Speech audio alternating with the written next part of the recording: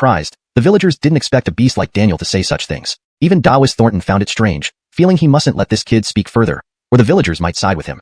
Enough talk, let's fight, Taoist Thornton urged, eager to battle. Unaware of this, Daniel engaged in combat with him. Initially, both seemed evenly matched, but Thatcher noticed something peculiar. The old rogue's strength clearly surpassed Daniel. More worrying was his strategic underestimation, showing less prowess than he had to incite Daniel's arrogance. You aren't much, speaking rudely like this, said Daniel, seemingly confident. Do you think I'm weak, only able to match you? Taoist Thornton smirked. Daniel was showing signs of defeat, but didn't realize he was being manipulated. Tianyu, be careful, Thatcher warned, having discerned the opponent's trick. It was already too late. Give me your life, Taoist Thornton growled, launching a crushing blow. Daniel, still doubting the severity, realized his mistake when immense spiritual energy overwhelmed him. He countered using his own spirit energy, barely balancing the force. Just as he thought he'd nullified all the opponent's energy, Taoist Thornton surged his attack. Feeling completely restrained, Daniel exclaimed. How is this possible? How does this Otis possess such power? He felt utterly bewildered. Despite his confidence, why was he losing now? It couldn't be. Impossible. He must have misjudged the situation. Trying to withdraw his spirit energy, he found it unfeasible, leading to his failure. How could this be? Impossible. How did you manage this? This scenario felt surreal. Now, viewing Taoist Thornton as a true opponent, rather than with disdain, he thought. Old Rogue has quite some skill, but chooses the path of evil despite his talent. Daniel detested such people. His conflicts with human cultivators stemmed from innate interspecies tension, where neither side was entirely right or wrong. Both races had their share of good and bad individuals. Why would someone with immense power commit such vile acts? You wish me to fail, well, then you must pay the price. Now, let's see if you remain defiant as I sacrifice you for the common folk. Taoist Thornton, basking in victory, planned to kill Daniel before Stacy, Third Lexi, and Thatcher. To him, this would be incredibly easy. After all, he had grasped Daniel's vital point. Killing him would be effortless. Do you ask for my permission to kill him? Stepping forward, Thatcher saw it was his duty to save Daniel. You think appearing can save them? On the contrary, I'll slay him before you, finding immense pleasure in it. Why? I hadn't planned to kill him until your presence roused me. Taoist Thornton laughed, growing increasingly twisted. Knowing himself to be wicked, he felt gratification in facing righteous opponents. Suddenly, Thatcher attacked, catching Taoist Thornton off guard. No one saw Thatcher move until he clashed with Taoist Thornton. Meanwhile, Daniel freed himself, protected by Stacy and Third Lexi. So, you're stronger than them. I misjudged you, Taoist Thornton muttered, shaking his head. Chapter 121. Grasping the situation. If you misjudged, it means you're too old and your eyesight is failing. You should see an eye doctor quickly. Otherwise, it will be too late. These words struck him hard, leaving him almost defenseless. Even though the old Taoist was very confident and believed he could subdue Thatcher, now he seemed like a frail Otis on the verge of collapse. Caden, you talk so arrogantly. I challenge you to a fight to see who the real powerhouse is. Heron was fuming with anger, intent on beating this Ahmed until his mother wouldn't recognize him. Recalling Thatcher's previous tactics, he knew that tricks and schemes probably wouldn't have much effect. The only way to truly deal with Thatcher was through a direct confrontation. Otherwise, Thatcher would show him what absurdity really meant. After all, Thatcher's strength was evident. Demonstrating skills in front of a true expert was tantamount to courting death. At this point, Heron no longer had the mindset to provoke trouble. He knew what he should do. Often, how events unfold isn't a matter of personal choice, but rather driven by others' encouragement and urging. True powerhouses often ignite the competitive spirit of other strong individuals. Especially when encountering someone who can match them move for move, they are eager to compete. Take your shot, Ahmed. Perhaps you are indeed stronger than the previous waste of space, but defeating me is impossible. Our competition must have a definitive outcome. An outcome either leaves you dead or me dead. This statement was undeniably bold, thrilling the villagers. Finally, we have hope. This Nina can defeat the beast and surely can take down this so-called Arlie. Have you heard about this Arlie? He seems like a fake to me. I also think he won't be a match for the bear. Maybe this Ahmed's strength is just hyped up by these beasts. Otherwise, as the Arlie of a prestigious sect, why would he associate with monsters? The villagers were chattering away, as if they knew better than the Arlie. Caden, didn't you hear? These villagers know you're no match for me. Surrender now, and I might spare you. Thatcher didn't bother with small talk, launching two streams of spiritual energy directly at the weak points of his opponent. Although the moves were a bit sneaky, each strike was powerful and aimed precisely. Despite the Otis's devious nature, he still possessed significant strength. Therefore, Thatcher couldn't underestimate him and lose the opportunity. The Otis had been wary of Thatcher from the start. When Thatcher approached rapidly, putting him in danger, he immediately sensed it and responded. The intense clash of spiritual energies between them was far stronger than the battle between Gu Ni and Daniel. Daniel, Sierra, and the Third Lexi watched in shock. While they could withstand the power, the ordinary villagers suffered, being thrown back by the shockwave. Fortunately, they weren't too close, so they weren't seriously hurt. But after this experience, they realized Thatcher and Heron were not to be trifled with and shouldn't get any closer. Thatcher hadn't anticipated the Otis's foresight in predicting his attack. However, this move wasn't his full strength. He only used 3/10 of his ability. It was normal for the Otis to block it. Still, it appeared he had already used 8/10 of his power, struggling somewhat to defend. But having someone withstand his attacks piqued Thatcher's interest. He attacked continuously, hoping to discover the Otis's signature moves. Yet the Otis kept playing weak, seemingly holding back. Thatcher suspected the Otis was preparing a big move. Once he disrupted that move, the Otis would likely submit. As Thatcher predicted, within moments, Heron launched his charged-up attack, which indeed was formidable. But Thatcher was prepared, having anticipated all potential offensive points. You didn't expect that I had already foreseen your moves. Now you're out of options, aren't you? Hearing this, Heron grew furious. He felt Thatcher was his nemesis. Why did he falter before this Ahmed? His frustration was unbearable. Caden, come here and die. I don't believe I can't control you. After one strike, Heron didn't stop but continued attacking fiercely, more powerfully than before. However, Thatcher unleashed his full strength, rendering Heron's efforts futile. Given the disparity in their abilities, Thatcher could finish Heron within 20 moves if he wished. In the end, Thatcher subdued Heron with one move. Sierra held him tightly while the third Lexi jumped over. With Thatcher sealing Gooni's meridians, his spiritual energy was completely restrained, making him powerless. Sierra and the third Lexi easily controlled him like handling a chick. You enjoyed beating Daniel, didn't you? Now let you taste this yourself. How does it feel? The third Lexi threw powerful punches at Heron. Though physical attacks might not cause much damage, the third Lexi infused each punch with spiritual energy, effectively injuring Heron. To prolong the torment, he reduced the amount of spiritual energy used per hit. Otherwise, with their combat prowess, they could have killed Heron in 3 moves. At this moment, Heron felt truly aggrieved. When had he ever endured such humiliation? Hashtag chapter 122, true form. Mercy, Arlie. Even if you kill me, I would accept it. Please don't torture me like this. Montague did not back down, choosing death over submission. Thatcher merely chuckled coldly and shook his head. Why should I kill you? Keeping you alive has many benefits for me. Upon hearing these words, Montague felt a chill run down his spine. What do you intend to do? Just come out with it. Montague truly disliked this feeling. It was nearly driving him mad. If the matter were certain, there wouldn't be an issue. What terrified him most was the endless torment he felt under this uncertainty. Thatcher shook his head again. I have no other intention. I just want to see what happens when you are exposed in front of everyone. Although you have portrayed yourself as righteous, deep down you know that act can't fool anyone. Montague's eyes widened in shock. Despite appearing righteous before the villagers, he had committed many evil deeds. But with his powers intact, the villagers would never dare speak up for fear of being silenced. Naturally, they understood this fact, which is why whenever Montague appeared, they avoided him entirely. Consequently, even those who saw him now weren't among the ones he had mistreated in the past. Meanwhile, the villagers had already fled. Originally, Thatcher and his group were considered demons by them, and they thought Montague could defeat the devil and triumph over Thatcher. However, at this crucial moment, Montague failed. Without protection, the villagers naturally had no choice but to flee. Thatcher watched Montague intently. By now, Sierra and Third Lexi had finished their battle and pulled Montague off the ground. Alright, Montague, since we've decided the winner, let's take you for a parade through the town. I think you'll enjoy it. Before Montague could respond, Thatcher quickly grabbed a belt and tied it around Montague's neck, dragging him along. Seeing this, Sierra and others couldn't help but be taken aback. When it came to punishing others, the Arlie certainly had his methods. You guys have to admit, the Arlie is quite formidable. Watching him do this made me shudder, said Third Lexi, visibly shaken. Indeed, the Arlie is strong, but only against outsiders. He's never been so harsh on us, remarked Daniel awkwardly. Halanthal let me go right now. What do you think you're doing? Montague hadn't expected Thatcher to act this way. This was utterly humiliating, destroying all the authority he'd worked hard to establish. Stop. Just as Thatcher was parading Montague through the town, a group of young men dressed as Taoists surrounded them. Thatcher sneered. What are you planning? Why are you blocking our path? A middle-aged Taoist pointed at Montague and demanded, You've captured our Nina. Are we not allowed to stop you? Thatcher smiled. So Montague is your Nina. All right, but do you really think you can stop me? The Taoists took 2 steps back, but seeing the gathered villagers around them seemed to bolster their confidence. Their Nina often helped people and sometimes assisted the villagers, earning their gratitude. To confront their Nina like this was simply madness. Villagers, look. This Nicholas intends to harm our Nina Montague. Can you allow that? Hearing this, the villagers crowded around, shouting, No way. Didn't you hear? Our Nina isn't someone you can disrespect so easily. Release him, or you'll regret it. I know you young people care about face, but choose your battles wisely. Release our Nina now, or risk disgrace. Thatcher couldn't help but laugh. Do you know who you're talking to? Your Nina is a beast in human form. The recent troubles in town are all his doing. The Taoists looked at each other in disbelief, then burst into laughter. Is this kid delusional? Think our Nina is an evildoer? He must bear a grudge against our Nina, trying to defame him. That's right. Bertie has faced similar accusations before, but he didn't stoop to others' levels. The villagers also nodded in agreement with the Taoists. However, Thatcher remained unperturbed. He slapped the chest of the middle-aged Taoist and shouted, Transform now. His words struck them like a thunderbolt. The Taoists tried to intervene, but it was too late. Thatcher's strike caused Montague to transform from a serene Aiden into an extremely ugly, menacing-looking giant rat. Witnessing this transformation, the Taoists were shocked, not because of the rat's appearance, but because Thatcher managed to force their Nina into his true form. The villagers were even more bewildered, unsure how Thatcher achieved this. Was I hallucinating? That rat really is Montague?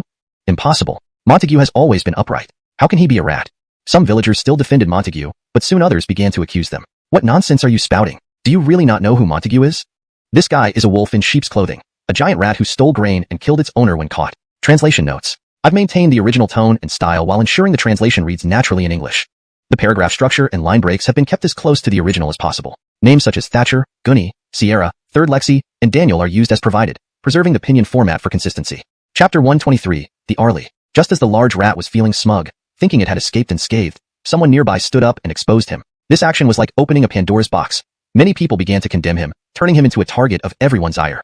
Who would have thought this guy is such a huge rat? We were all blind before, unable to see through him.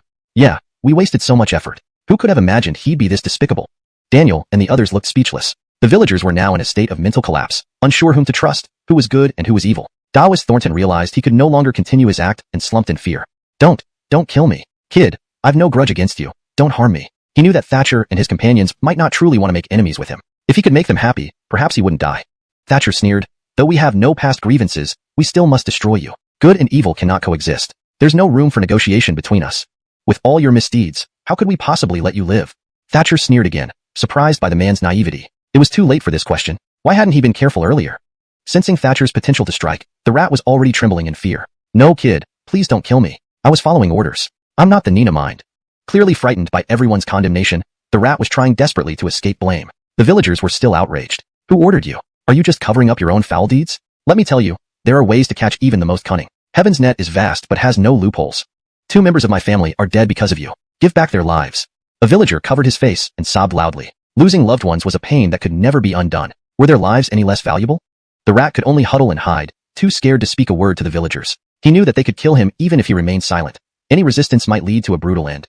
Thatcher considered the possibility that the rat's words might hold some truth and decided to listen to him. Speak. Who exactly gave you the orders? If you're lying, be wary of your fate.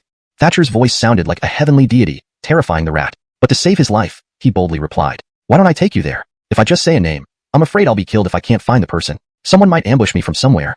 Thatcher nodded, understanding the rat's concerns were logical. Fine. I will follow him to find the true culprit. Don't worry about it, he said to the crowd. No, we need to burn this rat alive. He destroyed our families. We won't let him go.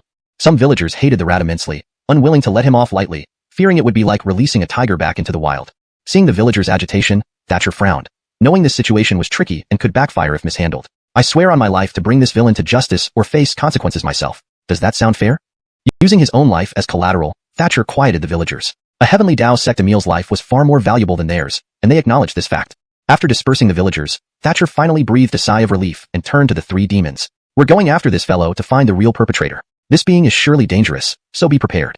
The demons nodded. Don't worry, Arlie. We aren't foolish and will protect ourselves.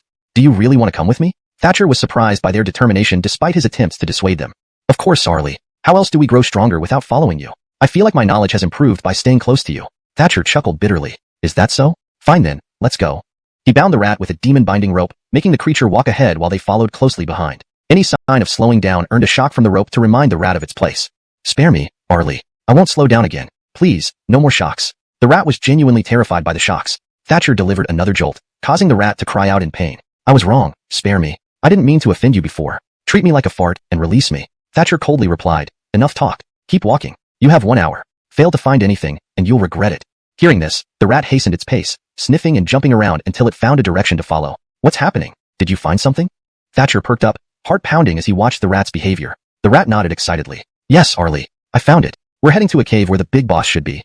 Thatcher warned coldly. Lead the way. If we can't find the Nina mind, it's your death sentence upon arrival. The rat shrank further in fear. Understood, Arlie.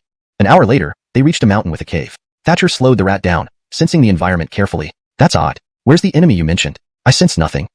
Thatcher could usually detect energy to identify powerful opponents, yet he felt nothing even when within 50 feet of the cave.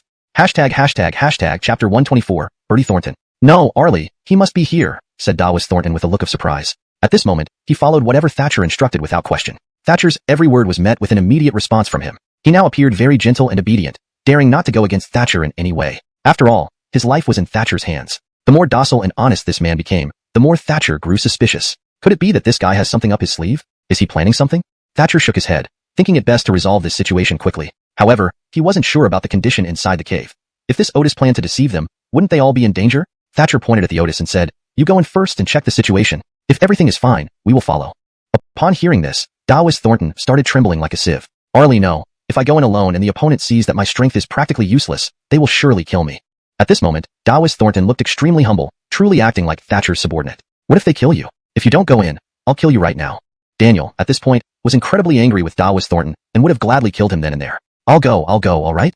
Taoist Thornton wiped the sweat off his forehead, looking utterly exhausted. Hearing this, Daniel withdrew his spiritual energy and watched as Taoist Thornton slowly walked into the cave. Thatcher and the others cautiously approached the cave entrance. They noticed beast scales scattered on the ground, confirming that their hunch about the presence of a monster or some other entity was correct. However, after Taoist Thornton entered the cave, nothing happened, not even a scream indicating he had been attacked. This left Thatcher and the others puzzled. What's going on? Tianyu, go check it out, Thatcher ordered. Daniel nodded and stepped into the cave. Shortly afterward, he returned, shouting, Arlie, it's not good. That Otis must have escaped. Hearing this, Thatcher and the others were astonished. They saw Taoist Thornton enter the cave, but hadn't seen him leave. How could he have escaped? Show us where. Thatcher and the others followed Daniel into the cave. Indeed, Taoist Thornton was nowhere to be found. After examining the area, Sierra discovered a pile of scales in one corner of the cave. These scales seemed to bear Taoist Thornton's aura. Arlie, could these scales belong to Taoist Thornton? Did he shed his skin and escape? Sierra asked worriedly. Thatcher sensed the energy residue on the scales and nodded. Indeed, it's that Otis. He might have changed his form to confuse us, but the aura is unmistakable. Sierra nodded nervously. What do we do next, Arlie? Thatcher felt the fading aura of the beast and pointed in a specific direction. That Otis must have gone that way. Let's hurry and follow him. We might still pick up some clues. Everyone agreed, and Thatcher led the charge. Daniel and Sierra quickly followed, while the third Lexi lagged behind. Hold on, Arlie, Thatcher urged, pulling Sierra and Daniel along as they ran forward. Third brother, keep up. We don't want to leave you behind. You need to try harder. The third Lexi bristled upon hearing this. Is this because I don't want to catch up? Arlie knows well that my strength is far inferior to his, yet he still teases me. Feeling left out, the third Lexi fumed. Thatcher chuckled. Don't think so. Carrying two people is already exhausting for me. Don't you understand my pain? Third brother, return to Sanyi Town. We will come back once we chase down that Otis. Smiling, Thatcher added. The third Lexi reluctantly nodded and stopped. After pursuing for some time, Thatcher and the group eventually gave up. The fugitive had long since disappeared and had deliberately taken several paths to throw them off his trail. Their best course of action was to return to Sanyi Town and gather more information from the villagers. Back in Sanyi Town, the mayor and the townspeople waited outside. They had learned that Thatcher and his group had captured Taoist Thornton, and many were eager to see justice served. Look, they're here. But where's Taoist Thornton? Some villagers paused, confused why Taoist Thornton wasn't with them. Earlier, the third Lexi had assured everyone he had been captured. Thatcher felt somewhat embarrassed by this question. I apologize, everyone. Unfortunately, we did not capture Taoist Thornton. Though we initially subdued him, he managed to escape in a cave. Before he escaped, I had already neutralized his strength. If anyone has any leads, please let me know, and I will do my best to investigate. Hearing this, the villagers breathed a sigh of relief. Since Taoist Thornton's powers were neutralized, they had less to worry about. The mayor stepped forward with an ingratiating smile. Arlie, you saved our entire town this time. We don't know how to thank you. Thatcher waved his hand with a smile. It's fine, no need to thank me. It's what we cultivators should do. ##### Chapter 125, Intelligence. The townspeople, including the mayor, insisted, Arlie, how can this be considered just doing your duty? This is a great kindness you've shown us. All the villagers have already prepared a celebratory feast for you, and hope you will honor us with your presence. Hearing this, Thatcher knew he could not refuse without causing trouble. Well then, if all of you are so kind, we will stay for a while. Thatcher smiled as he agreed to their request and was escorted by the crowd to the feast. However, he secretly instructed Sierra and the others to gather information as quickly as possible. He only feigned compliance to lull the enemy into a false sense of security. At the Heavenly Dao Sect, he had tasted all sorts of delicacies. Did he really need to attend a celebration feast here? Following Thatcher's orders, everyone began looking for clues at every opportunity. But solving this issue was not easy. After all, the target had fled, making it almost like searching for a needle in a haystack. After 2 full days, Sierra and her team found no leads to report to Thatcher, and he felt it was time to leave. At that moment, a figure appeared outside Sierra's room and knocked on the door. Who are you?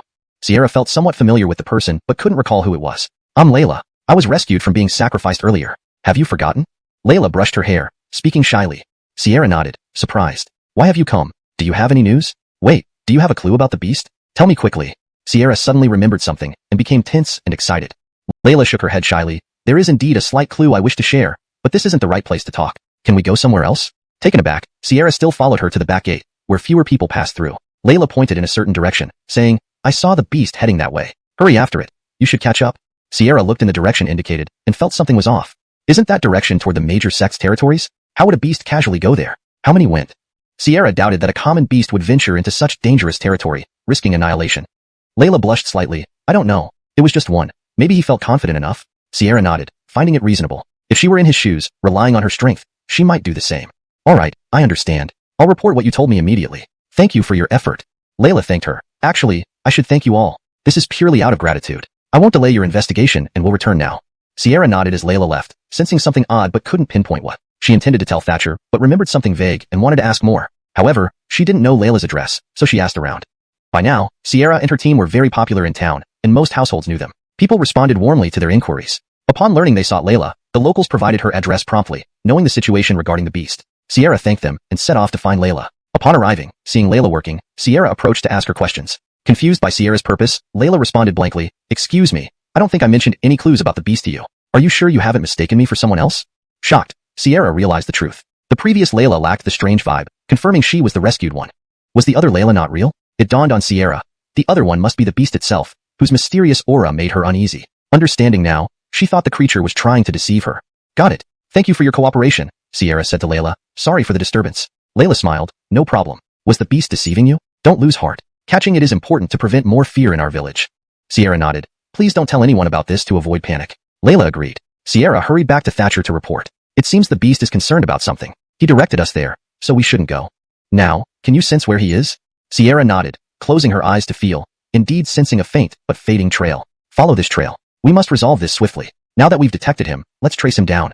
Thatcher and 2 other demon kings followed her. They traversed the wilderness outside the village. "Do you sense him? Is this the right direction?" Thatcher questioned, puzzled why they were here when the beast should have gone where more people lived. Sierra confirmed, "Yes, Arlie, it's in this direction. His presence grows stronger, unaware we'd follow." Thatcher nodded. "Let's continue then. We must catch him quickly." Chapter 126. Uncommon Bearing. Several demon kings nodded in agreement, and the group continued moving forward. They soon arrived at a town where lanterns were hung everywhere, indicating some celebration. "Wow, so many lanterns." Phyllis smiled and said to Thatcher. Thatcher nodded and asked, "Can you feel that guy's presence?" Phyllis nodded and replied, "I can sense it already, but with so many people around, his aura is scattered, making it hard to pinpoint." Daniel, suddenly enthusiastic, suggested, "Prince, should we all go out to search? If we encounter that beast, we could also sense it, and definitely bring it back." Thatcher pondered for a moment before nodding and saying, "Very well, dispatch you all in different directions to search. You must find it." The 3 demon kings solemnly nodded. This task was effortless for them, considering the beast was already critically injured and likely struggling for survival. After watching the demon kings leave, Thatcher strolled around the town leisurely. "The Lantern Festival is about to start. Let's go see it." "Sure. I wonder what this year has in store." Upon overhearing 2 passers-by discussing the Lantern Festival, Thatcher became intrigued. He followed them to explore further. Along the way, after casually questioning a few people, he learned that this place was called Hallamfang Town. Moving forward, colorful lanterns hung everywhere, looking quite attractive. They would look even better at night. After walking for about an incense stick's time, Thatcher noticed the surroundings had changed significantly. There seemed to be more people around, and the 2 speakers stopped. Vendors selling snacks, toys, and performing acrobatics appeared everywhere, creating an entertaining scene. Thatcher chuckled.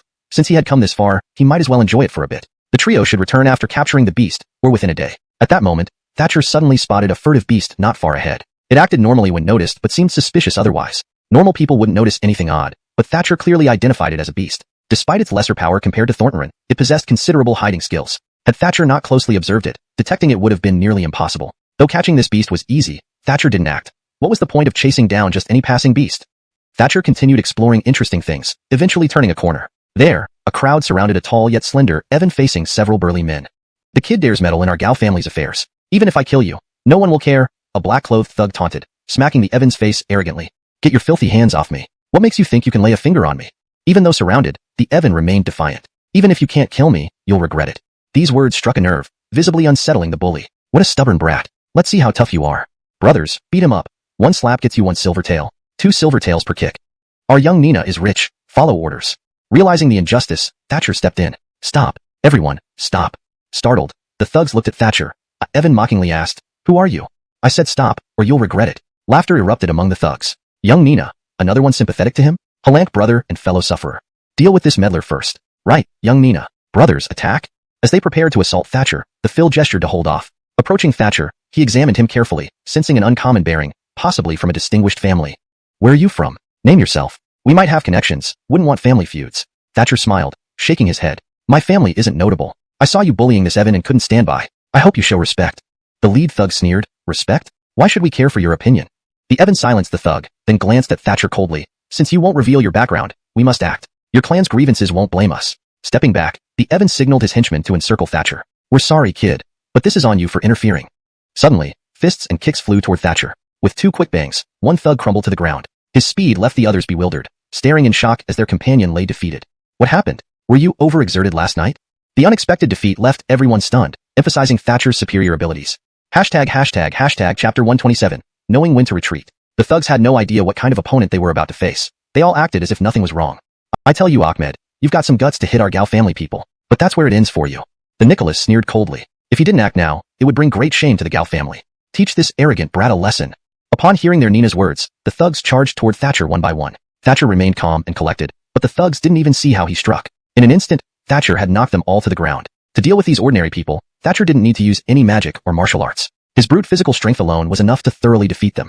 Seeing his many thugs lying on the ground, Clint's face turned extremely cold. No one had ever dared to offend the Gao family like this before. Caden, today you've beaten so many of my people. We'll have a grudge now. Tell me, whose family do you belong to? Don't be a coward. Clint said with a mocking laugh. As for me, my name is Thatcher. If you want to take revenge on me, I can wait here for you to make your move, Thatcher replied calmly. Hearing this, Clint sneered again and then ignored his men, walking away alone. Seeing the thugs groaning on the ground, the Christopher who had been there earlier felt both anxious and hopeful. Anthony, since you've beaten the Gao family people, why don't you run first? After all, they were coming after me, he suggested. Thatcher asked curiously, and what about you? Upon hearing this, the Christopher, Easton, looked downcast. What can I do? I grew up here. Where could I possibly run to? Anyway, things will unfold as they must. You saved me this time, but you can't protect me forever. Thatcher nodded. Anton did indeed have a clear understanding of his situation. Haha, we probably can't run even if we wanted to. Thatcher's sharp eyes spotted Clint bringing more capable people from afar. They certainly weren't there to make friends. Upon hearing this, Easton was stunned, and his face turned pale immediately. You mean Clint brought more people? That makes sense. Their estate isn't far from here. As he spoke, a group of people rushed towards Thatcher and the others, their expressions growing more ominous. Young Birdie, it's these two who caused trouble, one of the men reported. Clint nodded and sneered. Give them a good beating. Break their arms and legs first, then we'll deal with them when we get back. The newly arrived thugs immediately nodded and surrounded Thatcher and Easton again. You should run first, Anthony. They're after me, not you. They wouldn't drag you into this because of me. You're strong. You can escape if you want to. Easton was desperate, knowing Thatcher had just helped him and didn't want to put him in danger. Kid, your loyalty is rare, but don't worry. These goons can't hurt me, Thatcher said. His words immediately made the thugs laugh. Anthony, this kid thinks we can't touch him. Is he dreaming, thinking he's so powerful? These second batch of arrivals looked burly and somewhat skilled. Don't underestimate him. Remember, he beat the guys the young Birdie brought earlier. Clint became furious upon hearing this and scolded Thatcher. What are you waiting for? Get him down now. With that, Clint's men launched a frenzied attack on Thatcher and Easton. But Thatcher grabbed Easton and dodged their attacks without counterattacking. You bunch of useless wretches. I told you, you're not my match. Even if I don't fight back, you can't harm me at all. This only infuriated the attackers further, adding mockery to their assault. Kid, how dare you insult us? Let's see you suffer the consequences. Driven mad by Thatcher's provocation, they intensified their attacks, moving faster and attacking harder. Yet they still couldn't get the better of Thatcher. Finally, when Thatcher was thoroughly done playing around, he took action and knocked them all down with one strike each. At this point, Clint realized just how formidable Thatcher was. He had defeated even his skilled fighters. The entire Gao family was utterly defeated. When did such a strong young expert appear here? Clint muttered to himself. Caden, I know you're quite skilled, but trying to catch me means facing the whole Gao family. Thatcher showed a hint of interest. Does your Gao family have experts worth challenging? Clint turned livid, but couldn't say anything. Don't push your luck. Our Gao family definitely has Ninus who can handle you. Want to see for yourself? Come to our estate. A cunning plan formed in Clint's mind. With no skilled people left around him, perhaps leading Thatcher to the family estate could buy time for his father, Abdur, to devise a plan. He had always trusted his father, who had never let him down throughout his life. This time, he believed his father would turn the tide, especially against just a young fighter. All right, let's pay a visit to your Gao estate, Thatcher agreed directly. He figured that whatever tricks this guy had wouldn't work on him. Moreover, Easton's issues wouldn't be resolved unless he intimidated the whole Gao family. Beside him, Easton hesitated. Anthony, please don't go with him. The Gao family has many experts. It's too dangerous. Clint angrily shouted back. Shut up, you brat. Don't spread lies here. Now was the moment to confront Thatcher. He couldn't let him back down. Chapter 128, The Young Birdie. Caden, do you still dare to come to our Gao family after hearing what he said? If you retreat now, you really are a coward. Thatcher grabbed Clint by the neck and sneered. You truly have no sense of self-preservation? Do you realize that I can crush you as easily as an ant? Hearing this, Clint felt an overwhelming fear. He perceived this man before him as a devil who should never be provoked. Otherwise, certain death would follow. But for the dignity of the Gao family and to intimidate Thatcher, he decided to put on a brave front despite his fear, making Thatcher doubt his resolve. Humph, if it weren't for ensuring this little brat doesn't get ruined by your kind in the future, I wouldn't come near your place. Bad luck. He turned to Easton and said, Kid, lead the way. With that, Thatcher shoved Clint into the ring, cutting off any chance of escape. Inside the ring, Clint was paralyzed with shock. What is this forsaken place? Let me out. Clint was terrified, feeling as though he was face to face with a demon. Provoking Thatcher was like playing with fire. There could be no good outcome. Running around inside the ring, Clint found no end to it. Each new spot he reached transformed from barren land into grasslands, forests, rivers. It was like being trapped in an endless game world. He might stay there forever if Thatcher did not release him. Panic set in. Was this the end? Probably so. Thatcher wouldn't let him go easily. What a villain. Earlier, Thatcher promised to take him back to the Gao family, but now he had broken his word. Meanwhile, Thatcher had already brought the ring and Anton to the outskirts of the Gao residence. Cadence, where do you think you're coming from? Be gone or you'll soil our doorstep, and you'll pay for it. The guard at the gate sneered coldly at the approaching duo. Easton hesitated, but Thatcher slapped the guard. You insolent fool. The guard hit by Thatcher collapsed instantly. The other guard jumped up angrily, making a comical scene. Call your Nina out immediately. Tell him I've captured your young Nina. Realizing they were to find the Vince, the remaining guard regained his composure and looked Thatcher up and down with disdain. Caught our young Nina? Ridiculous. Where is he?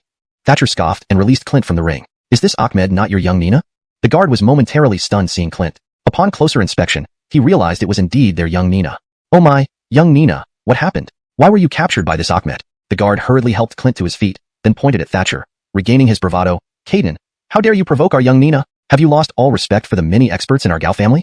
Thatcher almost burst into laughter. Experts? Is that fitting for your Gao family? Call your Vince out, or else everyone in your Gao family will be wiped out.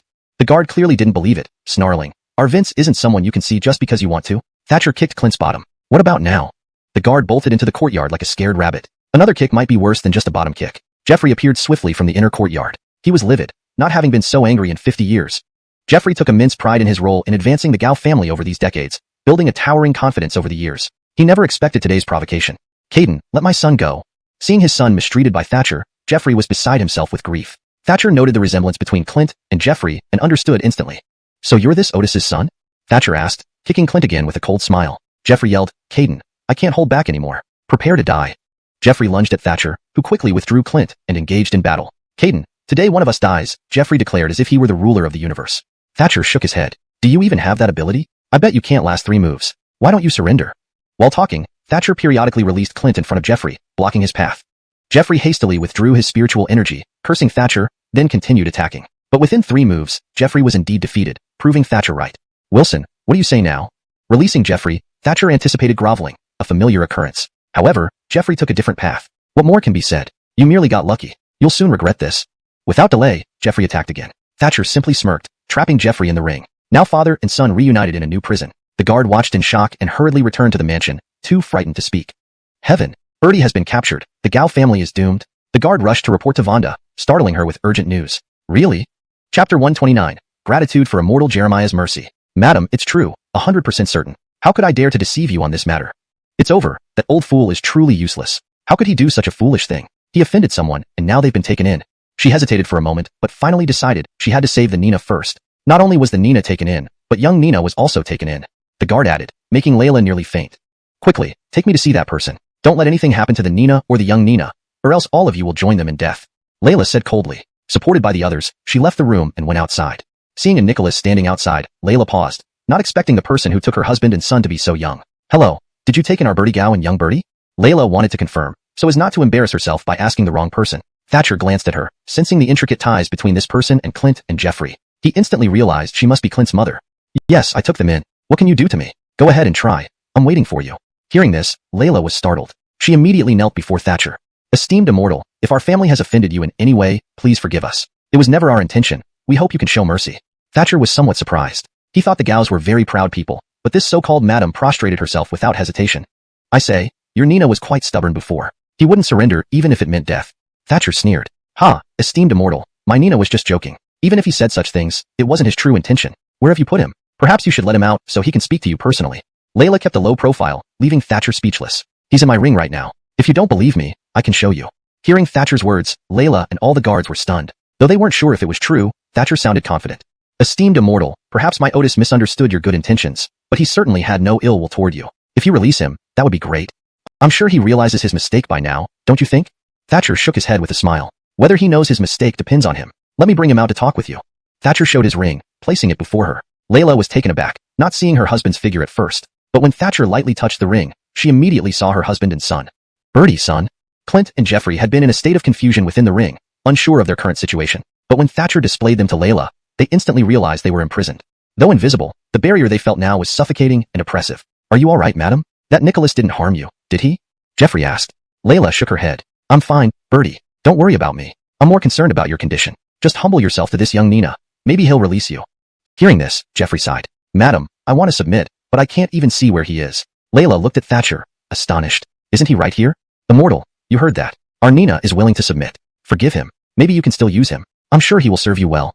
Thatcher pondered. There was some truth to what she said. The Gao family was a powerful force here. Conquering them would greatly improve the situation. Fine, I'll forgive you. Let's forget about this. After all, it started as a minor issue. Layla's face lit up with joy. Did you hear that? This immortal says he will forgive you if you submit. Clint and Jeffrey's faces showed excitement and happiness. Whether they genuinely felt this way or not, they had to act this way to get out. After a short while, both were released. Seeing Thatcher, they both felt embarrassed. Why are you standing there? Hurry up and bow to Immortal. If it weren't for his mercy, you'd already be dead. How can you act so arrogantly? Layla was frustrated. Her husband and son, both men, were less reasonable than this Nicholas. Jeffrey hesitated, but eventually understood. Thatcher's strength was too overwhelming. Surrendering wasn't necessarily a bad choice. But Clint thought differently. From the start, Thatcher had disgraced him, allowing his subordinates to be beaten and publicly humiliated. Even if Thatcher was stronger, Clint couldn't easily submit. Caden, kneel and thank Immortal for sparing your life. Jeffrey now called Thatcher Immortal. It was just a title, used to express respect and flattery. Thank you, Immortal, for sparing our lives, Clint loudly declared.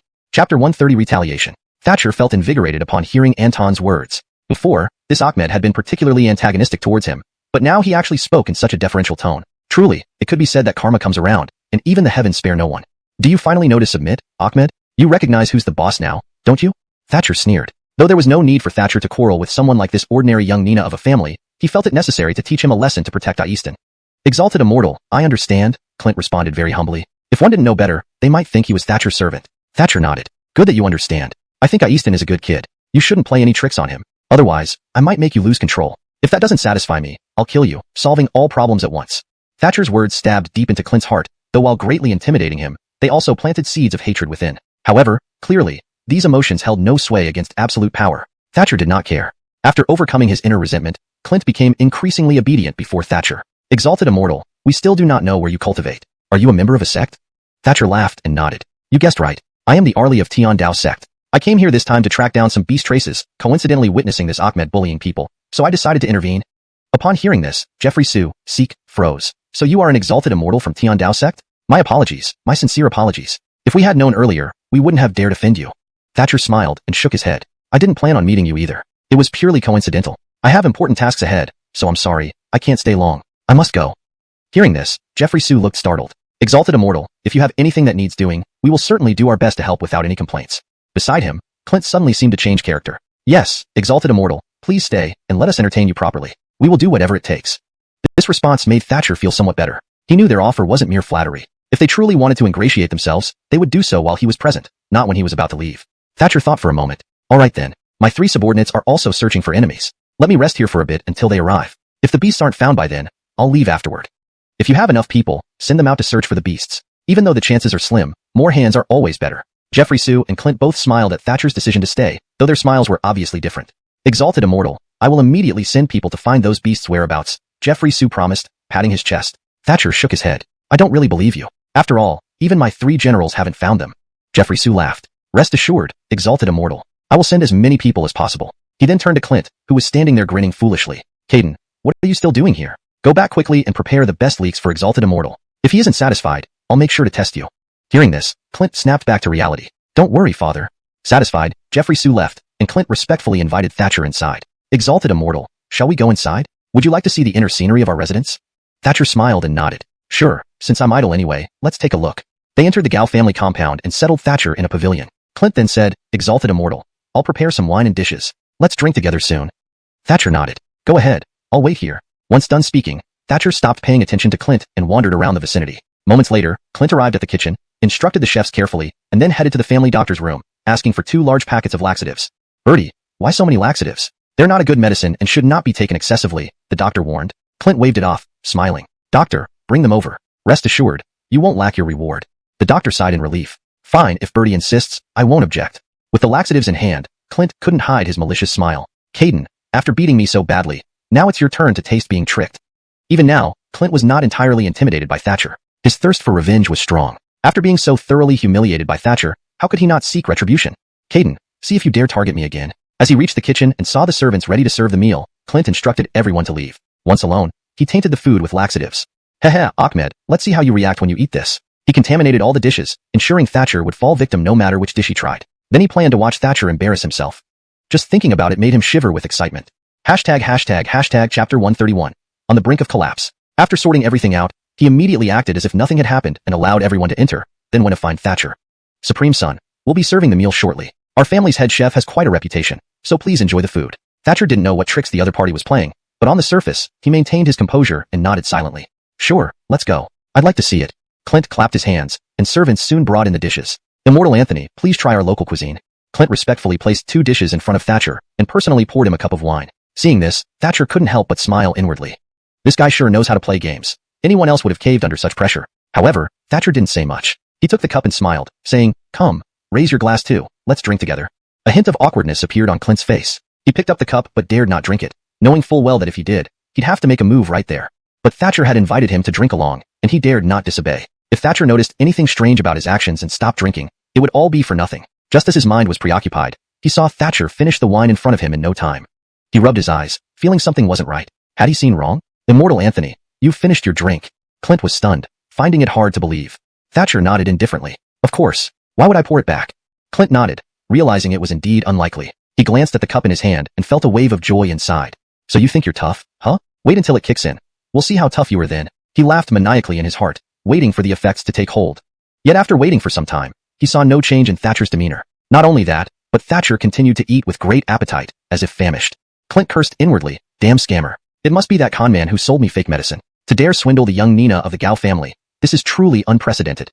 Oh, you cunning scammer, you'll regret this. After today, I'll raise your shop to the ground. Thinking of this, he felt inexplicably hungry and began eating voraciously from the table. You old scammer, this will be your end. Clint attacked the food in front of him as though it were the man who had deceived him. After eating to half satiation, Clint suddenly felt a twinge in his stomach, but he ignored it. He continued eating for a while longer, and the pain intensified. He couldn't help but glance at Thatcher beside him. Supreme Son, don't you feel anything after eating? Seeing the Supreme Son, he paused, realizing that Thatcher hadn't eaten much. Supreme Son, why aren't you eating? This was prepared especially for you. Thatcher smiled and waved a hand. I'm fine. I've already eaten quite a bit. I'm just not very hungry today, so I'll skip this meal. With that, Thatcher put down his chopsticks. Seeing this, Clint had an ominous premonition. Moments later, the premonition became reality. His stomach felt like it had been pierced, and excruciating pain followed. Ah! Clint dropped his chopsticks involuntarily. His body trembled violently, and his complexion turned pale. What's happening? Are you sick? Thatcher asked innocently. Clint cursed inwardly. Could the laxative be taking effect? Why isn't this guy affected? Supreme Son, I'm fine. I feel perfectly okay, he lied. Hearing this, Thatcher's expression softened. That's good. Here, let me offer you another toast. Clint hurriedly waved his hand. Supreme Son, what are you talking about? It should be me who offers you a toast. Saying this, Clint raised his glass and clinked it with Thatcher's. Thatcher nodded, raised his glass, used his sleeve to cover it, and casually poured it into his sleeve. After this drink, Clint felt the pain intensify even more. He couldn't bear it anymore. Supreme Son, I'm not feeling well. Let me leave to freshen up. Thatcher waved a hand and smiled. All right, go ahead. With Thatcher's permission, Clint felt relieved and rushed to stand up. But now Clint felt as if his feet were rooted to the ground, unable to move. He sensed an uncontrollable urge, as if any slight movement might cause a flood. No way, he absolutely couldn't let that happen. If he lost control in front of Thatcher, he'd be utterly humiliated and never be able to speak freely again. Thatcher sneered. Young birdie gal, what's going on? Can't you hold it? If you're done eating, I'll escort you around for a walk to aid digestion. As he spoke, he walked over and grabbed Clint's sleeve, pulling him forward. At this moment, Clint felt utterly mortified and extremely embarrassed. Why is this happening? Let go of me. He screamed inwardly but dared not show any dissatisfaction outwardly. While being led by Thatcher, he slowly moved forward. My God, I can't hold it any longer. Clint's face flushed bright red. He struggled to maintain control. To avoid further embarrassment, he decided to swallow his pride. Supreme Son, I'm not feeling well, please allow me to go to the bathroom. Thatcher smiled and gestured for him to go. In reality, Thatcher merely wanted to distance himself from Clint's impending mess. With Thatcher's approval, Clint felt a little relieved and hurried towards the bathroom. Perhaps in his moment of excitement, he forgot to control himself and emitted a sound akin to a bursting dam. Clint's face turned ashen as he realized what had happened. Oh my God!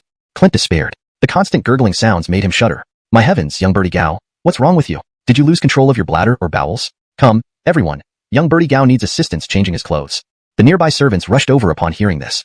Hashtag chapter 132. Seeking help. A few meters away, the servants smelled an awful stench. What is that smell? What happened? Where is this awful stench coming from? These county folk didn't understand at first, so they didn't know that something was wrong with Clint. When they approached him, the stench immediately hit their nostrils. Only then did they realize that something was wrong with the young Nina. Clint waved his hand hurriedly and said, You must stay away from me. Do not come any closer. Hearing this, the servants quickly retreated, but knew they needed to do more. I'll report this to Vonda, one of the servants quickly said, and turned to look for the old lady. Upon hearing this, old Vonda's eyes widened in disbelief. What did you say? You didn't misidentify it? Is this really true? I can't believe it. When old Vonda asked about this incident, she also couldn't believe it initially. After all, her son was a treasure of the Gao family, accustomed to luxury, so how could something like this happen? It's true, madam. Young birdie doesn't seem to know what's happening either. He has diarrhea non-stop, and he looks very weak, the servant replied awkwardly, struggling not to laugh internally. On the surface, however, he pretended to be distressed. Vonda immediately waved her hand and said, Where is he? Quickly lead me there. Vonda and the servant walked together toward where the incident occurred. However, no one was there by this time except for the mess on the ground that revealed what had just transpired. Madam, there's noise over there. He might have gone in that direction, the servant pointed and told Vonda.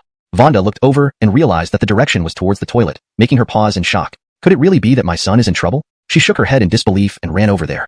However, before reaching, she saw a group of servants chattering nearby. Seeing the lady approach, one of them hurriedly knelt down. Madam. Vonda didn't even glance at them, focusing on the toilet area instead. What exactly happened? Where is the young birdie? Madam, young birdie is inside, but his condition isn't good. A servant came up beside her and recounted the entire event to Vonda. Vonda's face changed instantly, realizing this issue involved Thatcher. Is this matter related to Lucius? Are you sure? Vonda was highly sensitive and suspected that this might be linked to Thatcher. However, without evidence, she dared not confirm it. Moreover, even if it were related to Thatcher, she would not dare to do anything to him. After all, Thatcher's strength was well known, and he belonged to the Heaven's Path sect. The servant repeated everything that had happened, not omitting any detail. He had been positioned behind Thatcher and witnessed Zhao pouring the drink into his sleeve. Hearing this, Vonda immediately understood. You foolish son, doing such a thing. How can you plot against Lucius who is far superior to you? With that, Vonda stomped her foot. After another 15 minutes, Vonda still hadn't seen her son come out, starting to worry. What's wrong with my son? Could it be that the dosage was too much? Vonda called out loudly, Son, are you okay? Come out quickly. Inside, Clint blushed deeply upon hearing this. Mom, why did you come here? Did Thatcher call you over? He really goes all out to humiliate me. Not Lucius, it was the servants who told me. How could you do something like this? Aren't you disgracing our Gao family? Hearing this, Clint felt a surge of anger and responded weakly, Mom, I just can't stand Thatcher. Why should someone like him be above us? Then came another round of unpleasant sounds, making Vonda frown even more. Now look at what you've done. Are you satisfied? Halmston to your mother, don't try to fight Lucius. The gap between you two is too large. Clint's expression darkened upon hearing this. Even his own mother sided with that guy. Mom, I don't believe I'm that inferior. I will make him pay. Clint, stubborn as ever, grew up pampered and never tolerated such humiliation. Vonda, knowing her son's nature, tried to persuade him but eventually gave up. After waiting another 15 minutes with no sign of her son, she became increasingly worried. With such a high dosage, is my son going to be all right? We need to find a doctor. She immediately instructed the servants to find the family doctor. Shortly after, the doctor arrived and greeted, Madam, what's wrong? Young birdie is inside. He took laxatives. Please check if he's okay, Vonda ordered. The doctor frowned but quickly moved to assist. At this moment, Clint found some relief and, with the help of the servants, changed clothes and emerged from the bathroom. After examining his pulse, the doctor found nothing abnormal. Madam, young birdie's body shows no abnormalities, just some weakness, the doctor reported. Hearing this, Clint retorted, Weakness? My body isn't weak. It's perfectly healthy. The doctor sighed, feeling helpless but not daring to argue. Rebutting the young birdie could mean losing his life. Since there's no serious issue, young birdie should rest in his room. Recovery may be swift, the doctor suggested. Clint coldly snorted and returned to his room. Vonda was very concerned but knew her son's obstinacy left little room for further words. Over the next 2 hours, her son's condition didn't improve, with bouts of discomfort every 15 minutes. Even an Iron Man couldn't endure this. Clint's complexion turned sallow. Watching her son's worsening condition, Vonda felt immense pain. Son, your complexion is terrible. Let's get the doctor to check you again, she pleaded. But Clint shook his head firmly. I'm fine. No need for the doctor. Let him go wherever he wants. Chapter 133, Embarrassing Indeed. Dara stood in a daze for a moment and said worriedly, My child, you should not compete with that celestial anymore. You can't win against him. Clint opened his eyes wide and retorted, No, I have to compete. Why should he receive such courtesy and favor? Who does he think he is? While saying this, Clint's entire body was trembling, looking quite terrifying. Child, I know what you're thinking, but you must understand that he's very formidable, Dara replied. Both you and your father couldn't stand against him earlier. Let's not struggle anymore. Upon hearing this, Clint turned away, unwilling to argue further with his mother. Dara sighed deeply, hesitating. Theotis wasn't back yet, unsure of what he was busy with. Seeing her son in this state was not a long-term solution. Suddenly, an idea flashed in her mind. Since this incident started because of Thatcher, would it be appropriate if she asked Thatcher to intervene? She thought, if her son did all this foolishness because of Thatcher, perhaps Thatcher might have a way to deal with him. With that thought, she quickly sent a servant to inform Thatcher of her visit. Only after the servant returned, confirming Thatcher's consent, did she set out. Arlie, truly sorry for the trouble my son has caused you, Dara said awkwardly. Thatcher smiled and waved his hand dismissively. What your son did was stupid, and it has nothing to do with you. I won't take it to heart too much, but I hope there won't be a next time. Otherwise, I won't be as lenient. Although Thatcher wore a smile, Dara felt herself tremble. Rest assured, Holy Celestial, my son has already been punished and will never repeat such actions. However, there's something I'm unsure if I should bring up. Hearing this, Thatcher gave her a puzzled look and shook his head. If you're going to ask if it's okay to speak, it's probably not good news. Dara was taken aback. In her view, Thatcher should have normally responded with encouragement to speak freely. Unexpectedly, Thatcher reacted differently, leaving her speechless. That Holy Celestial, my son indeed offended you this time, but he has been punished. His condition hasn't improved. Could you please help him? Dara humbly pleaded, now being very submissive. This slightly alleviated Thatcher's anger. He has nothing to do with me. This is entirely self-inflicted. If he hadn't overdosed on laxatives, he wouldn't be in this mess. Dara's face turned sorrowful as she earnestly begged, Arlie, Holy Celestial, please save my son. Whatever you ask to relieve his suffering, I will agree to. This sparked Thatcher's interest. Anything? Dara nodded, and Thatcher laughed. All right, the fault isn't yours. I'll see Anton now. If he behaves well, I might help him. Relieved, Dara widened her eyes. Thank you, Arlie, thank you. Thatcher waved his hand. Enough chatter. Show me where he is. Dara hurriedly led Thatcher to Clint's room. From afar, they saw servants carrying a pile of clothes out. What are you doing? What are you taking? What happened? Dara asked, confused. Milady, Bertie had an accident and dirted his clothes and bedding. We are cleaning these up, the servant said embarrassedly. Dara gestured for them to leave quickly, and once the servants were gone, she continued walking with Thatcher into Clint's room. Son, Mom is here to see you, Dara said with a smile, entering the room. Clint, just changed into new clothes and still surrounded by a faint odor, looked extremely embarrassed. Mom, why did you come at this time? Clint paused, seeing Thatcher. Why did you bring him? Clint asked, stunned. Don't talk nonsense. The Arlie is here to see you. Dara glanced at Thatcher, relieved he wasn't angry. However, Clint sneered. I don't need his hypocritical pity. Make him leave or I'll lose patience. Thatcher chuckled. You threatening me? How amusing. Let's see how you plan to act on that. Clint glared at Thatcher. All this is because of you. Now you come here to mock me? Thatcher raised an eyebrow. Because of me? Didn't you become like this trying to harm someone? Why blame me now? Clint huffed and lay down, suddenly letting out a sound that clearly indicated another mishap. Dara looked startled and called out immediately, come quickly and assist Bertie. Servants rushed in to clean the mess, while Dara stepped back. Seeing Clint's humiliation, Thatcher almost doubled over laughing. You brought this upon yourself, and you tried to drug me. Maybe if you weren't so insistent, I wouldn't have noticed. Thatcher covered his mouth, finding the whole situation absurd. Don't get cocky. I messed up this time. Do whatever you want, but spare me your mockery. Thatcher shook his head. I don't wish to mock you. It's too cruel. I just want to watch you dig your own grave step by step. Chapter 134, Going with the Flow. At these words, Clint's anger surged instantly. At this moment, Vonda walked in from outside. Brat, I won't let you leave the Gao family alive. You can try if you want. After saying this, he lay on the bed to confirm that the servants had already wiped him down and left. Vonda's face immediately changed. Son, how can you speak to the venerated immortal like this? Get down on your knees and apologize to him right now. But Clint sneered coldly, ignoring his mother completely as he lay there arrogantly. Thatcher shook his head. This Ahmed is beyond saving, Vonda. I think you should stop putting effort into him and start fresh instead. Vonda asked doubtfully, venerated immortal. What do you mean by start fresh?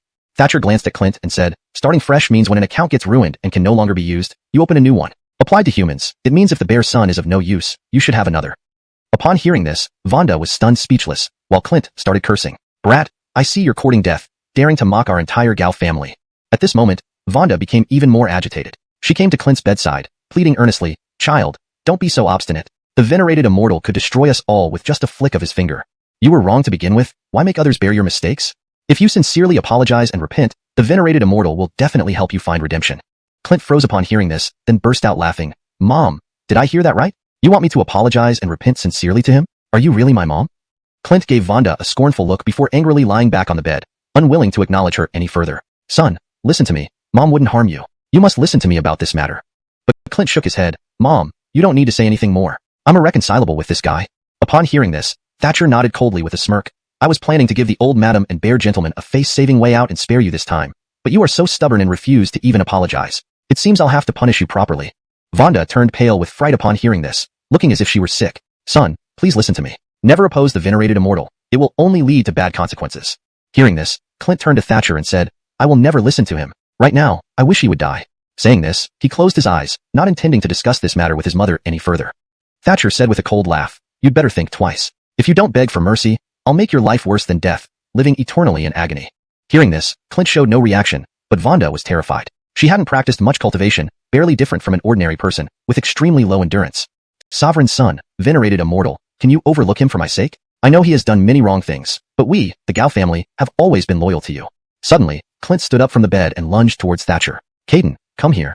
I'll kill you, dismember you. If it weren't for you, I wouldn't be this miserable. Thatcher looked at Vonda with a cold smile. My apologies, Vonda, but I can't be blamed for this. It's all because of this brat provoking me. I can't tolerate him anymore. Otherwise, he'll become a future threat. Vonda hurriedly held back her son, nearly frightened senseless. She quickly stood in front of him, blocking him protectively. Sovereign son, what are you going to do? I promise my son will not harm a single hair on your body, and we will give you very generous gifts. Thatcher shook his head. Do I care about your gifts? If I didn't want to stay here happily, I wouldn't even bother with this brat. Upon hearing this, Vonda's face turned ashen. She didn't know how to persuade Thatcher. What her son did was too extreme, and even she felt helpless. Clint glared at Thatcher, looking like a bloodthirsty demon. Demon, I'll kill you, eat your flesh, drink your blood. Just wait. Not only you but also your family. At this moment, Clint's eyes looked terrifying, far from those of a normal person. This brat seems to be in an unusual state. Thatcher noticed something odd about his condition, but couldn't pinpoint exactly what. Originally, he planned to kill Anton, but this display piqued Thatcher's interest. This transformation might prove more useful alive than dead. Just as Vonda begged again for Clint's life, Thatcher went along with it. I can spare this brat's life and save him, but he might suffer greatly afterward. Vonda hesitated, worried that Thatcher might seize the opportunity to kill her son. But she knew that if Thatcher intended to kill her son, nothing she did would stop him. Given that, it might be better to take the risk. Venerated immortal, do as you wish, I don't care. But if you plan to kill him, please tell me. Hearing this, Thatcher smiled bitterly and shook his head, realizing Vonda still thought he might kill Anton. Don't worry, I don't intend to kill him. I'm merely interested in his current state and want to study it. Vonda nodded, focused on the outcome. Thatcher approached Clint, preparing to calm his current state. But Clint remained highly aggressive. Don't talk nonsense with me. I'm going to kill you now and take your life. Before Clint could attack, Thatcher raised a hand and immobilized him instantly. With your current state, even an ordinary person could kill you. With a light touch, Thatcher made Clint unable to move. Hashtag chapter 135, immediate departure. Feeling his body completely unable to move, Clint was suddenly terrified. What's wrong with this kid? How did I end up like this? What happened to my body? Clint's eyes widened. He felt as if he was about to be scared senseless. I don't believe this. I can't believe you managed to do this. Let me go right now, or else I'll kill you. Clint struggled desperately, but Thatcher merely waved his hand dismissively, as if dismissing a foul smell. Enough. Go do what you need to. You're really stinking up the place. Thatcher shook his head and lightly tapped various parts of Clint's body. Instantly, Clint's body began to tremble. Ah! Clint screamed in pain, feeling as if he were being electrocuted, unable to resist the force overwhelming him.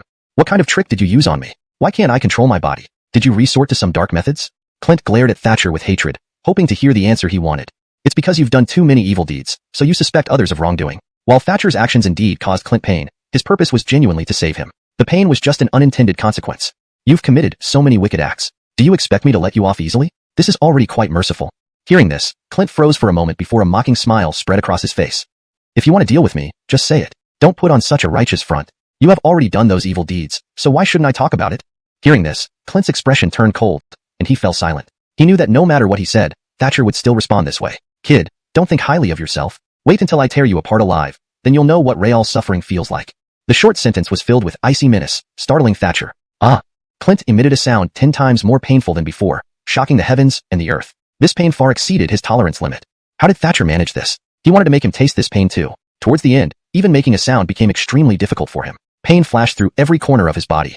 This pain. Why can't you just let me die? Clint's face contorted grotesquely. You deserve to suffer like this to understand how your victims felt, Thatcher said coldly. Vonda, watching from the side, seemed dumbfounded. She had no idea whether Thatcher was truly trying to save her son, or using this opportunity to take revenge on their family.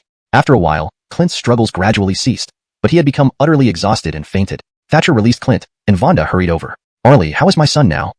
Uncertain, Vonda asked cautiously. Thatcher shook his head. He's better now, but he couldn't bear the pain and fainted. Let him rest. Thatcher turned to leave as Vonda quickly thanked him. Thatcher waved and returned to his room, where he saw a familiar figure near the door.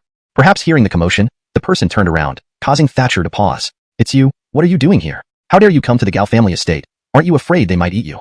The visitor was Easton, Anton Thatcher had saved before. Heh, I'm not afraid of them. Even if they want to deal with me, it depends on whether they can do it. Thatcher looked him up and down. Why are you here? Is there something you need? Hearing this, Easton's eyes reddened as he pleaded, Ferguson, please save my family. Thatcher paused, then replied with a cold tone. What happened? Did someone from the Gao family harm your relatives? He was indeed angry now. These Gao people always picked on weaker targets to bully, didn't they? If he didn't punish the Gao family this time, he wouldn't be surnamed Zhao. Thatcher's expression grew colder, but Easton shook his head. Ferguson, it wasn't the Gao family, it was someone else. Thatcher paused and asked, who? No matter who it is, I can help you seek justice. Easton nodded. It's the demonic beasts from the nearby mountains. They came to my home and kidnapped my family. I don't know what's happening to them now. So, it's the demonic beasts nearby. This is different from what I expected. It's not going to be easy. Thatcher nodded. Since that's the case, I'll accompany you there. Easton hesitated. That's not good, Ferguson. The demonic beasts are very powerful. I'm too scared to go. Thatcher was taken aback. You weren't this timid when you were bullied by the Gao family. What's different now?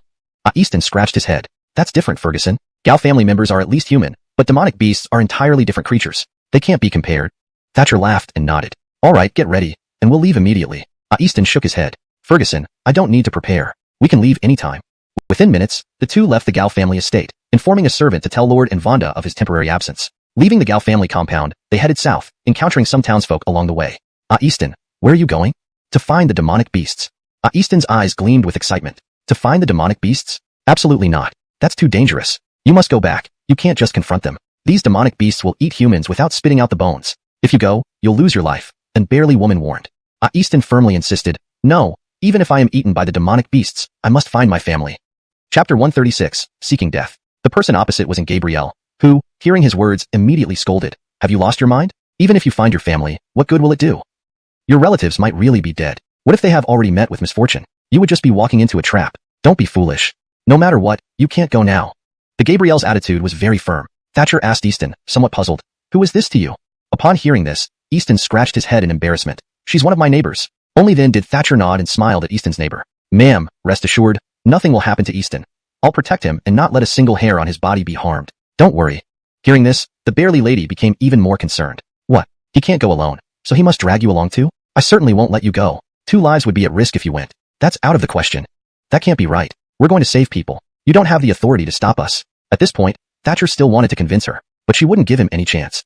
I won't allow it. If you wish to go, step over my dead body. With that, the Gabrielle lay down on the ground and closed her eyes. Seeing this, both men were speechless. They hadn't expected the Gabrielle to go to such lengths.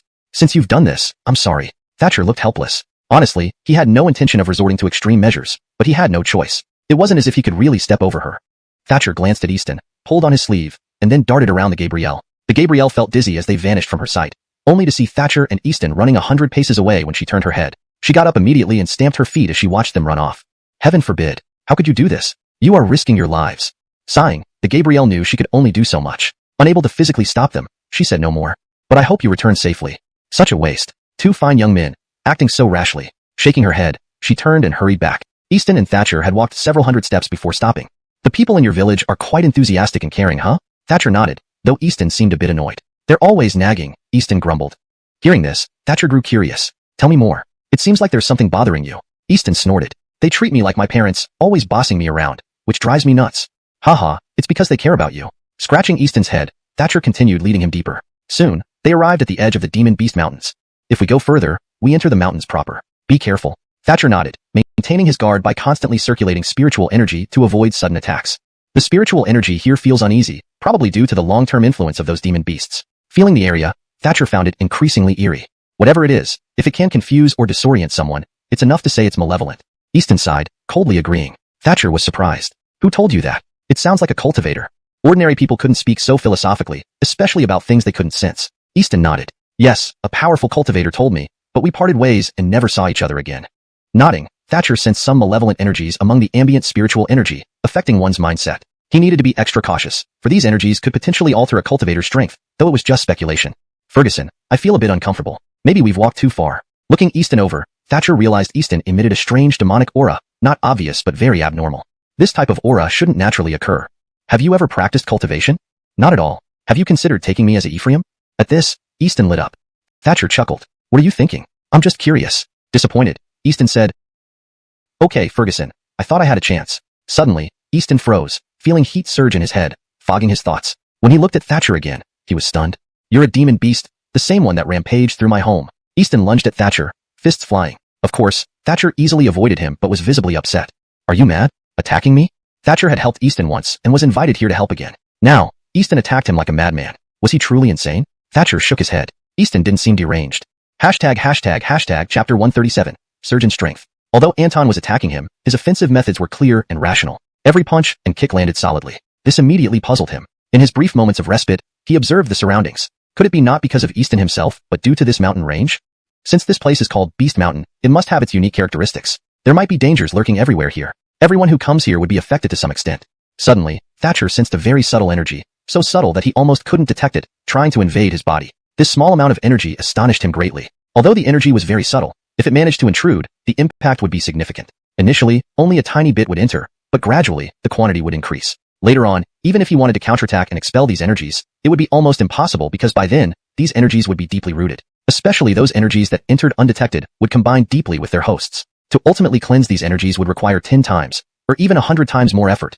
Right, could it be that Easton was influenced by this energy? So, that's why he attacked him. Thatcher quickly scanned Easton from head to toe and indeed found traces. This kid has been fully infected, not leaving a single spot untouched. No wonder when the kid went berserk just now, he felt something wasn't right. The attack seemed much stronger than before. Even though he was still an ordinary person, high-level thugs like those under Clint wouldn't stand a chance against him. You little fool, you're deluded and don't even realize it. You actually dared to attack me. Do you believe I won't punish you? Thatcher said with a bitter laugh. Easton didn't understand a word of what Thatcher said. In his eyes, Thatcher was one of the beasts, Clint, or one of Clint's henchmen. Give me back my parents. Give me back my family. Easton snarled fiercely. Saying this, Easton pounced at Thatcher again with punches and kicks. Thatcher cursed. You dare to attack me? Do you think I can't fight back?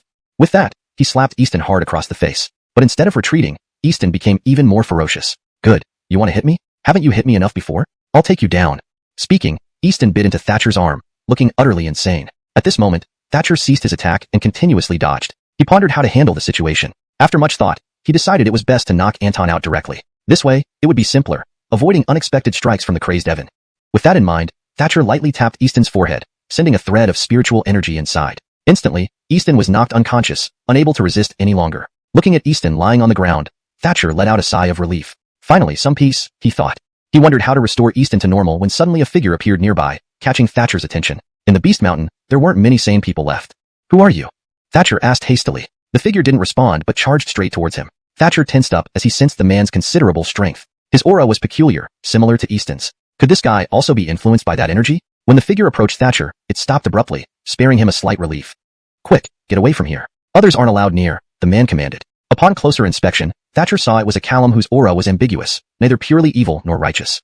I came here to find the parents of my companion who were captured. If you know where they are, please tell me. Thatcher figured this man had some capability since he remained unharmed despite being in the mountains. Perhaps he could provide some useful information. Cut the crap, there's nothing to say. They're either dead or transformed. Are you looking for a pile of dung to take home? The man wore a mocking smile, which made Thatcher slightly irritated. Hey, did you hear me? Get out, or I won't be polite. Thatcher nodded curiously. Fine, show me how you plan to be impolite. Unperturbed, Thatcher prepared to fight. Since you refuse kindness, don't blame me, the Callum said before launching a fierce attack. His speed was significantly faster, almost catching Thatcher off guard. Die. With one move, the man shook the earth and stirred the surrounding spiritual energy. Impressive, you do have some skills. Stronger than I imagined, Thatcher nodded, feeling energized by the strong opponent. He worried that if the guy was too weak, he wouldn't find it interesting or beneficial for practice. Enough talk. I'll finish you within 20 moves, and you'll be gone. By then, your companion will be buried here, becoming a lost soul. Despite Thatcher appearing stronger, the man showed no worry. If you're so confident, bring it on. Curious, Thatcher engaged the man. Both burst into combat instantly. Thatcher maintained a defensive stance, while the other continuously attacked without success. Kid, you do have some skills, but you shouldn't be so reckless. Today, I'll wake you up and show you that there are always greater men and greater skies beyond. In mere breaths, the cultivator's aura surged dramatically, startling Thatcher. Could it really happen like this? Chapter 138, The Mountain Leland. This person's strength was indeed formidable enough to make even Thatcher somewhat wary. However, it was clear that his skills weren't as advanced. He just possessed more peculiar and powerful spiritual energy. Given your current strength, isn't it a bit unrealistic for you to think of eliminating me? These words instantly infuriated the cultivator, who unleashed a burst of powerful spiritual energy, immediately binding Thatcher's spiritual energy. Thatcher was startled and tried to counteract it but found it quite challenging. Get lost. A surge of powerful energy erupted from within him, tearing apart the opposing spiritual restraints. Undeniably, this move was very effective. No matter who faced it, they wouldn't escape unscathed. However, the Callum only exhibited slightly disordered spiritual energy, indicating his remarkable physical defense. Great. Your defensive capabilities are much stronger than I expected. This is something I hadn't anticipated. You're a good kid. That move really surprised me. Let's see how many times you can withstand my attacks. Thatcher sneered and continued his fierce assault. By the third attack, the Callum's face showed signs of pain. Kid, even if you beat me to death, I won't let you pass. You will all die. The Callum's eyes were filled with a crazed expression, which made Thatcher feel a bit puzzled. Recalling the man's earlier behavior, Thatcher felt slightly relieved. It seems that unless I rid you of the violent aura within you, talking to you calmly today would be a luxury. Thatcher swiftly moved behind the man, releasing all his spiritual energy. This energy penetrated the man's meridians, knocking out all internal spiritual energies before retracting quickly. The spiritual energy was purified and even stronger than before. Meanwhile, the Callum remained immobilized. Thatcher then used soul-searching, seeing the man's entire past life. So, you're a mountain Leland who has been guarding this mountain for half a century, and generation after generation have done the same. Thatcher now understood why the man was so insistent on making them leave. It seemed like he was merely doing his duty. What happened? Who are you? The Callum looked at Thatcher without that crazy expression anymore, which made Thatcher feel somewhat relieved. I'm here to help a friend find his family. And you, who are you? Thatcher looked at him up and down, smiling. Although he had already uncovered the man's identity and background, he wanted the man to say it himself. I am the guardian of this place. There is an ancient and incredibly powerful demonic beast in these mountains, a legendary creature. My Nina ordered me to guard it forever. Only when its spiritual energy is completely depleted will I be able to leave. Thatcher nodded, confirming what the man said matched what he had seen in the man's mind. Why don't you leave? Aren't you willing to spend your whole life here? Thatcher asked, somewhat helplessly. Who would willingly spend their whole life here? I didn't want to either, But reality doesn't conform to one's will. If I leave while the ancient beast remains unsealed or alive, the formation's power will kill me instantly. He glanced back at the invisible sky behind him, as if there was a force restraining him. Thatcher, curious, asked, "What are you looking at? Is there a force restraining you?" Unexpectedly, the man nodded. "You guessed right. Indeed, a force restrains me. A seal and barrier preventing the beast from escaping but also allowing others to stumble into it. Once someone falls into the seal, escaping becomes nearly impossible. The final outcome would be being discovered by the ancient beast and devoured." Hearing this, Thatcher grew increasingly curious about the ancient beast. "Is this ancient beast as amazing as you say? I'd like to take a look." Thatcher showed immense interest. "No, you can't go. If it goes berserk and breaks through the seal, it would be too dangerous for you. Staying here is better. The closer you get to the beast, the more influenced you become. Moreover, the beast seems to grow increasingly irritable, for unknown reasons. Logically, the seal should suppress the beast, but now it appears faulty, allowing the beast to occasionally break through." Thatcher nodded and smiled. "It seems the seal has loosened due to age and needs reinforcement. Well, then let me take you. Can you repair the seal?" "That would be excellent. Because I stay here year-round, I haven't found such an expert." The middle-aged mountain Leland was clearly excited. Thatcher smiled and nodded. "I know a little about it. Fixing the seal shouldn't be too difficult." Hearing this, the mountain Leland was overjoyed, pulling Thatcher along. "We're about 100 feet from the seal. Are you ready?" The mountain Leland smiled and asked. Thatcher nodded. "Don't worry. I'm ready. This seal is no problem for me." They walked together to the edge of the formation. Thatcher channeled his spiritual energy and simultaneously attacked the seal with the mountain Leland, sending a probing strike. Sure enough, the attack was deflected, demonstrating its powerful energy. "So strong. Interesting. Let's check another spot." Thatcher led the mountain Leland to a different direction, encountering similar strength. But when they reached the third direction, the seal was noticeably weaker. Though still resistant, they could see it visibly caving inward during attacks. Seeing this, the mountain Leland was greatly alarmed. "The seal is this weak? If the beast finds out, it will collapse instantly." Thatcher shook his head with a smile. "Not quite. Attacking from inside is not easy." Chapter 139. The Vanquished Foe. The Garfield nodded, noticing the disparity and feeling a slight relief. "Can we make up for it? If that ancient vicious beast is released, many lives will be in danger, and we may also face calamity." Hearing this, Thatcher nodded.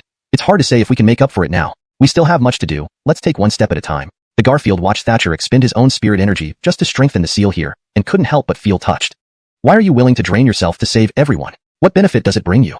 Thatcher shook his head with a bitter smile. "Perhaps it brings no benefit to me, but I know it will definitely work. This ancient beast must not be set free. Otherwise, it will cause trouble for many people." The Garfield nodded and continued observing Thatcher's actions, assisting by providing his spirit energy. Though he felt his help might be limited, his pace was swift, aiming to increase the likelihood of containing the beast. The Garfield could see that Thatcher's struggle against the ancient beast inside was intense. Moments later, beads of sweat covered Thatcher's forehead, yet he gritted his teeth and persisted. "Is the beast inside fiercely retaliating?"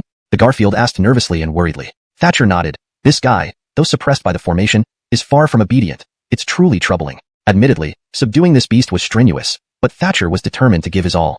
He knew that failing to contain the beast would not only doom them but also endanger countless innocents. The real victims would be those ordinary people. However, as the battle wore on, Thatcher grew increasingly exhausted. The beast's strength seemed inexhaustible, while Thatcher felt his own weakening. If this continued, it wouldn't be long before he lost all vitality. Then they'd be at the mercy of the beast, possibly even controlled or wiped out, given its ability to manipulate minds. Complete control over their actions by the enemy meant total loss of autonomy, akin to being fish on a chopping block. The Garfield realized Thatcher's current approach wouldn't work. "Ferguson, you can't continue like this. We need another plan." Thatcher struggled to ask, "What plan? Can we really take shortcuts against this beast when we're struggling even with the seal?" Thatcher had never encountered such a formidable existence. Indeed, the ancient beasts were terrifying. The Garfield seemed deep in thought, having an idea but hesitant to share it because it involved sacrifice rather than a win-win solution. Seeing the Garfield's hesitation, Thatcher understood. There really is a way, isn't there? If so, speak up. Whether we proceed or not, we should at least try. Otherwise, none of us will rest easy. Right. The Garfield nodded, knowing this was true. There is a way. As the Garfield, if I can sacrifice myself as an offering to fill the central point of the formation, it might thoroughly suppress the beast. Thatcher was stunned. While this method seemed effective, it demanded too great a sacrifice from the Garfield. "No, I disagree. Each life is precious and shouldn't be wasted. You might see it as self-sacrifice, but that's unfair to you." The Garfield smiled and shook his head. "Not about fairness, some things require sacrifice. As the Garfield, it's my duty to fulfill my responsibility. I'm not advocating senseless sacrifice. No one wants that. At least someone can be protected through my efforts. That's enough." Thatcher was moved by his words. "Your dedication is admirable. I won't agree to your sacrifice. Instead, I'll join you inside the formation to find a way to defeat the beast." The Garfield's face changed immediately. "No, you can't come in with me. It's too dangerous. Better one survives than both perish." Thatcher laughed. "No, if sacrifice is needed, it should be me, not you, a vanquished foe." Moved by these words, the Garfield replied, "All right, let's go in together. If there's no solution, you must leave. Otherwise, it'd be pointless sacrifice." Insisting on Thatcher swearing, they entered the formation together after he agreed. This formation has hidden wonders. I didn't expect it to look like this. Using shared energies as a key, the Garfield opened the formation. Inside, everything appeared tranquil and beautiful, unlike the expected peril. Flowers, insects, birds, and peaceful scenery greeted them. Bright sunshine made one want to stay forever. But Thatcher sensed something amiss. He realized the beast's spirit energy was at play, and they had been deceived. Never imagined it could be so insidious, attacking without visible harm. Thatcher shook his head, almost succumbing to the illusion. Ferguson, stay alert. Hashtag chapter 140, the ancient fierce beast. Thatcher awakened the Garfield, who trembled slightly and then widened his eyes in shock at the surroundings. What's going on? It was still sunny just now, but suddenly it turned into a sea of corpses and blood? The Garfield was dumbfounded. This had already surpassed his understanding. Thatcher shook his head. All those illusions were created by this demonic beast. We've been deceived. This revelation left the Garfield stunned for a moment before he said, somewhat ashamed, we walked in here, and things changed instantly. This is really troublesome. It seems like dealing with him will be even more difficult. Just as Thatcher nodded in agreement, they heard footsteps coming from inside. Who are you two? Why do you look so familiar? You were the ones fighting me just now, right? A low, hoarse voice caused both of them to involuntarily freeze. This voice sounds quite formidable, like an expert, Thatcher thought as he looked in the direction of the footsteps. A fierce beast appeared swiftly, blinking from the distance to just in front of them. A colossal beast, about 3 men tall and 5 men wide, stood before them. This sudden appearance made the Garfield's body tremble uncontrollably, filled with fear. It's over. This creature is so powerful that the two of us are no match for him at all. You two actually dared to fight me. Do you think my imprisonment for eons makes me easy to bully? As the demon beast spoke, it suddenly roared in anger. Its roar reverberated through the region, audible for hundreds of miles around. How strong is he? Stronger than I imagined, the Garfield said, his eyes wide. Being inside the formation felt completely different from being outside. Outside, the demon beast would first have to contend with the array's suppression. But inside, it was all about sheer strength. At this moment, the gap in power became apparent. Thatcher felt the immense energy radiating from the beast and knew better than to confront it head-on. You are indeed powerful, but not enough to impress me. I can sense that you are an ancient fierce beast, but you cannot dominate here. To me, you're nothing more than a minor threat. If you don't want to die, surrender now. The demon beast became furious, unable to fathom Thatcher's audacity. Caden, you underestimate an ancient fierce beast. Prepare to learn the consequences of defying me. Thatcher scrutinized the beast. Defying you has its risks, but I won't cower in fear. He shook his head. Between us, we're evenly matched. You won't overpower me easily. Using soul-searching technique and reversing power, Thatcher encompassed everything in these moves. However, the ancient fierce beast grew angry. You dare to defy me? Who do you think you are? With that, the beast charged at Thatcher. Its speed exceeded expectations, all energy directed at Thatcher. The beast was confident that Thatcher would be subdued instantly under full force. The beast's power and illusory realms engulfed Thatcher, aiming to crush him in one blow. Yet Thatcher's counter was brilliant. Knowing the substantial disparity in absolute spirit energy, he exploited the beast's inability to accurately employ its abilities. With agile maneuvers, he slipped through the beast's weaknesses. Despite expending much spirit energy, the beast only put Thatcher on edge without truly exhausting his combat ability. Instead, Thatcher emerged fiercely resilient. Your strength surpasses my expectations, but do you think you can keep evading forever? And is this what a true man does? A true warrior should strike first. Constant defense without counterattack is just cowardice. Thatcher sneered, shaking his head. A true warrior secures victory, not indulging in mere words. Isn't your talk now due to your inability to defeat me? The ancient fierce beast's face darkened. It looked at the Garfield, sensing potential weakness. Continuing its attack on Thatcher while pretending to struggle, it lulled Thatcher into complacency. Indeed, Thatcher relaxed. Caden, prepare to meet your doom. The dinosaur-like beast lunged at the Garfield, locking onto him. How is this possible? The Garfield, startled, instinctively mustered spirit energy to resist. Having guarded the mountain for long, he understood the beast's tendencies, rarely missing once it attacked. Although the beast failed against Thatcher, the Garfield lacked Thatcher's strength. If attacked, his chances were grim. Be careful. Realizing something was amiss, Thatcher intercepted the beast, preventing further advance. I told you, to take him down, you need to get past me. Otherwise, nothing you do will succeed. The beast snorted contemptuously, exhaling foul breath at Thatcher, which he waved away. This only strengthened Thatcher's resolve to destroy the beast. The Garfield, hit by the breath, flew backward, coughing blood midair, his vitality fading. Seeing this, Thatcher's anger flared, blocking the beast again. I said, to touch him, you must cross me first. Chapter 141. The reversal came too quickly. Beast, I will subdue and kill you here today. Wait for it. The judgment is coming soon. Thatcher's icy voice almost pierced through the heart of the ferocious beast, but the latter quickly calmed down and sneered coldly. Caden, your wings have already been clipped by me. Next, I will deal with you. The look Thatcher gave to this beast had turned extremely cold. If you touch him, this time if you really injure his life, I'll make you pay with your own. This ferocious beast looked leisurely. To make me pay? I don't think you have that ability. If you've got the guts, come and fight me now. If you keep dodging, nothing will be resolved. Thatcher nodded. If I take one more step back, consider it my loss. You can do whatever you want. Hearing this, the expression on the beast's face became intrigued immediately. Fine, since you put it that way, if I don't move next, I would look too cowardly. The ferocious beast returned and launched another fierce attack on Thatcher. What overwhelming momentum! making one instantly lose oneself. Even as he was enveloped in the chaos, the Guardian still didn't forget to watch their battle.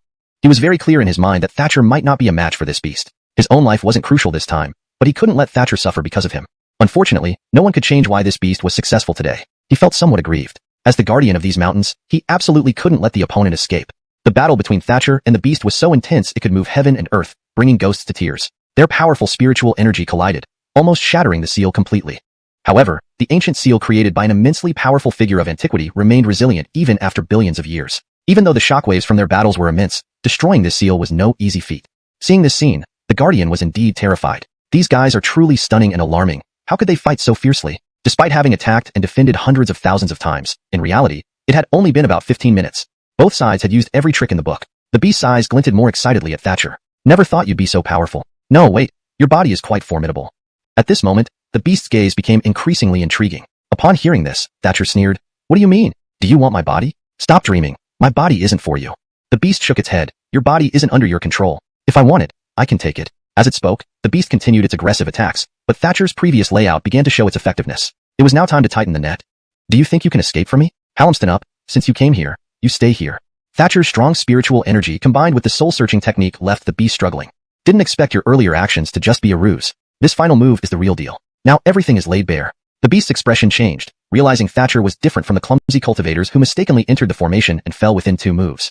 But Thatcher could suppress it to such an extent. If this continued, he wouldn't be a match for this Ahmed. Caden, do you really think you can handle me? Tell you what, those who could have handled me are long dead, and the new Ninas haven't been born yet.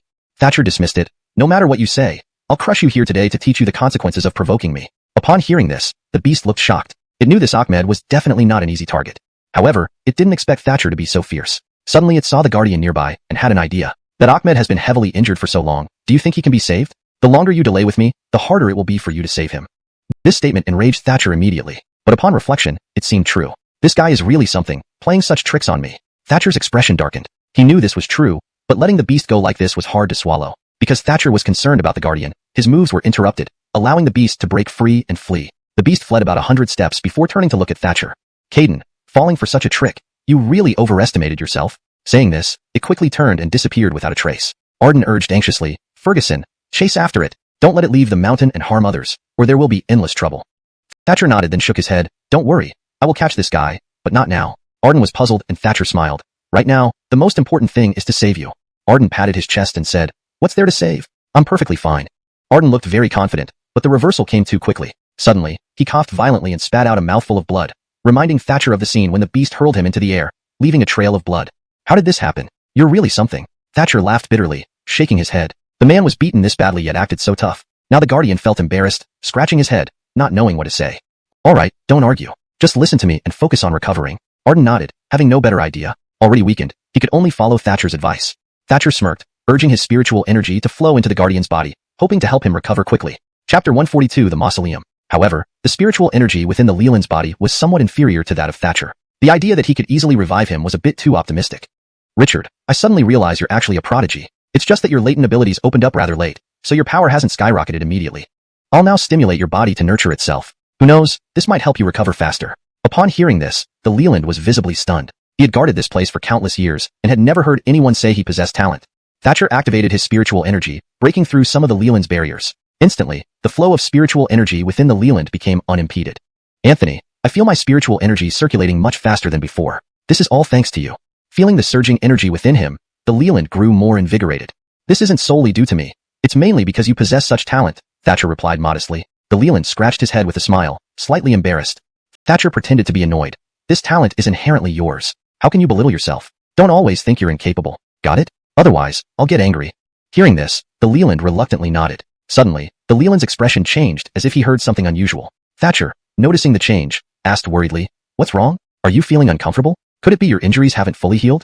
The Leland shook his head. No, my injuries have recovered, but I seem to have heard some strange noises. Thatcher asked, puzzled. Strange noises? Is it possible that a ferocious beast is setting an ambush for us? The Leland shook his head again, not thinking it was related to a beast. Oh right, Chris, can you lend me a hand? The Leland asked. Thatcher paused. Sure. What do you need? Sighing, the Leland said, this mountain I guard is actually a mausoleum where the Fred lies buried. Though he's dead, ancient teachings say that if the protective array shatters, he might resurrect. Confused, Thatcher questioned, resurrect from death? That seems highly unlikely. Frustrated, the Leland responded, I don't know either, but but our traditions say so. Besides, I just heard a sigh from beneath the mausoleum. Still puzzled, Thatcher inquired, a sigh? How did you hear it? I didn't hear anything. He wasn't being condescending, but simply acknowledged their vast strength disparity. The truth is, as a Leland, we carry a legacy of skills allowing us to recognize everything about the Fred. However, we lack the strength to confront him. Amazed, Thatcher replied, being able to recognize the Fred? That's quite impressive indeed. Nodding, Thatcher asked, given this, what should we do next? First, we must repair the array. Only this can bind the Fred. Thatcher understood partly, but how can I fix the array? I don't know much about it. Making a mistake could make things worse.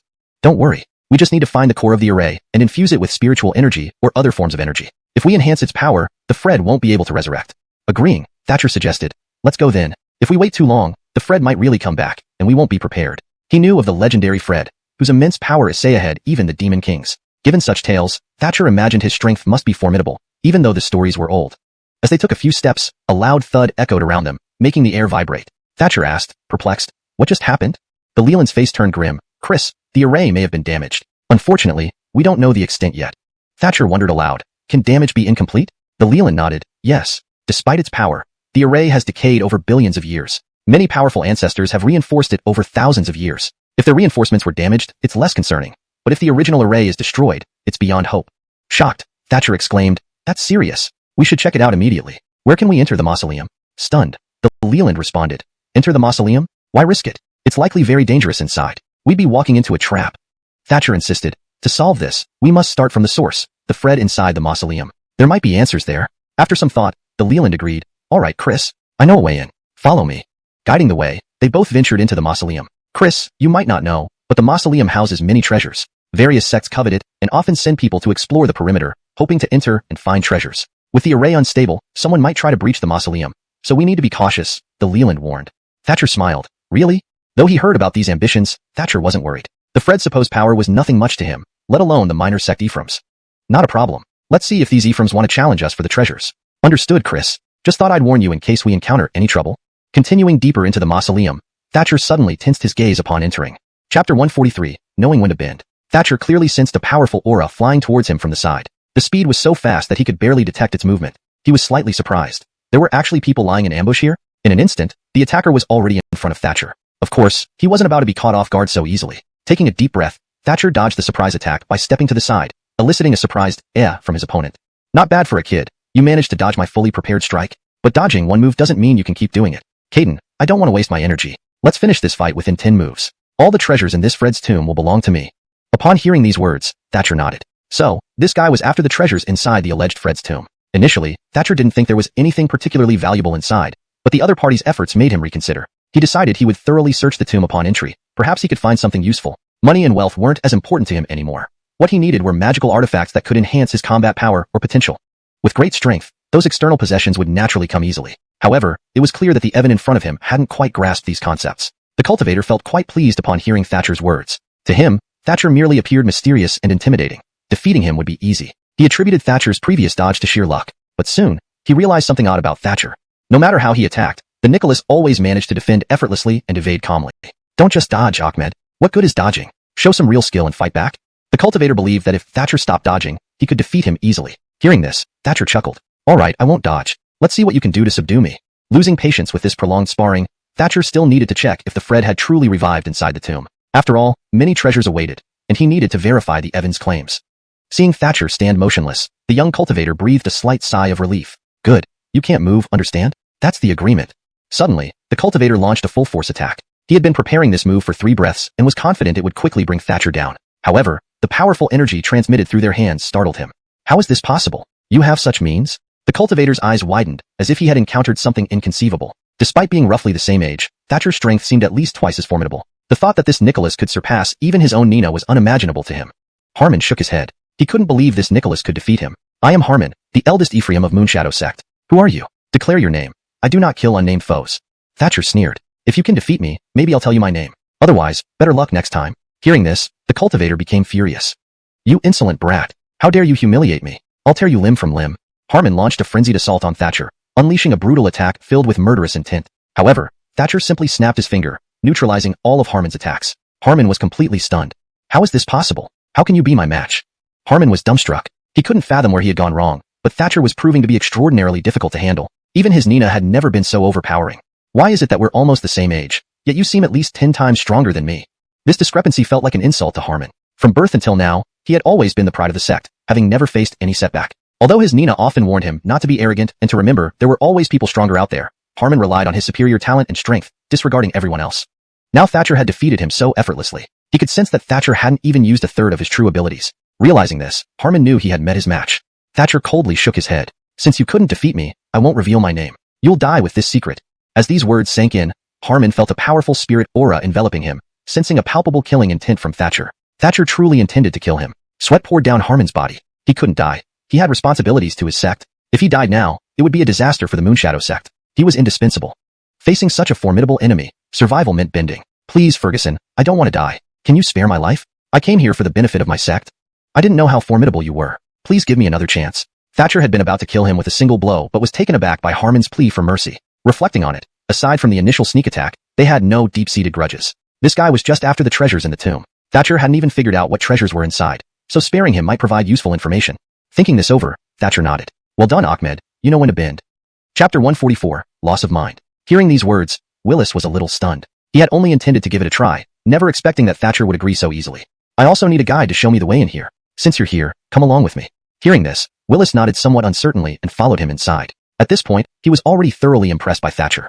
A person this powerful could not be regarded as an opponent. That would be signing his own death warrant. Now, even the thought of ambushing Thatcher vanished from his mind. His thoughts were entirely focused on how to flatter and please Thatcher. To survive, he had no other choice.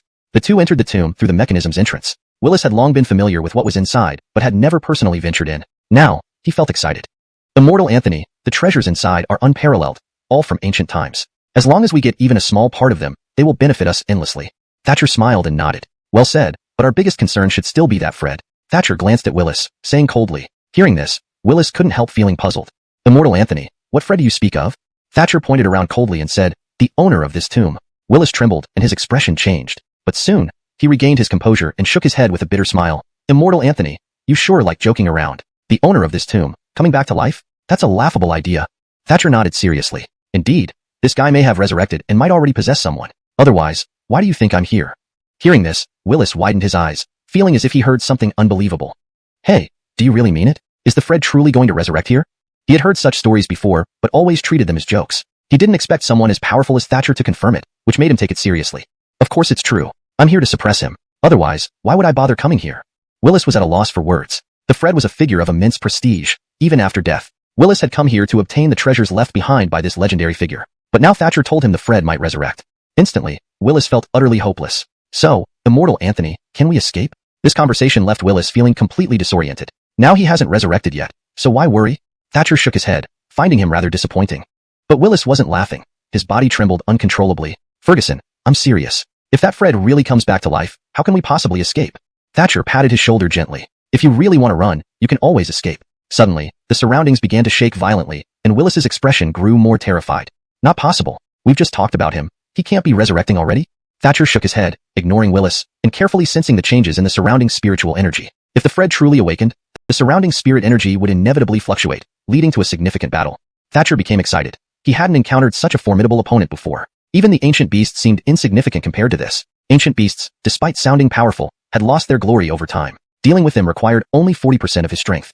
How much effort would it take this time to deal with the resurrected Fred? Thatcher didn't ponder too much. Feeling the changes in the spirit energy, he initially assumed this figure would attack him directly. However, the surrounding energy kept changing, filled with various dark and sinister energies. Thatcher frowned, unsure of the demon's intentions. Was it trying to trap them with evil-infused spiritual energy? However, this energy had no effect on Thatcher. He looked at Willis beside him with a frown. It appeared Willis was being affected. His gaze seemed altered. Aren't you influenced? Snap out of it, and don't entertain any foolish ideas. Thatcher patted Willis lightly, hoping to bring him back to his senses, but Willis's reaction was quite interesting. Snap out of what? No one else is here. Shouldn't we fight properly? Thatcher was momentarily taken aback by Willis's words. Do you really think you can last more than 3 seconds against me? Thatcher shook his head, thinking this fellow never learned from past beatings. Did he forget how he got beaten down earlier? Thinking of this, Thatcher sneered. Is there a reason for us to fight? Do you really believe you're my match? Willis stretched lazily. Whether or not I'm a match, we'll find out in another fight. Thatcher shook his head. You've been influenced by negative forces. Be careful not to fall into a trap. With that, Thatcher decided to ignore Willis. Ultimately, they were strangers who met by chance, and he saw no need to waste effort on him. Suddenly, a furious roar came from afar. You two pests, having entered my tomb, you're as good as dead. Thatcher couldn't help but smirk. If you're capable, then face me directly. Using underhanded tricks, calling yourself a Fred? You're worse than trash. Thatcher's words were venomous, but the Fred clearly wouldn't fall for it. Saying such things shows you're already upset. But I have all the time in the world to wear you down. Continue if you will. Soon enough, you'll turn on each other.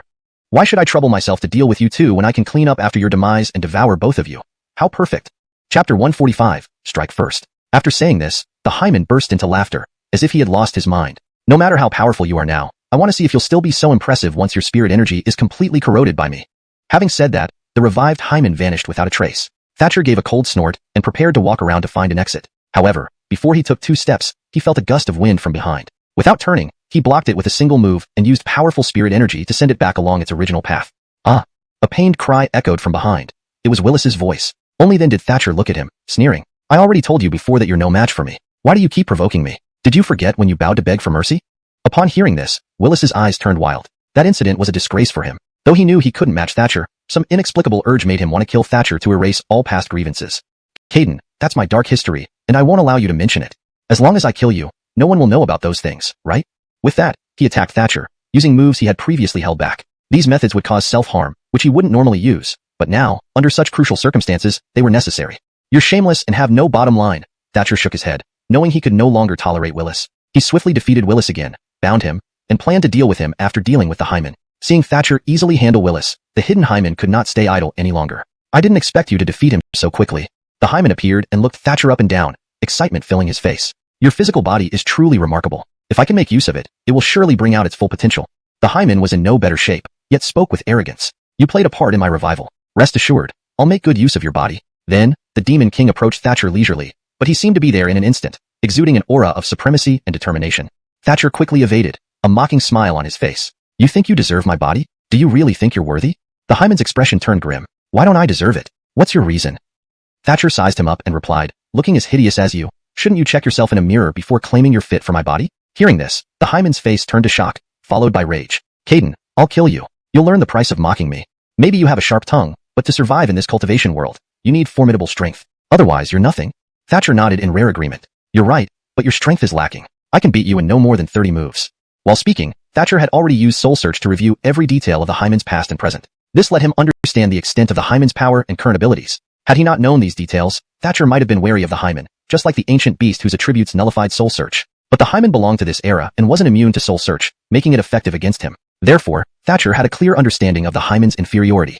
Despite having undergone several battles, Thatcher still held strong confidence. Caden, we should fight seriously. When you battled the ancient beast, I sensed we belong in the same league. Agree? Without wasting words, Thatcher felt that although the Hyman's strength was close to his, he might overextend himself. Thatcher needed to strike first. Otherwise, he might lose control and suffer the consequences.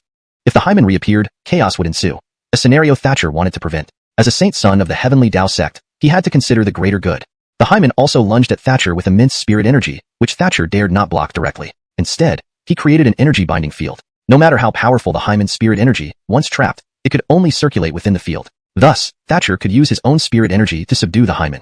Not bad, that move has a touch of my old style, the Hyman nodded appreciatively. But despite your flashy moves, you're still young and impulsive.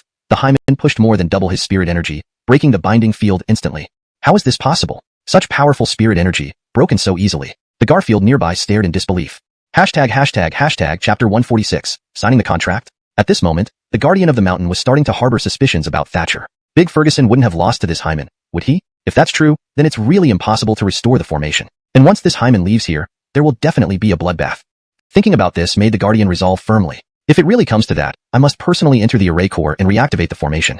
Pity, if I do that, the formation will still fail again in 100 years. And seeing how vicious this beast is, it will likely only last 50 years before breaking down. Arden's face was filled with sorrow, but he harbored some hope. If within these 50 years another Nina arrives to reinforce the formation, then all his sacrifices would be worthwhile. After being broken free from the energy restraints by his opponent, Thatcher immediately dodged. He was slightly surprised that the guy's energy could intermittently burst out like pulses. This was something he hadn't discovered earlier. But it didn't significantly affect the outcome. At worst, he could add another half-completed restraint when setting up the energy bindings. If the opponent's energy couldn't break through his first layer of energy restraint, the second one wouldn't be necessary. However, if the first layer was broken, Thatcher would immediately finish the second half-completed energy restraint. In that case, even if the opponent broke through the first layer, they wouldn't be able to break through the second, maintaining the original state. Indeed, under Thatcher's dual attacks, the beast ultimately cowered. I didn't think you had such skills, kid. I've lost, the Hyman said incredulously. How could the once mighty Hyman lose so easily to a mere child? Who are you? I want to know your name. Even though he lost to Thatcher, the hymen still refused to lower his noble head. Thatcher of Heavenly Dao Sect. Upon hearing this, the hymen froze. What? Someone from Heavenly Dao Sect? I'll never forgive you. Instantly upon learning that Thatcher was from Heavenly Dao Sect, the hymen's defenses crumbled. Just behave yourself, Thatcher said calmly. He hadn't been using his full strength. Instead, he had been conserving energy to fully bind the hymen. Once he succeeded, he could finally relax. Here, only the hymen posed a threat to Thatcher, so he couldn't afford to let his guard down. Unexpectedly, the hymen harbored immense resentment towards Heavenly Dao Sect. Hey, did we dig up your ancestral grave or something? Thatcher asked after thoroughly binding the hymen. He then kicked the beast twice. These kicks infused with spirit energy sent the hymen sprawling, writhing in agony. Locked in place by Thatcher, the hymen could only rely on his decaying body to resist, which was futile. If you want to kill me, just do it. Don't play games. The hymen sounded tough, showing no intention of surrendering. Thatcher chuckled. Does talking make any difference? I won't kill you, nor will I release you. I'll turn you into my contracted servant and make you submit to me. Hearing this, the hymen shuddered violently. No way. I won't be your servant. Just forget it. You little brat. I'll crush you and show you who's boss, the hymen spat out. This comment immediately broke Thatcher's composure. Fine. I already said I'd make you my servant, and you still talk back? Then I'll make you my strongest blood-bound servant. Thatcher's expression changed. He wasn't always patient, especially not with stubborn fools. A blood-bound servant? No. The hymen trembled in fear. Why not? I'll reduce you to ashes and rebirth you in blood, making you suffer constantly as my blood-bound servant. And even then, you can't think of rebelling against me, or you'll instantly turn to ashes. As Thatcher spoke, he swiftly restrained the hymen completely. For a whole 15 minutes, the hymen alternated between being reduced to ashes and rebirthed in blood. Despite the hymen's agonized screams, Thatcher showed no mercy. He knew the hymen's nature was cruel and hard to tame, and if he didn't use severe measures, the hymen wouldn't comply. Well, it's done now, albeit quite difficult. Thatcher shook his head. The hymen's strength was too formidable, and it took this long just to sign the contract. The greater the effort, the greater the reward. You're now my servant. You must follow my orders without disobedience or deceit. Any ill intentions towards me are strictly forbidden, Thatcher coldly told the hymen. Though the hymen unwillingly agreed, the contract had been signed, leaving him no choice but to accept. Yes, Bertie. After hesitating for a moment, the hymen finally submitted. Thatcher gently patted the hymen's head, satisfied. Do you know where the other beast went? The hymen nodded. Yes, Bertie. I sensed its presence. Hearing this, Thatcher became curious. I didn't expect you beasts to have such abilities. Good. I've been worried about the beast wreaking havoc in the village. The villagers can't defend themselves. Let's go together and find that beast. If our efforts lead us to finding it, I might release you from the blood bond. The prospect of this invigorated the hymen. Really, Bertie? That's great. Let's go. I can sense its aura right now. Thatcher nodded, leaving the tomb with Willis and the Guardian. Arden bid farewell, continuing to guard the place. Hashtag chapter 147. The world in ruins. For him, this mountain held a very special significance. Even though the ancient ferocious beast and the hymen had left, the formation still remained. He would stay here until the formation's power was exhausted or he died. Thatcher felt some compassion but could only respect the Garfield's choice. Meanwhile, the ancient ferocious beast that descended from the mountain seemed to be like a fish finally returned to water. After enduring countless years of decay, it was now barely hanging on by a thread. But once it left the formation, it broke free from its shackles and felt an unprecedented glimmer of hope. All the spiritual energy in this world belongs to me now. I will control it all. I will reclaim what is rightfully mine and make all living creatures tremble before me. This declaration reverberated for miles, causing all who heard it to shiver in fear. He felt a surge of overwhelming emotion and, seeing a mere bird flying past, waved his hand to shoot it down with a burst of spirit energy. Caw! The bird plummeted like a kite cut loose from its string. The ancient ferocious beast wore an expression of triumph as it coldly declared, since we're going for the big fight, let's start here. Within 100 miles, I'll leave nothing standing. In the distance, tendrils of smoke rose into the air, and he quickly flew towards it. Foolish humans, die now. If you manage to survive another hour, then I'll call it my loss. With that, the spirit beast charged towards the location, moving with tremendous speed, arriving in the blink of an eye. The villagers inside seemed to sense something amiss. They walked out of their homes, and upon seeing the massive ferocious beast standing right before them, they were immediately stunned. Who are you? What do you want? Why are you here? The villager who stepped out was already flabbergasted, unsure of what to do. Facing such a powerful creature, he should have been trembling with fear. Yet, he dared not show his terror, knowing that every reaction was being watched. By appearing more aggressive and maintaining eye contact, he might stand a chance of escaping a disaster. But if he showed any signs of fear, it would all be over. Who am I? I am the Nina of this world. I've come here today to take your lives. Each step the beast took added immense pressure on the villager, who was drenched in sweat despite the oppressive presence. Struggling against the beast's spirit energy, he screamed at the child beside him, "Run, stupid kid. He's not here to help us." The child ran away immediately, but the beast showed no mercy. It wouldn't spare even a child. Old or young, men or women, all of you shall stay and meet your end. No one has the right to live after encountering me. Understand? The Otis realized there was no hope for survival, but to save the child, he steeled himself and rushed at the beast. Stay away from the child. If you have the guts, kill me. The Otis dashed towards the beast, but it merely glanced at him before continuing its pursuit of the child. Moments later, the child was killed right before the Otis's eyes. How can this be? How can such a monstrous existence exist? It's absolutely outrageous. Tears welled up in the Otis's eyes as he collapsed to the ground, losing all hope. With his child dead, what did he have left? His son and daughter-in-law would never forgive him when they saw this. Great Lord, please, kill me. I don't want to live anymore. My child is dead. How can I face my family? They won't forgive me. Please, just kill me. His plea was filled with tears and despair. But the Demon King showed no mercy. Instead, it grew excited. So you want to die? That's wonderful. I can torment you old fools until you wish you were dead. Do you think I'll pity you? On the contrary, I will make you suffer endlessly. You'll regret even wishing for death. These words plunged the Otis into despair. He knew he should never have surrendered to this demon. Humph, fine. Since you won't comply, I'll take care of it myself. Now utterly despondent, the Otis rushed at the beast in a frenzied state. But after taking just a few steps, he felt as if an invisible wall blocked his path. No matter how hard he tried, he couldn't break through it. He panicked, realizing his naivety. Attacking this beast was foolish. Better to take his own life. Would the beast stop him? Thinking this, he rushed back home, grabbed a kitchen knife, and prepared to harm himself. But he found he couldn't carry it out. An unseen force seemed to control his arm, preventing him from acting. Heaven, why this absurdity? Why are you stopping me from committing suicide? Is there any justice in this world? I know you want me to suffer worse than death, right? At that moment, the beast had long since vanished, but the energy it had implanted stayed with the Otis until his last breath. Sensing the Otis's anger and anguish, the beast felt a twisted sense of satisfaction. Imph, you want to die? Not so fast. I'll make you endure endless agony. That's far more satisfying. The beast continued its rampage, killing people and destroying their homes. It all seemed ordinary, given that a ferocious beast was wreaking havoc. It wasn't exactly unexpected. Chapter 148. Absurd. Yet for those families destroyed by him, it became an immense burden. Some families were wiped out completely by this ancient ferocious beast, dying in a moment of agony. Others saw one or two members killed, leaving the rest to live in pain or be maimed. Village after village was filled with cries of sorrow, while the murderer seemed to revel endlessly in his deeds. The stench of blood grew heavier, and he rampaged without hindrance, creating carnage wherever he went. Thatcher led Willis and the Fred in search of the beast's trail, but they always arrived too late. It was as if the beast received advance warnings and managed to escape each time. Seeing the wreckage of one family after another, Thatcher couldn't help but feel guilty. If only he hadn't released the beast while rescuing the Guardian, it wouldn't have wreaked havoc on the world. That bastard runs pretty fast, Thatcher said, slamming his fist hard on the table before him. Everyone in this household had been slaughtered, leaving only a child sobbing in despair. Thatcher turned to Willis. Stay here and settle the villagers. Ensure they don't suffer alone. Willis nodded eagerly. Yes, Chris, I'll do it right away. He now accepted every word Thatcher said, having no intention of defiance. Watching Willis get to work, Thatcher and the Fred continued their pursuit of the beast. Don't come closer, and Gabrielle cried, cowering backward. A demon stood before her, inching closer relentlessly. What do you want? Don't come any closer. With just a swipe of its hand imbued with spirit energy, the beast knocked her down, giving her no chance to fight back. Fired her. Everyone run. Elsewhere, Easton was terrified.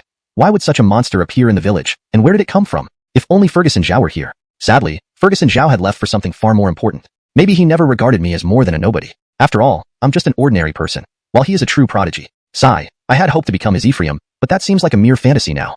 Seeing the beast approaching, anyone who tried to hide was hunted down by the beast as if it could sense their presence. No matter where they hid, it found them. Easton watched helplessly as several people who attempted to conceal themselves were slain. Since there's no hope of escaping, maybe our fates are just not aligned. You can't force a relationship if it isn't meant to be, he thought bitterly. He felt a pang of sadness at this realization. The beast swiftly dispatched those around him, reaching Easton quickly. Well, you seem quite fearless, don't you? Someone backing you up, perhaps? The beast sneered, its eyes piercingly sharp, as if seeing through Easton. But Easton didn't flinch, knowing his fate awaited. Better to act brave and buy more time. Yes, someone is backing me up, but he hasn't arrived yet. How about waiting for him? The beast's eyes flickered, considering the proposition. Was Anton bluffing? Yet if it refused to wait, wouldn't it look weak? I'll give you a moment, Ahmed. Let's see if your so-called backup shows up, otherwise it's going to be awkward, it growled, nodding reluctantly. Easton was surprised but grateful. He'll definitely come, Easton assured, though he doubted it. But surviving even a little longer was worth hoping for. 15 minutes passed, and the beast grew impatient. Caden, are you playing with me? Where's your so-called protector? Can't you see my patience is wearing thin? Easton concealed his fear. Don't be unreasonable. I'm telling the truth. Just a little more patience. Hearing this, the beast wanted nothing more than to strangle Anton but restrained itself. Fine, I'll give you 15 more minutes. If no one comes, it's your end. Easton nodded, feeling a mix of dread and relief. Closing his eyes, he recalled his friends and past experiences, memories of Suki and hardship alike. Time slipped by. No one came to his aid. The beast reached its limit. I didn't expect you to truly play me, Ahmed. Prepare to die, it snarled, lunging towards Easton at terrifying speed. Easton, an ordinary farm Ahmed, trembled. Even a small demon seemed untouchable to him. This ancient beast was his nemesis. Just as the beast was about to strike, its claws screeched against invisible resistance. This isn't possible. It's all fake, roared the beast, enraged. When had it ever faced such setbacks? Only once before, against that Nicholas. No, this can't be. Who are you? I will kill you. It spun around, charging furiously backwards. Seeing a familiar face, it froze in shock. Its demeanor turned strangely absurd. You kid. Chapter 149, Ceiling. Upon seeing Thatcher, the ferocious beast instantly lost its aggression. Of all people, it's you again. Why do I always encounter you when I'm feeling most triumphant? The beast was on the verge of despair. It had been defeated by Thatcher before, and that had left a sour taste in its mouth. Why should I run into you again now? Is this some kind of deliberate provocation? You're simply detestable, beyond reason. Why are you relentlessly pursuing me? The beast wore an expression of fury and hopelessness. It felt the threat emanating from Thatcher and knew that continued flight would be futile. Eventually, Thatcher would catch up. It might as well fight now. Although Anton had previously proven to be slightly stronger, his long journey must have depleted a considerable amount of his internal spirit energy. If the attack were executed correctly, there was a chance to finish him off. With this thought, the beast suddenly launched a surprise attack on Thatcher, hoping to take him off guard and gain an advantage. However, Thatcher wasn't going to let it succeed so easily. As expected, he casually deflected the ambush with one move.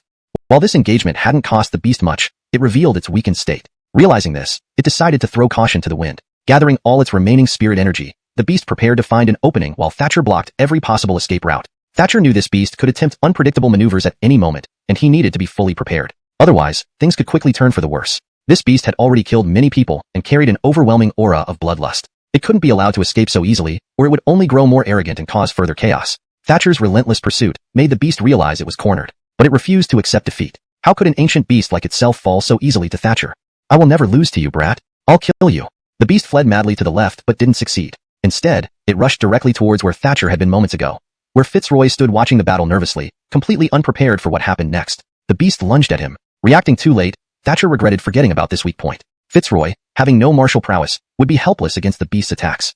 The beast's target wasn't Fitzroy's life but his body. As an ancient beast, it possessed methods beyond normal comprehension, including soul snatching, a final means of survival. However, it was difficult to execute successfully, but if it worked, it would mean a new lease on life. Richard, I may have been harsh earlier, but now I need your physical form. Hand it over, the beast said as it forced its way into Fitzroy's body, disrupting his natural energy flow, inflicting severe damage. Fitzroy couldn't resist.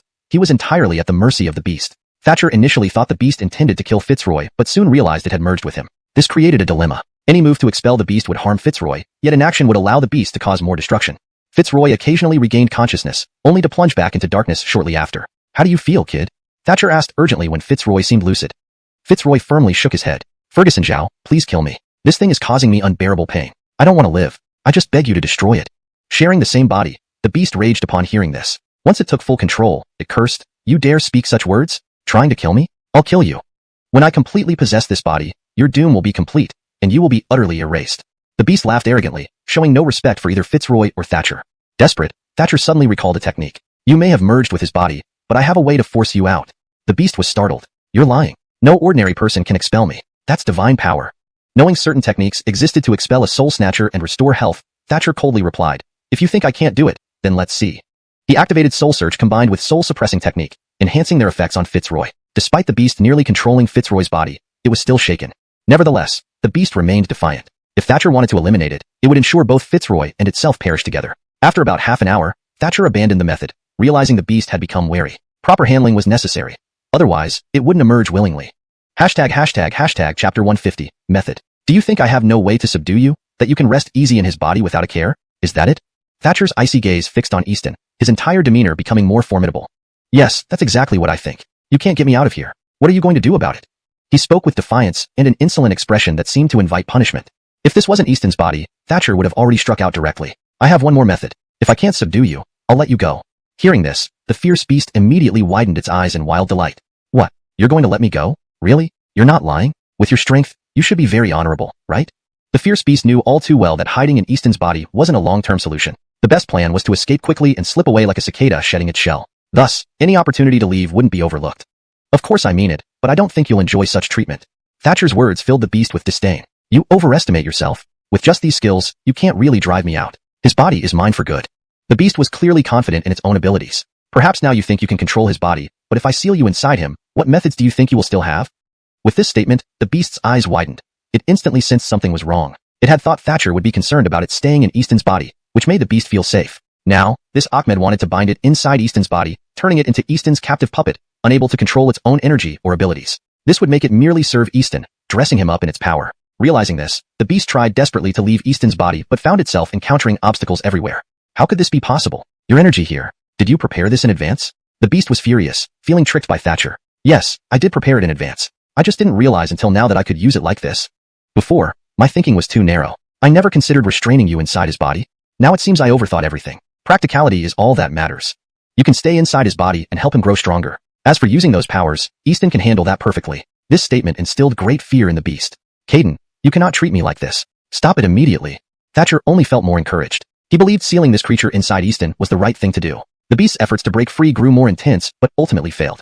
Thatcher's energy blocked every path, and unless it shattered itself, it couldn't escape. After struggling for what felt like a tea-brewing moment, the beast's energy stabilized. It realized its resistance was futile, merely draining its energy. Finally, it conceded, realizing Thatcher's combat prowess left it no choice. Its expression turned bitter and enraged as it felt a profound sense of despair and unwillingness. In another situation, it might have escaped, but not now. Thatcher successfully sealed the beast inside Easton, who now only experienced Easton's actions and senses, but couldn't control the energy trapped within, something only Easton himself could do. Unless Thatcher died, the seal couldn't be broken, making the energy effectively Easton's own. The beast had inadvertently done a great deed. Easton gradually returned to normal, feeling as though he'd just woken from a nightmare. The experiences and thoughts of the beast intertwined with his own, leaving him unsure where one ended and the other began. However, he retained his basic conscience. Easton, how do you feel now? Are you better than before? Thatcher's question confused Easton. Ferguson Zhao, what do you mean? I didn't quite catch that. Thatcher laughed heartily, patting Easton on the shoulder. I sealed the fierce beast's energy inside you. Now you possess unmatched martial arts. Try displaying them. Easton's eyes widened in disbelief. Are you serious, Ferguson Zhao? Are you not tricking me? Unmatched martial arts are only for true Ninas. Why would I be able to? Easton felt like he was dreaming. Could Thatcher's words be true? Had that terrifying world bestowed him with abilities? Thatcher nodded, smiling. Of course, I'm not lying. You truly have this power now, but it will take time to Nina. Try throwing a punch. Easton listened and punched towards a tree. Though his fist didn't touch the tree, the immense energy severed it at the waist. Wow, it's actually this powerful. Ferguson Zhao, am I really strong now? Without speaking, Thatcher attacked Easton. He held back, testing or warning rather than attacking fully. After 10 moves, Easton was defeated. Thatcher laughed and told Easton, you are indeed much stronger than before, but remember not to be arrogant. There are many who can still defeat you. Easton nodded in agreement. Chapter 151. Return. This significant boost in strength was entirely thanks to Thatcher. If not for him sealing the demon beast inside Easton, it's likely that the ferocious beast would have completely consumed Easton by now. In such a case, what condition would he be in to negotiate with Thatcher? They would not even be on the same level. Alright, now that the demon beast is dealt with, I should return, Thatcher said to Easton. After saying this, he turned and began to leave. Easton, looking bewildered, suddenly stepped in front of Thatcher, blocking his path. What's wrong? Is there something else? Thatcher paused, sensing something off about Easton's expression. Big Ferguson Zhao, why don't you take me along? There's nothing much for me here. Now that I have great power, I don't want to live an insignificant life. Thatcher felt a renewed respect for Easton. Didn't expect you to be quite ambitious. Very well. I didn't misjudge you. Hearing this, Easton felt relieved and somewhat excited. Big Ferguson Zhao hadn't overlooked him. Thatcher thought for a moment, believing it best to take the kid back. Leaving him here would be a waste of his potential. Although this newfound power wasn't originally his, eventually, it would belong to him as the sealed entity would ultimately disappear. It was only a matter of time. Alright, since you've said so, I'll take you back. But remember, the path of cultivation isn't easy. Don't think it suits you just because it looks impressive from the outside. I'm asking you one last time. Are you sure you want to take this path? Easton nodded without hesitation. Yes, Big Ferguson Zhao, I've made up my mind. I must walk this path. No matter how hard or difficult, I will persevere. Satisfied, Thatcher nodded. Very well, come with me then. For now, you'll stay by my side. Easton was delighted. Staying by Big Ferguson Zhao's side sounds great. I can gain experience and training. Thatcher stared at Easton strangely. Do you know how dangerous it is staying close to me? Death could be around any corner. The enemies I face aren't ordinary. But Easton shook his head. I'm not afraid. With Big Ferguson Zhao protecting me, I feel safe. Besides, I'm not weak anymore. I can protect myself too. Meanwhile, at the Gao family estate, Clint had been thoroughly scolded into submission by Jeffrey Mu. You were once arrogant beyond measure. Even after I told you, you didn't repent. How are things now? Jeffrey Mu looked at his son, who was back to normal, with some anticipation. Axel, I know I was wrong. It was a momentary impulse. I thought that guy wasn't stronger than me, so I wanted to challenge him. Relieved, Jeffrey Mu replied. Good, you understand. Maybe the Arlie will return soon. You must make a good impression and not let him down again. Unwillingly, Clint asked, Axel, why must I associate with him? He looks down on me, and I don't like him either. Although Clint accepted that Thatcher was stronger, he did not want to submit. Jeffrey Mu snapped. Do you think I'm asking you? This is my command. If the Arlie returns, you must bow before him as your Nina, understand? Shocked, Clint stuttered. Axel, how can you do this? Why must I serve him as a Nina? Feeling insulted, Clint felt uncomfortable all over. That kid was nothing special. Why should he be his Nina? I won't do it. No matter how strong he gets, I refuse to be his Ephraim. Our conflicts have already complicated enough. Making me his Ephraim is humiliating. And he's done me wrong before. If I forgive him, isn't that generous enough? Clint felt like a balloon ready to burst. Jeffrey Mu leaned close to his ear.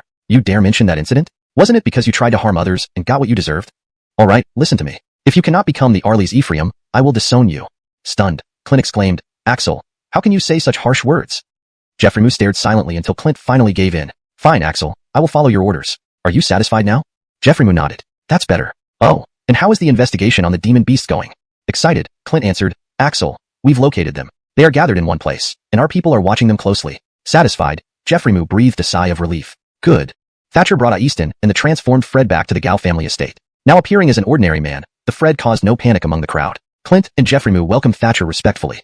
How is the investigation on the demon beasts coming along? Thatcher asked, satisfied. Jeffrey nudged Clint, who reluctantly replied, Arley, the demon beasts have been located. We now know their movements. Relieved, Thatcher said, recently, a fierce beast has been terrorizing several villages. I'm concerned, so I must resolve this quickly. I will leave tomorrow to find the demon beast and confront it. Hearing this, Jeffrey immediately spoke up. Arley, my son has long admired you and wishes to become your Ephraim. Could he have the honor? Curious, Thatcher looked at Clint, instantly understanding from the unwilling look on his face. Chapter 152, Ancient Savage Beast. Are you taking me for a fool? Look at his unwilling expression. Does that look like admiration to you? Thatcher's words left Jeffrey embarrassed. He couldn't help but glance at Clint, who indeed looked as wilted as a frostbitten eggplant. Your Excellency, my son has been unwell ever since the incident. That's why he seems dispirited. But in truth, he really admires you. Foolish Ahmed, hurry up and show your respect, Jeffrey whispered while twisting Clint's waist, making his face twist with pain. Jeffrey quickly plastered on a smile and said, Your Excellency, I apologize. I haven't fully recovered, but I genuinely want to join you for training. Thatcher nodded, somewhat impressed by Anton's flexibility. Alright, you're not bad. You can bend when necessary, but your strength is too weak for me to bring you along. Hearing this, Clint nearly spat out a mouthful of blood, but he wouldn't give up easily. It would be too tragic for him if he did. Your Excellency, please accept me as a Ephraim. Otherwise, I'll kneel here indefinitely. Clint spoke resolutely. Thatcher found it somewhat intriguing. Alright, if you can stay kneeling indefinitely, maybe I'll take interest. However, it needs to be at least half a month without breaks or food and water. Clint almost shouted in frustration. Your Excellency, my son just recovered. Going without food and drink might be dangerous. Thatcher laughed. Is anything done without risk? Do you think cultivation is as simple as dining out? If this task were easy, why should you be the one to accomplish it? Clint and Jeffrey exchanged awkward glances, realizing becoming an Ephraim was fraught with danger. Your Excellency, this is indeed challenging. My son might not be up to it. Could you set another condition? We won't refuse this time. Clint nodded in agreement, showing no defiance toward his father. Thatcher smiled and nodded. Since you insist, I'll change the test. The two let out sighs of relief yet remained apprehensive about what Thatcher had in store. Thatcher glanced around and then fixed his gaze on Easton. He suddenly pointed to Easton and said, You wish to become my Ephraim, very well. Beat Easton, and I'll take you in. A cold smirk crossed Thatcher's lips, unnoticed by Clint and Jeffrey What, Mr. Zhao, are you joking? Just beating this kid will do? Clint found it surreal. This weakling couldn't even defend himself when attacked by thugs. Now, Thatcher was using this as a condition for Ephraimship. Had Thatcher reconsidered, giving him an easy path? Jeffrey also smiled. Your Excellency, wonderful. Becoming your Ephraim, my son will surely have a bright future. Thatcher signaled for Clint to proceed. Clint stepped forward, approaching Easton, who still felt instinctively intimidated by him, despite now being stronger. Kid, you seem tougher than before, but it's futile. You'll still lose to me. After I win, we'll be brothers in arms. No more bullying. Clint envisioned becoming a distinguished Ephraim, changing his attitude from resentment to genuine honor.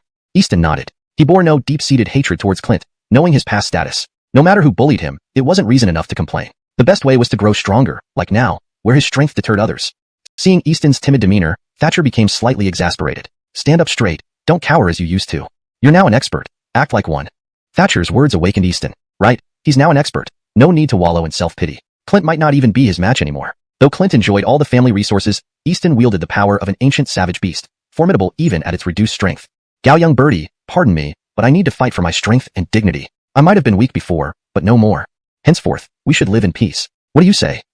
Clint grew irate, unwilling to tolerate this newfound confidence. Just because you've gained some strength doesn't make you my equal. Come on, let's settle this. Show you must bow to me despite your luck. Very well, Gao young birdie, proceed. With a cold laugh, Clint lunged, unleashing his most potent move, stealing heaven-changing sun. This move was unbeatable even against equally skilled opponents. The fact that I'm using this move shows you're worthy. In the future, remember to pick your battles wisely. Clint attacked fiercely, aiming to crush Easton's spirit completely. Chapter 153, Thank you, Arley. To him, this move was simply the peak among peers, and for Easton to come out unscathed from it would be a pipe dream. However, Easton did not feel fear but excitement from his taunt. He could tell that Clint's attack wasn't as powerful as he'd felt before. Instead, it appeared weak. Easton had absolute confidence in being able to handle Clint. But just to be safe, he only pushed 50% of his spiritual energy. If Clint's weakness was a ruse, he could immediately counterattack at full power. If Clint was genuinely this weak, then he wouldn't have much to worry about and could attack aggressively. Within 10 moves, he would win. But when he sensed Easton's spiritual energy, Clint was instantly startled, because he found that Easton's spiritual energy was significantly stronger than his own. This guy is actually this strong. This amount of spiritual energy really is intimidating, but I absolutely cannot lose to him. He swiftly changed tactics, ensuring every movement maximized all his energy to its limit. This single move alone would utterly defeat Easton. He was extremely confident, yet Easton also acted maniacally because he knew this was his only and last chance to defy Clint. After this, he and Clint might part ways forever with no possibility of meeting again. If he couldn't take down Clint now, it would mean their gap was insurmountable. Even utilizing the power of an ancient ferocious beast didn't help him against Clint. One could imagine how formidable Clint truly was. With a loud bang, the tremendous noise made everyone widen their eyes in confusion. The servants of the Gao family watching nearby were directly knocked unconscious. As for Thatcher and Shaw, they remained unperturbed. However, upon seeing the outcome, Shaw's face turned liver-colored. He found it very hard to believe why his son ended up like this. His son was, after all, the rising star of the Gao family, yet he had been beaten so defenselessly. How could this be? Didn't Easton used to be bullied by his son? Why had he become so strong? Did his strength increase 100-fold in just a few days? Even in the prestigious cultivation world, this was an absurd occurrence. Meanwhile, the two protagonists, Easton and Clint, had already parted. Easton showed no change, only feeling his internal spiritual energy more abundant. However, Clint was thrown flying backward, landing on his bottom and somersaulting once. Clint couldn't bear this blow, his old face flushing red. How can this be? How can you be this strong and even knock me back? Clint found it unbelievable, but it was the truth. There's nothing impossible, Bertie Gao. This time, I indeed won, and you must admit it. After defeating Clint, Easton felt significantly better. In front of him, Clint had become an ordinary person, incapable of causing any further trouble. Fine, I admit you are indeed stronger than me. Clint nodded, his face turning somewhat dark. Though he knew admitting it meant acknowledging his inferiority, such an evident matter left no room for self-righteousness if he refused to acknowledge it. Thatcher smiled and walked over, saying, Clint, you have nothing else to say now, right? Even if I don't take you in, you agree? Hearing this, Clint's face flushed with embarrassment. It was humiliating enough to lose to Thatcher, who was, after all, the Arlie of the Heavenly Dao Sect. Now, even a country Ahmed casually saved by Thatcher had bested him. Is this true? I can't believe it. Shaw approached, feeling what had just transpired was too surreal. Thatcher said apologetically to Shaw, I'm sorry, Dorian. I'm afraid I can't fulfill your request this time, and can't accept your son as my Ephraim. Then he looked at Easton, get ready. After tomorrow, we'll go to eliminate those demons completely. Hearing this, Easton nodded, yes, Arlie. Thatcher prepared to leave with Easton, when Shaw stepped forward. Arlie, please forgive me, but I want to plead again despite my embarrassment. Thatcher paused, feeling Shaw was somewhat unreasonable. Dorian Gao, we've already agreed beforehand. We can't break our word. Upon hearing this, Shaw laughed awkwardly but insisted, Arlie, regardless of what you say, I must express my thoughts. I've watched my son grow up and know his potential is extraordinary. But without a good Nina, it will definitely affect him. Arlie, though there was some friction between you and my son before, now that things are clarified, could you overlook past grievances and teach my son? I believe he won't disrespect you anymore, and with his talent and your abilities, his future will be boundless following you. Hearing this, Clint's face turned scarlet with shame. His father had such high hopes for him, but he never truly lived up to them, always disappointing him. Thatcher hesitated, but he lost to Easton, and I worry that encountering dangers along the way, he might not protect himself well, disappointing your expectations. Hearing this, Shaw also hesitated, though he wanted his son to succeed. Thinking of the risks made him reluctant. However, Clint stood up, Axel, I've thought it through. Avoiding risks is practically impossible. The only thing we can do is improve our strength as much as possible to minimize risks. Shaw nodded, noticing a surprising maturity in his son. Was this still his incompetent son? Thatcher smiled and nodded. Since you have such awareness, I will accept you as my Ephraim. Agreed. Come with us tomorrow. Clint's face lit up with joy. Thank you, Arlie. Chapter 154 The Charlatan. Upon hearing Jeffrey's words, Clint's face changed slightly. Brad, what did you call me? Emile? Call me Bertie. Clint froze for a moment, then quickly corrected himself. Right. Bertie above, please accept your Ephraim's respects. Thatcher smiled and nodded, saying, all right, no need for such formalities. Get ready. We are setting off together tomorrow? Clint nodded, his heart pounding with excitement. Following Thatcher on this adventure would surely make his life perfect. He resolved to stay by Thatcher's side no matter what. Thinking back, he felt foolish for ever harboring any resentment toward Thatcher. He is a true Emile, and it was already generous of him not to kill me for my actions. This thought made Clint admire Thatcher even more. He realized he could never be as magnanimous if placed in the same position. That night passed quietly. Early the next morning, Thatcher set out with his few followers toward the area where the beast was located. The creature seemed to have sensed Thatcher's presence and had moved far away from them. It would take at least 2 days to reach its location, even with their considerable skills. They hurried along the journey without concern for hunger, given Thatcher's abilities. As for Easton, he had always been accustomed to hardship and possessed great endurance. Moreover, his recent encounter with the beast had enhanced his strength, improving his stamina significantly. However, Clint wasn't so fortunate. He found it hard to maintain composure, having wanted to impress Thatcher but now struggling with hunger. Bertie, there's an inn ahead. Shall we rest for a bit? Clint suggested, pointing to an inn just as his stomach growled loudly. His face turned red in embarrassment. Sure, let's take a break and wait for you to catch up. Thatcher nodded, and the three of them entered the inn. Clint quickly ordered food, while a waiter brought tea. Although untrained, The waiter was worldly wise and treated these clearly capable men with great care. As they ate, an Otis's voice nearby caught everyone's attention. Esteemed sirs, my divine medicine is extremely effective. It cures all diseases instantly and strengthens one's constitution even if healthy. Curious, Clint turned to see a spry Otis, likely in his 70s or 80s, speaking eloquently but strangely. Halimsoning further, Clint grew uneasy. Although his own knowledge of medicines was modest, he recognized that this man was a fraud. Do you really sell such divine medicines? A Callum asked, either genuinely convinced or playing along.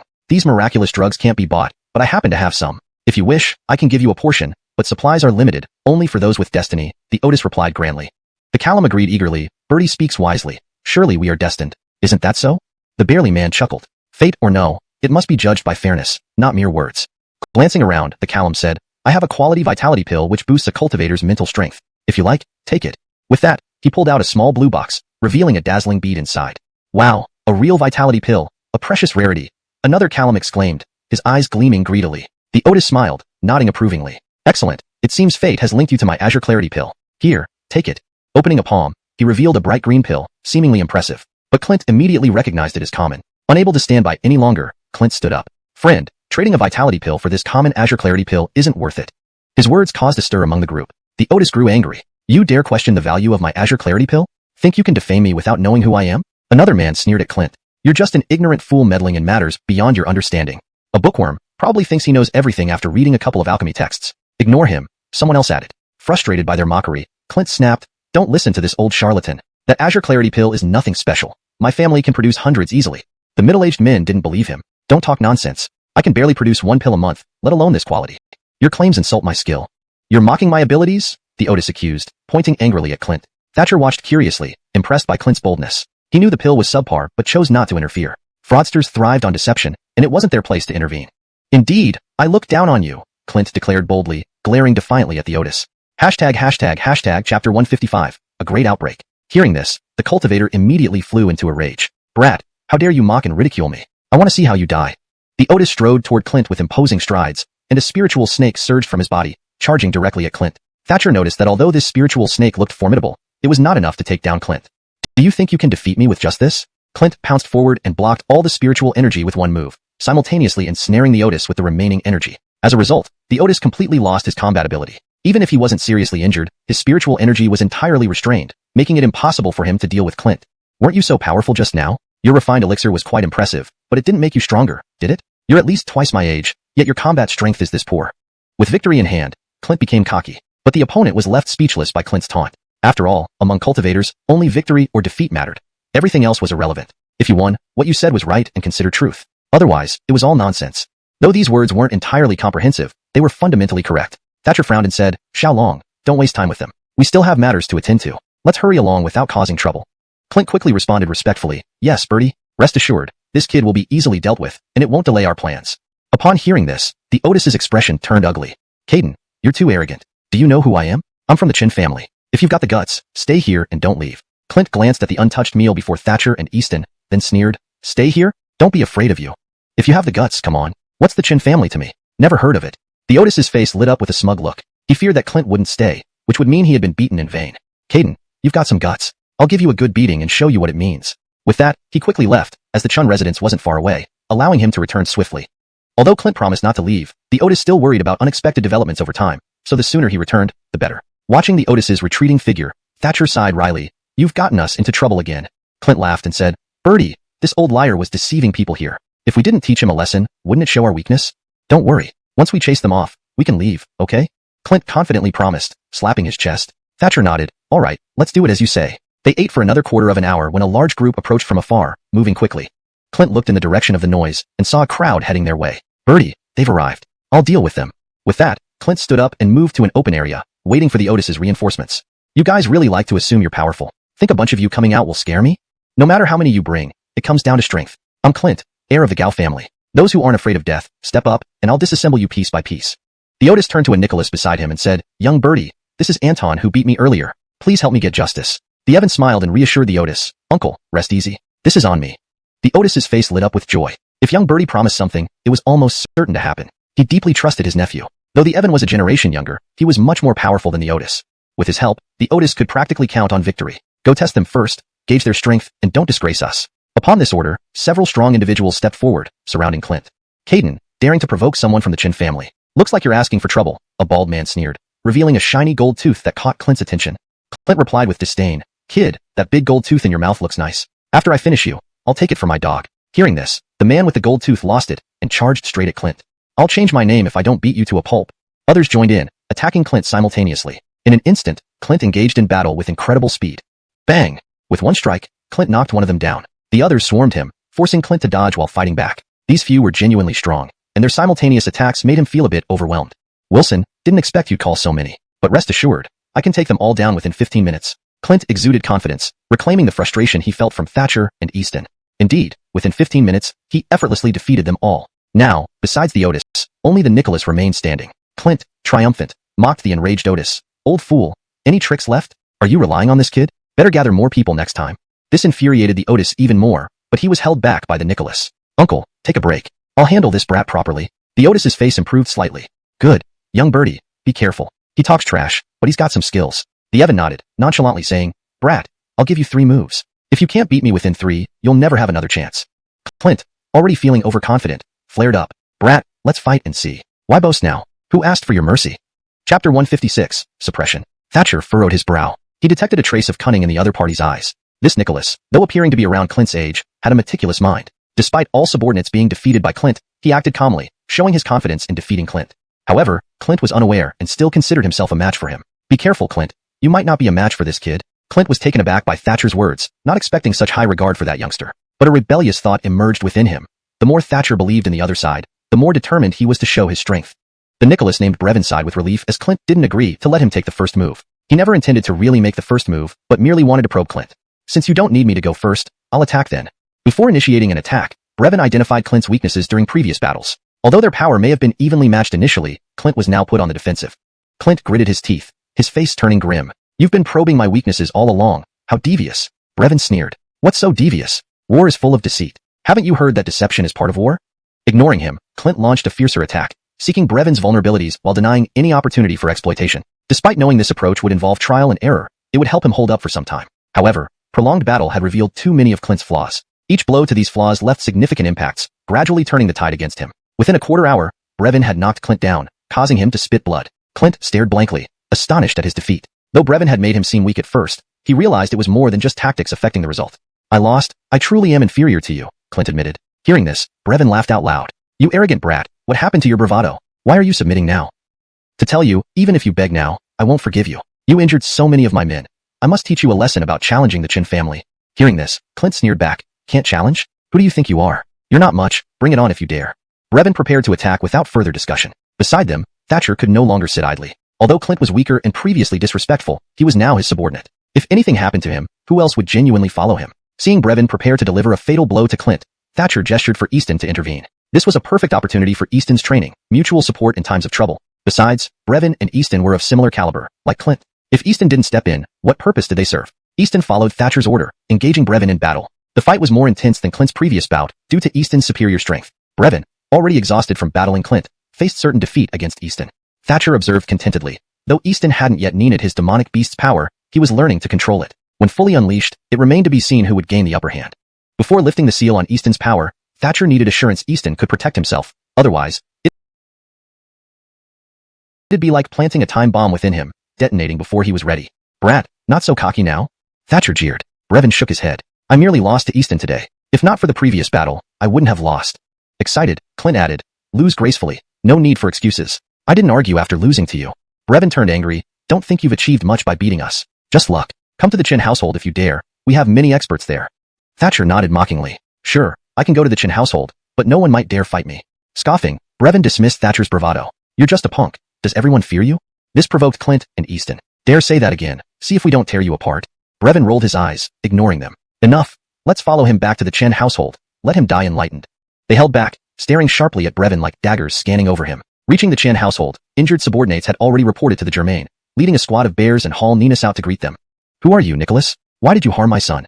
An barely man demanded coldly at Thatcher. Chapter 157 Respect. Thatcher sneered. "Your people attacked ours. Shouldn't we be allowed to defend ourselves?" Brevin retorted coldly. "It was your people who provoked first. We were minding our own business selling elixirs. Why did you interfere? Wasn't that provocation?" Upon hearing this, Thatcher couldn't help but laugh. "I was merely upholding justice. You were cheating people. Isn't it natural for us to speak out against it? Clint said irritably. The Holt chuckled coldly. So it's because of this matter. Forgive me, gentlemen. Since my son acted thus, it must mean he was in the right. Do you three actually come here to threaten us? The Holt's expression turned unpleasant. Many had challenged their family before, but no one had dared to confront them on their home turf until now. What kind of threat? We came here to demand an apology. Do you know who this gentleman is? Clint pointed at Thatcher as he spoke to the Holt. The Holt sneered and shook his head. This Nicholas appears quite talented despite his Evan, but I can't figure out which sect or clan he hails from. Clint laughed coldly. This is the Arlie of Heavenly Dao Sect. Open your dog eyes wide and see clearly. If you offend the Arlie, you'll find yourselves in serious trouble. Hearing this, they all widened their eyes in surprise. They hadn't expected the Nicholas before them to hold such a noble identity. Perhaps ordinary family members wouldn't recognize the Heavenly Dao Sect, but for those within the Chun family fellowship, it was crystal clear. If the Heavenly Dao Sect decided to go against them, it would only take moments to wipe out their entire clan. Thinking of this, the Holt shuddered involuntarily. Please forgive me. I didn't know the Arlie of the Heavenly Dao Sect had graced us with his presence. Please accept my apologies. The Holt knew when to stand firm and when to yield. Confronting a young talent like Thatcher from a powerful sect would only bring shame upon himself. Brevin, however, paid no heed to Thatcher's status, thinking it all fake. Axel, this guy's so-called status is false. He can't possibly be a true Ephraim of any major sect. Otherwise, why would he have these two by his side? These two have strength comparable to mine. How could true Ephraims of a major sect be so weak? There was some sense in Brevin's words. Ephraims from prestigious sects were always exceptionally strong. Even lesser Ephraims had combat capabilities far surpassing those of minor sects. The Holt snapped coldly. Enough! Haven't you caused enough trouble? Go back inside immediately. This rebuke took Brevin by surprise. More than anything, though, it left him feeling resentful and unwilling to submit. After all, to Brevin, Thatcher and his companions weren't particularly strong. Why should they warrant such treatment? Furthermore, they still harbored deep-seated grievances. Such issues couldn't be resolved with a few simple apologies. The slightest friction between them could eventually lead to a full-blown confrontation. Seeing Brevin's defiant look, Thatcher smiled and said, Holt, if our visit has caused unnecessary trouble, perhaps we should withdraw. This time we'll act as if we never came, but next time, it won't just be the three of us. It will be 300 warriors. The mention of 300 warriors made the Holt break into a sweat. These weren't just 300 people. They were 300 elite fighters from renowned sects, each capable of standing alone and dominating a region. 300 such experts could overthrow their small family in a moment. Panicking, the Holt hurriedly bowed and begged for mercy. Anthony, please don't do this. Our entire clan will apologize, and we'll treat you with utmost hospitality. As for Brevin's actions, please overlook them for my sake. Naturally, I will educate him strictly and compensate you for any losses incurred. Clint and Easton nodded in agreement. This resolution seemed fair enough. All right, we've discussed this matter thoroughly. It's about time for a meal, isn't it? We've walked a considerable distance and are quite hungry. The Holt waved his hand quickly. Yes, everyone's hungry. Let's start right away. Arlie, our chef excels in preparing dishes that promote spiritual energy circulation. You'll surely enjoy it. Hearing this, Thatcher paused, intrigued. Fine, let's see what they bring. Let's see how much they have. Thatcher felt his spiritual energy circulation and cultivation had reached a plateau, and he eagerly sought a breakthrough. While the method used by the Holt might not be effective, it at least offered a direction. Relieved, the Holt breathed easier. Although Thatcher himself wasn't extraordinary, the power behind him was formidable. Provoking him would invite serious trouble. This situation couldn't be allowed to escalate. Next, Thatcher and his companions received very warm hospitality from the Chin family, but Thatcher didn't feel uncomfortable accepting it. It was a natural response, and rejecting it would only make the Chin family uneasy. After being forced by his father to toast Thatcher several times, Brevin claimed illness and left the banquet. Returning to his room, Brevin's mother Millie followed closely behind. Why aren't you dining with that Arlie? I remember you love drinking. Millie looked at Brevin affectionately. Shaking his head, Brevin replied grimly, Mother, I don't want to be around that guy. The hatred between us runs too deep. Mother, try talking to Axel and make him understand my feelings. Brevin sighed in frustration. His father was too stubborn and refused to change his stance. Chapter 158, He's an imposter. Brevin's mother, Millie, was immediately put in a difficult position upon hearing her son's words. Son, it's not that I don't want to help you. This matter is truly too hard to handle. Your father won't listen to me. Hearing his mother's reply, Brevin hardened his heart and his eyes turned fierce. Mother, since you're unwilling to help me, then I'll take action myself. Seeing Brevin suddenly stand up, Millie felt a pang of worry. What are you planning to do? Please don't act rashly. Brevin shook his head and said to his mother, I'm not being rash. I simply can't tolerate that Ahmed. I will never allow him to swagger around our Chin family. With that, he intended to rush out but was stopped by Millie's hand. Where do you think you're going? You're being too impulsive. Millie gave him a reprimanding look, but with a hint of indulgence. Brevin showed no sign of regret. Mother, I'm not being impulsive. I believe what I'm doing is right. Upon hearing this, Millie nodded. All right, son. If you think it's the right thing to do, I support you. Great, Mom. Let's go there now. I must expose that Ahmed in front of everyone, Brevin replied, dragging his mother Millie towards the banquet hall. Upon arriving, the Holt was still enjoying drinks with Thatcher. From afar, they could hear the Germain praising Thatcher. Arlie, if I have time another day, I'll personally visit the Heavenly Dao Sect. May I? The Germain smiled at Thatcher. Certainly. Send us a formal invitation ahead of time, and we welcome your visit. However, my father and I may not be available, possibly still outside. Those receiving you might be our bears or Hall Ninus, Thatcher responded. The Germain's expression changed slightly but didn't overthink it. After all, the Heavenly Dao Sect was far superior to their small family. It would be a good gesture if they sent even a junior official to greet them. Unable to contain himself any longer, Brevin pushed open the door. Caden, what nonsense are you spouting? Aren't the people of our Chun family worthy of a grand reception from you? Startled, the Germain recognized his own son who had just entered abruptly. He became infuriated. Weren't you supposed to rest because you couldn't handle more wine? What are you doing here? Approaching Brevin, the Germain tried to stop him from causing trouble. To him, Thatcher appeared promising, and establishing a good relationship with the Heavenly Dao Sect would significantly benefit the Chin family. Brevin, however, retorted sullenly, Axel, don't worry. Even if he's quite capable, so what? He must be an imposter and certainly not from the Heavenly Dao Sect. Stunned, the Germain shot back, don't talk nonsense. Matters like these aren't taken lightly. You need to be responsible for your words. Brevin paid no attention, feeling confident in his stance. Axel, trust me. I'll take full responsibility for what I say. We can't let him control us. Why don't we bring out some of our top experts to challenge him? Thatcher watched the scene unfold but merely smiled without bothering to intervene. His purpose here was to eat and drink. If the Chin family remained obedient, it'd be fine. But if they wanted to stir trouble, he wasn't afraid. He could deal with Brevin again if needed. Unless this kid was tired of living, he wouldn't dare. However, it seemed this kid was asking for a beating. Get back to your room and let your mother teach you a lesson. The Germain nearly went mad. How could he raise such a troublemaker? Could anyone just impersonate the Arlie of the Heavenly Dao Sect? To become the sect's Arlie required both formidable strength and proper identity, both indispensable. Clearly, Thatcher met these criteria in the Germain's eyes. At this moment, Millie stepped forward. Husband, I believe our son isn't wrong. Her words left him dumbstruck. My dear, I don't understand what you mean. Indeed, he was bewildered. His wife was always sensible and accurate in judgment. Why was she supporting her son this time? Did she miss the severity of the situation? Brevin laughed triumphantly. Axel, haven't you realized yet? Now that mother supports me, doesn't that prove I'm correct? Taken aback by his son's words, the Germain snapped. Stop talking nonsense. That's impossible. Arlie, please don't punish the Chen family for their momentary confusion. We will never oppose you, he hastily assured Thatcher, who remained unresponsive. Growing more anxious as Thatcher ignored him, the Germain added, Arlie, I assure you we won't get involved. All this was orchestrated by him. I'll expel him immediately so he won't disturb your enjoyment. With that, several guards dragged Brevin out of the banquet hall. Good, this time you've done well, which pleases me, Thatcher finally acknowledged. However, I have 2 suggestions. The Germain nodded, appreciating Thatcher's leniency. Arlie, please speak. I promise to fulfill your requests. Thatcher looked outside thoughtfully. This young Nina of the Chen family needs stricter discipline. Otherwise, serious issues may arise. Understanding Thatcher's implication, the Germain made a swift decision despite internal conflict. Arlie, you're right. Rest assured, I won't let him offend you again. I'll give him a severe reprimand to satisfy you. Chapter 159 Landon. As they spoke, the Donnie had become incredibly angry. It was important to understand that an existence like Thatcher wasn't someone just anyone could provoke. To take action against such a person, one needed to know their place clearly. How could their Chun family have such a powerful position? If they truly provoked Thatcher, he could easily destroy the entire Chin family with a wave of his hand. Even if what Brevin said was true and Thatcher was an imposter, his genuine abilities couldn't be denied. This was why the Donnie feared Thatcher. Son, have you thought about what to do? Lady Millie, the matriarch of the Chin family, followed her son Brevin into the room. Seeing his expression grow increasingly cold, she couldn't help but ask. Mother, please don't interfere in this matter. It's best for you not to get involved, Brevin replied. I know what I should do, but many things need careful consideration. If you need any help, don't hesitate to ask. Mother still has some influence. Millie gently comforted him. Brevin felt a warmth. Don't worry, Mother. I have my plans. All right. Oh, son. Do you remember Landon? His strength is formidable. He hasn't been much use around me, so I've decided to put him at your disposal for a few days. Since you have a conflict with someone named Thatcher, Landon can protect you. Hearing his mother's words, Brevin's eyes lit up. Mother, quickly send Landon over. I have something important to tell him. Millie was puzzled. Son, what do you want to tell him? Can't you just tell me? Brevin smiled and shook his head. Mom, speaking to him is as good as speaking to you. By the way, does giving him to me mean he has to obey my orders absolutely? Millie nodded. Of course. If he didn't listen to you, why would I assign him to you? She left, finding Landon, and sending him to report to Brevin immediately. Madam, I was specifically assigned to protect you. What about your safety if I go to young Nina Chen? Millie shook her head. What does my safety matter? Ensuring my son's safety and fulfilling his needs are most important. Landon nodded without argument, knowing his objections were futile. Fine, enough talk. Go report to my son and follow his orders. Landon nodded and complied without further ado.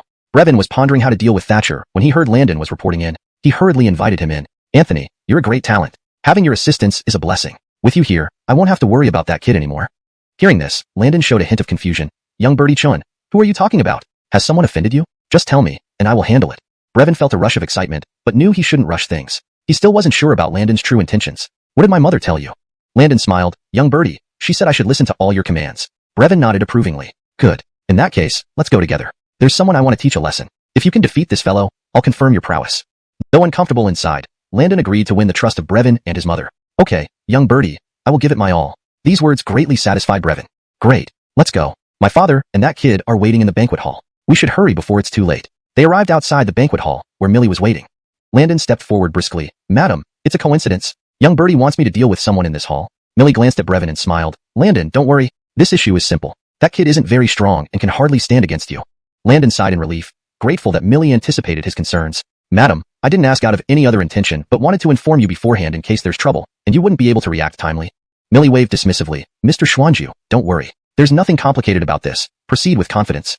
The trio re-entered the banquet hall, and upon seeing Brevin and Millie, the Donnie wasn't entirely pleased. Naturally, he wouldn't express it openly with Thatcher present. Why did you come back with Landon? The Vince respected Landon despite his advanced age and waning power. Had Landon been Thatcher's age, he would be a far more dangerous figure. Afraid Brevin might say something inappropriate, Millie quickly intervened. My lord, Landon heard that Chris Zhao is here and wished to pay his respects. Landon stepped forward. Indeed, Lord Germain. I've heard of the Chris's greatness and wish to meet him, if given the honor. This took the Vince aback. He glanced awkwardly at Thatcher and asked, Chris, what do you think? Thatcher shrugged nonchalantly. Sure, why not? Meeting someone new isn't a problem. Landon inspected Thatcher, understanding his intent. Chris, greetings. I am Landon. Hearing of your exceptional strength, I wish to spar with you, if you permit. Thatcher was taken aback by the Otis's boldness. Glancing at the smug Brevin, he instantly realized the plot. With pleasure. I was looking for this opportunity. Thatcher never turned down those who sought to challenge him. However, Easton and Clint stepped forward. Chris, let us handle him first. If we fail, then you may step in.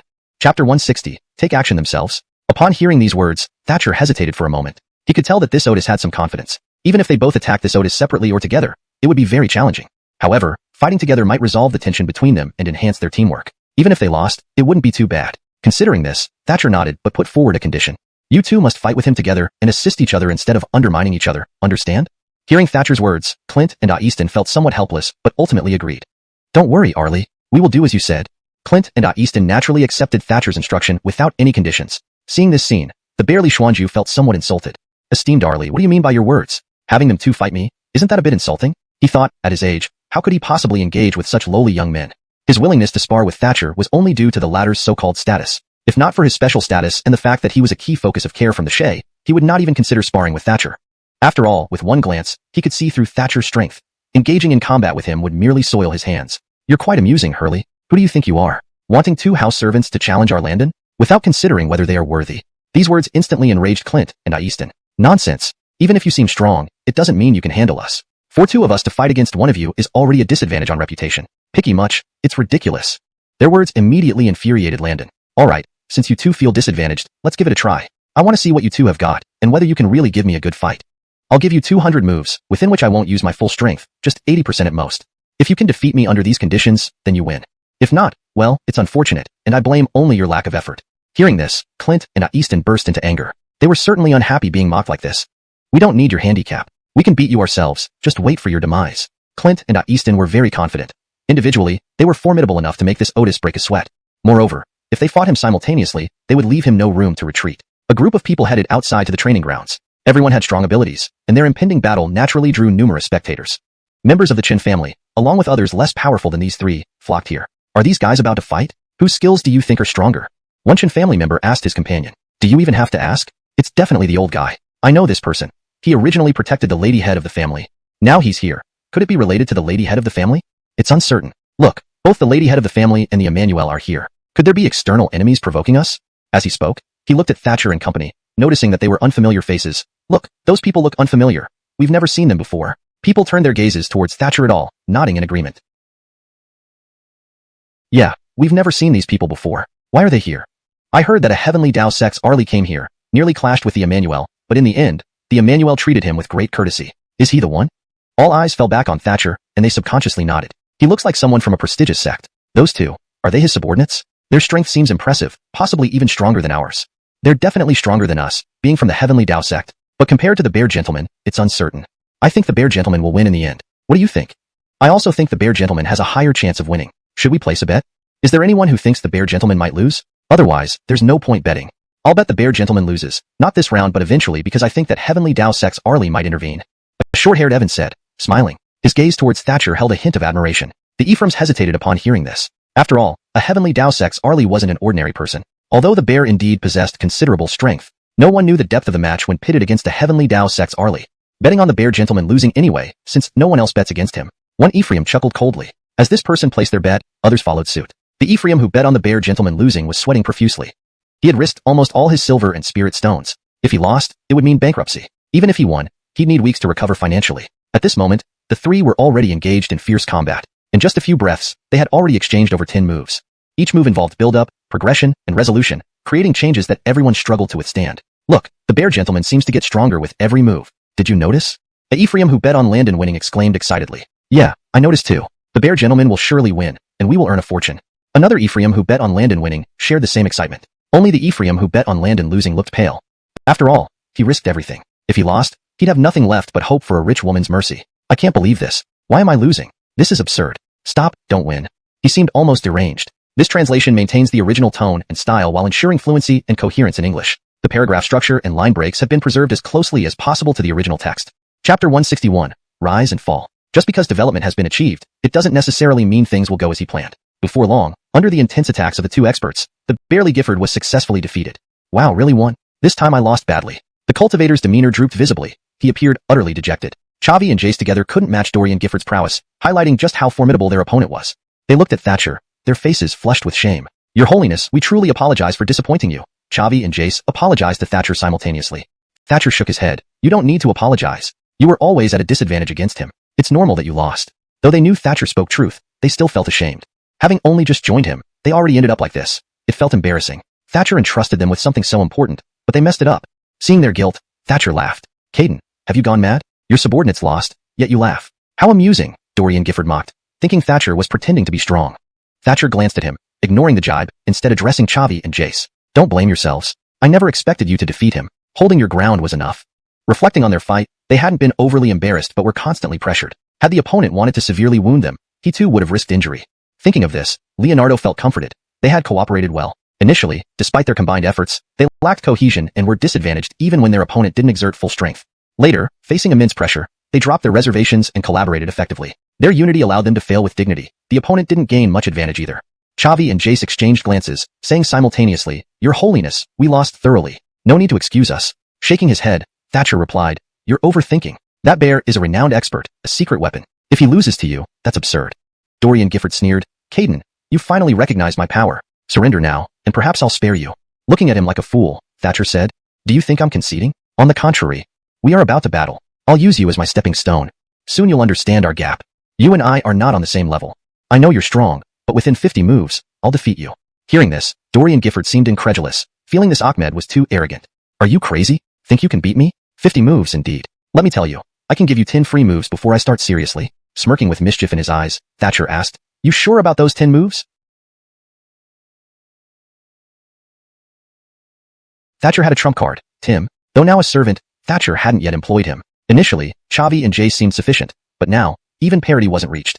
Time for Tim to teach the other a lesson. He still didn't plan on engaging directly. The opponent was too weak. Dorian Gifford smiled, thinking Thatcher had softened. Yes, I do believe you'll lose. So, I'll let you 10 moves. Seems you're unsure too. Why not surrender? Condescending and smug, Dorian Gifford annoyed Thatcher. Coldly, Thatcher summoned Tim. Bound within a ring, Tim's sudden appearance startled everyone. Wow, a beast. Why here? This time Tim didn't transform, revealing himself fully as a beast king. The Chin family Ephraim showed surprise but not panic. Even the Donnie asked skeptically, Your Holiness, why bring a beast here? Thatcher grinned, This beast is tamed. Now our Heavenly Dao Sect servant. The Vince nodded, Very well, Your Holiness. We have no objections. Everyone agreed. After all, Heavenly Dao Sect could possess various beings. Ordinary families lacked such power and history to control beasts. A powerful servant like this would boost Chin family might. Dorian Gifford looked at Tim, puzzled. What trickery now? Do you want me to battle this beast? Thatcher nodded, surprised. Indeed. You guessed right. Dorian Gifford shook his head, laughing coldly. A mere beast isn't qualified. Fight me yourself. Not planning on making them attack one by one then taking the win, right? Thatcher smirked. Didn't you say give me 10 moves? Let's see if you last. Note. For character names, Pinion, Gifford, and simplified versions, Jace, Chavi, were used to align with common English transliteration practices while maintaining accuracy and readability. Chapter 162. Defeated in one move. The Otis Nate looked at the Fred and nodded, saying, Good. Since you are not flattering him, then let me give him a lesson. Nate approached the Fred, standing about 10 paces away. However, the Fred did not wait but attacked immediately. After all, he was a Fred with pride to uphold. Losing to Thatcher earlier was understandable due to Zhao's immense strength and unexpected tactics. Now, having become Thatcher's subordinate, he naturally wouldn't fight him again. But this old fellow belittling his strength deserved a lesson too. Wilson, you said just now that my strength is unworthy of fighting you, and that you'd give your Arlie 10 moves? Nate smiled and nodded, Yes, I did say that. No matter how capable you think you are, you'll be defeated if you claim otherwise. Without further ado, the Fred slapped directly towards Nate's shoulder. Nate dodged it narrowly but was startled. The Fred's combat prowess far exceeded his imagination, more ferocious than any beast he had previously encountered. Is this really a beast? Why so strong? It feels like his inner energy is roaring fiercely, as if he were a true sovereign. Nate was amazed, feeling as though he faced an emperor among beasts. How could it be possible for even an emperor in the demon race to possess such dominion? Who are you? With such power, you can't be unknown in the demon race. Reveal your name.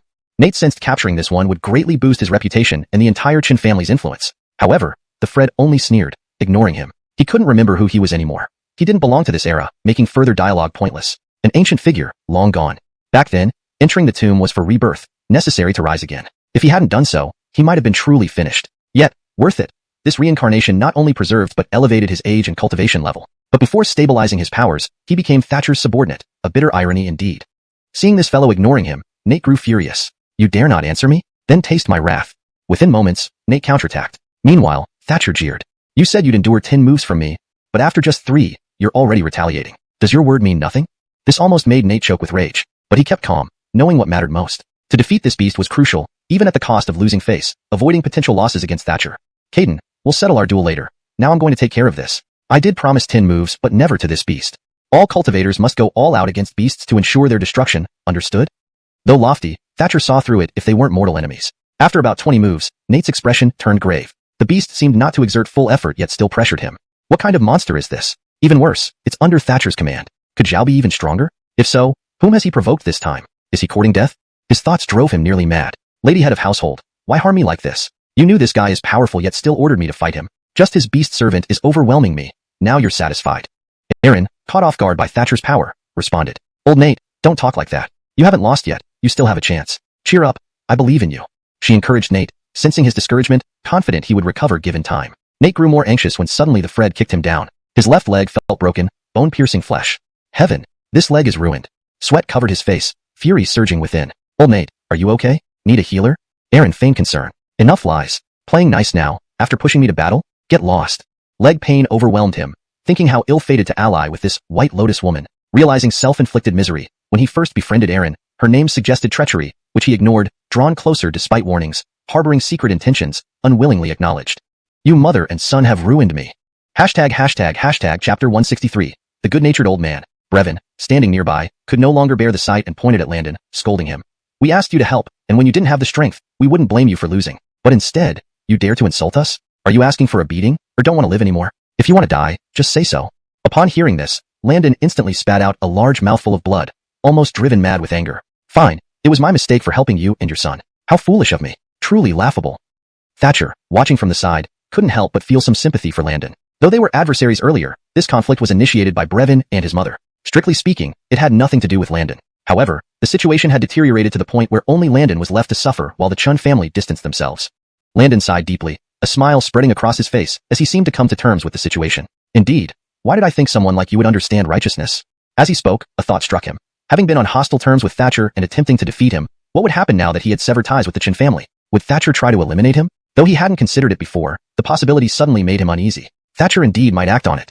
Arlie, I was blind earlier and offended you. Now, I beg for your forgiveness. Is there any chance you will give me another opportunity? Without hesitation, Landon knelt down before Thatcher, all traces of his previous arrogance gone from his expression. Thatcher was taken aback. He hadn't expected Landon to be so forthcoming and kneel before him. Quickly, Thatcher stepped forward to help the bear up, smiling and saying, no harm done. I haven't suffered any losses. Besides, your previous sparring sessions with my subordinates actually helped improve their skills. I should thank you for that.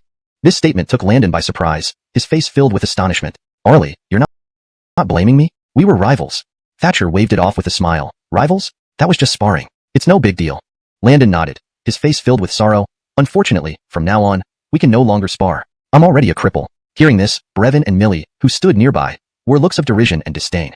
Seeing this, Thatcher felt a playful urge. He chuckled. Actually, your injuries aren't that severe. I can help you recover. Landon was stunned by this. Arlie, are you serious? Can you really help me recover so easily? Thatcher nodded firmly. Of course, and very quickly too. There will be no lingering side effects. Landon grew visibly excited but then hesitated. Arlie, though I desire such blessings, I am unworthy. Why should I receive Arlie's elixir?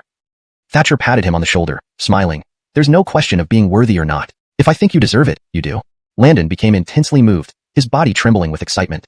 Thatcher pulled out a pill from his pocket, and as soon as Landon saw it, he inhaled deeply, feeling an immediate sense of relief throughout his body. Arlie, where did you get this pill? Just smelling it, I feel like my strength has already recovered somewhat. Thatcher smiled. I obtained this pill by chance during my travels. It contains potent spiritual energy, which you can probably feel. Landon nodded. Arlie, if this pill can restore me to normal, I am willing to pay any price. Thatcher's expression turned serious. I'm giving you this pill because I appreciate your strength, not because I need you to do anything for me. Understand? Saying this, he placed the pill in Landon's hand, causing the bear to gasp in surprise. Arlie, you're giving me this pill without expecting anything in return? Thatcher shook his head. I said it once. Do you think I take it back? Who do you think I am?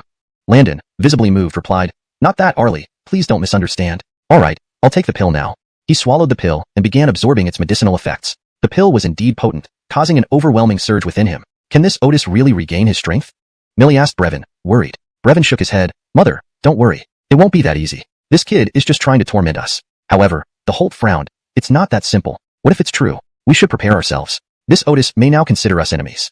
As Landon continued to recover, absorbing the pill's effects, he glanced at the Chen family and then at Thatcher. Only now did he understand the concept of true loyalty.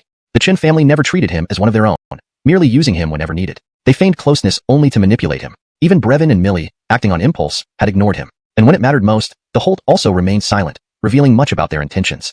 He needed to recover his strength, reclaim control over his abilities, and seek revenge on the Chen family. Thinking of revenge, his pent-up spiritual energy surged uncontrollably. As the powerful effects of the pill continued to enhance his strength, Landon discovered his spiritual power was even greater than before. Am I about to break through? A look of excitement appeared on Landon's face. Turning misfortune into fortune, the outcome was positive after all. Yet, settling scores with the Chen family was still inevitable. With newfound strength, he would have the confidence to confront them. Meanwhile, the Chen family harbored hopes that Landon might, upon regaining his strength, forgive and forget. Chapter 164, Halanth and Death Enemies. But they were wrong. The Landon's hatred for these people had never diminished. Whenever he had the chance, he would seek them out to engage in combat. Finally, his spirit energy stabilized gradually. This breakthrough successfully elevated him by a small realm, and his strength stabilized as well. When he looked at the Chen family now, there was no more sarcasm or mockery, just an emotionless expression. What he wanted was to eliminate these people, and once removed, it would also rid him of that psychological demon in his heart. Honestly, one thing he was always worried about was that even with his increased power, he still wouldn't be a match for the Brandan. After all, as the family Vince, the resources and power he wielded far surpassed what a lone Otis like himself could control. Who knew if the other party hadn't prepared some lethal move, meaning that even after breaking through, he might not truly defeat the Donnie. But none of this mattered to him anymore. What he wanted was to eliminate everyone from the Chen family, even if it meant mutual destruction. He must achieve his goal. You bastards, you're all going to die. Landon lunged directly at Brevin. To confront the family head, he needed to first remove hindrances like Brevin and Millie. Though their strength wasn't formidable, if anything unexpected happened and they suddenly appeared, it could be very troublesome.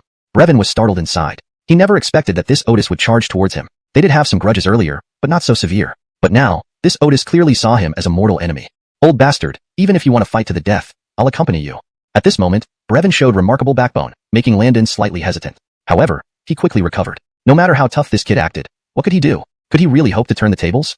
With one move of the mystic ice-cold palm, his spirit energy transformed into something akin to thousand-year-old ice, freezing anything it touched instantly. Sensing that icy chill, Brevin was naturally startled. Old coot, you want to freeze me into an ice block? Brevin countered with Fire Dragon Serpent, blocking the mystic ice-cold palm. While this move restrained the cold palm, his own inferior strength prevented him from truly stopping it. On the contrary, Landon used this opportunity to advance, using the Fire Dragon Serpent as a pathway. Ah, old coot, get off me. Brevin was almost terrified. This move left him hair-raising. Thinking he could restrain the opponent, it instead fueled their strength. You brat, you've got some tricks up your sleeve, but messing around in my Chen family isn't easy. The family Vince immediately joined the fray, battling Landon, escalating the intensity of the conflict dramatically. Wilson, how are my moves? Aren't they better than yours? The Donnie gained the upper hand right from the start, feeling slightly smug. Landon's face turned grim, with a chilling smile appearing on his lips. You think you're really strong now? How laughable. He used a single mountain turning wave move to nullify all advantages against him, putting the Donnie on the defensive, a complete reversal, which surprised the latter. Alright Otis, I didn't expect you to still have some hidden strengths. I underestimated you. The Donnie was only mildly surprised. Knowing Landon's capabilities, he realized this Otis liked playing coy, never revealing his full strength easily. This move is nothing. Failing to defend it only shows how weak you are. These words made the Donnie's face pale. I gave you some face, but you took it seriously. The Vince sneered. He naturally didn't reveal all his abilities either. If Landon became overconfident due to a slight victory, he'd pay the price eventually. Wilson, I know you bear a grudge against me. Let's settle this today. The Vince, now genuinely enraged, despised this Otis long ago. Earlier, he tolerated Landon protecting Millie due to past favors, but now this Otis dared to oppose the Chen family, touching his sore spot. He even suspected this Otis might have a connection with Lady Millie. Otherwise, why was he so good to her? In front of him, it felt like the relationship between the lady and this Otis was peculiar. Thus, their fight resembled a clash of thunder and lightning, fierce beyond measure. Mother, shouldn't we help? Axel fighting alone against this Otis might be dangerous. Millie shook her head. No, their strengths are comparable, but still somewhat below ours. Intervening would serve no purpose and might put them both at risk, causing father more concern. Hearing this, Brevin nodded, giving up on insisting, though his gaze towards Landon grew colder. The battle became more intense. Buildings around were utterly destroyed. This spectacle shocked all Chen family members. Initially, they thought no matter how powerful the two were, how bad could it get? Even in the training ground, they were 50 zhang away from the nearest building, yet the damage was massive. Their strength was incomprehensibly overwhelming, nearly scaring Brevin and Millie. How can they fight so fiercely? Their strength is unfathomably deep. Brevin looked towards Thatcher, pondering just how powerful he must be to subdue such a beast capable of defeating Landon. Was it possibly given to him by the Heavenly Dao Sect? Yet, that seemed nearly impossible. Nobody believed such a claim. After father defeats Landon, this so-called Emil of the Heavenly Dao Sect will likely become our life and death enemy too. Chapter 165. Scatter Halamp Birds and Beasts. Brevin's gaze towards Thatcher brimmed with jealousy and fury. Why could this Ahmed have such excellent opportunities and conditions? Even as the heir apparent of the entire Chen family, he still couldn't obtain a powerful demon beast. Mother, once Axel defeats Landon and that demon beast along with Thatcher, I want that demon beast to be my mount, Brevin said. Upon hearing his words, Millie couldn't help but be startled, glancing nervously at Thatcher, only exhaling in relief when she noticed Zhao wasn't looking in their direction. My son, don't ever speak like that. That's a demon race entity. We can't easily turn it into a mount, she cautioned him. Why can that kid do it and not me? I also want that demon beast to serve me. Brevin was almost bursting with envy, wondering why even his mother wouldn't support him, instead praising that Ahmed's ability repeatedly. Sighing, Millie explained, son, there's still a gap between us and Tian Dao Sect. Their resources are far superior to ours. Perhaps this time we can keep Anton here, but controlling that demon beast is almost impossible. Because of her previous failed attempts against Thatcher, Millie had thought deeply about things and no longer sheltered her son as much. After all, passing this current crisis was paramount. If not, the entire Chen family might be destroyed by Thatcher's wrath. The battle between the Franklin and Landon soon showed an imbalance. Landon was indeed stronger, perhaps undetectable at first, but the brilliance of true strength would never be overshadowed. Not good, the Emmanuel might lose to this Otis. Let's all join in. The surrounding Chen family bears, who relied on the Chen family for resources, could no longer sit idly. Together, they moved to assist. Seeing this, Thatcher nodded slightly. Didn't think your Chen family was quite so united. If it weren't for this reason.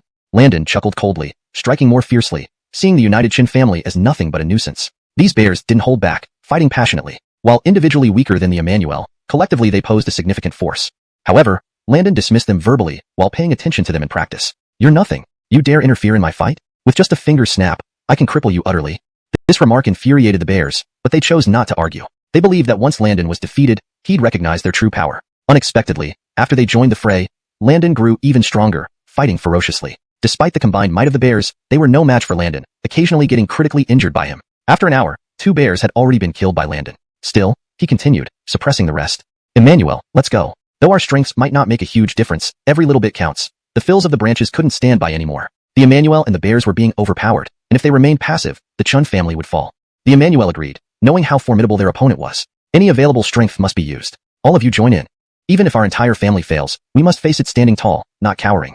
Encouraged by these words, the branch fills rushed forward. Battling a formidable opponent promised rapid improvement. Though they outnumbered the others combined, their individual combat abilities were low, making a negligible impact. Still, they provided some respite for the Emmanuel and the bears. You intervened at just the right time. Any later and we might have lost, the Emmanuel said to one branch Phil. Startled, the branch Phil realized how dire the situation was, now needing to support their supposedly powerful Phil. Please rest assured, Emmanuel. Our clan stands united. These puny fellows will never defeat us. All the Chen family experts attacked together. While their power didn't significantly increase, their momentum rose dramatically. Everyone radiated confidence. But Landon was unperturbed. Interesting, but did you really think I'd fear you? Strength disparity made sheer numbers irrelevant. If it had been someone else, perhaps this strategy would have worked. But they miscalculated this time. A single mass attack formation, and you'll be thrown into chaos. As he spoke, Landon unleashed the formation. Despite their endless spirit energy, it seemed ineffective. The result was catastrophic. The Chen family members were terrified. They fought to protect their interests and families. Facing real combat could mean losing everything, even their lives. Thus, almost instantly, everyone scattered. Chapter 166, The Germain. This sudden turn of events made Brevin, Millie, and the others pale with shock. If so many people joining forces still couldn't defeat such a powerful enemy, then after everyone scattered, their small group would stand no chance at all. It's over. Our Chun family is going to be scattered, Millie said, her face deathly pale. At this moment, Brevin was worried about something else. If they had all joined forces and even Landon couldn't defeat the enemy, who could protect them? Were they to meet their end here today? Just as the Chun family members looked utterly hopeless, believing they were about to die, suddenly, an angry roar echoed, seeming to come from beneath the earth. What's happening? Who can go check? Brevin quickly turned to his servants behind him. Those people immediately moved to investigate, but a figure came flying towards them from afar. What are you doing? Disgracing me? Aren't you ashamed? This voice immediately caused the few present to feel humiliated. They instantly recognized it as the voice of the Germain. Seeing the dire state of their fight, the Germain was clearly enraged. But he had always been in seclusion. Why did he come out now? Could it be because their performance was too poor? The Brandan anxiously asked, Germain, why did you leave seclusion? Even if we all perish, we shouldn't interfere with your cultivation. You can seek revenge for us once you successfully exit seclusion. Hearing this, the white-haired figure laughed. Look at my current strength. Did I not emerge successfully? Upon hearing this, the Brandan was stunned and immediately looked at the Germain in surprise. Germain, you really broke through? Oh heavens, what joyous news, congratulations. Other members of the Qin family couldn't help but congratulate the Germain. When they looked at Thatcher and his group, their gaze wasn't filled with despair anymore, but instead resembled someone who had found a mainstay.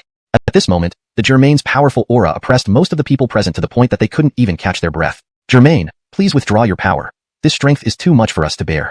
The younger generations of the Qin family all complained, yet inwardly they were thrilled. With such a powerful Germain protecting them, there was no way the so-called Emil of the Heavenly Dao Sect could threaten them anymore. Instead, he would receive a severe punishment from the Germain. Germain, these people have attacked and killed many of our own. Please ensure justice for our family members. Brevin quickly approached the Germain and said. Seeing Brevin, the Germain nodded. My dear grandchild, watch beside me and see how I deal with these people. With a confident look, the Germain walked toward the crowd. Who among you killed so many of our Qin family members? Step forward voluntarily. I do not wish to kill innocents. Every person present felt a stabbing pain in their ears due to the Germain's words. He used a sound wave attack, though since most present were from the Qin family, this attack wasn't very strong. Landon looked at Thatcher, then stepped forward and admitted to the Germain, Germain of the Qin family, this was done by me, and I will admit it. Upon hearing this, the Germain's gaze fell on Landon, and his expression turned grim. I remember you should be one of our Qin family. Why betray us? Landon sneered, pointing at Brevin and the Brandan. You claim I'm part of your Qin family when needed, but once used, I'm considered an outsider. The Germain laughed coldly, uninterested in his reasons. If we mistreated you, it must be your fault. Not reflecting on yourself, you actually blame our Qin family. Since you're so impatient and undisciplined, you no longer deserve to be part of our Qin family. The Germain's actions clearly convinced the crowd. Landon's expression immediately changed. All right, indeed favoring your own kind. As I've heard before, I wasn't mistaken. Saying this, Landon immediately attacked the Germain, moving with incredible speed. He knew the Germain was the strongest in the entire Qin family. If he didn't strike first, he might not get another chance. Richard, even if you try to strike first, you'll still lose to me in the end. The Germain remained calm, growing more mocking and disdainful. You shouldn't have betrayed the Qin family. Now that you have, I'll finish you off. Landon rushed towards the Germain, but the Germain didn't make any unnecessary movements, merely spreading his arms. Seeing this, Landon sneered, though you are the Germain of the Qin family, trying to defeat me like this, it's nothing but a dream. He quickly struck two palms, each containing all his power. If the Germain really underestimated him, allowing these strikes to hit, Landon was confident he could take him down. The two rapid strikes approached the Germain, prepared with gathered spirit energy. Just as they were about to reach him, the Germain's hands grabbed his arms and exerted immense force. Landon immediately felt an unbearable force from his arms, causing them to be yanked apart. This was impossible. The force was like that of a celestial being, beyond comprehension and defense. Under Landon's horrified gaze, both his arms were ripped off by the Germain. Everyone watching gasped in shock, mouths agape at this unbelievable scene. This is truly astonishing. Our Germain's strength is truly supreme. Is the Emil so frightened he can't move? Maybe he should kneel and beg for mercy. Perhaps the Germain will forgive him. I think the Germain shouldn't forgive him. Otherwise, all our previous hardships would be for nothing. After tearing off Landon's arms, the Germain didn't stop. He immediately bent down, grabbed Landon's legs, lifted him up, and amidst his agonized cries, tore off both his legs. Hashtag chapter 167. Get out of the Qin family. This scene struck everyone with terror. Who would have thought that this Qin family bear had such formidable strength and was also so brutal? Thatcher's eyes narrowed, his face turning increasingly cold. This man's methods were indeed exceedingly ruthless. However, he wasn't at all intimidating to Thatcher. Even without Thatcher's intervention, the Fred could easily defeat this so-called ancestor. Thatcher watched helplessly as the Otis tore Dorian xuanhuan into pieces. Next, this so-called ancestor walked toward Thatcher and his group. You few bastards, did you think I wouldn't know you also made a move? Get out of the Qin family, all of you. Otherwise, I won't be polite. The Qin family bear now controlled the entire scene, becoming the unquestioned authority. His words were very domineering, immediately boosting the morale of everyone in the Qin family. Our ancestor is indeed powerful. Just 3 sentences intimidated the Heavenly Dao Sect's Arlie into silence. If it were me, I'd have been speechless too.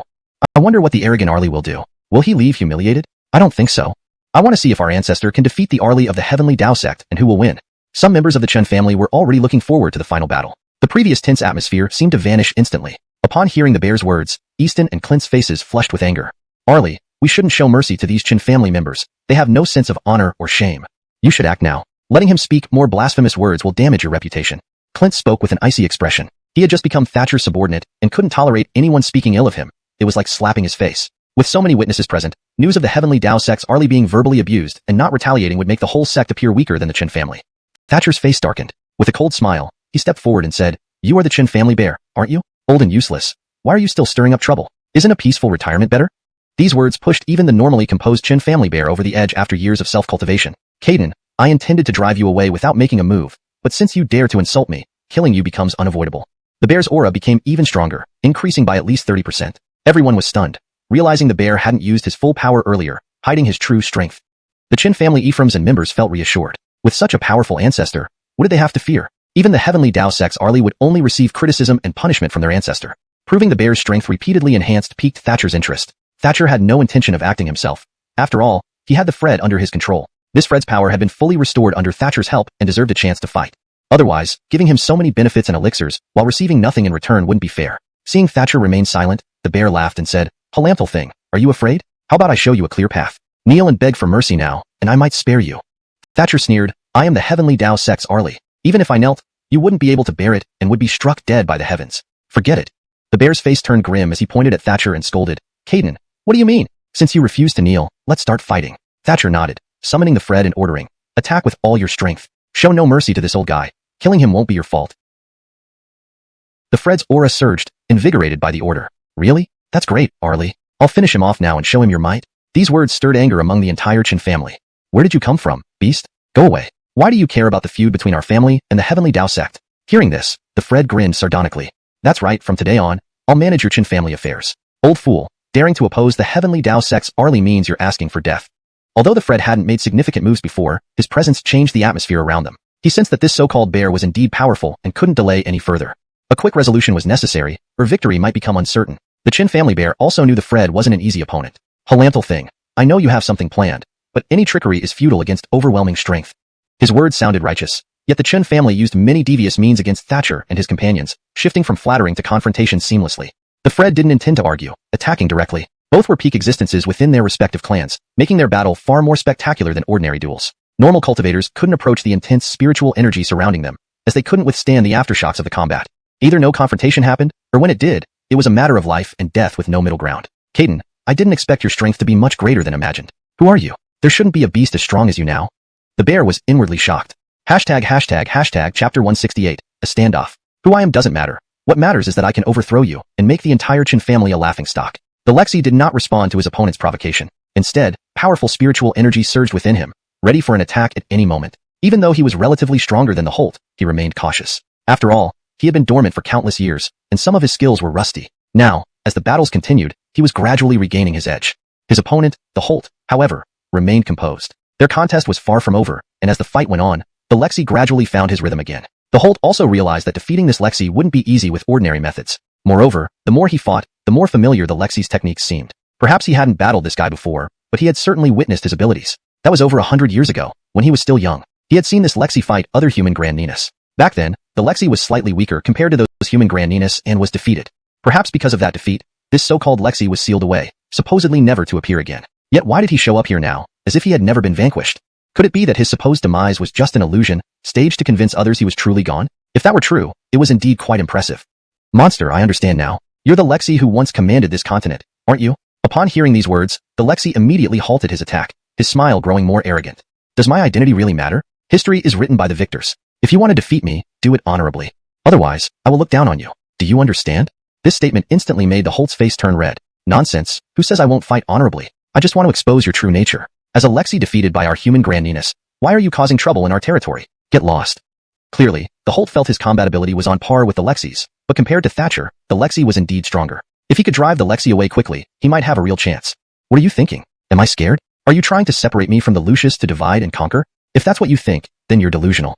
There's no need for such subterfuge. Power is the ultimate test. I can defeat you within half an hour. If you manage to defeat me, I'll have nothing to say. But if not, the Lucius will decide your fate." With that, the Lexi lunged at the Holt once more. They clashed fiercely, having tested each other multiple times already, fully aware this battle was no joke. Despite the Germain's apparent old age, he was only pretending. His eyes were sharp, and his breathing steady. He feigned frailty to portray wisdom and deceive his opponent. In reality, after breaking through, all signs of aging had vanished, making him younger and more vigorous. For half an hour, their battle raged on without either gaining a clear advantage. Though it appeared to be a stalemate, everyone knew Thatcher remained a significant force.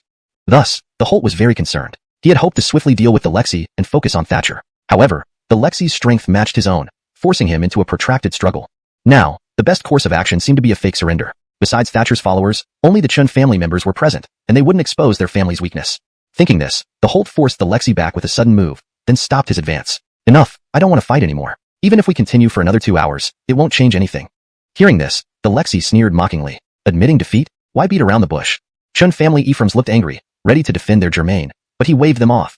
You're right. Neither of us can win. Let's stop here. I will surrender to the Lucius, no, to the Heavenly Dao Sect. What do you think? Before Thatcher could respond, the Lexi arrogantly interjected. Surrendering to the Heavenly Dao Sect means surrendering to the Lucius. It was the Lucius who led us to defeat your Chin family. Isn't it proper to surrender to him? The Holt nodded with a smile. Fine, surrendering to the Lucius it is. Just not to you demons. At this, the Lexi flew into a rage. Chapter 169, A Mad Plan. When the Bear Vince of the Chin family spoke like this, it was absolutely an extremely provocative move. The Fred had already been prepared to stop and wait for Thatcher's instructions. But then the Chin family bear did this again. Old thing, are you planning on another battle with me? I'm not finished yet. These words immediately enraged the Chen family Ephraims. They were already puzzled by their Vince's decision to surrender. In their eyes, the two sides were already at bitter odds, and if they surrendered, there would be no good outcome. Not only did their Vince surrender, but he also appeared weak in front of these demon beasts, leaving them feeling helpless. Thatcher glanced at the bear of the Chin family and did not plan to argue with them any further. After all, the chief evildoer had already been killed. Brevin and Millie were not even worth Thatcher's attention. Their strength was too weak. Thatcher said to the Chen family bear, this time, out of respect for our shared humanity, I will spare you temporarily. However, my subordinates have exhausted much spiritual energy in battle, and if we do not give them some compensation, they might not agree. Upon hearing this, Brevin suddenly became furious. You've already injured our people, and one of our powerful aides has already been eliminated by you. What more do you want? Upon hearing this, Thatcher looked at him with interest. Very well, since you still aren't convinced, let me make you so.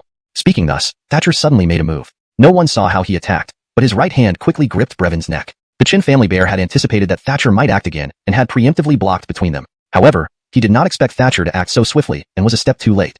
Divine Son, show mercy. The compensation you require, I shall order it fetched from the family now. How about that? The Chin family bear displayed extreme humility and deference. If Thatcher hadn't used Soul Search to investigate the bear's past and future intentions, he might have truly believed him.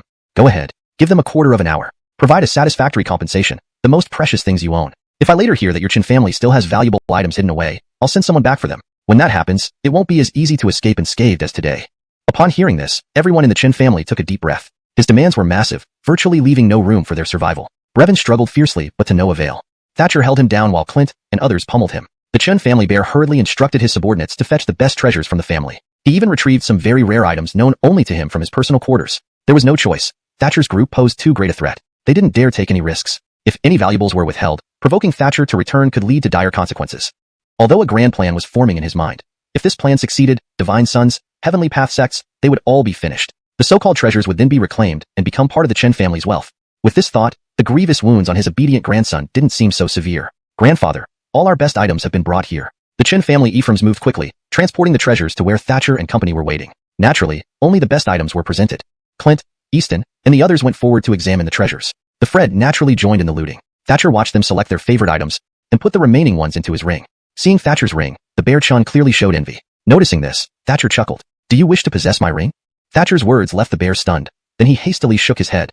Divine Son, you misunderstand me. I do not wish to possess your ring. I merely envy having such an exquisite ring. If I had something so fine, I could offer you even more treasures with greater satisfaction.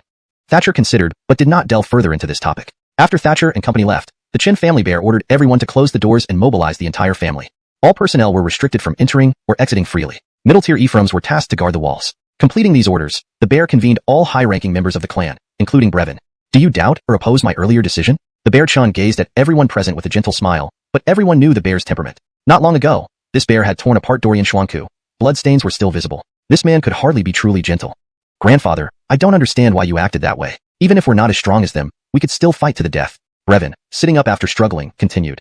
Even if their power is greater, fighting to the end would surely result in mutual destruction, wouldn't it? Why should we fear them, humbling ourselves and handing over countless treasures? After losing so many precious items, our power has sharply diminished. Compared to other sects, we've fallen far behind. Others present nodded silently, clearly agreeing with his point. The bear smiled at them and asked, what about the rest of you? Do you think the same? Realizing they couldn't remain silent, everyone nodded. Yes, grandfather, we do think the same. Aren't we justified? Though we won't say your actions are wrong, they go against what we believe. One Ephraim hesitated before speaking. The bear laughed and stood up. Your thoughts are not entirely off, but too shallow, and you lack knowledge of many matters. Note, to maintain continuity, future chapters should consistently use Chin, 4 Chinese surnames instead of alternating between Romanized names like Shang and Pinyin names like Balian. Chapter 170, Alliance. Brevin, at this moment, was unwilling to let it go. Ancestor, since you say so, I have a question. What are the things we don't know that you mentioned? Brevin's words reflected what everyone else in the room was thinking. Yes, Ancestor, if there's something troubling, just speak out. We aren't unreasonable beings. Has it really reached the point you spoke of? Chen Clan's Germain nodded. Yes, do you know? The beast I fought wasn't from our era but an ancient beast emperor. Hearing this, everyone present froze momentarily, not comprehending his words. Brevin muttered under his breath. What does ancient beast emperor mean? Is he very powerful? The Chen Clan's Germain smiled and nodded. Yes, extremely powerful. And as far as I know, he fell long ago, deep within the heartlands of the beast race. How could he follow Thatcher here? Hearing the Vince's words, everyone lapsed into deep thought, unsure how to respond. Even if Thatcher had allied with a beast emperor, what difference would it make? Even knowing this, they had no way to counteract it. Seeing his clansmen failing to see the bigger picture, the Chen Clan's Germain couldn't help but shake his head with a bitter smile. Why don't any of you understand? This is simple. This Nicholas, a human, is mixed up with an ancient beast emperor. Doesn't that seem suspicious? The head of the Chen clan stepped forward and asked, Ancestor, are you saying this Nicholas intends to collude with the beast race to destroy the human race? Looking at him approvingly, the Chen clan's Germain replied, as expected of the head of a clan, you're observant. Yes, being a Ephraim of the Heavenly Dao Sect, he's associated with a beast emperor, a major blemish on his record. Now, inform all the major sects and gather them here to discuss this matter. When they come together, tell them about this, and see if we can wipe out the Heavenly Dao Sect. Hearing this, the Chen clan's head was visibly stunned, taken aback by the suggestion. Though this plan was crazy and very difficult to implement, it was undeniably enticing. If successful, the impact would be unprecedented. Great, Ancestor, you're brilliant. You've solved this Ahmed's problem with just one move. Then we can reclaim our treasures. Everyone grew excited upon hearing this, realizing how challenging it would be to pull off such a scheme. But compared to before, they felt more confident. Earlier, the Germain led the entire Chen clan to surrender to Thatcher, which they found humiliating. Now, learning that the Germain pretended to surrender, they were elated. Following the Germain's orders, they went to inform the major sects and invite representatives to discuss important matters. Given that this message came from the Chen clan's Germain, all the sect fills and family heads took it very seriously and promptly arrived. Naturally, everyone noticed one glaring absence, the Heavenly Dao Sect, which was a significant presence on the continent. Avoiding the Heavenly Dao Sect would normally lead to complications. Without their participation, the meeting might as well not occur. Of course, the major sects and prestigious families didn't address this openly, believing there must be a reason for its absence. After everyone assembled, the Amador welcomed them and informed them that the Germain was about to arrive, and asked for their patience. Naturally, everyone was curious and respectful towards the Germain. Being the eldest and most powerful among them, he deserved utmost respect, although some might disagree. Upon entering, the Chen clan's Germain instantly intimidated everyone, his power clearly unmatched. Everyone became solemn, even holding their breath, afraid to breathe loudly. Everyone, I've gathered you here due to a critical discovery concerning the rise and fall of our human race. Instantly, murmurs spread through the crowd. What is it? It must be important. I wonder if Chen clan's Germain exaggerates. Surely, it can't be that serious. Let's hear what Chen clan's Germain has to say. It might indeed be grave. If there's nothing serious, why would Chen clan's Germain invite us so formally? Chen clan's Germain nodded and continued. This matter stems from a Nicholas who colluded with the beast race, planning to destroy the human race. They are both powerful. Discovering this exceeded my expectations. Hearing this, everyone froze in surprise, expecting these to be mere speculations but finding they were true. Who exactly is he, to possess such strength? Where is he now? Let's act quickly while we're united to eliminate this threat. Chen clan's Germain smiled. He has already left, but they took many top-tier treasures from our clan. If we capture them, our clan is willing to share these treasures. This offer piqued everyone's interest. If there were no benefits, they could remain spectators. But the lure of top-tier treasures from the Chen clan was irresistible. Anthony, did this person ever visit the Chen clan? A senior cultivator stood up and asked the Germain. Chen clan's Germain appraised the speaker and asked, May I inquire who you are? The senior cultivator smiled and said, I am the Phil of the Celestial Profound Sect. If he visited, I can identify him. Hashtag chapter 171. The Mystical Sky Mirror. Hearing this, the ancestor of the Chen family immediately became curious. You can distinguish it? How do you distinguish? The Germain of Tianxian sect smiled and said, I have the mystical sky mirror which can reflect the past and project specific scenes from a location at a certain time. As long as we know the exact location and time, I can use its power. The ancestor of the Chen family's face lit up with surprise, so there really is such a thing. Good, I like that. Let's get started right away and show everyone the wonder of your mystical sky mirror. The Germain of Tianxian sect nodded and said to the people of the Chen family, my mystical sky mirror can be used now. You can provide the specific time and location, and I can start distinguishing. At this moment, the Bellamy stepped forward and said, Germain of Tianxian sect, please follow me, and everyone can come along too. As he spoke, the Bellamy led everyone to the training ground where Thatcher and his party had battled the Chen family before. It was originally an open space, but instantly transformed after they entered. Germain of Tianxian sect, it happened here. Our Chen family fought against them. The time? Roughly 2 days ago around this hour. The Germain of Tianxian sect nodded and quickly took out the mystical sky mirror, channeling spiritual energy into it to find the scene that had occurred here before. However, simply sending in spiritual energy wouldn't suffice. Precise control was necessary to pinpoint the correct time frame. Even the Germain of Tianxian sect took at least the duration of a cup of tea to find the corresponding moment. Is the person you mentioned in here? The Germain of Tianxian sect asked the Bellamy. Seeing the mystical sky mirror held by the Germain of Tianxian sect, the Bellamy saw the images of Thatcher and others inside, including the Fred conjured by Thatcher. He hurriedly said, this person is the one who conspired with the demon race to cause chaos among humans. Look at the guy beside him, that's the Fred our ancestor mentioned. This guy is very powerful.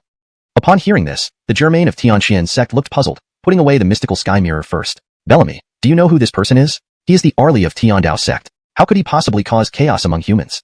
The Germain of Tianqian sect felt everything was getting out of hand. Tian Dao Sect was considered a fill of the righteous sects. How could it do such things? Why would the Arli abandon his followers to become a lone wolf? The Bellamy immediately retorted, I disagree with what you say. Does causing chaos among humans require certain qualifications? As long as he conspires with the demon race, it means he might cause chaos among humans. Hearing the Bellamy speaking so righteously, the Germain of Tianqian sect couldn't help but hesitate. Well, since you put it that way, let me take another look. He took out the mystical sky mirror again. With accurate time and location provided, he quickly found Thatcher and the others. He noticed that the Fred was summoned by Thatcher from a ring, indicating that the Fred was under Thatcher's control. Retrieving the mystical sky mirror, the Germain of Tianqian sect said to the Bellamy, Chun Vince, I have seen it clearly. To confirm, this person is the Arli of Tian Dao sect, and in my opinion, it's impossible for him to betray humanity. Not far away, Brevin's face turned cold. Just because you say he won't betray doesn't mean he won't. He hangs out with demons. Anything is possible. Hearing this, the ancestor of the Chen family nodded. I didn't mention his identity before just to avoid you considering this point. His connection with the demon race must hide some unspeakable secrets. The Germain of Tianqian sect argued reasonably, that's impossible. It must be your mistake. You should know that this Arli has already tamed this so-called Fred. They are in a Nina-servant relationship, not a conspiracy. Moreover, I know about the abilities of the Arli of Tian Dao sect. Even if he were reduced to the brink of death by demons, he would never surrender or lead them. His words made everyone nod in agreement. The Arli of Tian Dao sect was renowned and well known for his integrity. There was no way he would betray humanity so recklessly. The Germain of Tianqian sect's words caused the ancestor of the Chen family to snap. What nonsense are you spouting? How much did this Thatcher bribe you to speak on his behalf? Taken aback, the Germain of Tianqian sect had nothing to say. Naturally, he had no connections with Thatcher. It seemed the ancestor of the Chen family was spreading rumors without any reservations. Finally, feeling cornered, the Germain of Tianqian sect blushed slightly and said, Stop slandering us. What evidence do you have to claim he conspired with demons? We can't just believe your one-sided story. The Bellamy sneered, We definitely have evidence. At that time, this Ahmed was actually controlled by demons, becoming their slave. Everything he did was under their orders. Everyone was stunned by this revelation. Even the Germain of Tianqian sect looked puzzled and began to doubt. But what about the Arli's subordinates? Are they also demons? The Germain of Tianqian sect asked coldly. The Bellamy confidently replied, Do you think our Chen family would joke about something like this? Upon hearing this, the crowd chose to believe the Chen family almost immediately. After all, the Chen family was a prestigious clan, and their words usually carried weight. No one expected them to lead in deceit. People started murmuring amongst themselves. This matter was significant for everyone. If it were true as the ancestor of the Chen family claimed, they needed to stand up against such a disaster. Even if humanity faced imminent danger, they couldn't sit idly by. Otherwise, they might end up extinct. Perhaps they were selfish in some situations, but they would never sacrifice their lives for mere selfishness. If that's the case, we need to prepare and unite our forces. Tian Dao sect isn't an ordinary sect. It is an extraordinary existence. Without unity, we risk being destroyed. The ancestor of the Chen family nodded. Well said. Since everyone understands the current situation, should we issue a wanted notice for Thatcher? Issuing the order will involve more experts, making it harder for him to escape. Chapter 172. Provocation. Hearing this, everyone present was quite hesitant. After all, they had never experienced anything like this before. Going against a sect of the Heavenly Dao level was almost equivalent to inviting trouble for oneself. The people present were divided into two camps. Some were willing while others were hesitant. However, they eventually agreed unanimously. The temptation offered by the Dani was simply too great. If they could indeed topple the Heavenly Dao sect, the treasures from both the Chen family and the Heavenly Dao sect would be in their hands. The thought alone excited them. Half a day later, each faction returned to their residence, issuing arrest warrants. Almost overnight, the matter became known within a 1,000-mile radius. However, Thatcher and his companions had not returned since they were out searching for traces of demonic beasts, thus remaining unaware of these events. They only received the news 2 days later. When they returned to their inn, they saw the arrest warrant posted outside with Thatcher's own portrait on it, which startled them. Divine Son, what is going on here? Who is so audacious as to issue a warrant for your arrest? Clint asked, dumbfounded. Easton also frowned deeply. Bertie, shouldn't we investigate this? I think it must be related to the Chen family. Thatcher nodded coldly. There's nothing to worry about. This doesn't concern us much. However, it's best if we aren't recognized. We should disguise ourselves to act more conveniently. Their actions were seamless. Within half an hour, the appearance of the group had been completely transformed. With this disguise, we won't be recognized, making it easier for us to move around. After tidying up, the food that had been ordered from the inn was served. However, seeing that the diners had changed appearances, the waiter looked surprised. But, as a waiter, he knew there were matters one should participate in and others that were better left ignored. Thus, he said nothing and walked away directly. Once the door closed, Clint asked Thatcher, Divine Son, that waiter seemed a bit off. Should we bring him in for a stern warning? Thatcher shook his head with a smile. No need. With our current wanted status, it's better to keep a low profile to avoid trouble. Clint and Easton felt a bit uneasy inside. Despite the Divine Son's immense strength, he still acted cautiously. As they were eating and drinking, a commotion arose outside the inn. It sounded like several men and a woman were arguing. Clint and A. Easton curiously glanced out the window but did not dare leave without Thatcher's permission. Divine Son, it seems something's happening outside. Can we go take a look? Thatcher nodded. Since we've finished eating, let's go see together. At the window, they saw several Ashton surrounding Alana, who appeared to be unaffiliated with them. Hey lady, isn't it dangerous for you to be out alone? Why don't you come join us for a drink at the inn? One of the Ashtons seemed very interested in the lady, his eyes fixated on her. However, the Lana paid no attention to his gaze and even approached him. A drink? Sure, but with so many of you, if you all drink with me one by one, I might not be able to handle it. How about you spar amongst yourselves to decide who's the strongest, then I'll have a drink with the winner. What do you say? Upon hearing this, the expressions of the male Ephraims slightly changed. Two of them were somewhat tempted, but one quickly shouted at his companions. Are you idiots? Can you trust what she says? She just wants us to fight among ourselves, then she can deal with the last one. That'd make it easier for her, wouldn't it? The others nodded in agreement, finding it reasonable. Dorian Ferguson, you're right. This woman is indeed intriguing, managing to manipulate us like this. But this makes me even more interested. What about you? I feel the same. True prey is more satisfying to conquer. One point though, we absolutely mustn't kill each other over her, understand? Don't worry, Dorian Ferguson, we won't fall for it. The Lana laughed heartily upon hearing this. You know what they say, virtuous ladies attract gentlemen. In front of a virtuous lady, every man tries to show off. Yet here you are, hesitating. It seems to me you're not afraid of mutual slaughter, but are all cowards. To me, it looks like none of you are worth my time. Enraged by this, the Ashton attacked her. Fine, if you won't cooperate, Brotherhood, give her a taste. Yes, big brother. They surrounded her, channeling their spirit energy to lock onto her aura. Onlookers began to gossip. Look, 4 Glyu Manor people are surrounding Pure Water Manor people. Isn't that Shoshana the daughter of Pure Water Manor's Nina? Why is she alone and surrounded by them? Why not help her out? Maybe we can have a hero save the Suki. One villager smirked lecherously. Please, with your skills, you just drag her down. You think you can talk to her? Just forget it. Another villager immediately mocked him, causing laughter among the crowd. Embarrassed, the first villager blushed. What's wrong with that? I just want to help. At least I'm trying, unlike you lot who just watch for entertainment. Everyone laughed again. This was typical of him. Thatcher found the scene amusing. Clint and A. Easton couldn't help but feel a urge to intervene. Divine Son, should we offer assistance? Clint asked, smiling. ##### Chapter 173, Minding Other People's Business. Thatcher glanced at him and said with a smile, So, you feel sympathetic? Clint pointed at those people and said with some indignation, Arlie, look at them. A bunch of men surrounding one woman. Isn't that bullying by sheer numbers? Beside him, Easton also nodded without speaking, but his expression clearly showed his agreement. Thatcher smiled and waved his hand. So what? Who told you that a woman can't be stronger than men? That's just plain discrimination. Hearing this, Clint and Easton were left speechless. Even if what you say makes sense, Arlie, can one Lana really fight off so many? There's such a big gap in numbers. Easton scratched his head, feeling confused.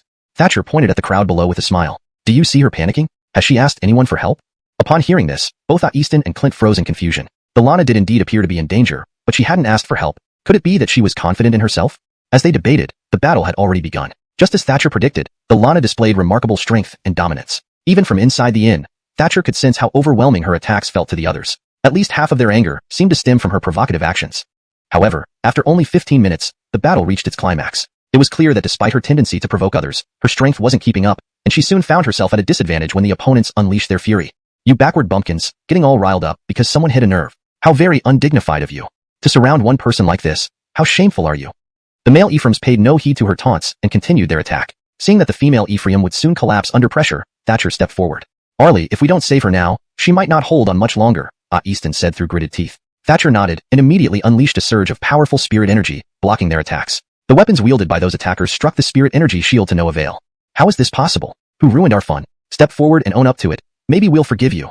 The Phil spat coldly, addressing everyone around him with an air of authority. Even Thatcher almost couldn't resist mocking him. That sounds too fake. First thrash the intruder, then maybe forgive them, right? Thatcher's words drew everyone's attention toward him. So, it was you causing trouble earlier. Didn't expect you'd be the type to meddle, the Phil said, pointing at Thatcher angrily. Everyone, take him down, or you're no longer Ephraims of our sect. This statement shocked the other cultivators. Losing the sect's protection meant being completely on their own. Despite knowing they likely weren't Thatcher's match, they couldn't hesitate. After all, even if they failed in their attack, their effort might prevent expulsion. But if they refused to act, immediate expulsion awaited them. Why are you interfering? Where do you come from? The Lana, even as Thatcher prepared to face the incoming attack, complained to him. Thatcher felt exasperated. He had tried to help and ended up criticized. Good deeds were harder than he thought. He sighed. Do you really think you can defeat me? What arrogance. With that, Thatcher summoned his mixed element spirit energy, forming a shield before him. The opposing group couldn't advance any further. The leading cultivators stared in disbelief, astonished by Thatcher's strength. This kid is far stronger than we anticipated. We can't let him go easily, or he'll be a threat later. Everyone, contribute your spirit energy. I will activate the formation. Success depends on this moment. Even if we aren't expelled, letting this kid escape won't be good. Do we want to constantly guard against such a powerful enemy?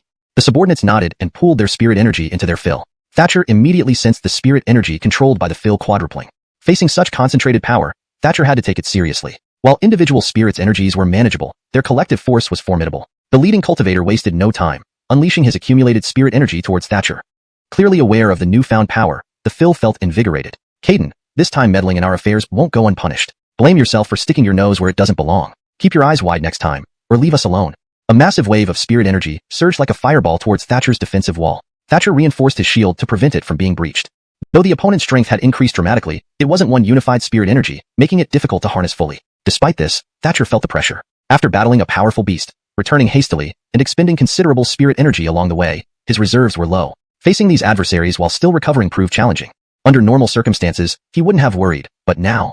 Chapter 174. How is this possible? Kimball and Easton were startled when they sensed that Thatcher seemed affected. Emil, are you alright? Bertie, how do you feel now? They asked in unison, concern in their voices. However, this change only made them more terrified when they saw it in the eyes of the opposite party. They were well aware of their own strength and had thought that working together would definitely cause severe damage to Thatcher. But to their surprise, Thatcher didn't show any sign of injury at all. They regretted coming here today with the intention of harassing Alana. Caden, you've really picked on the wrong people today. Do you think I'll let you off easily? Now, we're giving you one last chance. Kneel down, beg for mercy, and perhaps we might forgive you. If not, you won't be left with anything good after continuing to resist. Upon hearing these words, Thatcher couldn't help but laugh. These people were really overestimating themselves, mistaking feathers for commands. Are you truly stupid, or just pretending? Do you really think you can defeat me? If so, go ahead and make your move. Thatcher circulated his spirit energy, waiting for their attack. But it was obvious they lacked the courage, acting out of pride alone. Good Ahmed, since that's the case, we won't hold back, the Phil said to his companions. Let's attack immediately and teach him a lesson, showing him we're not to be trifled with. The Phil is right. Let's gather our spirit energy again and use the killing array. We must make this Ahmed bleed. This declaration instantly stirred excitement among every cultivator present. Right, use the killing array. That Ahmed won't stand a chance. Listening to their determined tone, Thatcher became genuinely curious about the power of this killing array. It was indeed impressive to see these cultivators gathering their spirit energy into the hands of their Phil, who then activated a spell, causing their energy to burst into immense power. However, instead of dispersing, the energy was concentrated under an enormous pressure, achieving a certain balance. But this balance was dynamic and increasingly hard to maintain. Once it went out of control, it would become extremely dangerous. It's really hard to imagine what will happen if this control fails, Thatcher muttered. Suddenly, an idea flashed through his mind. What if their goal was to lose control? They were maintaining the balance to accumulate as much spirit energy as possible. If their control failed, the gathered energy would be directed towards attacking Thatcher. It was indeed a brilliant plan. Even he couldn't help but admire it. But they miscalculated. How could Thatcher let them hit him successfully? While they were absorbing spirit energy, he was also recovering his own. As long as he recovered enough strength, their tactics would be futile. You guys done yet? Hurry up, Thatcher urged, creating the illusion that he was eager to end the battle due to some injuries. The cultivators fell for it, believing Thatcher was wounded and wanted a quick resolution.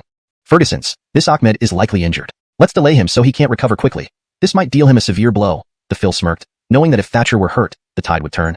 After about a moment, the cultivators reached their limit and the gathered energy began to spiral out of control. Attack! The Phil roared, and powerful spirit energy surged towards Thatcher in an awe-inspiring wave. Thatcher had anticipated this. The killing array was indeed formidable, almost threatening him. But Thatcher responded swiftly, erecting a formidable wall of spirit energy that blocked their assault. Despite their relentless attacks, Thatcher remained unafraid. His spirit energy was far more condensed, able to withstand theirs tenfold. How is this possible? Caden, return our spirit energy? The cultivators went berserk, trying to retrieve their lost energy from Thatcher. But he wouldn't let them go easily, knowing they had been targeting him.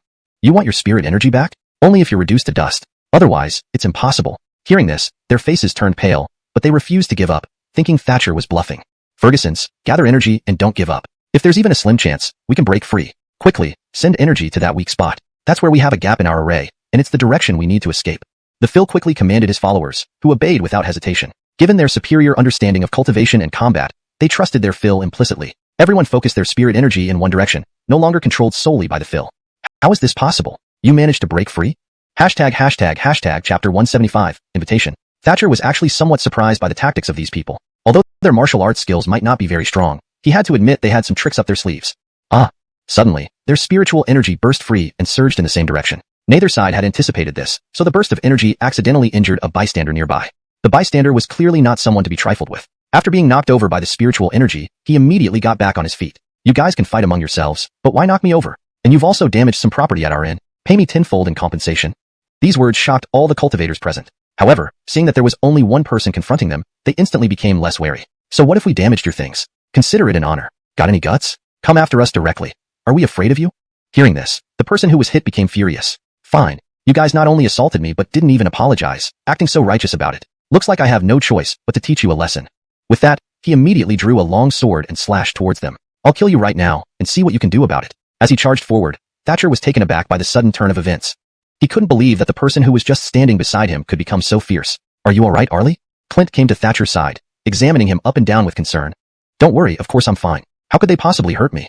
Thatcher smiled as he waved his hand. Hearing this, Clint and Easton breathed a sigh of relief. Though these people were powerful, their strength was merely superficial without true will or confidence. If Thatcher had known earlier, he would have let Clint and Easton handle these people.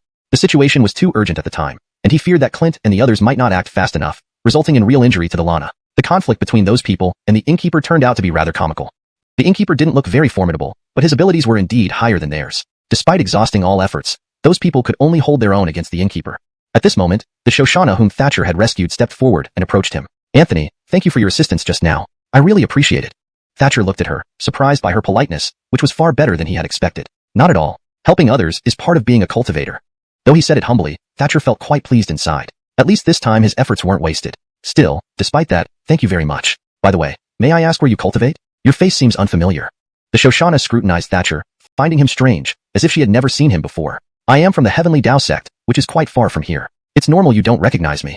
The Shoshana nodded, not pressing further on the matter. By the way, do you know about the Beth Manor? Thatcher shook his head with a smile. I'm sorry, I don't know about it. Where is it? The Shoshana was momentarily stunned but then nodded. That's great. I'd like to invite you to visit the Beth Manor. Are you interested? Thatcher smiled and nodded. Sure, why not? But I'm not familiar with it. Could you introduce it to us? The Shoshana replied with a smile. Of course. Since you saved me and helped me greatly, whatever you command, I will do my best to assist, without any hesitation. Thatcher nodded. Good, then I feel relieved. However, we're still eating. How about finishing the meal first? The Shoshana was momentarily stunned, but then nodded with a smile. Sure. I'll go back to the manor and inform my father. Then I'll send a few Ephraims to escort you. After discussing some trivial matters, the Shoshana left. After watching the Shoshana leave, Clint hesitated for a moment and asked Thatcher, Arlie, aren't we acting a bit rashly by accepting her invitation so readily? What if it's a trap? Thatcher shook his head with a smile. It shouldn't be. We saved her, so why would she repay kindness with malice? Besides, we're not helpless. If they have ulterior motives, we'll teach them a lesson. Clint nodded. But Easton and I aren't that strong. If a fight breaks out, we might burden Birdie again. Thatcher nodded. You rarely get chances for practical combat experience. The strength at the manor doesn't seem very high. When the time comes, you can participate. That way, you gain combat experience and some benefits. Why not? The three of them continued feasting, and Thatcher also released the Lexi from the ring. Having fought earlier, the Lexi deserved a break from being confined in the ring. Initially, the Lexi was slightly disoriented after leaving the ring world, but once he saw the abundance of food on the table, his discomfort vanished. An hour later, several Ephraims from the Beth Manor arrived to escort Thatcher and his group. They immediately left the inn with the escorts and headed towards the Beth Manor. The distance wasn't far, and it took only about 15 minutes to arrive. Even before entering the Beth Manor, they could see many cultivators around, some with considerable power. Thatcher asked one of the escorts, who looked surprised. Ferguson, you don't know? Our manor is hosting a hero assembly. These are cultivators from various places. Thatcher nodded. Hero assembly? What prizes are there? They wouldn't come just for fame, right? The escort laughed. I don't know either. We aren't participating, so we don't have much information. If you want to join, ask the respected bears in the manor. Maybe they can provide answers. Upon arrival at the manor, Thatcher and his group were arranged to wait in the main hall. Chapter 176, Suspicion. Molly learned that Thatcher and the others had already arrived at the manor. She felt a twinge of joy, but didn't rush to meet them immediately. Instead, she went to her father's room. Axel, the heroes' assembly is about to commence, right? There will be many heroes attending, won't there? Molly asked with a smile. In the room, a Callum dressed in golden robes turned around, looking at the Shoshana with a warm smile on his face. Of course, many heroes are coming. They are all valiant and have great interest in the war against the demonic clans. Molly nodded, recalling what had happened outside the inn earlier, her expression slightly changing. Seeing the change in her daughter's expression, the Callum became curious. Daughter, what's wrong? Are you worried this assembly might affect us? Don't worry. We have many skilled warriors here, so nothing bad will happen. Hearing this, Molly smiled. Axel, I'm not worried about that. I have a friend who has come to the manor, and I'd like to introduce him to you. The Arjun smiled curiously. Oh, I see. Where is your friend? How did you two meet? You don't take just anyone as a friend, do you? Molly nodded. Today, I encountered some ruffians from Forgiu Manor. They were about to attack me when my new friend stepped in and saved me after they realized they outnumbered me. Upon hearing this, the Arjun was startled. What? You fought someone today? Did you get hurt? If they harmed you, I would skin them alive. What about Forgiu Manor? Molly laughed and shook her head. Axel, don't worry. I'm fine. In fact, those guys were the ones who ended up beaten badly. My new friend's name is Thatcher. He's supposedly the Arlie of Dao Sect, and he's here too.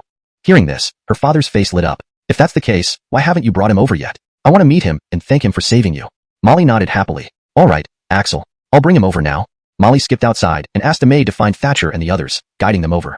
Following the maid, Thatcher and the group came to where Molly was. Seeing her savior, Molly felt delighted. Arlie, how do you find our manor? Is everything okay? Thatcher nodded with a smile. It's great. The manor is quite large, there are a lot of people, and most importantly, everyone is friendly. At this moment, Molly's father approached, speaking from afar. You must be the one who saved my daughter. Thank you very much. If not for you, she might have been in danger. Thatcher waved his hands modestly. No problem, no problem. It was by chance that I saved her. Honestly, it wasn't much effort on my part. However, the Arjun waved his hand. Mr. Zhao, please don't be too modest. Saving her is a noble deed. Lainey, arrange accommodations for Mr. Zhao and his friends. Lainey, the maid, quickly led Thatcher to a spacious guest room. Molly also followed. Arlie, how is this place? Does it feel nice? Thatcher smiled. It's pretty good. I'm not picky about where I rest, and these rooms are excellent. Alright, settle in here first. When the heroes' assembly begins, I'll invite you to watch it together. Will you come? Seeing Molly's expectant look, Thatcher nodded. You've said it like that, how can I refuse? It's settled then. Rest well, and thank you for today. Saying this, Molly left, bumping into someone on her way back to her room and stopping. Hello, Senior Ferguson Fordmy. A tall, handsome Evan walked over. Molly, I heard you faced some danger when you left the manor. Are you alright? Molly shook her head with a smile. I'm fine. Someone helped me out, so nothing happened to me. Fordmy nodded. That's good. Bertie didn't seem too worried, so I knew you would be fine. Oh, I heard the person who saved you has already been accommodated. Where is he? I want to pay him a visit. Molly nodded. He's in the Tion guest suite. Lainey knows the way. Let her guide you. Lainey led Fordmy to Thatcher's room. Along the way, Fordmy asked, Lainey, what do Molly and the Arjun think of Thatcher? Lainey paused, thinking for a moment. Not much, really. Just grateful because he saved young Miss. Fordmy nodded. So it seems Thatcher is pretty capable. Lainey thought for a moment and nodded without denying it. They soon reached Thatcher's room and knocked on the door. Arlie, Fordmy Senior Ferguson is here to see you. Thatcher and the others were resting and looked puzzled upon hearing this. Who's Fordmy Senior Ferguson? Do you know him? Thatcher's words made Easton and Gaolong equally baffled. I don't know either. Who could it be? Maybe he knows Miss Molly. Gaolong speculated. Thatcher opened the door to see Lainey and a tall Evan standing there, clearly confused. Hello, may I ask who you are? Thatcher asked. I am Fordmy, Molly's senior brother. I heard you saved her today, and came to express my gratitude. Realization dawned on Thatcher. Molly and her father, the Arjun, have already thanked me. We don't need to talk about this again. Besides, I didn't do much. Hearing this, Fordmy smiled and sized up Thatcher. You don't need to be modest. I can tell you're quite skilled. Oh, not really. My skills are average. I can't compare to experts like you. Thatcher wasn't arrogant. He genuinely believed it was just an ordinary act. By the way, have you heard about the upcoming Heroes Assembly at our manor? Thatcher shook his head. No, I usually don't pay much attention to such events. Fordmy nodded. This time, the assembly is to mobilize forces against the demonic clans. Hashtag chapter 177. A polite refusal. Thatcher raised an eyebrow. This was the first time someone had spoken to him about specific details regarding this hero conference. However, since it was ultimately a matter for the locals, Thatcher had little interest in it, and he had plenty of other things on his mind. He had come here primarily to track down the demon clans and bring them back. Naturally, he had no energy to spare for the hero conference, or anything related to the demon clans. Moreover, although he was currently within the so-called Beth Manor, he could not be certain whether they were truly on the side of righteousness. Jumping to conclusions would be foolish, so Thatcher decided to remain neutral.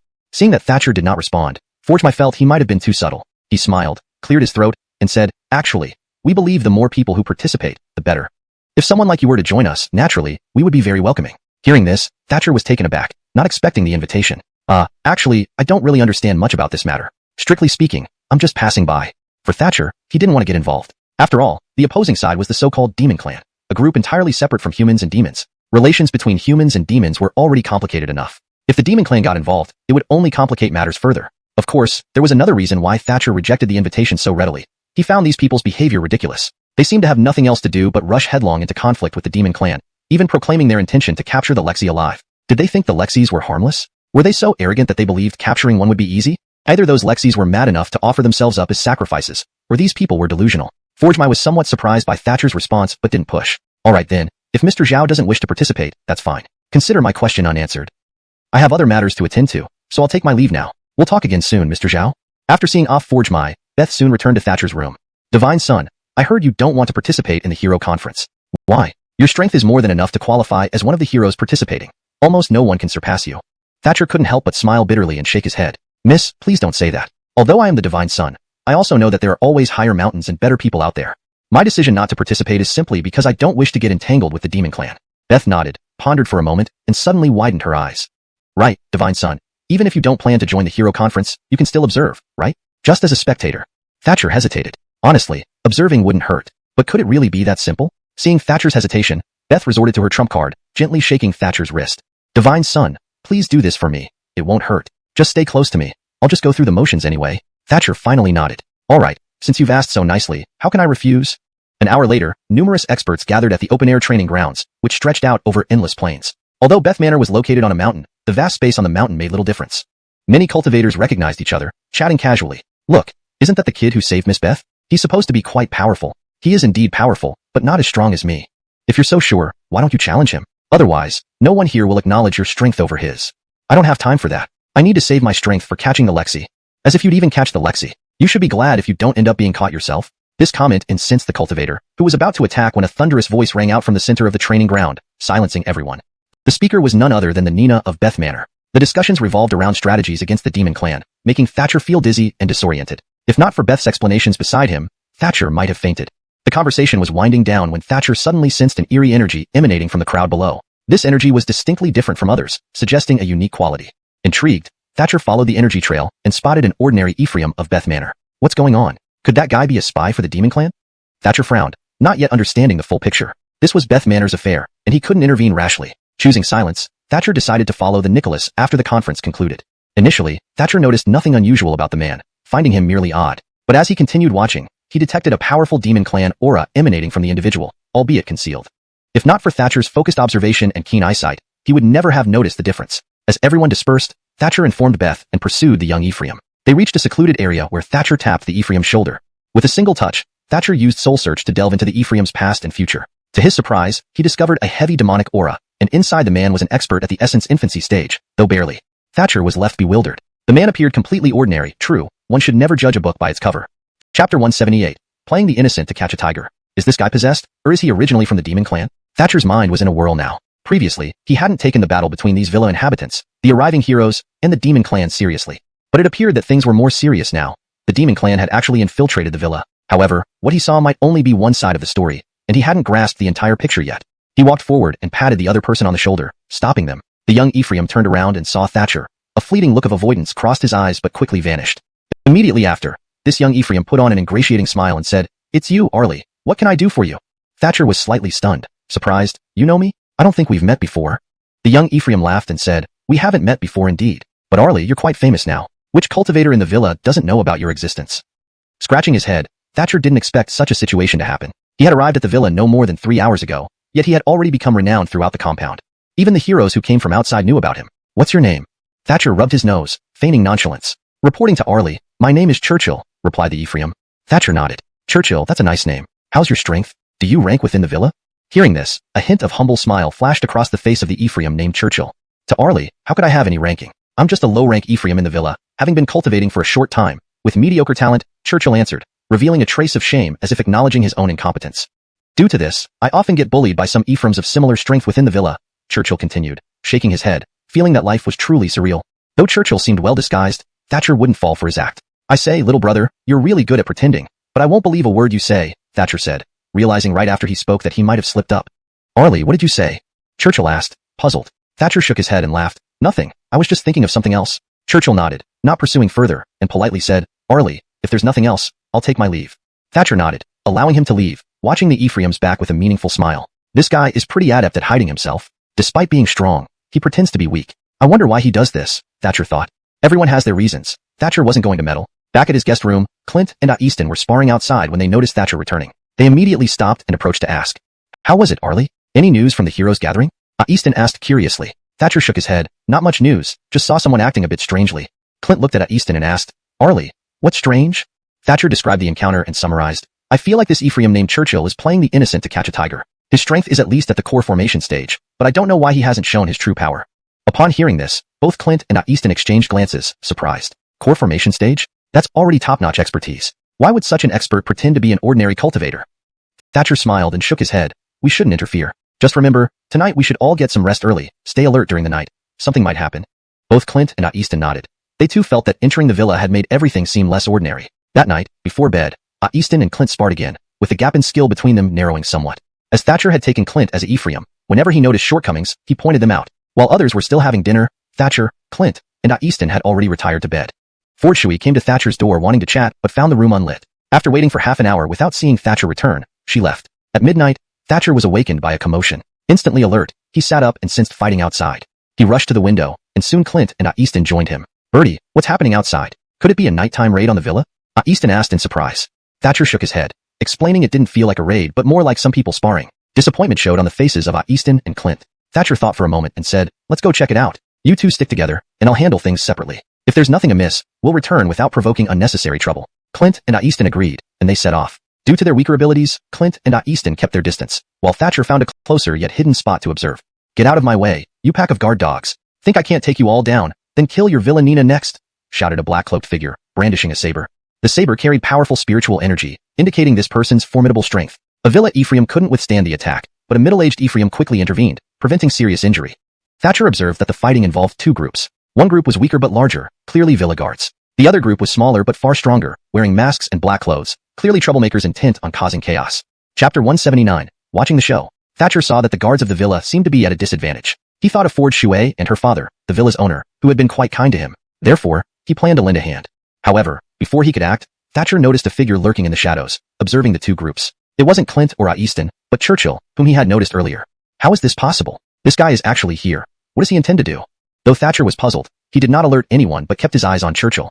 This figure stayed hidden, doing nothing. Could he be watching the show? The battle between both sides quickly intensified. The bandits seemed eager to achieve their goal and didn't want to tangle with the guards. They surged forward fiercely, quickly felling several guards.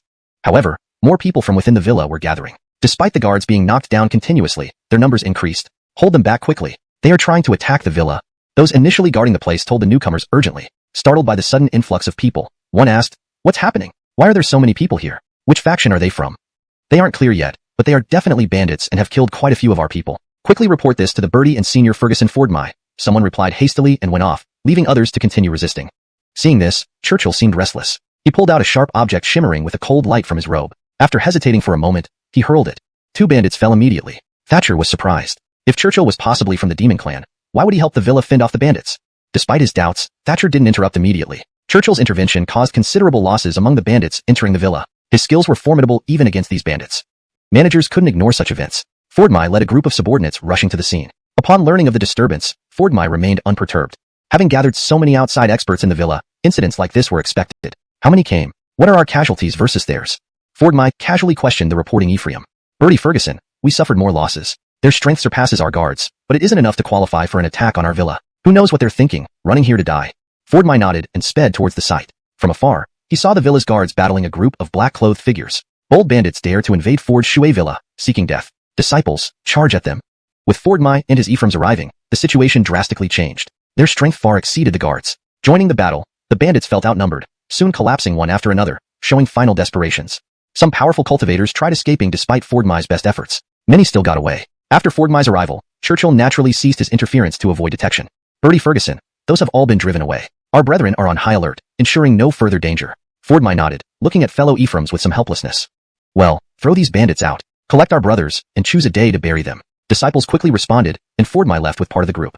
Churchill followed the body recovery team into a room. Thatcher stealthily trailed behind, curious about Churchill's intentions. After collecting the bodies, the Ephraims left the door open without locking it. Churchill silently slipped inside and did something to the corpses. Too far to see clearly, Thatcher suspected ill intentions, perhaps some nefarious plot. The Otis within Churchill seemed to say something, but Thatcher didn't use soul-searching techniques to avoid alarming him. The night passed quietly. The next morning, Thatcher started training early, strengthening himself while news of the villa incident spread. Clearly, many already knew about it. Cultivators, generally astute, couldn't remain indifferent. You say what? A group of bandits attacked our villa last night? How many? What are our losses? The Nina's face turned gloomy. Being in charge and hosting outsiders, these bandits must aim to intimidate him. Reporting to Birdie, not many came. Most were eliminated. Some powerful ones escaped, but it's insignificant. The Nina nodded, anger dissipating. Don't let them get away with this. Investigate and expose them. Subordinates immediately scattered to hunt for clues. Birdie, we lost some Ephraims, but it doesn't greatly impact us. I suspect internal sabotage. The Nina paused, puzzled. Do you mean someone in our villa colluded with the bandits? Impossible. He trusted his men. Our members wouldn't risk failure and inevitable defeat. They aren't foolish. The Nina remained skeptical. It's hard to say. Perhaps they have grander plots. The Nina found it difficult to agree but remained cautious. Chapter 180 Unfavorable. The Birdie's heart also filled with doubt upon hearing this. To him, the probability of such an event happening was minuscule. Yet why did Fordmy insist so much? Could it be that he found some clue? He was about to ask further when suddenly, a Callum beside him stood up and said, Fordmy, aren't you giving off a thief cries catch the thief vibe? Upon hearing these words, everyone focused their gaze on the Callum. After all, Fordmy was a favored figure by the Birdie's side, deeply trusted by him. Yet, this Callum openly attacked Fordmy, insinuating that Fordmy was the one who colluded from within. Fordmy was at a loss, as if trying to fathom something beyond understanding. What are you talking about? Me? A thief crying catch the thief? Fordmy was speechless, not knowing what the other person meant. This senior, I don't know why you're saying this. This is an insult. I, Fordmy, am one of the birdie's people. How could I do such a thing? Fordmy felt utterly bewildered. Though he recognized this senior, he wasn't particularly familiar with him. He couldn't understand why this person would defame him like this. Humph, whether you did it or not, we can find out with a check. Discussing here for too long won't solve anything. Fordmy nodded, his face cold. Fine, then tell me, how should we check? The middle-aged cultivator snorted. Examine the bodies. Hearing this, everyone drew in a deep breath. It seemed this Callum wasn't joking. He was serious. Some onlookers who initially believed in Fordmy now started to doubt him. After all, their impression of Fordmy wasn't deep because, being the Bear Ephraim of Beth Manor, and having stopped the bandits' brutal acts, they instinctively felt he was a good person. Fordmy nodded confidently. All right, let's examine the bodies of those men and see if there are any suspicious points. Being upright, he wasn't afraid of shadows, so he wasn't worried about any evidence pointing against him. They all followed the Callum to the room where the bodies were stored. Thankfully, the weather wasn't too hot, so there wasn't much of a foul smell. The Callum pointed to the sword marks on the bodies and sneered, "Come take a look." Fordmy was startled, walking forward to inspect the sword marks, only to be greatly shocked, because most of these sword marks appeared to come from his handiwork. These were loyal members of the Beth Manor. Fordmy had fought alongside them just yesterday. How could they turn into evidence proving Fordmy's betrayal today? Fordmy was confused but didn't think these could prove anything. It's impossible. This wasn't done by me. I refuse to believe it. He looked bewildered, feeling like he'd fallen into a trap but having no way to break free. Seeing the situation, the birdie instructed two confidants to inspect the bodies. After a brief examination, they knew the truth. Report to the birdie. The fatal wounds on these bodies came from Birdie Fordmy's sword technique. Hearing this, the birdie was stunned. He had thought these supposed pieces of evidence were just scare tactics. Unexpectedly, even his guards confirmed the same. Are you sure it's from Fordmy? Are you not bluffing me? The birdie's mind was tangled like a knot. Fordmy was practically family. No matter how great Fordmy's faults might be, he couldn't just cast aside someone close. But with such direct and substantial evidence in front of everyone, he couldn't openly favor Fordmy. Otherwise, how would he explain this to the other Ephraims of the manor? Fordmy was getting anxious. With all the evidence pointing at him, what could he do? Birdie, I truly didn't do this. I have no idea why there are such bizarre sword marks. This must be a frame-up. Fordmy's eyes looked somewhat crazy, making people fear meeting his gaze. The Callum continued to mock. With such obvious evidence, you still deny and resist. You're quite something. Fordmy nearly lost control and wanted to curse at the Otis. What do you want to do? Suddenly, the birdie gently patted Fordmy's shoulder, signaling him to calm down. Fordmy managed to compose himself, though his expression remained grim. I've already understood the situation. However, the evidence we have doesn't conclusively prove that Fordmy is guilty. There's a possibility, quite a significant one, that it's a frame-up. Everyone knew well enough that the birdie was siding with Fordmy. After all, Fordmy was considered one of his own, and he couldn't possibly suspect his own people at such a time.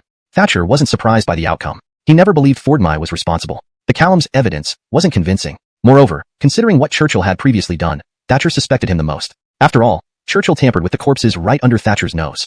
But Thatcher hadn't planned to reveal this. Instead, he decided to observe developments. However, he still looked towards Churchill, curious about his thoughts.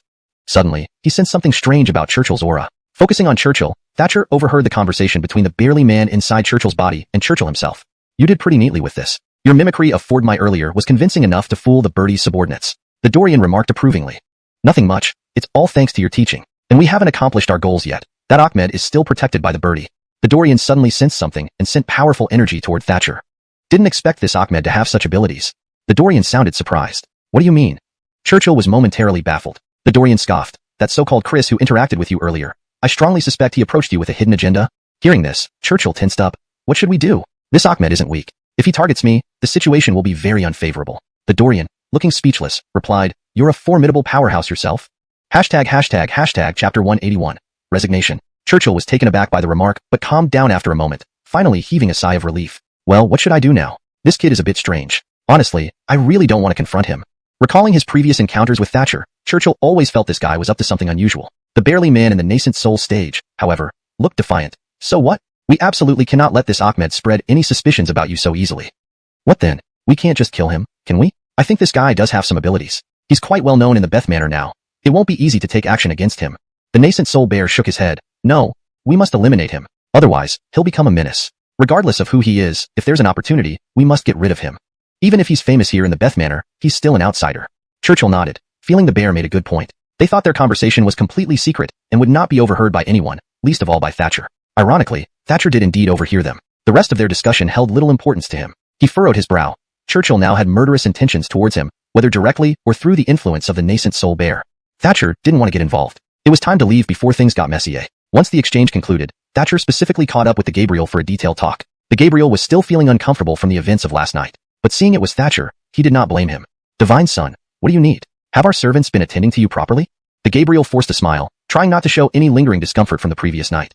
Thatcher nodded. Gabriel, I've already delayed my departure a few days here. Recently, it seems things aren't very peaceful around here. I'd like to leave early to avoid any trouble. Upon hearing this, the Gabriel's face turned worried. Divine Son, why are you leaving so soon? Did someone offend you? Who? If so, I will make them apologize immediately and ensure they rectify their behavior. No. Thatcher quickly waved his hands. You misunderstand, Gabriel. It's my personal business. I feel I've disturbed you long enough. It's time for me to go. The Gabriel was momentarily stunned. Divine Son, if you're planning to leave, you don't need to rush. The heroic assembly is starting soon. It would be better for you to attend it before leaving. After pondering this, Thatcher realized Churchill might not disturb him while he stayed at the Beth Manor. Besides, Clint and Easton were investigating the demon's movements, and they needed to report back to him. Leaving without hearing their updates could complicate matters. Thus, Thatcher agreed. All right, Gabriel, I'll stay a few more days as you wish. Hearing this, the Gabriel smiled. Divine Son, that's excellent. Your presence will help maintain harmony during the assembly. Over the next few days, Clint kept Thatcher updated on the demon activities. Halamp and the Beth Manor became relatively carefree for Thatcher, especially since he now had subordinates handling many tasks. Initially invited by Forge Mai to participate in the heroic assembly, Thatcher declined. At the time, he viewed these cultivators as somewhat insane, but now, his opinion had changed. Apart from meals and sleep, Thatcher dedicated most of his time to cultivation. Additionally, he began attending daily training sessions of the Beth Manor Ephraims upon invitation. Initially reluctant, he realized this could be a legitimate way to assess the Ephraim's strength and status, so he agreed. Each day, Thatcher observed different groups of Ephraims. The Beth Manor had many Ephraims divided into small teams. After 3 days, Thatcher gained some insights into the Ephraims' backgrounds. One evening, a mysterious figure rushed into the manor grounds with astonishing speed. Despite his skill, some people, including Thatcher, noticed him. Word spread quickly among the Ephraims. You know, I saw a mysterious person rush into the manor and enter the Gabriel's room. One Ephraim said excitedly. Another Ephraim's eyes widened. Really? Who is the Gabriel meeting secretly? Is something big happening? While the manor Ephraim speculated, experts from other sects and families also discussed it privately. However, such discussions rarely reached the Gabriel's ears. This Gabriel favors his Ephraims when dealing with incidents. Now he meets a mysterious person. I wonder what they're planning. Who cares? We're only participating in the heroic assembly. Everything else is none of our business. As discussions died down, everyone refocused on preparations for the assembly. Thatcher found the situation peculiar but avoided stirring up trouble. On this particular day, while observing the Ephraim's training, Thatcher noticed something amiss. Some Ephraims had been assimilated by the demonic race, turning into puppets. Thatcher doubted his own eyes at first. Those Ephraims possessed considerable strength within the group. If they became puppets, others could fall prey easily. He grew increasingly concerned. Though the manor's fate was not closely tied to his, he and Forge May had developed a good relationship. If danger befell the manor, he couldn't ignore it entirely. Thatcher cautiously examined more Ephraims, harboring hope that he was mistaken. Chapter 182, Shifting the Blame. As expected, Thatcher's concerns were not unfounded. Among the Ephraims, some had indeed been compromised and turned into puppets of the demon race. Seeing the powerful aura of the demons, Thatcher couldn't help but feel astonished. Why has the infiltration of the demon race become so severe? What did these cultivators encounter one by one? With matters having escalated to this point, it was obvious that Thatcher would have to sound the warning bell. Forge Shui, there's something I find rather embarrassing to say. I don't know if I should mention it or not. A look of embarrassment crossed Thatcher's face, making Forge Shui quite uneasy. Your Excellency saved my life. Thus you are my savior. Whatever it is, please speak freely, Forge Shui replied. She wasn't fully aware of Thatcher's intentions and misunderstood his behavior. Previously, she hadn't seen him act embarrassed or at a loss for words. Today, Thatcher appeared to have completely transformed from her usual impression of him. She couldn't help but speculate. Does His Excellency have feelings for me? Is he trying to express his love? Naturally, her speculation didn't last long, as it was quickly shattered by Thatcher's next statement. I found out that some of your Ephraims have already become puppets of the demon race. Upon hearing these words, an unprecedented reaction ensued. Forge Shui paused, then a bright smile spread across her face. His Excellency, are you joking with me? My Ephraims train daily and never come into contact with the demons. How could they become puppets of the demon race? Forge Shui scrutinized Thatcher from head to toe. I remember you said before that you knew little about the demon race and did not wish to get involved in their affairs with other heroes. Why, then, are you saying now that many of the Ephraims in the villa have become puppets of the demon race? Thatcher's words sent shivers down her spine, but she quickly analyzed and identified inconsistencies in his claims. Meanwhile, Forge Mai happened to be nearby, intending to chat with Thatcher and Forge Shui. Upon hearing Thatcher's words, he immediately froze. Though Thatcher's statement seemed bizarre and unreliable, recent events had made Forge Mai reconsider everything seriously, especially what Thatcher mentioned. He believed it more, since not long ago he had been falsely accused of being a thief catching thieves. According to those people, Forge Mai was a complete scoundrel. Even he couldn't figure out why those people bore marks from his sword. The only explanation was that someone within the villa who knew him well must have deliberately framed him. But he had no conflicts with those Ephraims. Why would they do such a thing? Now, after hearing Thatcher's account, it all started to make sense. If those Ephraims had become puppets of the demon race and possessed information about him, framing him would have been incredibly easy. Forge Mai quietly left, deciding to thoroughly digest what he heard. After 2 hours of contemplation, he resolved to discuss the matter publicly the next day. Without doing so, his reputation would remain tarnished until the truth came to light. However, despite Thatcher's repeated explanations, Ford Shui remained unconvinced. His Excellency, I appreciate your concern and willingness to inform me of what you know, but this is too difficult for me to accept, she stated. In the end, Ford Shui still refused to believe him, leaving Thatcher feeling somewhat helpless. Nonetheless, he felt compelled to address the issue, even if Ford Shui doubted him. He wondered if the villa's Nina, Ford Mai, or others might trust him. Despite Ford Shui's doubts, which slightly dampened his spirits, he was determined to see this through. The next day, the villain Nina gathered various heroes in the hall to discuss mundane matters. Ford Mai, Ford Shui, and Thatcher were all present. Just as discussions neared conclusion and the Nina was about to dismiss everyone, Ford Mai suddenly raised his hand, signaling for everyone to wait. Curiosity stirred among the crowd. The villain Nina, puzzled, asked, Ford Mai, do you have something to share? Recalling the Nina's implicit skepticism, Ford Mai steeled himself to continue. Birdie, I heard something from His Excellency yesterday that I believe needs to be addressed. Some of our Ephraims have become puppets of the demon race. The reason my sword marks were found on the Ephraims killed by the intruders is likely because the demon puppets framed me. This revelation caused an uproar. Everyone was stunned that Ford Mai would make such an assertion. Is this true or false? If it's true, it's astonishing. Yes, if it's true, the demon race's infiltration is far stronger than we imagined. Our Ephraims becoming puppets? Unbelievable. And Barely Man scoffed, dismissing Ford Mai's claim. You're trying to pin this on the demons now? That's just a smokescreen. Looking at the man, Ford Mai realized he was the one who had falsely accused him earlier. How can you say I'm shifting the blame? The demons are behind this. The bear sneered. Demons did this? But where are these demons? When did they come here? If they never came, how could they turn our Ephraims into puppets? The crowd nodded in agreement, acknowledging the logic. Thatcher, standing aside, shook his head.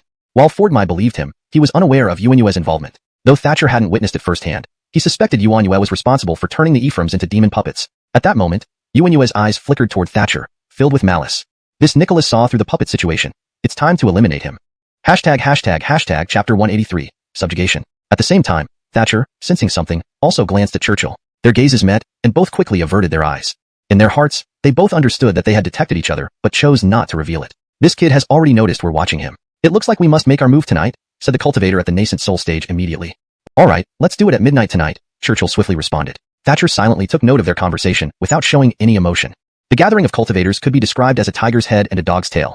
A strong start but a weak end. The crowd did not fully trust Ford Mai's words. However, since the heroes' gathering was still ongoing, no one was in a rush. That night, around midnight, Thatcher pretended to be fast asleep. But he was actually on high alert with Clint and Easton along with others keeping watch. As soon as the time came, Clint and Easton woke Thatcher from his pretended slumber. Birdie, it's midnight now. Those people should be coming soon, Clint smiled as he spoke to the just awoken Thatcher. Thatcher shook his head. It's hard to say. We know what those people want, but we don't know how they plan to do it. These two guys want to deal with me. They might have some underhanded tricks, but their strength isn't significant. So there's no need to worry too much, but you two need to hide. Clint and Easton were somewhat displeased. That guy didn't seem particularly strong when they saw him before. Why was Birdie so skeptical? Birdie, I don't think what you're saying is right. That guy is no match for us. His strength is average, Clint said. He had learned many techniques from Thatcher recently and felt confident. If it were only that kid's strength, we wouldn't need to worry. But inside that kid is an old monster at the nascent soul stage. So you two better hide. Thatcher didn't hide anything from them and explained everything. Upon hearing this, they were taken aback. An old monster at the nascent soul stage? They indeed needed to be cautious. All right, Birdie, be careful. We'll go to the next room first. They quickly left. Not long after, noises came from Thatcher's side. Let's go check it out. Easton was about to head over. But Clint stopped him. You don't need to come with me. Clint pulled Easton to the junction between the two rooms, moistened a paper wall section with water, and made a small hole. Through this tiny aperture, he observed a shadow lurking in the darkness. Moreover, the shadow inserted a tube, seemingly blowing something through it. Clint was startled and warned Easton beside him, don't look yet. It seems like he blew something. They stayed away from the hole, waiting quietly. The shadow, which belonged to Churchill, had blown a whiff of sleep-inducing smoke through the tube. The nascent soul old monster inside him coldly suggested, why don't I invade that kid's sea of consciousness first and possess him? This way, dealing with him will be easier for you. Churchill nodded. Go ahead, be cautious. Retreat if anything unexpected happens, don't be reckless. The old monster laughed maniacally and acted immediately. Thatcher had been wary all along and listened to their thoughts. He heard their plot and immediately became tense, using his sea of consciousness to guard against the attack. Admittedly, their plan was quite sharp. If the sea of consciousness were breached, he would instantly be dominated by the invader's consciousness. While total possession wasn't immediate, his behavior would become bizarre and potentially render him useless. Achieving anything significant under such circumstances would be nearly impossible. The nascent soul old monster confidently attempted to possess Thatcher. However, upon colliding with Thatcher's powerful sea of consciousness, he was astonished to find that his own mental power couldn't break through. How can this be? Is this kid's mental strength that formidable? Even the old monster was puzzled and felt a hint of panic. Is this kid hiding as a super being disguised as a regular Evan? Full of various speculations, the old monster realized he had to leave quickly. Kid, run fast. This guy's mental power is overwhelming. Even I cannot possess him, the old monster told Churchill. Churchill was surprised, but immediately followed the old monster's advice. All right, I'll go now. As he was retreating, everything around Churchill turned misty, completely different from before, as if he had suddenly entered another world. How can this be? This isn't the situation I encountered before. What's happening? Churchill was now panicked. Although he appeared calm, his inner chi was in turmoil. Jaden, Blackline Fish, sneered. He had set up a bewitching array from the moment Churchill appeared, and it was finally taking effect. Don't run, kid. He's already sensed us and is about to strike. Deal with him first. Churchill heard and hesitated no longer. Simultaneously, Thatcher launched his attack. They fought, but Churchill was no match and could only defend passively. Even the old monster's intervention didn't last more than a few moves. Thatcher immediately controlled Churchill's physical body and used the soul-searching technique to extract the nascent soul old monster from within him. Clint, Easton, you two can come out now. Hearing this, Clint and Easton rushed over and stared wide-eyed at the spectral figure beside Churchill shrouded in dark mist. Bertie, who is this guy? Why does he appear covered in dark fog? Could he be from the Demon Clan? Clint asked solemnly. Chapter 184, One-on-One Duel. Thatcher smiled and nodded at Clint. This guy was previously possessed within Churchill's body. Now I've dragged him out. His divine consciousness power and strength have likely dropped by at least one level. Bertie, what should we do next? Should we hand this guy over to the Gabriel? Clint scratched his head and asked. Let's wait a bit. I suspect they're still not convinced. Thatcher watched these two individuals. Originally, he had no intention of confronting them, but since they dared to seek him out, he naturally wouldn't show any mercy. Churchill knew he had now fallen into Thatcher's hands, facing uncertain peril, yet he couldn't accept such defeat so easily. Thatcher sized up Churchill and couldn't help but shake his head. Your innate talent isn't bad, so why did you get entangled with this demon, ruining your future? Churchill ignored his words. Even though you're the so-called Arlie, I'm unwilling to lose to you. Let's settle this in a one-on-one fight. If you win, you'll be the real hero. Thatcher burst out laughing at this. What do you mean by that? Do you think I care if you acknowledge me as a hero? I don't see the point. You've already become my defeated foe. Do you really have the right to criticize me? Before Churchill could say more, Thatcher didn't give him the chance, picking him up and throwing him out. This time, Thatcher used spiritual energy, clearly not intending to spare him.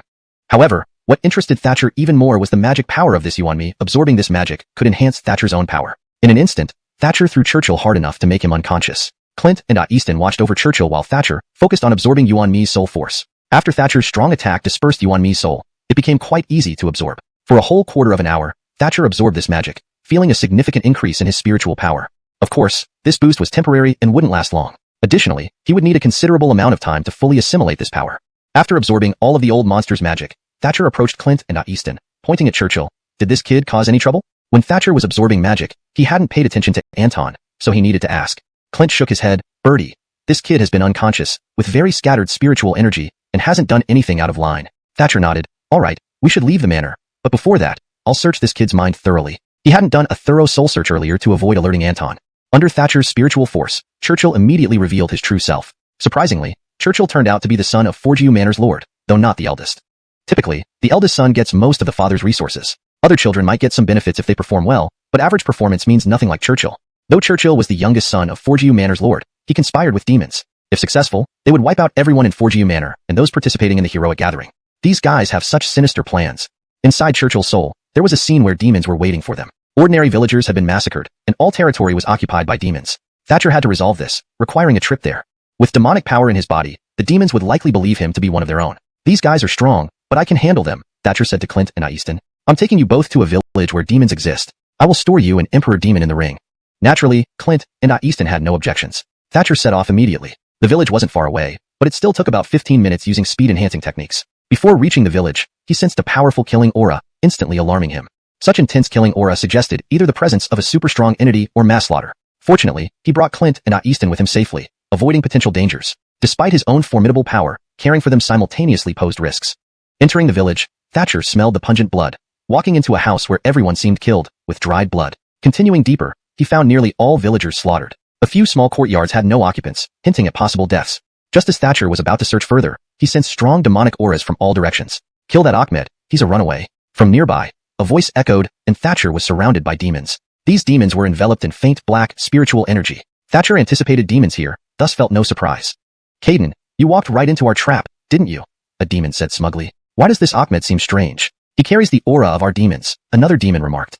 Chapter 185, Issuing Orders. Hearing this, the other members of the demon race around them nodded in agreement, finding his words reasonable. Yeah, I was wondering why I felt a natural affinity with this kid, so that's why. Another member of the demon race couldn't help but nod in agreement. Clearly this kid is a human cultivator, so why does he have our demon race's aura? Could he be one of us?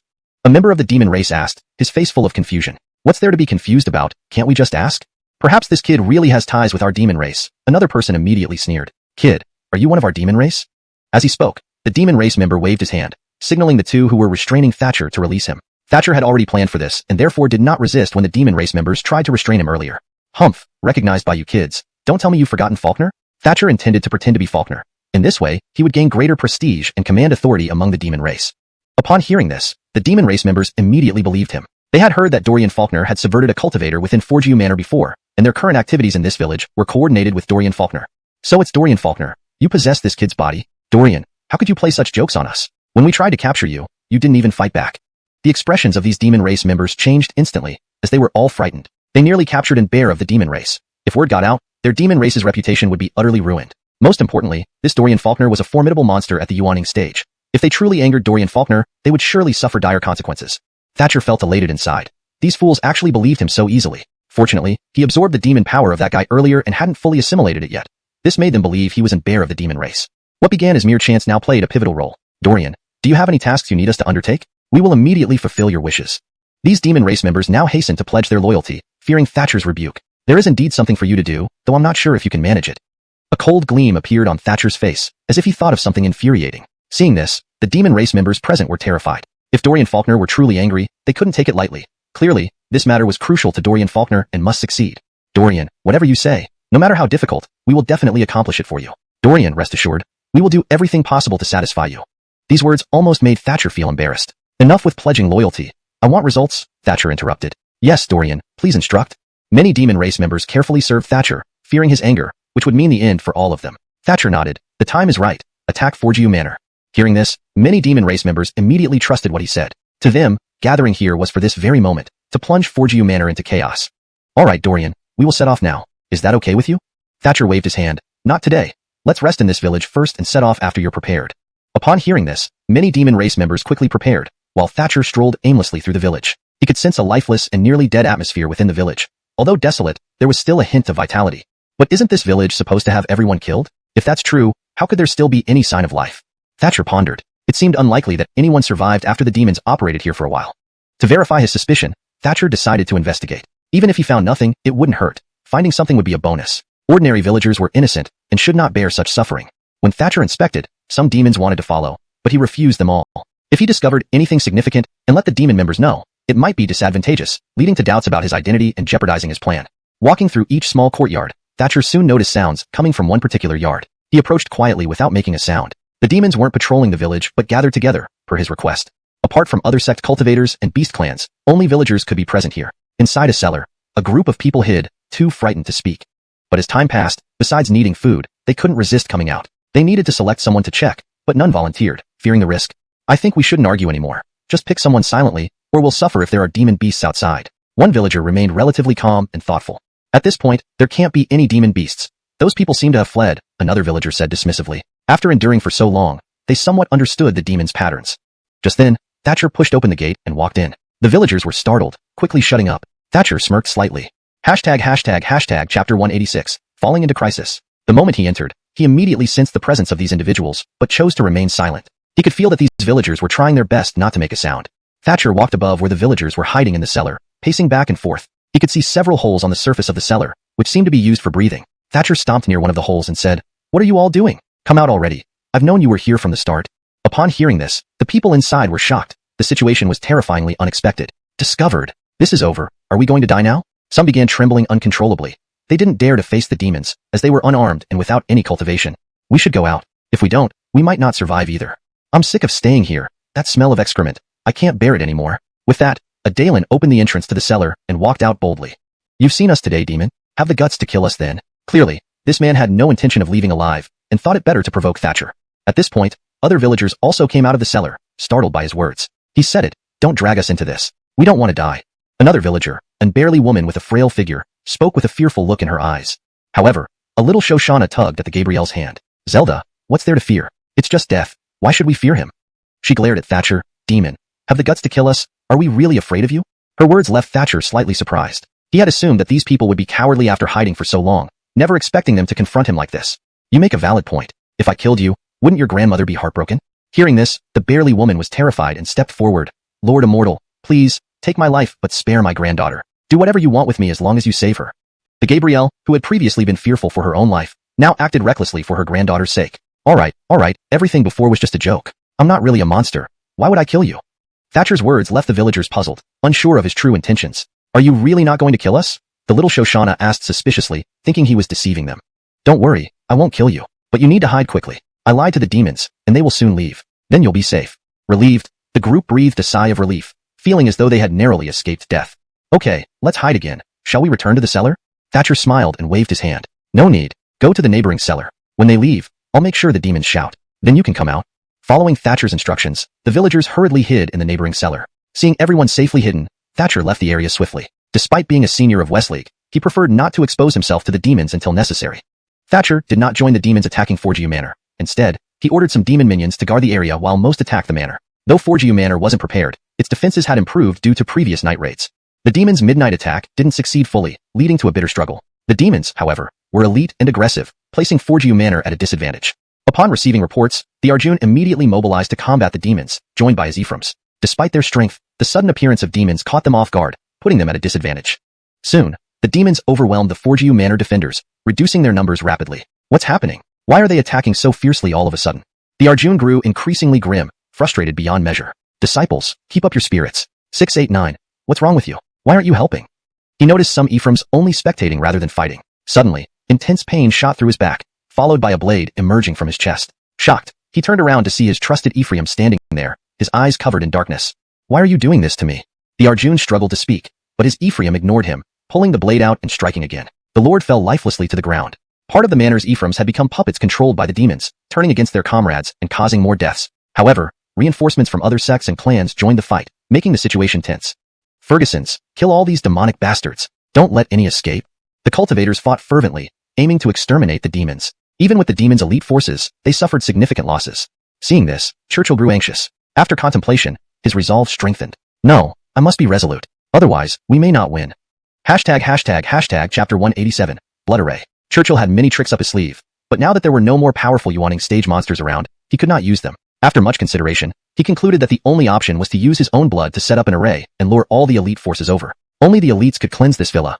He moved to a corner and began to lay down the array. This particular set of arrays must never be interrupted, or else it would lose its effect and cause him significant harm. More importantly, if someone discovered him, he risked being identified. The people of Forgiu Villa would undoubtedly kill him. He could not allow this to happen under any circumstances, even if there was the slightest possibility. He must prevent it entirely. Thankfully, nothing disrupted him during the process of setting up the array. Within 10 minutes, the array was complete, and Churchill's face revealed a gratified smile. With the array constructed, it wouldn't take more than 15 minutes for the surrounding elites to converge on Forgiu Villa. By then, everyone in the entire villa would be wiped out, leaving no survivors. Forgiu Villa will be trampled into ruins tonight. Sure enough, within less than 15 minutes, thunderous sounds and wolf-like howls echoed around Forgiu Villa. Thieves of Forgiu Villa, we have arrived. They say you want to eradicate us completely? I wonder if you truly have what it takes. Inside Forgiu Villa, everyone was on high alert. They could sense that the strength of the incoming enemies far surpassed the previous demons. Everyone, be cautious and don't let these fellows scare you. We are definitely stronger. Yes, we'll hold our ground here. We repelled one batch earlier. Maybe this is just another wave from before? The cultivators tried to encourage each other, channeling even more formidable energy. However, these demon elites were not to be trifled with. Just the vanguard already made the Ephraims of various sects and clans struggle to defend. Eventually, as all demon members within 50 miles converged, the cultivators were almost entirely overwhelmed. Why are these guys so strong? And their numbers seem endless. The cultivators inside Forgiu Villa felt something was off. There were simply too many demons. At this moment, Letitia was no longer as serene and graceful as before. Her face was stained with blood. With her father betrayed by the villa's people, she now had to grow up and stand on her own, rather than relying on him like she used to. You despicable demons, die. Her eyes brimmed with hatred toward the demons. She ruthlessly slew any demon whose power was inferior to hers. However, soon she was too exhausted to continue fighting. Letitia glared at the demons with fury. If not for them, Forgiu Villa would not have fallen into such dire straits. You scoundrels, go away. You're not welcome in our Forgiu Villa. Despite her weaker power compared to the demons, Letitia's fearless spirit helped her withstand most of the damage. What is that? Letitia suddenly saw a tall figure battling several demons. Though not exceptionally powerful, he successfully held off at least 5 times his number of demon fighters. The demons' attacks seemed ineffective against him. What is he trying to do? Has he gone mad? She recognized the side profile. It was that guy named Churchill. Not particularly strong in the villa, but very loyal.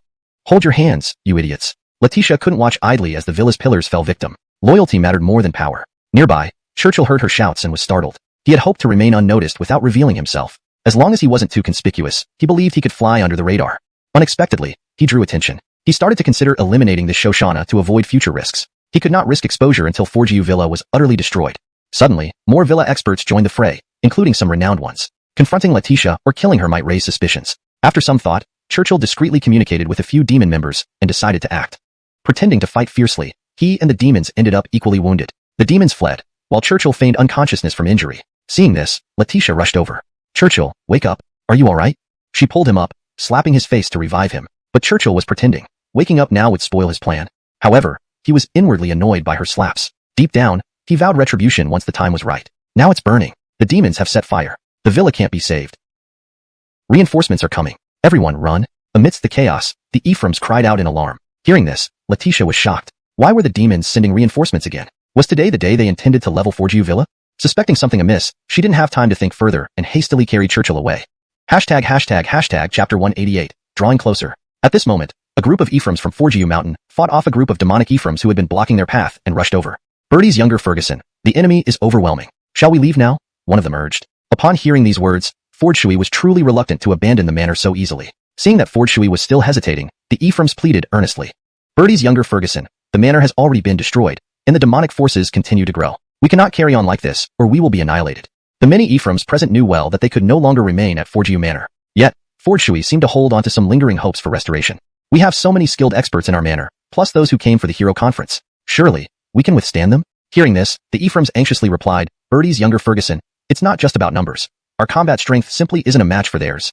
Yes, Bertie's younger Ferguson, it's better to preserve our strength. Let's go while we still can, with what remains of our forces. Seeing the heartfelt pleas of everyone, even though Fordshui didn't fully agree, she realized she had no choice but to leave. At this moment, Churchill regained consciousness and upon witnessing the scene, quickly advised, Bertie's younger Ferguson, let's go now. I have a premonition that more demonic members are arriving. We can't hold out. Fordshui, hearing Churchill's words, finally relented. If that's the case, then let's leave. She knew if she insisted further, the Ephraims might not obey her commands. The Ephraims by her side were all highly skilled, but the elite reinforcements from the demonic forces targeted the strongest among them. This attack aimed to destroy their most formidable forces. Although the demonic forces also suffered losses, Forgiu Manor was essentially ruined. After fleeing about 10 miles, everyone thought they were safe and stopped to rest. However, less than 15 minutes later, shouts of battle erupted nearby, stunning them. What's going on? Are there enemies lying in ambush? Fordshui was thoroughly bewildered. Yes, Bertie's younger Ferguson. One Ephraim pointed back in the direction they came from. They are chasing us from behind. Fordshui nodded. That makes sense. They're coming from that direction. Everyone, prepare to engage. These are not ordinary foes. The Ephraims immediately prepared for battle, but the demonic members were far stronger than imagined. You Forgiu Manor people won't escape my grasp. Leave your lives behind. One demonic member, with a haughty expression, shouted at Fordshui, You there? Are you the daughter of the Arjun? Leave your life. With that, he led several experts towards Fordshui, who was immediately aided by her Ephraims. You evil demons, die. We won't let you harm our Bertie's younger Ferguson. The Forgiu Manor Ephraims fought fiercely despite being weaker, temporarily holding back the demons. However, even Fordshui could see that they wouldn't last long. Enough, we can't fight them. We are no match. Fordshui, with a conflicted expression, spoke to her Ephraims. Hearing this, the Ephraims were stunned, never expecting such discouraging words from their young Nina. Let's disperse now, before their main force arrives. Perhaps we will meet again another day. Despite their sorrow, they knew Fordshui was right. If they stayed, they would likely be trapped and killed. They scattered quickly, and Churchill chose to follow Fordshui. Churchill found her interesting, wanting to engage her further. Half an hour later, Fordshui halted again, nearly depleted of spirit energy after continuous battles and travel. If the demonic forces caught up now, she would be defenseless. However, under Churchill's signal, the pursuing demonic members had already ceased pursuit, focusing instead on others. Looking at Churchill, Fordshui waved. Everyone scattered. Why are you still following me? Churchill scratched his head, grinning sheepishly. Well, actually, I have something to tell you but feared you wouldn't listen. Now seems like a good time. Fordshui looked at him curiously. What is it? Tell me otherwise, if more pursuers come, you won't get the chance. She sat down cross-legged, beginning to meditate and restore her strength. Churchill feigned hesitation. Actually, we are half-siblings from the same father. Fordshui's eyes snapped open in disbelief. What did you say? Half-siblings? Impossible.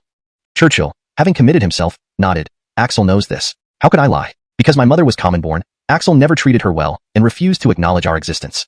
Fordshui's expression changed, feeling warmth in finding a half-brother as she had no family left. She trusted Churchill without much doubt. So, what should we do now? Axel is dead, and we must rely on ourselves from now on. Thinking of her father, Fordshui felt immense pain, as he was her greatest support. Churchill smiled subtly. We need to contact other powerful sects for help in avenging us. Chapter 189, The Lexi. Fordshui, hearing this, responded with a troubled expression. I understand that we need to take revenge now, but how can we find the location of the demon race? They are hiding so deeply that it's impossible to locate them. Churchill snorted coldly and said, This is actually very simple. We just need to target Thatcher, also known as the so-called Arlie. Fordshui was surprised. Arlie? Why him? He once saved my life. He's practically our savior. Churchill sneered in response. A savior? Haven't you noticed that he might have intentionally approached you? Upon hearing this, Ford Shui froze in shock, her eyes wide open. How could he intentionally approach me? That's impossible. No, I think he's quite upright. If not for him, I would have been in grave danger back then. Ford Shui instinctively resisted the idea that Thatcher could be malicious. After all, this contradicted her common sense, and she felt they needed to proceed cautiously. Churchill smiled and said, if someone meticulously plans to deal with another person, they will definitely plan as thoroughly as possible. Perhaps when he saved you initially, those enemies were arranged by him. Upon hearing this, Ford Shui felt as if her mind had buzzed, like something ringing inside. She didn't know what to say. Then Churchill dropped another bombshell. There's something I haven't told you before, but now I have no choice. Thatcher is likely the Lexi. Shocked beyond measure, Ford Shui stared at Churchill and asked, what did you say? He's the Lexi? How is that possible? Is there a mistake? Churchill shook his head. How could I be mistaken about such a thing? I've already confirmed my suspicions through various means. And given that we're siblings, would I lie to you? Ford Shui quickly waved her hands and said, I don't doubt you, but this matter is extraordinary. I just need some time to digest it. Churchill sighed. I understand it's hard for you to accept, but this is real. We should act immediately and seek help from other sects to capture this man. Even if we cannot apprehend him, we must act quickly. Do you know any sects well? If so, we must go immediately. There's no time to waste. If this guy escapes, it will be much harder later. Let's go to Mingyue Sect. Sect Bertiana is familiar with me and can help us. Churchill nodded, and both left. Before departing, they disguised themselves to deceive the demon's attention and avoid encountering them on the way. They also spent some time cultivating and recovering their strength. By the time they arrived at Mingyue Sect, it was noon the next day. At Mingyue Sect, upon hearing Ford Shui was here, Aina greeted them at the gate. Ford Shui, why are you here? Please come inside. Aina laughed heartily and tried to hold Ford Shui's hand, but she dodged. I've come for a very important matter to discuss with you. I hope you'll agree to it. Ford Shui always preferred straightforwardness. Aina paused momentarily before smiling warmly. Is there anything important that requires your personal visit? If you need me to do something, sending a Ephraim would suffice. I'll help as long as I can. Ford Shui nodded, smiling. It's about the demon race. We know Alexei has transformed into human form, causing trouble. He previously attacked our villa. Please issue an arrest warrant for anyone who sees this person within your sect and allied sects to capture him immediately. Aina nodded solemnly. No wonder you came personally for such an important matter. Let's move inside. There are too many people here. Leading them inside, Aina asked a servant to summon a painter to draw Thatcher based on Ford Shui and Churchill's descriptions. Just tell me where this person came from and why you suspect he's the Lexi, Aina asked after the painting was finished. The servants were then ordered to produce hundreds of copies and distribute them widely, alerting the allied sects. Ford Shui sighed. To be honest, this is closely related to me. Initially, he saved me, and I considered him a savior. I brought him to our villa, hoping he would join the hero gathering. Who knew that only a few days after he arrived, a group of demon bandits attacked our villa in the middle of the night. A few days later, elite demons launched a large-scale attack and destroyed our villa. Despite the painful memories, Ford Shui had to recount it. Had it not been for Churchill reminding me, I wouldn't have thought he might be the Lexi. Oh, and I forgot to mention, Churchill is my half-brother. Aina looked at Churchill in surprise. So, Dorian Ferguson is here. Well, we'll handle this. Rest assured, nothing will go wrong. Aina confidently promised. Ford Shui nodded. So, where do you plan to start? This guy isn't easy to deal with, being powerful and likely having high-ranking protectors. Churchill added, yes, as the Lexi, this guy is bound to be incredibly strong. We must be cautious. But Aina proudly declared, even if he's strong, what can he do? Our Mingyue sect rivals Forgiu Villa. With our proactive approach, we can surely defeat the demons. Besides, targeting Thatcher individually will be more effective. Meanwhile, using Wesley's name, Thatcher had directed all elite demons away from the village, leaving it desolate. Soon, the villagers he had saved were called out by Thatcher. Now that everything is safe, please come out. The Arlie of Destined Dao Sect is here to save you. A few villagers ran around shouting thrice at every corner, calling hidden villagers to come out. Gradually, these villagers gathered hesitantly around Thatcher. Time is limited, so let me get straight to the point. Chapter 190. No comment. This place definitely isn't safe. After those demon clan people go to handle other places, they are likely to come back. So I will transfer you all to other villages. Quickly pack what you need and let's depart together. Upon hearing this, everyone present looked astonished. Some truly didn't want to leave the village. Even moving to a neighboring village felt like seeking refuge. However, the terror that the demons had inflicted made them even more afraid. Upon comparing, they believed leaving the village was better. Alright, we'll start packing now. Let's set off immediately. Hopefully, this calamity will pass soon, so that we can resume our peaceful lives. The old village head led by example in packing luggage, and others naturally followed suit. People from the Bright Moon sect, under the fellowship of Aina and Ford Shui, visited various villages originally intending to gather information and ask if anyone had seen Thatcher. However, they didn't encounter a single person.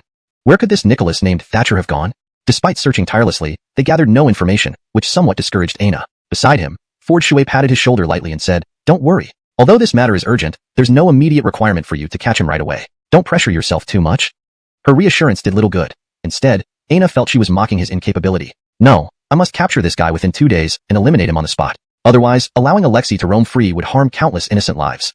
Let's proceed to the next village. We might find some villagers and ask where this guy is. Aina had repeated this line at least a dozen times, but they hadn't encountered a single villager on their journey because every village they reached had been thoroughly massacred.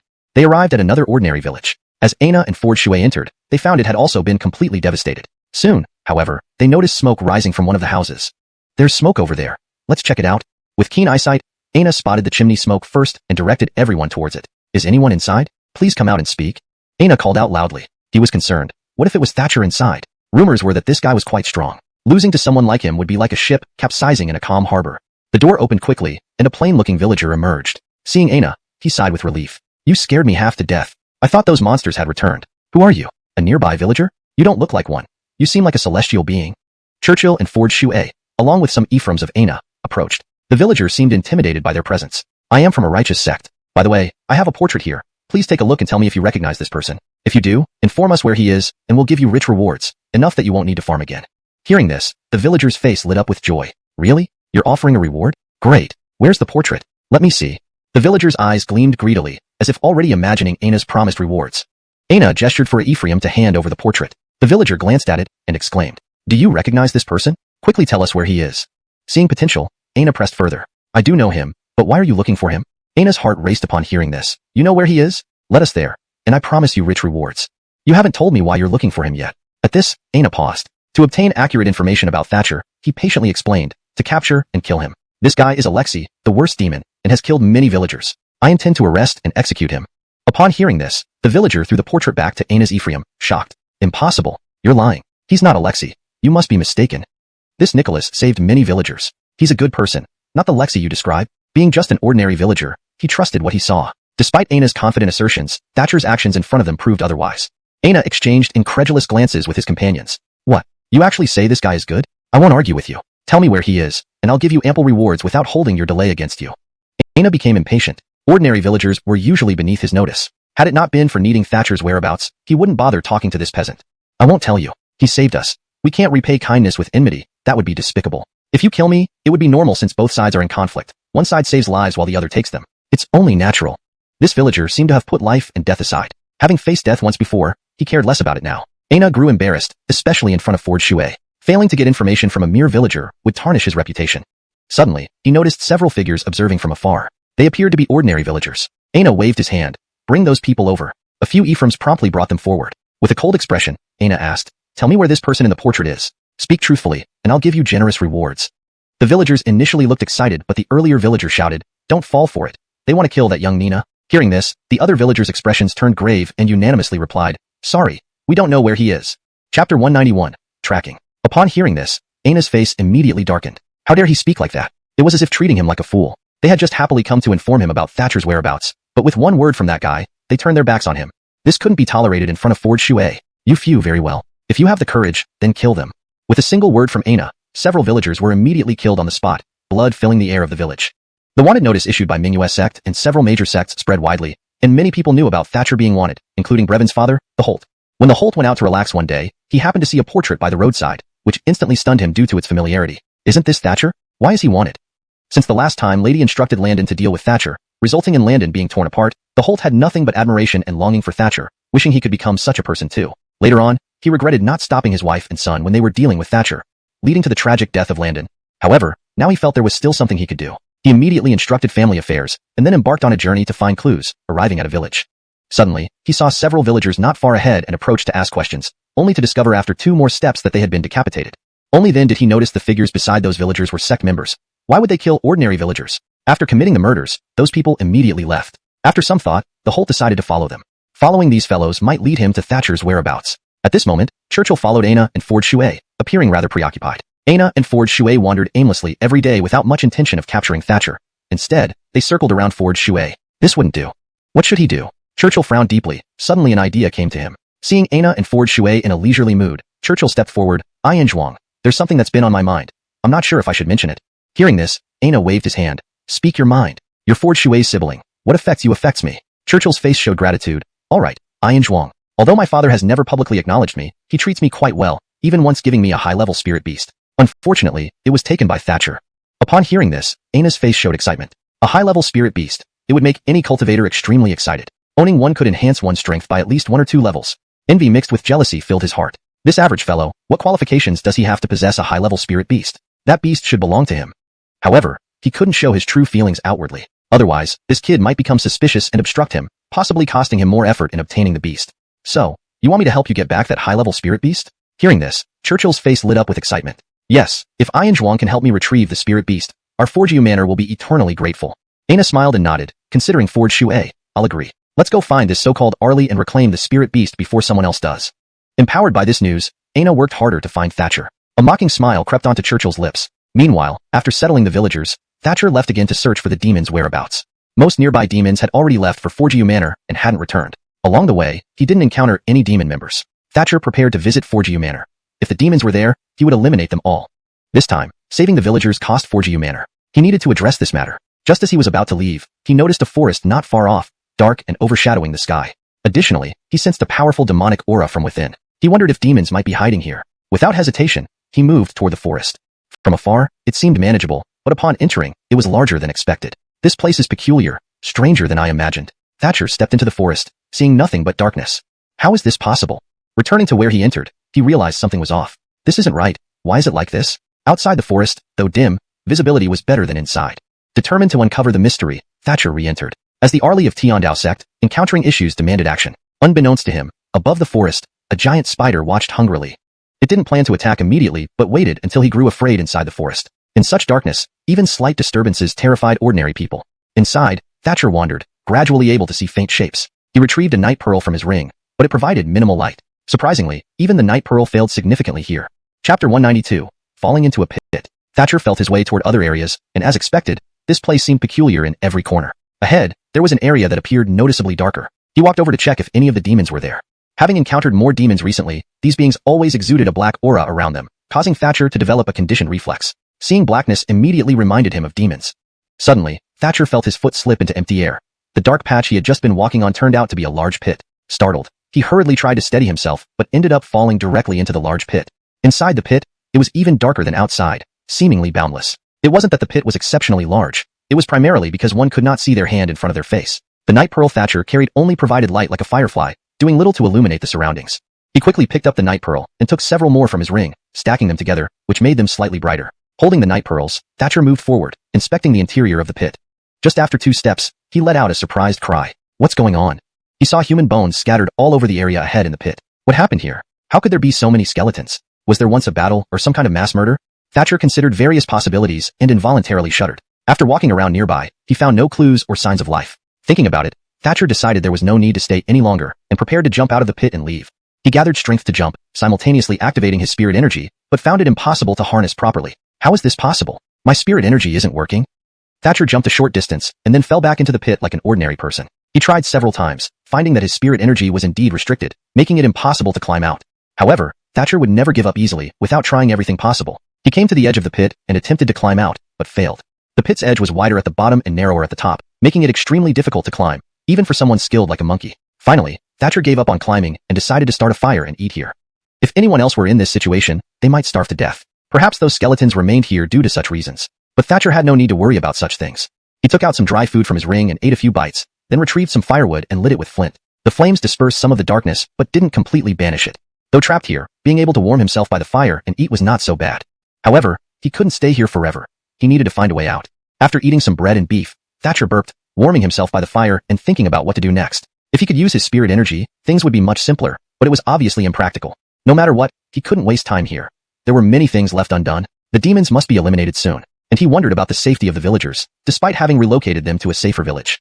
After eating, Thatcher tried again to fly out of the pit, but activating his spirit energy yielded no results, leaving him frustrated. With a bitter expression, did he really have to stay here for half a month? No, he had to find a solution. This place, mysterious as it may be, must have some flaw. It couldn't be impenetrable. Hungry.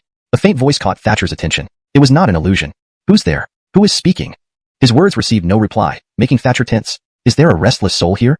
Despite his considerable strength, he felt uneasy about such entities. It wasn't that he couldn't fight them. It was more about his inner feelings. Moreover, with his current inability to use spirit energy, this thing might be responsible. If it had that power, the disparity in strength was obvious. Whoever you are, come out now. Stop playing tricks. Thatcher tensed, fearing a childlike figure might appear beside him. The voice earlier was definitely a child's, which he remembered clearly. Following the sound, Thatcher saw several skeletons. They weren't different from the ones he had seen before. Clearly, countless people had died in this pit. But what followed made Thatcher's eyes widen. A small Ahmed appeared in front of him, thin and weak, staring intently at him. Who are you? The sudden appearance of Anton startled Thatcher, but he managed to remain calm. Lacking his strength, he could only engage cautiously. One wrong move, and this Ahmed might destroy him. I'm hungry. The Ahmed repeated his earlier words, confirming Thatcher's suspicion that something was off. He looked at the biscuit in his hand and tossed it to Anton, saying, "Here, take this biscuit and eat it." The Ahmed deftly caught it and started devouring it hungrily. Thatcher stood dumbfounded, but did not interrupt. He inspected the area behind Anton and was horrified to see skeletons scattered everywhere within a small radius. Looking back at Anton, Thatcher was filled with questions. Where did this Ahmed come from? Chapter 193, Scream. Thatcher didn't detect a trace of spiritual energy from Anton, confirming that he was not a cultivator. Yet, it was odd that Anton had survived in such a perilous place. Kid, where did you come from, and how did you survive? The Hurley did not respond to Thatcher's question. Kid, I'm asking you a question. If you answer me, I'll give you another cake. How about that? Ignoring him, Anton continued eating his cake. Thatcher's gaze grew increasingly strange. This kid is weird. He's really asking for a beating, Thatcher muttered. Despite his words, he wouldn't stoop to fighting with a child. He shook his head and ignored Anton. Picking up the few night pearls, he resumed exploring. The path was lined with desiccated bones, leaving no space untouched. It was utterly chilling. Fighting back nausea, Thatcher pressed on. Suddenly, he noticed something moving ahead, appearing human but also peculiarly not. Tensing up, Thatcher moved forward cautiously. The sight before him was astonishing. It wasn't just one figure but many. How can this be? There are still people here? Thatcher looked bewildered, feeling as though his worldviews were being challenged. He soon realized something was off about these people. They lacked something essential, seeming rigid and unnatural. Though Thatcher couldn't pinpoint what exactly was missing, they definitely weren't normal. Pausing for a moment, he sneered, "What sort of monsters dare mock this Emil? Get lost." The monsters remained unmoved, continuing to sway awkwardly. Some faced him while others turned away, an unsettling ease in their actions that puzzled Thatcher. However, they made no move to harm him, so he felt relatively safe for now. Suddenly, he remembered Anton. This kid probably wasn't normal either. Halluncly, he was one of them, perhaps alive initially but now influenced into becoming like them. The Ahmed seemed human because of some lingering consciousness. Nonetheless, he and the others didn't seem truly alive. Considering them a potential threat, Thatcher decided to burn them all to eliminate any future trouble. Since you've passed on, you should not linger in the mortal realm. To let you rest in peace, I will burn you all. Taking out flint, Thatcher lit a torch, then collected dry grass and wood around the figures. Ensuring every corner would catch fire, he ignited the materials from multiple directions. As for Anton, Thatcher left him alone. He appeared harmless and might starve to death soon enough. Thatcher found it hard to bring himself to act against Anton. The fire burned fiercely, illuminating the pit. Even amidst the dark cloud covering the forest, the flames brightly lit up the area, warming the air and bringing a smile back to Thatcher's face. Just as Thatcher was planning his escape, the sudden screams shocked him. It wasn't just one scream but several, converging into a cacophonous wave.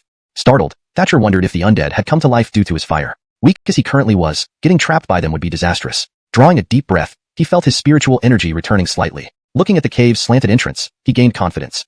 No matter what, I need to climb out now. They might attack once they regain awareness. Dealing with Anton alone had been eerie enough. Dealing with more would be too much. Charging forward, he scrambled up the wall, fingers digging into the sides. Surprisingly, he managed to climb out. Why didn't I think of this earlier? What a fool.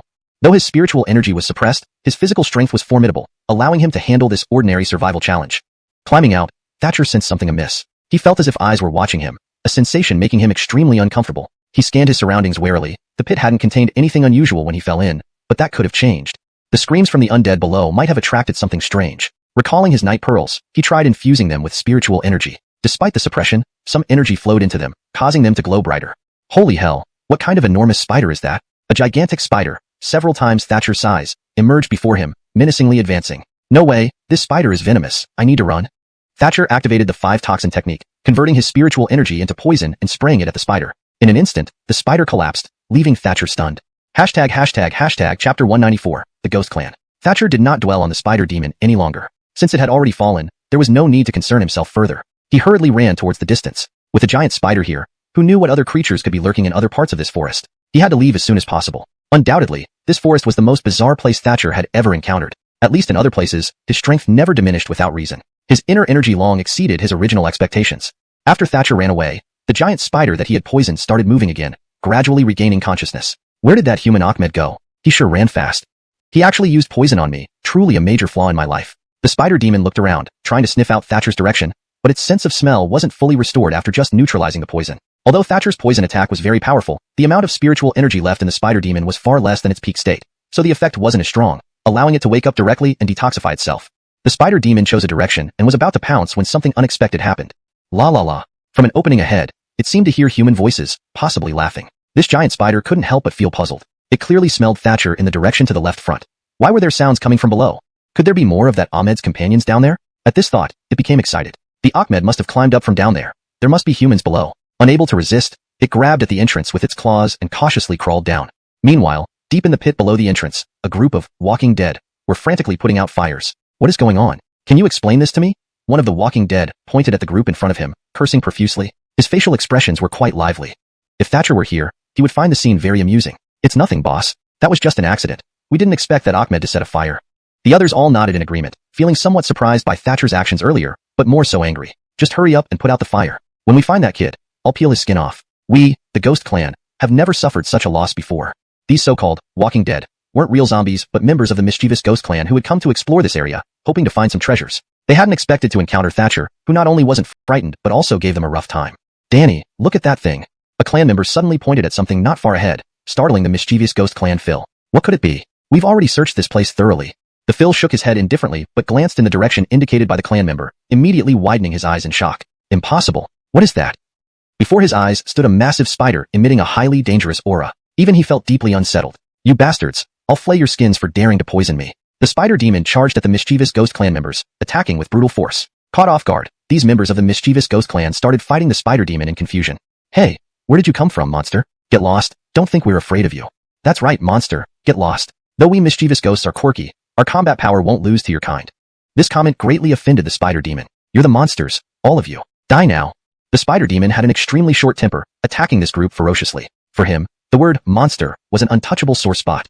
The mischievous Ghost Clan members were not ones to back down either, resulting in a fierce battle between both sides. Meanwhile, Thatcher kept running forward. Suddenly, the surroundings brightened. The previously dim environment turned unexpectedly clear. It felt like he had entered a magnificent mansion adorned with gold and jewels, surrounded by birdsong and dancing beauties. Apart from women's voices, there were men laughing joyfully.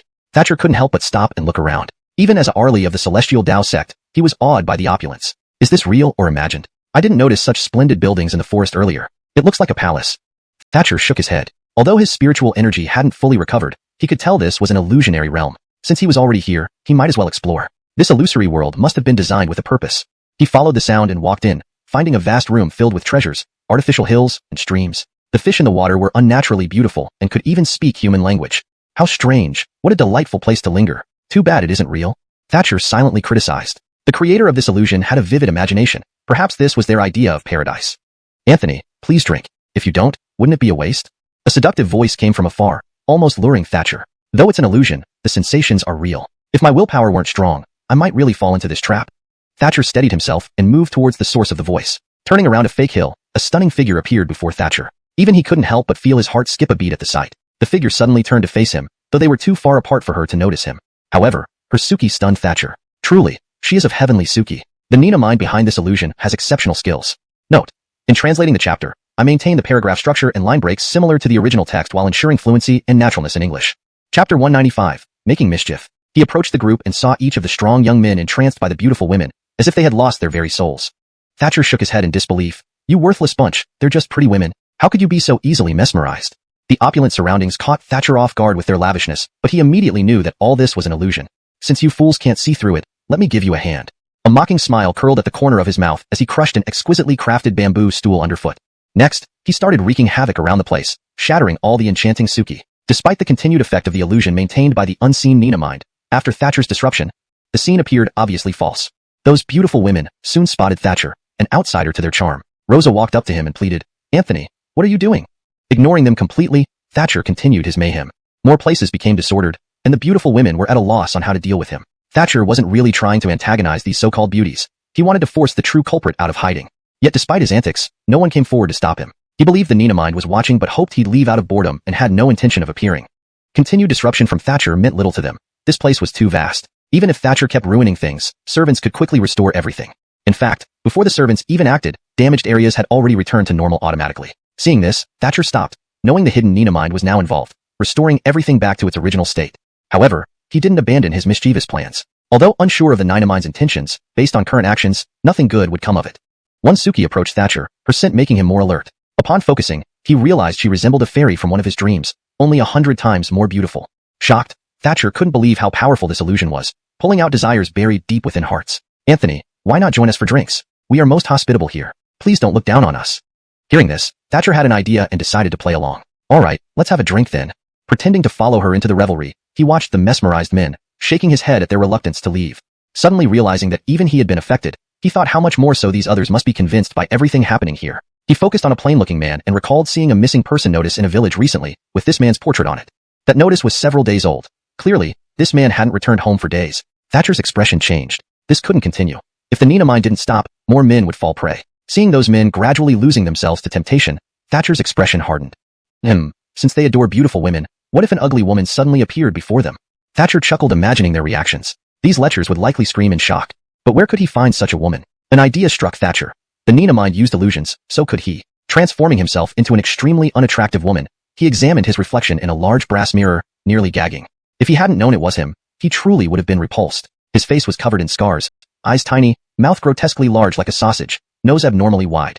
Thatcher swore he had never seen an uglier woman. However, his outfit still looked decent, so he needed to make it worse. He promptly transformed his clothes and shoes into tattered rags. Now, Thatcher appeared as a supremely ugly woman in rags. Satisfied, he nodded, finding his reflection amusing. Beauty and ugliness are relative. The so-called gentlemen, long indulged in this paradise, had raised their standards immensely. Introducing this hideous figure would certainly cause panic, amplifying their fear. Thinking about this, Thatcher smirked as a gentleman hugged Asuki and passed by. Upon seeing her grotesque face, he froze, trembling. There exists such ugliness in this world. Oh God. Suddenly, the gentleman fell backward, fainting. Thatcher shook his head, thinking this man was psychologically weak to faint from seeing ugliness. Asuki was also stunned, unsure where this ugly woman came from. Noticing the man unconscious, she frantically slapped his face until he revived. Seeing Thatcher again, he fled in terror, telling everyone about the ugly woman who scared him half to death. Thatcher sneered, pleased with this method. He was hooked. Since it works, we should expand its impact. Thatcher strode confidently elsewhere, showing himself to every man he met. These men reacted similarly to the first one, terrified beyond measure. Some even wet their pants, causing nearby beauties to flee in horror. These fellows are quite hopeless. It's just an ugly face. It's not terrifying. In truth, no wonder they linger here, unwilling to leave. How much potential could they have? Translation completed. Chapter 196, The Mechanism. Thatcher's actions stirred up the entire illusionary realm, turning it into a chaotic mess. Initially entranced by the enchanting beauties, the men were now thoroughly frightened by Thatcher. These men, who had been dazed by the mesmerizing women, suddenly regained their composure as if reality had hit them again. Perhaps thinking of their wives and children at home, or truly alarmed by Thatcher's appearance. Within days, these men left the so-called illusion. Returning home, their spirits shattered by fear. While Thatcher managed to scare off all the men, the beautiful women stayed, trying to ensnare him further. However, Thatcher wouldn't be fooled by their tricks. Realizing they couldn't trap Thatcher, the beauties gradually dispersed. Thatcher did not waste time on these minor distractions, but noticed the entire illusory realm had changed appearance. Such an enticing illusion surely consumed energy. Since everyone was gone, the Nina mind behind the scenes no longer maintained the deception. Yet, this Nina mind clearly wasn't bold enough to confront Thatcher directly. How can he be so composed? I scared off all the men, and he still doesn't come out, Thatcher muttered, feeling somewhat frustrated. He had thought the opponent would soon confront him, but his calculations were off. Deciding to take matters into his own hands, Thatcher started insulting loudly. You despicable coward, you only know how to create illusions. Why don't you use your talents for good instead of harming others? I think you should stop believing you're that great. You're purely delusional. Just die already. Why are you hiding? Are you too cowardly? I'm just one person. Why don't you face me? You worthless fool. You aren't even worth being my enemy. Once Thatcher started insulting, there was no end. Even deities would find it hard to endure. Shut up, Ahmed. That's sheer insolence. A small, rather diminutive figure appeared before Thatcher. Thatcher glanced up and down at him and couldn't help shaking his head in disappointment. He had expected someone capable of creating such illusions to be more formidable than this. Who are you? I was cursing the Nina of this place. Why are you stepping out to invite insults? Thatcher dismissed the little man, taking him lightly. Hearing this, the Asaya became visibly agitated. You dare insult me? I'm the Nina here. And you have the audacity to act so arrogant right in front of me after insulting me? The Asaya pointed at Thatcher, seething with rage. Thatcher sneered and pointed at the beautiful women. You let these people disguise as enchanting beauties to seduce those men. Don't you feel ashamed? The Asaya laughed upon hearing this. Why should I feel ashamed? Those men fell for it because they wanted to. It only shows what they desire. All right, cut the chatter. Since you forced me to reveal myself, I can't let you go. Suddenly, the Asaya sat down on an invisible chair that appeared behind him, projecting an air of authority. Thatcher was slightly taken aback. This guy said he would confront him, but merely sat down instead of attacking. Could there be some powerful mechanism in that chair? But even mechanisms and tactics were useless against true strength. The Asaya pressed a button on the chair, and Thatcher saw a net-like structure descending around him. Trapped within this heaven-encompassing net, Thatcher was shocked and tried to break free. However, he found this net exceptionally sturdy. Using physical force alone was futile. Thatcher channeled his spiritual energy, striking the net with both palms, only to find it neutralized. Though rigid under normal circumstances, the net softened instantly when attacked by spiritual energy. Despite the power of his spiritual energy, it had no effect on the pliable material. His spiritual energy was entirely nullified before it could cause any real damage. Thatcher retracted his hands, examining the net. Since this was a mechanism, there must be a way to break it. Carefully inspecting it, he noticed a slight gap in the net. Could this be its weakness? Although unlikely for a sophisticated mechanism, it seemed like an obvious flaw. If it were indeed a weakness, anyone could spot and exploit it. Whoever designed this mechanism would surely not be that foolish. Nonetheless, Thatcher took immediate action, filling the gap with spiritual energy and tearing it open. Surprisingly, he easily tore through the net. At that point, the material was considerably weakened, allowing Thatcher to destroy it using either brute force or spiritual energy. You broke my mechanism. The Asaya was visibly shocked. He had assumed that once deployed, the mechanism would easily handle Thatcher, never expecting Thatcher to counter it effectively. Thatcher chuckled, walking out from the remnants of the net and lunged towards the Asaya. The Asaya immediately jumped off the chair to engage Thatcher in combat. However, his fighting skills were woefully inadequate and quickly lost his ability to fight. Thatcher spat on the Asaya several times and kicked him to the ground. As he fell, the Asaya clung tightly to the mechanical chair, making Thatcher laugh bitterly. Seems you value this chair quite a bit. Though beaten thoroughly by Thatcher, the Asaya pleaded earnestly when mentioning the chair. Please, honorable immortal, do not destroy my mechanical chair. It is of utmost importance to me, begged the Asaya. Note, to maintain the coherence of the story and ensure natural fluency, I've adjusted some phrasing while keeping the original tone and structure intact. Chapter 197, Succubi. Thatcher's face was full of mockery after hearing these words. Weren't you quite arrogant earlier? How come you're so cowardly now? I still prefer the real you. Why don't you just go back to normal?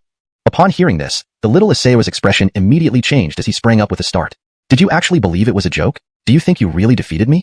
Thatcher was slightly taken aback. He couldn't tell if this kid was serious or if he was about to revert back. Even if I didn't win, but destroying this chair shouldn't be a problem, right? This sentence caused an immediate change in the little Asaya's expression as he lunged towards Thatcher, trying to seize the mechanized chair from him. But Thatcher was one step ahead and kicked the chair until it was completely ruined. In just a few moments, the once powerful mechanism turned into a pile of scrap. The Asaya went berserk at the sight. You destroyed my chair, Ahmed. I won't forgive you for this. Thatcher noticed that the surroundings reverted back to the forest scenery. The chair had previously maintained part of the illusionary environment. As for the stunning beauties and the magnificent decorations, they were the responsibility of the Asaya. Now, with the destruction of the chair, everything resumed its original state. Thatcher sensed the power of the little Asaya suddenly became incredibly strong, possibly even threatening to him. He was shocked, unable to understand how the Asaya did this. Their strength gap used to be huge. For Thatcher to break through to this level instantly would require him to drain all his remaining life force in a fight. Unless, perhaps the Asaya hadn't revealed his true power before. Luckily, Thatcher remained cautious. Otherwise, he might have been ambushed successfully by the little Asaya. With the complete breakdown of the illusion, Thatcher was preparing for a big battle when he suddenly noticed something odd about the Asaya's expression. What's wrong with you? Why do you have such a look on your face? Thatcher glanced behind him and realized that a group of Chelsea had appeared without his notice. They also seemed confused and had not detected Thatcher and the Asaya either. Given their peculiar appearance, despite their considerable strength, these Chelsea hesitated to make a move. Feeling the robust demonic aura within them, Thatcher immediately identified them as demons. Are you members of the demon clan? Hearing this, the Chelsea nodded in agreement. Soon after, one succubus pointed at Thatcher and yelled, "This guy is a human cultivator, let's take him down quickly." After she spoke, the other Chelsea moved swiftly. Seeing this, the little Asaya could not help but laugh. Caden, I never expected your luck to be so bad. Since you've met these guys, I'll reluctantly watch the show first. After you decide the winner, then we'll play together. Thatcher gave a cold smile, having multiple ways to deal with these guys. If they were from the monster race, it might be more troublesome. But since they are from the demon clan, Thatcher wasn't worried because he had already convinced some demons he was mighty using the demonic aura. Though powerful, their mental strength seemed weak. Thatcher released the demonic aura, which made the Chelsea feel perplexed. They found out Thatcher looked like a human cultivator, but his aura matched theirs. Our Phil seems off. He's one of us demons. Are we supposed to kill our own kind? This remark stunned the Phil, who confirmed that Thatcher was indeed one of them. It's our former Phil. Bow down quickly. The Phil scolded, and even kicked a companion out of urgency. The rest immediately bowed down, showing obedience as they felt the powerful aura from Thatcher. Thatcher nodded, satisfied with their response, but the Asaya was dumbfounded. What happened? Didn't you plan to attack him? Why did you bow down instead? You're too cowardly. A sense of crisis loomed over the Asaya. He thought he'd be safe with Thatcher against these enemies. But now, united against him, he knew he was in deep trouble. The Asaya decided to run while they were still new allies. However, Thatcher soon noticed and ordered the Chelsea to intercept. Stop him. He's our enemy. These Chelsea intercepted the running Asaya instantly. Though individually weaker than the Asaya, collectively, they left him no escape route. Determined, the Asaya charged fiercely. In a moment, he attacked a succubus who wasn't a match but was soon joined by others. This kept the Asaya entangled tightly. Within minutes, the Asaya was immobilized by these Chelsea. Thatcher watched intently for a good 15 minutes. When brought before Thatcher, he stared at the Asaya mockingly. Weren't you pretty tough earlier? How come you're captured again? This angered the Asaya. So what if I'm captured? If you dare, kill me. I'll never surrender to you. Surprised, Thatcher marveled at the Asaya's sudden defiance. Chapter 198, Support. Good, you're quite tough. I really appreciate it. But if that's what you want, then I'll fulfill your wish. You few, take good care of him for me. Use every means to deal with him for a day and night. We'll see how to handle him after that. Hearing this, the Chelsea became excited one by one. Their demonic methods are numerous, and there are rarely opportunities to use them under normal circumstances. This time, They were thrilled that the opportunity fell into their hands. Thank you, boss. As they spoke, the few Chelsea cast very aggressive looks at the small Asaya, making the little guy shiver all over. What do you want to do? I tell you, don't come over here. The Asaya's voice turned slightly aggressive. His previous words were only meant to be tough. But thinking about Thatcher's words and the performance of the Chelsea, he cowered momentarily. Hold on. You can do whatever you want, just don't torment me, okay? The little Asaya finally couldn't pretend any longer and pleaded again. But even as he begged for mercy, the succubus did not stop her hands. She took advantage of Thatcher not giving orders and fiercely attacked him a few times, causing him unbearable pain. Ouch, Mom. It hurts too much. The Asaya curled up like a shrimp on the ground, his gaze turning fierce when looking at those Chelsea. Thatcher waved his hand. Enough. Stop tormenting him for now. Let me ask what's going on. Why are you here? Why did you create that illusion? What do you want to do? The little Asaya straightened his body a bit upon hearing this. Actually, there's no particular reason. This mainly has to do with my identity. I am the guardian of this forest. Thatcher nodded. This kid wasn't weak in strength, and being the guardian of this forest was more than sufficient. Fine, I'll temporarily believe you. Also, why did you use such an illusion against me? I don't remember provoking you. The Asaya shook his head and said, Danny, do you remember setting fire to the mountain earlier? I am the forest guardian. If you burn everything down, won't I end up all alone? Thatcher paused, then laughed loudly. So that's the reason. Back then, I started the fire just to burn some things. Alright, I guess your excuse is reasonable. I might not kill you. Hearing this, the Asaya heaved a sigh of relief. Thatcher then asked, if I hadn't broken the illusion, how long did you plan to keep me confused? The Asaya shook his head. I'm not sure. Maybe I would have made you forget, or maybe kept you confused forever. Thatcher scoffed. You're pretty honest. A succubus Phil couldn't help but interject. Senior, our demon race is currently in turmoil. There's something I hesitate to say, but should I speak? Thatcher waved his hand. If you're unsure whether to say it or not, then don't. The succubus Phil blushed. Senior, my thought is to invite you back to take control and support our new Lexi. Thatcher paused. Thinking about it, he found the proposal interesting. Though he wasn't a demon, supporting Alexi could even lead to him becoming the king himself, allowing him to utilize the demon's power. Alright, since I have nothing else to do right now. Thatcher was quite curious about the current state of the demon clan. The demon clan had always been stable. Why would internal strife occur now? They had previously been very arrogant, fighting intensely against the Pure Moon Manor. This explanation from the Chelsea seemed different from his impression. Let's go. They will depart immediately. Time is of the essence. I've heard that the members of the demon race are waging wars everywhere. While walking, Thatcher asked. The succubus Phil nodded. The righteous human cultivators treat us like mortal enemies. We have to accelerate our actions. On the way back to the demon clan with the Chelsea, Thatcher did not hide. So some people noticed, including members of the Bright Moon Sect. Churchill, along with Ford Shui, and Aina were sitting in a hall, and upon hearing reports from subordinates, Aina frowned deeply. Churchill stepped forward. Xuanhuan, it's obvious. Thatcher must be a big shot in the demon clan. Aina sneered coldly. A big shot in the demon clan? Is he worthy of that? He merely has connections with a few demons. Do we still have clues about that, Ahmed? The Ephraim reporting shook his head. Ayan, the clues have vanished. Thatcher and those Chelsea traveled extremely fast, and we couldn't keep up. Aina waved her hand and said, quickly find more clues. Also, issue a bounty. Anyone who provides valuable information about Thatcher will receive substantial rewards from the Bright Moon Sect, including a creation pill, a soul enrichment pill, and a withering and flourishing pill. Upon hearing this, the Ephraim's eyes flashed with excitement before he bowed out. At this moment, the Holt was wandering around, searching for Thatcher. He originally thought that since Thatcher was powerful and outside, it would be easy to find him. However, after days of searching, he found nothing, which was indeed disappointing. Arriving at the place where Bright Moon Sect had posted the bounty, seeing the content, he frowned. What conflict exists between Bright Moon Sect and Thatcher? I need to resolve this. The Holt removed the bounty notice, and immediately a guarding Ephraim questioned him. Anthony, are you taking the order?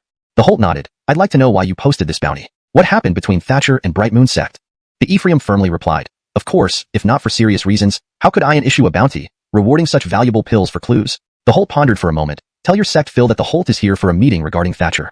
Hearing this, the Ephraim's face lit up. Alright, please wait a moment. Soon, the Ephraim returned, leading him to Aina. This must be Ian Zhuang. I'm here specifically regarding Thatcher. Aina nodded, noticing the flame Kirin beside the Holt, revealing a glint of greed in her eyes. Chapter 199. Entrapment. That fiery Kirin certainly wasn't an ordinary spirit beast. If it could be obtained, it would definitely enhance one's power. Who is this guy? Where did he get this fiery Kirin from? Aina had many questions in her mind, but when she thought about the man's earlier statement that he knew Thatcher's whereabouts, she decided to keep her suspicions on hold. So, I wonder what you know about Thatcher. Please tell us. If it's useful information, there will be a reward. Upon hearing this, the Donnie shook his head and waved his hand. I'm sorry, I'm not here for any so-called rewards. I merely wish to clear up some misunderstandings between us.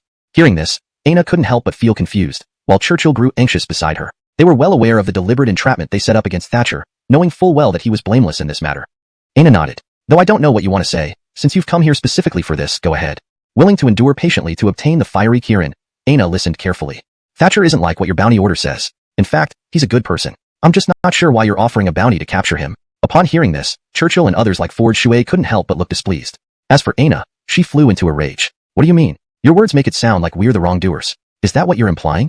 The Donnie was taken aback, never expecting his attempt to explain on Thatcher's behalf would lead to such misunderstanding. Jermaine Zhuang, please don't misunderstand. I have no intention of targeting your Mingyue sect. I'm simply stating the facts. This kid and I have history, but I must admit he's not a bad person. The Donnie continued explaining, trying to avoid creating further misunderstandings. But in Ana's eyes, it seemed that Donnie feared confrontation with her group. A hint of arrogance crept into her thoughts. Are you speaking up for this kid because you're on his side? Trying to act as his emissary here? Looks like you've come to the wrong place. Hearing this, the Donnie was stunned. He intended to resolve the awkwardness between both parties, but ended up facing this reaction. Since the people of the Mingyue sect didn't believe him, he had no interest in humiliating himself further. The Donnie gave a slight bow. Since the Vince won't listen, I'll take my leave. However, Ana sneered. Why are you in such a hurry to leave? Are you feeling guilty? No need to go. Stay and be our guest at the Mingyue sect. We can certainly accommodate you. The Donnie's face turned cold. If I refuse to stay, Jermaine Zhuang, will you force me? Ana shook her head. Of course not. The Mingyue sect is quite magnanimous. As long as you meet my demands, I'll let you go. Surprised, the Donnie asked, demands? What are they? Ana eyed the fiery Kirin beside him. Your fiery Kirin is impressive. How about you hand it over? It doesn't seem to serve its full potential with you. The Donnie was dumbfounded by this outrageous demand. This fiery Kirin is extremely precious to me. If you want it, prepare for war with the Chen family. This reply caused Jermaine Zhuang's expression to darken. Although they weren't sure of the Chen family's true strength, judging by their Vince, he wouldn't be weak. Confronting the Chen family might not be wise. I once believed your Mingyue sect truly upheld righteousness and justice. Now, it seems you're just petty and short-sighted. These words enraged Ana, causing her whole body to tremble, but she calmed herself down quickly. She needed to focus on Thatcher and couldn't waste energy elsewhere before their final showdown. The Donnie expected a fierce battle upon making those comments, but surprisingly, Ana held back, leaving him momentarily flustered. As for someone like you, I hold you in contempt. We have nothing else to discuss. If you want my fiery Kirin, challenge us at the Chen residence. With that, the Donnie strode away, exuding confidence. There was no sign of anyone from the Mingyue sect attempting to stop him. After leaving, the Donnie felt somewhat relieved. But where should he find Thatcher? He visited local tea houses and offered money, yet gained no leads. Walking around aimlessly, he suddenly heard a commotion nearby, seemingly a fight. Curious, he wanted to see who was causing trouble. It turned out to be a cloth shop. He wondered why a cloth seller would cause such noise. Approaching, he saw a group beating a Nicholas mercilessly. You dare defy us? Do you know who I am? I'm the son of the Chen family, shouted the Nicholas amidst the crowd, which only elicited laughter. If you're the son of the Chen family, then I'm the Vince of the Halamu family. Being a son means nothing if you commit lewd acts. You deserve this beating. This kid is infuriating. He's too young to learn his lesson. Beat him thoroughly. An older man pointed at the Evan with a mocking grin. Despite his apparent righteousness, the Donnie immediately saw through the man's malicious intent. I've done nothing wrong. You're slandering me. Not doing anything? Too easy to say. Keep beating him until he confesses everything. The older man seemed confident of victory. Only then did the Donnie realize the beaten Evan was his son. Why are you mixed up with these riffraff? He muttered to himself, still deciding whether to intervene. Chapter 200, Cast Out. This young rascal was quite tyrannical at home, so it wasn't a bad thing for him to be humbled here. Moreover, if his son were slandered for disrespecting women outside, it would be very embarrassing for him as the father to show up. However, this matter still needed resolution. He shook his head and decided to go home first. Perhaps the Vince would handle it since he had just emerged from seclusion and should have plenty of time. Upon returning to the Chen family estate, the Vince sought him out on his own accord. Naturally, the Franklin was pleased. The Vince's temper was quite peculiar, and it was best not to disturb him if unnecessary. Arriving at the Vince's chamber, the Franklin hurriedly paid his respects. Inside the room, the Vince inquired about his recent whereabouts, to which the family head truthfully reported. Then, he recounted what he had seen not long ago. Hearing this, the Vince appeared astonished before cursing loudly. What? Such a thing actually happened? The Franklin nodded. Indeed, Jermaine. Although this incident greatly tarnishes our reputation, we absolutely cannot let it slide. To everyone's surprise, the old Vince coldly sneered, nonsense. How could such a person be from the Chen family? I forbid you from meddling in this. Let him fend for himself. Since this brat has done something so outrageous, he must never be allowed back into the Chen household. With that, he pointed at the Franklin and said, enough, scram now. I don't want to see you. The Franklin felt awkward upon hearing this. He didn't expect the Vince to involve him as well. Yes, Jermaine, I'll leave right away, he responded dejectedly and returned to his residence, recounting the whole ordeal to his wife, Millie. Millie's expression changed upon hearing this. My dear, we can't just stand by and watch. That's our own child. The Franklin looked bitter. I know it's our child, but how can we handle this when he has committed such an act? Shall we defy the Vince's will? Millie snorted. Fine, I get it. In your heart, the Vince's orders come first, while the child and I are of no concern, correct? Hastily, the Franklin explained, Madam, I didn't mean it like that. Millie's expression fluctuated, eventually calming down. All right, my dear, I understand. I won't investigate further, and I'll follow the Vince's wishes. Relieved, the Franklin breathed a sigh of relief. That's great then. Millie held her forehead. I feel a bit unwell. Please leave for now. The Franklin nodded. All right, I'll leave now. You rest well. Once the Franklin left, Millie's expression turned dark once more. What a heartless man. After giving birth to his son, he doesn't care. Will he really allow his son to die? She coldly chuckled. Though he might ignore it, in Millie's heart, Brevin was her life. She immediately summoned servants to find Brevin's whereabouts. Initially, she thought Anton, even if misbehaving, would return after a beating. But despite sending 3 groups of people, none found Brevin. You're saying you didn't find my child? Hearing this, Millie was disheartened. She had felt uneasy earlier but hadn't thought much of it. 2 days passed without any news, causing anyone to feel anxious. The Franklin also knew about this and kept trying to comfort her, all to no avail. How can a live person simply vanish? Millie stood up. No, we must report this to the Vince. Although the child has been naughty and somewhat unruly, he is still a member of the Chen family. This made the Franklin uneasy. The previous scolding by the Vince was fresh in his mind. Madam, perhaps we should wait. The Vince is still angry. Let's search a little more. Millie roared. Wait for what? If anything happens to the child, I will hold you accountable. Without another word, Millie rushed out. Soon, she reached the Vince's meditation chamber. Germaine, I am the head's wife, Millie. My son, Brevin, caused trouble outside and has disappeared. Despite angering you, I beg for your help to save him. Inside the room, the Vince's demeanor changed abruptly. Disappeared? How can a live person disappear? The Vince seemed baffled. This is impossible. You must not have searched thoroughly or Anton is hiding from you. Exiting the room, he still couldn't believe it. We've searched several times, thoroughly in every direction. There's no reason for him to hide from us. The Vince nodded. Very well, let me divine. He closed his eyes and seemed to encounter some difficulty. How can this be? The Ahmed is young. The Vince's face showed signs of worry. Not good. Finished. Hearing these words, Millie's mind went blank. What did the Vince mean? Germaine, what do you mean? What happened to the child? The Vince's expression grew grave. Brevin is dead. Millie froze then turned pale. Germaine, you must be joking. My child was fine 2 days ago. How can he be dead now?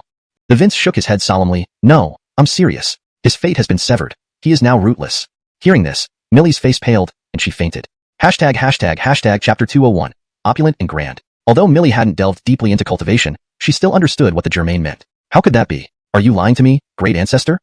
Millie quickly regained consciousness, looked at the concerned expression on the Germaine's face, and said in despair, I wish I were lying, but based on my calculations, it is as such. The Germaine also wished he could tell a comforting lie, but he knew it was better to be straightforward at this moment. All right, I understand now. Thank you, great ancestor. Tears streamed down Millie's eyes. She had lost all her vigor. Meanwhile, the Donnie, who didn't dare meet the great ancestor's gaze, hastily left to search for his son. He held his son's life-bound jade pendant. If his son was alive, the pendant would naturally shine. However, now the pendant was dim, confirming the great ancestor's words. Holding the pendant, he believed he could find where his son lay. Heartbroken, he once again set out on the path away from the Chen family estate. Along the way, exposed to wind and rain, unsure how he made it through, he finally found his son's body. Amidst his sorrow, he noticed signs of tampering on his son's corpse. Although he had indeed been beaten to death, his spiritual bones seemed to have been extracted. No matter the grudge, such an act wasn't plausible, especially considering it was just a common brawl. Could there be another hidden agenda? At the same time, Thatcher, accompanied by the Chelsea, arrived at the demonic congregation site. It was not much different from the gathering places of human cultivators, equally opulent and grand. As the senior mystic of 1,000 years past, Thatcher received the best treatment. He was assigned to a private palace, and one couldn't help but marvel at the demon's indulgence in luxury. Each female demon was akin to a devilish Suki from legend, with an incomparably perfect figure. Thatcher shook his head as he watched the available female demons. You may leave first. I prefer being alone. He didn't want them around as potential spies. They wouldn't dare disobey him, so they knelt and left, closing the door behind them. Once they were gone, Thatcher proudly released the Fred, Easton Fitzroy, and Clint. Bertie, we're finally free. Where are we? This place looks splendid, Clint exclaimed, instantly intrigued by his surroundings. Well, it's like a legendary imperial palace. Bertie, where did you find such a wonderful place? Are we staying here tonight? Clint asked eagerly. Thatcher shook his head. We're not just staying for the night. We'll be living here for some time. Hearing this, Clint felt incredibly excited. Bertie, you're serious? We can stay here? Both Clint and Easton Fitzroy were elated. The Fred, however, sensed something amiss. Bertie, where are we? Why do I sense a powerful aura of demons? Despite serving Thatcher, the Fred couldn't hide its formidable nature. Thatcher smiled and nodded. Yes, as you've guessed, we are in the demon congregation area. The Fred's expression changed, while Clint and Easton Fitzroy were visibly shocked. Bertie, you can't be joking. How could we possibly deal with the demons? They felt tense, uncertain why, but the omnipresent demonic aura chilled their spines. Don't worry, I won't make you fight the demons. You're here only to get some fresh air. I'm currently a respected mystic Dorian among the demons, and this is my residence. Upon hearing this, the Fred and others felt slightly relieved. But then, the Fred voiced concerns. But Bertie, although you now possess some demonic power, you aren't truly a demon. Ordinary demons might not see through your abilities, but true demon lords will. Its words caused everyone to worry. Really? If so, what should we do? Thatcher turned grim. He hadn't considered this. When others assumed he was a mystic Dorian, he had simply gone along with it. If the truth were revealed with so many of them deep within the demon stronghold, it wouldn't end well. The reason you might be discovered is due to your lack of sufficient demonic power. Enhance your demonic power, and you might still pass as one of them. Thatcher felt somewhat relieved. That makes sense. As long as it can be improved, there's no problem. Thatcher had absorbed Misty Heaven's essence using fusion techniques. Though seemingly not overly powerful, this method was effective and increasingly potent. If other demons approached, he could eliminate them and absorb their essence. However, finding a reasonable excuse would be difficult. Killing ordinary demons wouldn't raise suspicions, but it provided little essence. Killing stronger demons, though, would cause significant disruption. Nonetheless, since he was already here, even if discovered, he must continue. Instead of actively seeking demons, Thatcher waited for the fawning demon Phils to come to him. While meditating in his quarters, expecting no disturbances for the day, a hall Nina unexpectedly visited. Hearing the request, Thatcher was overjoyed. He welcomed the visitor, who showed utmost respect. "Great Dorian, it's been a while. Your strength has grown immensely." The hall Nina's demeanor was impeccable. "You flatter me. What brings you here?" Before Thatcher finished speaking, he sensed a strong demonic force. Chapter 202. Mediating a fight. Thatcher couldn't help but be somewhat surprised. Was this guy here to launch a surprise attack? Previously, the disguise had been so convincing that Thatcher truly believed he was there to flatter and ingratiate himself. This hall Nina of the Demon Clan was very familiar with Dorian Wesley, and every time they met, they used a secret language known only to the two of them. He never thought such a method would actually come in handy, yet here it was, proving useful now. Although he was shocked, the demonic power emanating from Thatcher seemed identical to that of Dorian Wesley before. But because Thatcher did not respond correctly, he attacked immediately. "Where do you come from, Nicholas? Why are you impersonating Dorian Wesley? Speak up." The hall Nina's face was icy cold. He was determined to beat Thatcher to the ground. How could someone within their demon clan dare to provoke trouble? He couldn't be blamed for reacting this way. Why all the nonsense? "Come fight me. If you can defeat me, then you can prove your strength. If so, I will accept whatever you say," Thatcher added. Upon hearing these words, the Apollon felt as if he were being provoked. Truly laughable. "In our demon clan's heartland, our strength is boosted by 50%, while yours surely won't have such enhancement. Even if you're stronger than me now, I can still remain unbeaten." With a cold laugh, the Apollon swiftly launched an attack. Just as he said, his strength hadn't increased, but his attacks incorporated an intrinsic power that enhanced the effectiveness of his assault. However, Thatcher didn't take the opponent's attack seriously at all. "You dare to attack me without understanding my capabilities? You deserve to fail." Thatcher manipulated his demonic power like a large sack, enveloping the opponent's power entirely. The Apollon's words did make some sense. Under normal circumstances, Thatcher wouldn't be able to gain such enhancements as his opponent. But now, he found that he could indeed achieve it. Not just merging low-level powers, but integrating the opponent's demonic power and various skills seamlessly, leaving no restrictions. Thus, even in the heartland of the demons, he gained strength equally. The Apollon felt his power suddenly restrained by Thatcher, nearly driving him mad. "How is this possible? I don't believe you could possess such means." His face grew colder, and his power was thoroughly drained by Thatcher. "This can't be. I don't believe this can happen." Though he refused to believe it, the past was irretrievable. His demonic power was fully absorbed by Thatcher, and he himself was crushed to pieces between Thatcher's hands. Absorbing this demon's power, Thatcher felt himself swell slightly. He quickly sat cross-legged to integrate this power rapidly. Otherwise, he risked being counterattacked by it. Even though the demon was utterly destroyed, if Thatcher suffered from a backlash, he too might cease to exist, leaving only a shell. Naturally, this battle attracted the attention of internal enforcers within the demon clan. The demons might be ruthless when dealing with humans or beasts externally, but internally, they maintained strict control, disallowing lethal battles among members. Of course, arena fights were permissible. However, any incident involving bloodshed would bring immediate inspection by enforcers. An enforcer nearby heard the commotion and felt puzzled, considering this was Dorian Wesley's private residence. Dorian Wesley held an exalted status within the demon clan, making confrontation risky. Yet, soon he sensed a faint trace of blood emanating from Dorian Wesley's quarters, along with intense demonic power, which sent shivers down his spine. Something unusual must have happened. The enforcer immediately rushed to knock on the door of Thatcher's quarters. A servant soon reported that a Granville wished to inspect the area. Irritated, Thatcher withdrew from his cultivation and bellowed at the door. "Tell him to get lost." This response instantly shook the servant, who returned to inform the enforcer. Hearing this, the enforcer's face turned crimson. He wanted to confront Thatcher angrily but hesitated since Dorian Wesley ranked among the top few most powerful in the demon clan. Fighting Dorian Wesley would be sheer madness. Though irritated, he had to swallow his frustration. The enforcer huffed and left unwillingly. Thatcher continued to integrate the demonic power, which did provide some boost, but it seemed insufficient. He asked the Emperor of Beasts about his current power level to deceive the Lexi. Disappointingly, despite absorbing the Hall Nina's power, it wasn't enough. Where can I find more demonic power to absorb? Recalling the demon clan's history, he knew they enjoyed fighting. Their internal conflicts likely meant places where battle desires were rampant. Thatcher stepped out of his quarters and decided to explore. Suddenly, he thought of something and questioned a few servants. "Do you know where people often fight?"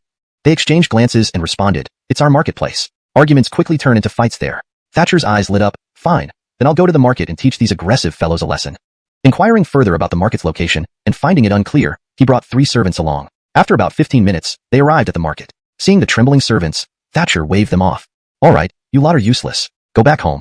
The servants gladly obeyed. Walking into the market, Thatcher saw clouds gathering as a fierce battle took place, surrounded by a cloud of demonic power. Chapter 203, Contempt. Thatcher's heart leaped with joy. The more fiercely these guys fought, the more it would benefit him. What worried him most was if they decided not to fight at all, forcing him to stir up trouble. One misstep and things could easily go awry. "Brat, you should know that next time you see us, you better take a detour," said a demon Phil, pointing at the opposite demon entity with an arrogant smirk. You want us to take a detour? I think you should reconsider. Prove your strength by beating me first. You only gained the upper hand by taking advantage just now, which doesn't prove anything. Since neither side respects the other, let's have a proper fight. Let our fellow clansmen witness this. Whoever loses must never appear before the winner again. If they do, they'll be beaten every time they show up. How about that?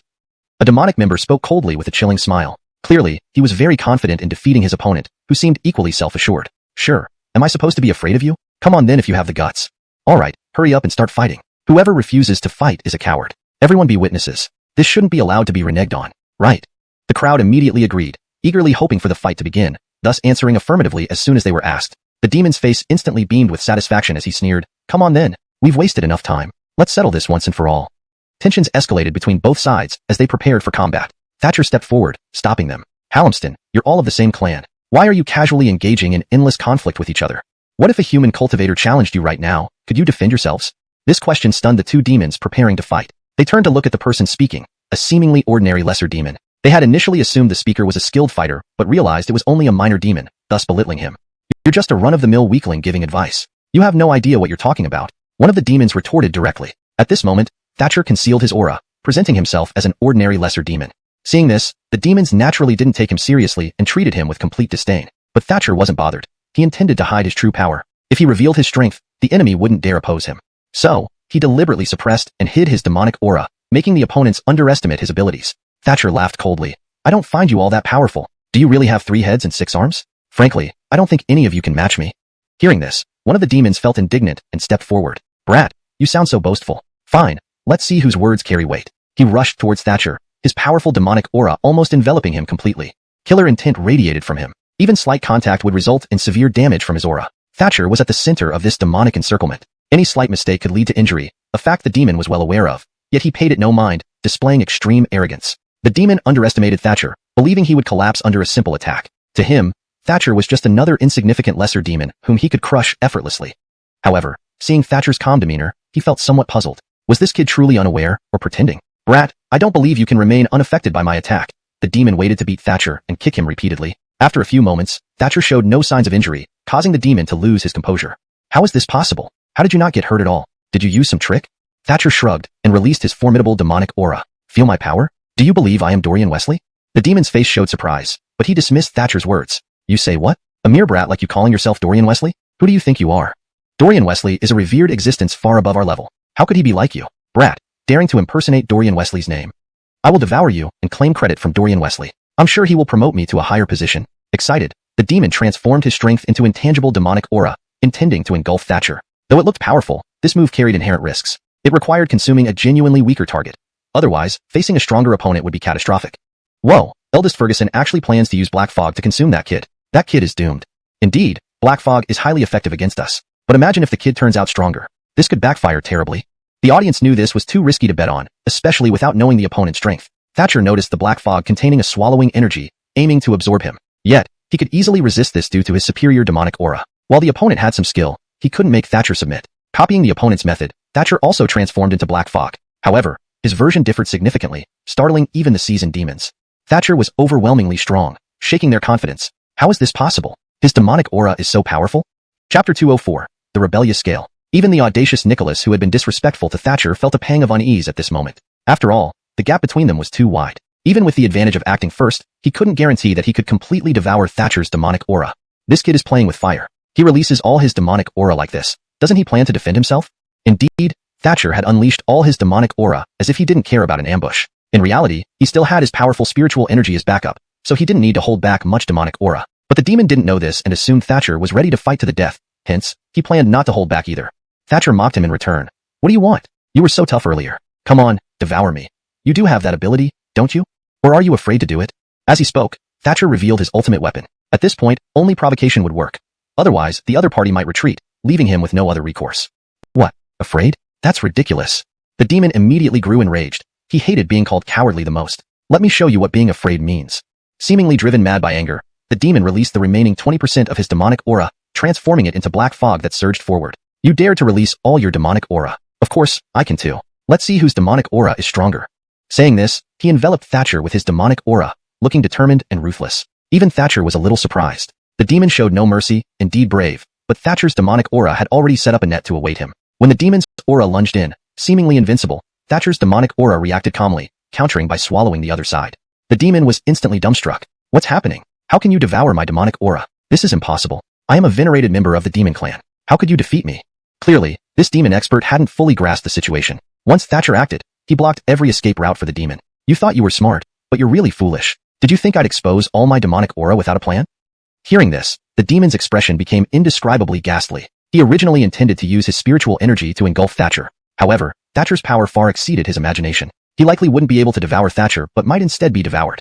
No way. How can you be so strong? I don't believe I won't be able to devour all your demonic aura. The demon still clung to this delusion, but Thatcher saw no point in arguing. He aimed for a perfect counterattack when the demon least expected it. But Thatcher's suppression tightened. In just a few breaths, at least 30% of the demon's aura had been absorbed. While absorbing, Thatcher scolded the other demons. You fools, did you really think I'm harmless? I said I'm a misty sky Dorian, yet you dared to disbelieve me. If you dare defy me like tigers, let's see if you've got what it takes. Hearing this, everyone present fell silent. Thatcher's demonstrated power was too formidable. Anyone who doubted he was a misty sky Dorian now must have lost their minds.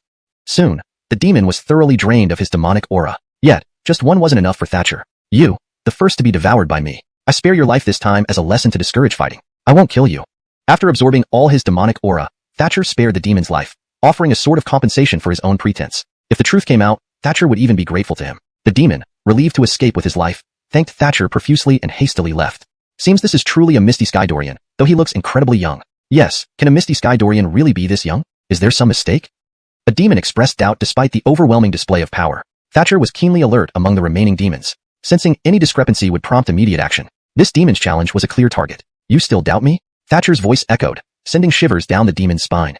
Misty sky Dorian, I didn't mean to. Please understand. The demon pleaded, knowing it meant life or death. The deed is done, yet you dare deny it? You deserve death even more. Thatcher, showing no leniency, wanted to establish authority. Earlier forgiveness displayed his mercy. Now it was time to assert dominance. Again, Thatcher released overwhelming demonic power, enveloping the demon. Seeing this, the demon froze in terror. Misty sky Dorian, I was wrong to doubt you. Please forgive me, he begged genuinely. No one dared defy destiny. He was no match for a Misty sky Dorian. He believed pleading would save him. But the Misty sky Dorian, Thatcher, ignored him. Don't get any ideas? How can I spare you now? You've touched my rebellious scale. Chapter 205, Meeting Alexei. Thatcher naturally could not hold back against these demonic beings. Using their fights, he naturally intended to harvest demon energy fiercely, aiming to truly bolster his strength. Otherwise, if he were to appear before the Lexi with insufficient demon energy, he might be exposed. Perhaps he could escape, but it would inevitably come at a cost. Considering this, Thatcher hesitated. He knew very well what he should do. Thatcher swiftly absorbed the demon energy from the current victim and then moved on to others. Anyone who had participated in the fight had their demon energy completely absorbed by him. Some he killed, while others he let go, but he made sure not to leave them any demon energy. After absorbing so much demon energy, the surrounding demons began to panic, fearing that Thatcher might absorb each of them too. However, Thatcher couldn't create too much chaos, or it might arouse suspicion among other experts. Don't worry, I won't absorb the demon energy of those who didn't participate in the fight. The demons who had watched without joining the fray breathed a sigh of relief. Some, who usually enjoyed fighting, were now utterly terrified. Fortunately, they hadn't acted this time, sparing themselves from being on the receiving end of the bigwig's wrath. After absorbing around a dozen demons, most of whom were weaker, with only 2 having relatively more power, Thatcher realized that these demons tended to find allies when fighting. Both sides had found a helper each, but their luck had run out this time as they encountered Thatcher. Absorbing so much demon energy was taxing, and Thatcher wanted to leave to integrate it better. Just as he was about to leave, the previous demonic protector appeared. Who are you? How dare you attack and harm so many demonkin here? The demonic protector was rather frustrated. Did these demons take their clan rules lightly? Previously, the senior Fergus, with formidable strength, disregarded clan rules. But why were there such people in this market? Did they think everyone was like Fergus? Since he had encountered such an impudent person here, he naturally wanted to give him a good lesson. Recognizing this as the protector who questioned him earlier, Thatcher couldn't help but sneer. So, it's you again. Wasn't your lesson today enough? To meddle in matters involving senior Fergus, have you grown tired of life? Upon hearing Thatcher's voice, the demonic protector was stunned. What was happening? Why was Fergus here? His day couldn't get worse, meeting Fergus twice in one day. It turns out it's senior Fergus. My apologies, I failed to recognize you. The demonic protector was dumbstruck. He never imagined someone of Thatcher's high status would be here. Alright. Seeing as it wasn't intentional, I'll forgive you this time. Thatcher waved his hand, feigning magnanimity. In truth, he almost drooled at the thought of this protector's formidable demon energy. Senior Fergus, I heard you're here, so I came especially to find you. The Lexi wishes to see you. The demonic protector wiped sweat, slightly relieved. Thankfully, Fergus was in a good mood. Otherwise, he would have faced another scolding. Surprised, Thatcher hadn't expected that after absorbing all that demon energy, the Lexi would seek him out. He nodded, fine, I will go meet the Lexi. As Thatcher disappeared, the demonic protector exhaled, thankful he hadn't been reprimanded by Fergus for annoying him twice in one day. Thatcher also sighed in relief upon disappearing from view. His internal demon energy was chaotic and turbulent. Seeing the Lexi in such a state would be suicidal. He hurriedly took a pill, hoping it would help condense the demon energy into usable force. While the chi-condensing pill worked on ordinary human cultivators, he hadn't tested it on demons. Still, it wouldn't harm him. Back in his palace, Thatcher refined the pill's properties, thoroughly absorbing its effects. Happily, it proved useful even for demon energy. After absorbing the properties, he refined and transformed the demon energy into his own power. Though some residual energy remained, it was manageable.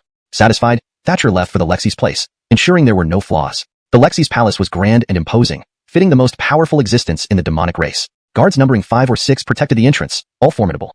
If Thatcher absorbed their energies, it would boost him significantly. However, he couldn't risk it and entered to find the Lexi. In the Hall of Otherworlds, the Lexi awaited, shrouded in black mist. "Senior Fergus, you're finally back. How was your journey?" As he spoke, the Lexi inspected Thatcher's demon energy, finding him seemingly stronger, looking surprised but not suspicious. "Senior Fergus, it seems your strength has grown considerably. Have you encountered something remarkable?" Thatcher, startled, quickly responded, "Lexi, yes, I had a few minor encounters, nothing significant." Nodding, the Lexi said, "Understood. Senior Fergus, there's a matter I wish to entrust to you. Would you be willing?" Thatcher nodded immediately. "Of course, whatever the Lexi commands, I am duty-bound." The Lexi smiled. "Our relationship with human cultivators is currently strained." Chapter 206, The Harmony. Thatcher nodded, unsure of the intent behind the other party's words, and thus not eager to make a judgment. "Because of this dire situation, our demon race has 3 factions. One is the peace-seeking faction, another is the fight-to-the-death faction, and the last is the surrender faction." Thatcher was taken aback. He hadn't realized that the relationship between human cultivators and demons had deteriorated to such an extent. "I see. Then whatever Lord Lexi wants me to do, just let me know." The Lexi sighed. "The surrender faction has been almost entirely wiped out. Our demon race still retains its blood and honor, not allowing such traitors to sow discord. It's a pity there are still some members of the peace-seeking faction. They don't seem as extreme and don't arouse much resentment. Because of this, they've become very influential and even affected some of the main combatant factions." Thatcher observed the Lexi, sensing that he should be part of the combatant faction. "My task for you this time is to eliminate all members of the peace-seeking faction. These individuals aren't strong and are quite weak, making it easy to kill them. However, various pretexts will be necessary." At this point, the Lexi's expression changed, as if he had recalled something infuriating. "These good-for-nothings have no real abilities but enjoy shouting for peace everywhere, disrupting the harmony within our demon race. These scoundrels deserve to die." Upon hearing this, Thatcher felt a thrill of joy internally. He originally intended to eliminate some demons to absorb their demonic aura. He hadn't expected the Lexi to provide a reasonable excuse. As for which faction they belonged to, peace or war, it wasn't too important to Thatcher. "Fine, then I'll deal with them now." Thatcher was about to leave, already eager to start his killings. But the Lexi stopped him. "Dorian, I have a list here. Kill them according to this list. Try not to get caught. Even if you do, it doesn't matter." Thatcher hesitated, accepted the list, and found that these were mostly high-ranking individuals. It made sense. Regular members wouldn't require an bear to handle them. Putting away the list, Thatcher prepared to leave when suddenly a coquettish female voice called out to him. "Why are you leaving just as you've arrived, Axel? I hurried over as soon as I heard you were here." Thatcher turned to see a sweet-faced female demon walking toward him. Her gaze remained fixed on him, and given the context, he understood she was addressing him. "Ahaha, don't I have important matters to attend to? The Lexi gave me a mission, and I must complete it promptly." Hearing this, her face fell instantly. "Your Majesty, my father and I have just met after so long. Can you give us some time?" The Lexi immediately smiled. "Of course. You two talk. I'll leave now." The female demon shook her head. "No need. Your Majesty can rest here. I'll take Axel back to the sleeping quarters." She took Thatcher's hand and led him away. Thatcher's mind raced. What did this demon empress intend? The female demon only held onto Thatcher's sleeve, saying nothing. Thatcher thought she might have discovered his true identity and considered killing her once they were alone. However, reflecting on it, since she was the Lexi's consort, eliminating her would lead to investigation that might trace back to him. Finally, she led Thatcher to her private chambers. After dismissing the servants, the heavy doors closed, leaving only Thatcher and the Harmony inside.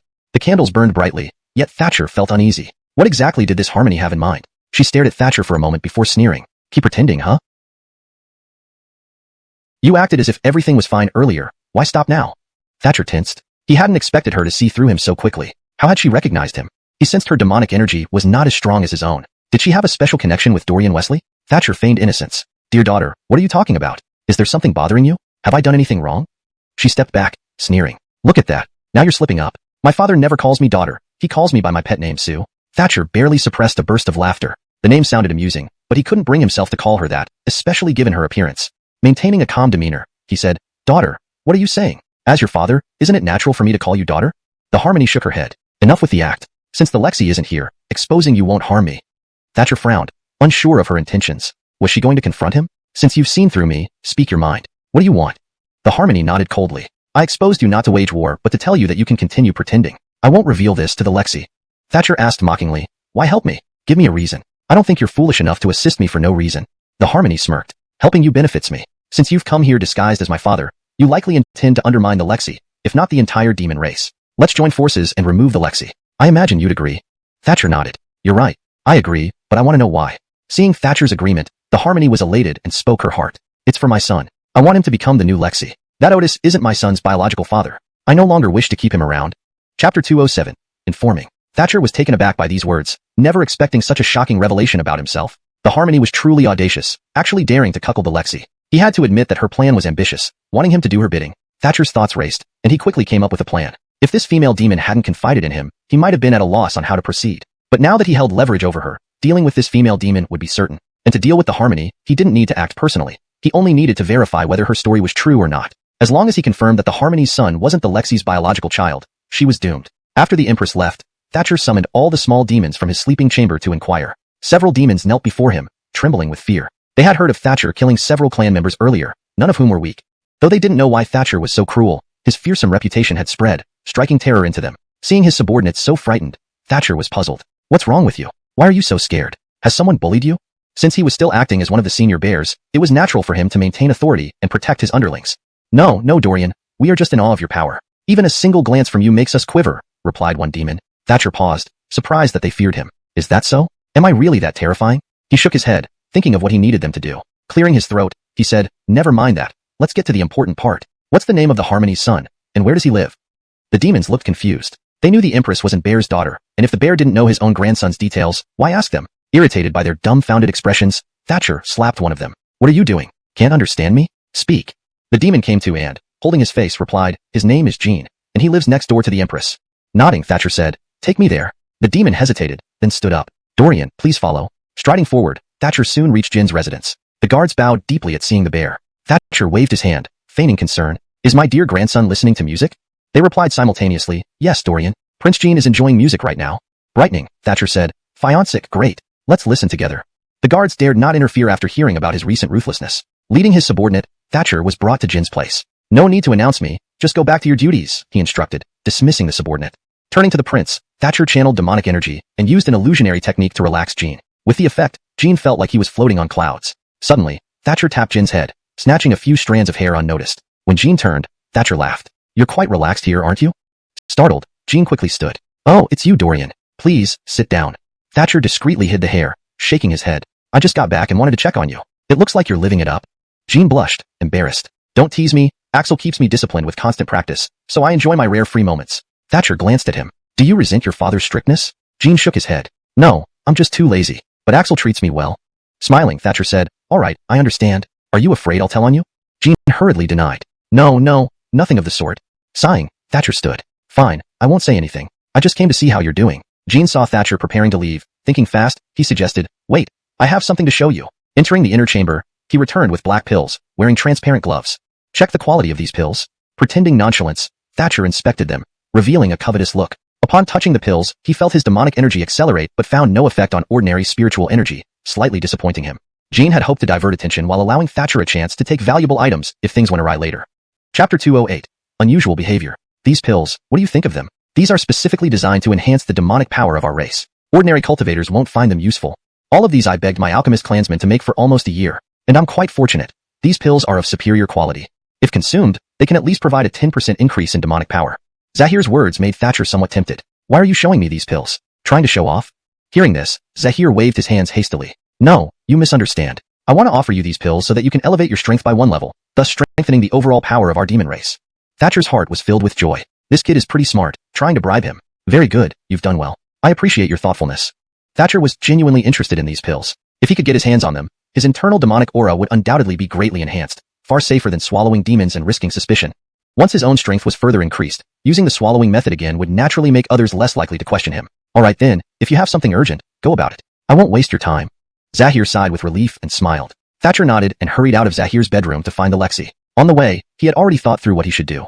The Lexi was now deep in cultivation, surrounded by demonic energy, forming a black mist sphere with a radius of 2 or 3 zhang around him. If this cultivation went well, he would definitely break through to the next realm tonight. Therefore, he placed utmost importance on this session and would not allow anyone to disturb him. However, Thatcher persistently sought an audience outside the Lexi's bedroom. Despite the servants' constant attempts to stop him, Thatcher didn't give up. Seeing that the servants refused to let him in, Thatcher started to grow angry. I'm warning you, this matter is extremely urgent. If you delay, Don't blame me when the Lexi punishes you for failing. Seeing this stubborn servant, Thatcher no longer bothered arguing and resorted to threats. Hearing this, the servant hesitated. After all, he was just a servant. Matters were none of his business until it came to bearing the brunt of any trouble, yet he might not reap any benefits. Thinking of the consequences Thatcher mentioned, he became truly afraid. Dorian, wait here. I'll report immediately. The servant returned to the bedroom but missed seeing Thatcher's triumphant smile. When the Lexi heard the report again, his expression darkened. What? Another report? For Dorian? Didn't you tell Dorian I was cultivating? Frowning, the Lexi sensed this was different. Dorian wouldn't act so rashly. He has been informed, but Dorian says it concerns your safety. We dared not stop him and had to report. The Lexi paused, then waved his hand. If it's like that, why wait? Bring Dorian in quickly. He may really have an urgent matter. Now the Lexi was also anxious. He knew Thatcher wouldn't act recklessly unless it was important. Normally, Thatcher was always cautious. Soon, Thatcher walked in with the servant. Lexi, you sure like putting on airs, making me wait outside for a whole quarter hour. Thatcher's words stunned the Lexi. He didn't understand Thatcher's meaning. As the Lexi, granting Thatcher an audience was already a huge favor, and yet Thatcher showed no appreciation. Dorian, your words confuse me. Don't think you can order me around just because of your seniority. The Lexi tried to contain his temper, but felt Thatcher had gone too far. Why shouldn't I order you around? Fool. You're facing a calamity and don't even realize it. The Lexi listened to this again, and his gaze almost pierced through Thatcher.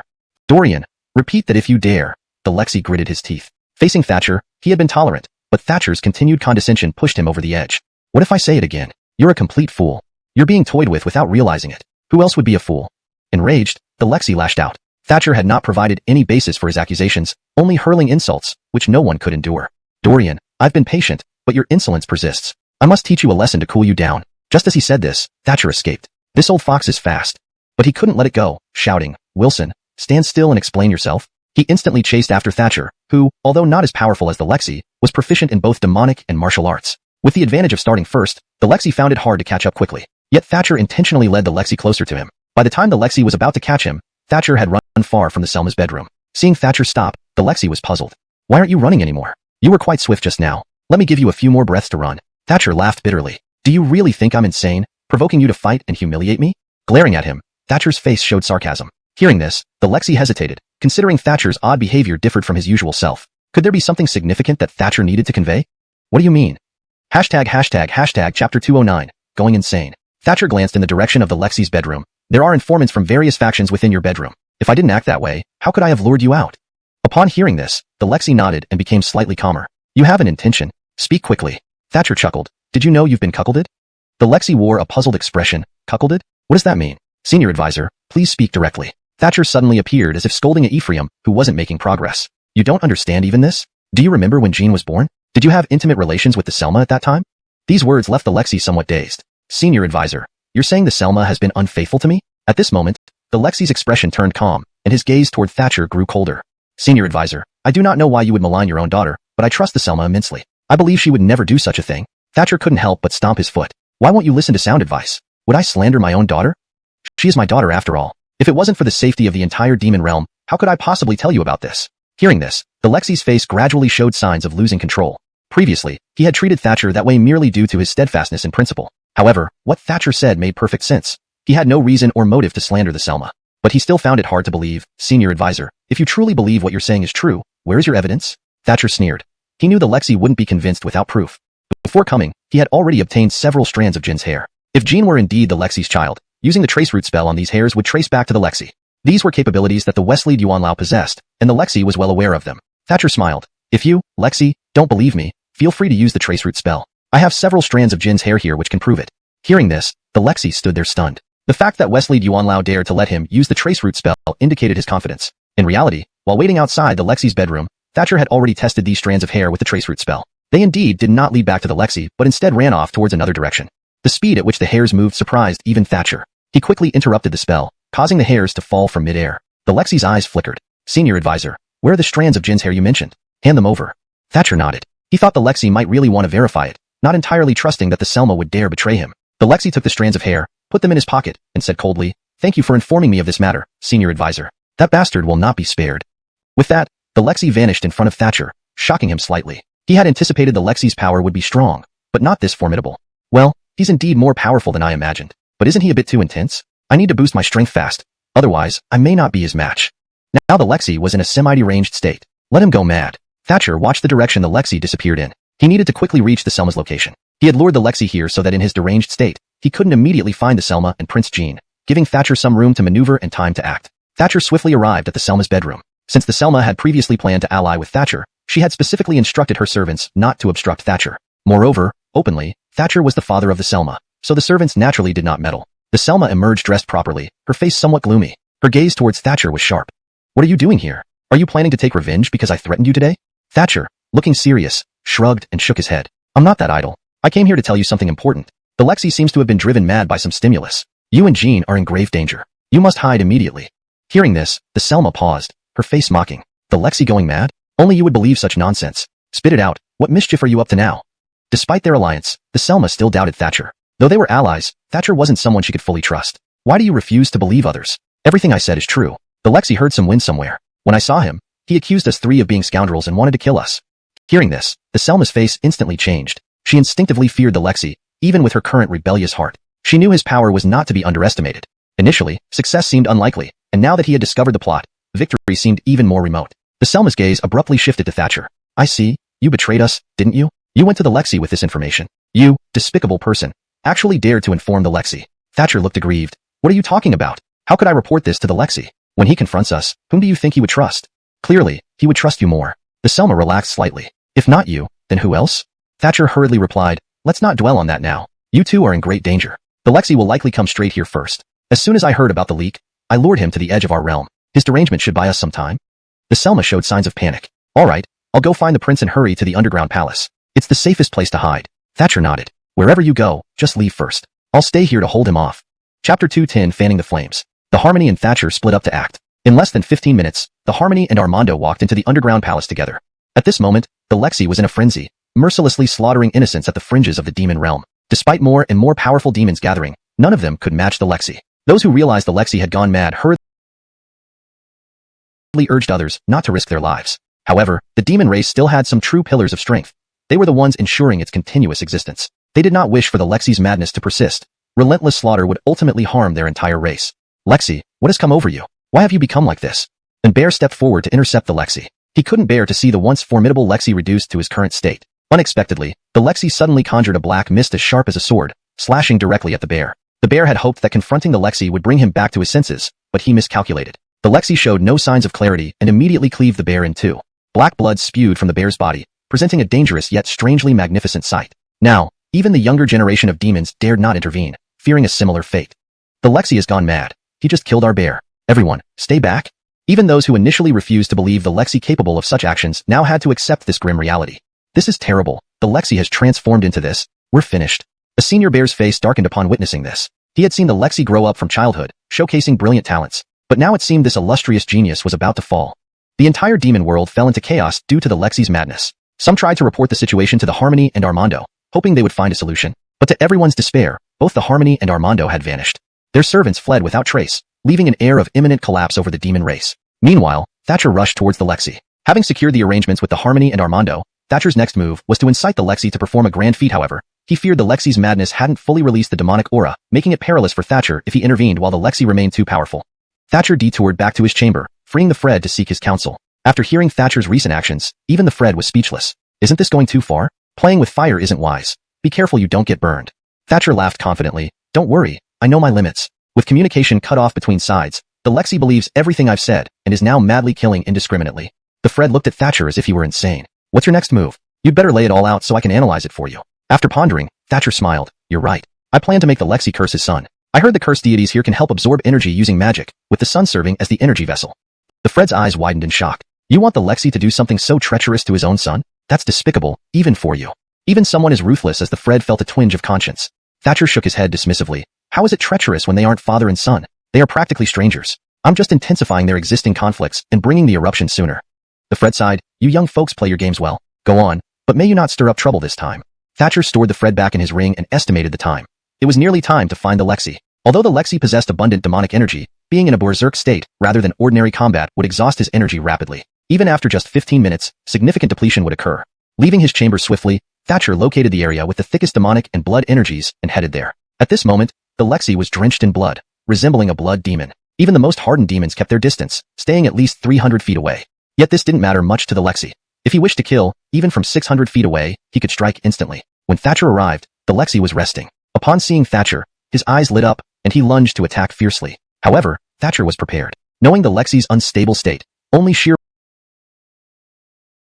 power could deter further fighting. He launched an offensive with 3 consecutive strikes, forcing the Lexi to retreat 2 steps. This infuriated the Lexi, whose eyes turned red. He had fought for so long without meeting a worthy opponent, and Thatcher managing 3 hits without defeating him was humiliating. The Lexi attempted another attack, but was halted by Thatcher. Xuanhuan, I didn't expect your prowess to improve so much. Yet, those 3 blows merely caught me off guard since I've already expended much demonic energy. Thatcher understood the Lexi's pride and played along. You're right, Lexi. I took advantage this time, but I have important news to report. The Lexi's expression softened slightly, becoming somewhat lucid. Xuanhuan, what brings you here? Not to challenge me, I hope. Thatcher waved his hand, smiling. The Lexi's might in our realm is unparalleled. I wouldn't dare such foolishness. Chapter 211. The Forbidden Grounds Deity. I've come this time mainly to share an immature suggestion with you. I wonder what the Jonas thinks of it. The Jonas paused for a moment, then waved his hand impatiently. If you have any ideas, just say them quickly. Don't be long-winded. Thatcher nodded. Do you know about the ability of the Forbidden Grounds deity to cast bans? The Jonas dismissed it casually. Of course I do. That's their renowned ability. After more than 1,000 years of honing, it's incredibly powerful. Thatcher smiled. It's not just that. This method can also set curses. I was wondering if you truly hate the prince who isn't your biological son? The Jonas nodded. Of course, I loathe that kid, and most importantly, I despise the harmony. If not for that woman, I wouldn't have had this experience. Thatcher's face showed a smile. In that case, if there's an opportunity to help you take revenge on them, would you be willing? Without a second thought, the Jonas answered, Really? Of course, I'm willing. But is there really such an opportunity? At this point, the Jonas suddenly remembered that the 2 individuals they were talking about hadn't shown up yet. But we don't even know where they are now. How can we deal with them? Thatcher smiled. That doesn't matter. The Forbidden Grounds deity can cast spells from a distance. Using Prince Zahir's body as a medium, the deity can curse Prince Zahir while using his body to draw energy for you, greatly increasing your power. Hearing this, the Jonas felt a sense of disbelief. Isn't this a bit unlikely? While the deity's cursing ability is strong, when did it ever enhance someone's strength? Although Senior Wesley knew about such things, the Jonas was indeed unaware, and Thatcher was also somewhat confused about how it worked. However, Thatcher believed that the memories stored by Senior Wesley wouldn't be wrong. These memories came along with Wesley's magic and were passed on to Thatcher. Absorbing these memories, Thatcher could judge their authenticity. Jonas, you may not know this, but this information comes directly from the deity's mouth. It won't be false, said Thatcher. The Jonas's expression froze for a moment, as if he realized something and immediately trusted Thatcher's words. The relationship between the Dorian and the deity is much closer than mine with the deity. Knowing this isn't surprising. Alright, no time to waste. I urgently need to increase my power. Let's go see the deity. At this moment, the Jonas, eager to boost his own strength, was almost impatient. He personally led Thatcher to the Forbidden Grounds, where the deity reigned supreme. Though titled as the king of all demons, even the Jonas paled in comparison to the deity. The Forbidden Grounds were located in the central area of the demon realm, gathering all the demonic powers. Even the Jonas didn't enjoy such privileges. The Forbidden Grounds were off-limits to ordinary demons due to the presence of the deity, which was considered sacred and inviolable. Moreover, only those who could endure severe trials could remain here. Ordinary demons, if staying here for even a breath's time, would be dissolved instantly. Yet the deity not only carved out a space within the Forbidden Grounds for cultivation, but also brought some demonic followers, firmly establishing themselves here. This illustrated the unshakable position of the deity within the entire demon clan. What are you doing here, Jonas? A voice echoed as soon as the two reached the edge of the Forbidden Grounds. Thatcher and the Jonas stiffened. They hadn't expected the deity to detect them so easily. This Ahmed, who is he? Never seen him before. The deity's voice rang again, clearly referring to Thatcher. The Jonas was about to explain Thatcher's identity but was stopped by him. Let's go first. Give the deity a surprise when we meet. Judging from the demonic aura emitted by that voice, Thatcher deduced that it was the legendary deity. From the instinctive reaction to Wesley's magical aura, that voice had a natural suppressive effect on him. Thatcher couldn't help but think sarcastically, could the deity kill you with one sentence? You're acting like he could. The Jonas didn't object. After a moment's thought, he smiled and said to the voice, Bradley, this is an old friend of yours. We will come to see you immediately. Please wait a moment. Hearing this, the Bradley's voice did not sound again. Clearly he was also looking forward to Thatcher's identity. Despite displaying formidable power, it was evident that the Bradley couldn't discern Thatcher's identity from such a distance.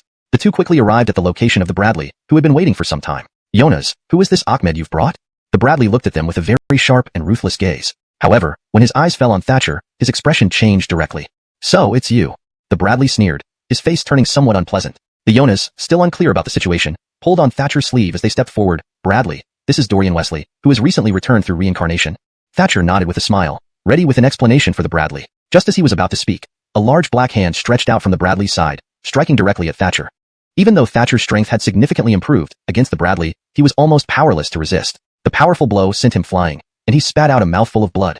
He became tense, wondering if the so-called Bradley had somehow discovered his true identity. But that seemed impossible. He hadn't exposed anything. Could this be a test? Clutching his chest and gritting his teeth, Thatcher asked, Bradley, why did you attack me? If you wish to punish me, you must give a reason.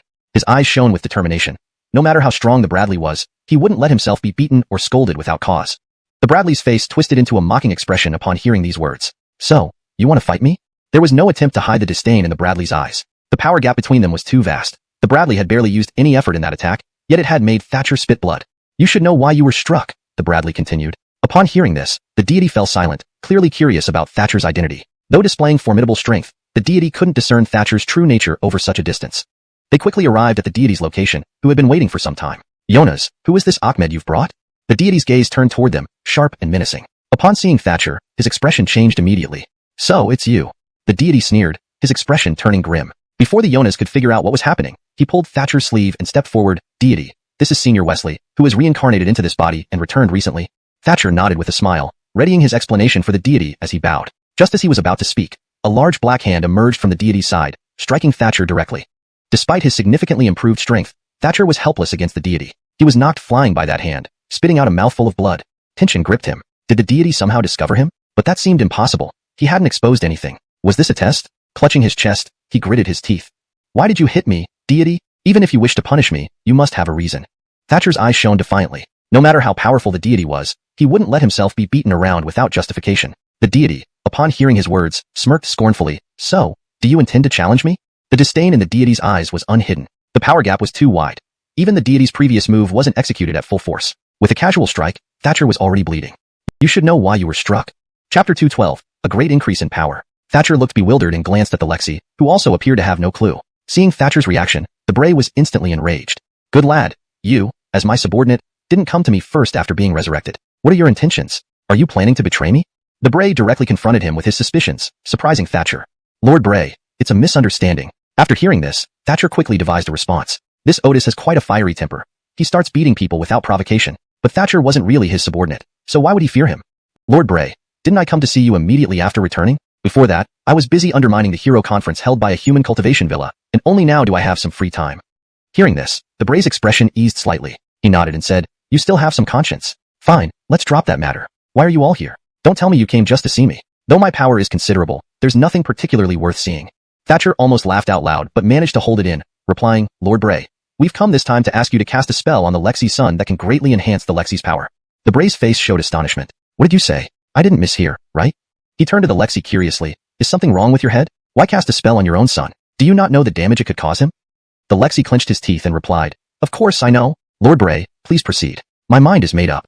The Bray nodded. Since the Lexi had spoken, he saw no need to persuade further. All right, since you're prepared, I won't delay. Bring his and your hair, and I can cast the spell now. Thatcher hurriedly handed over Prince Hoyt's hair to the Bray, while the Lexi also gave his hair. As the Bray began chanting, the Lexi soon felt powerful energy surging within him.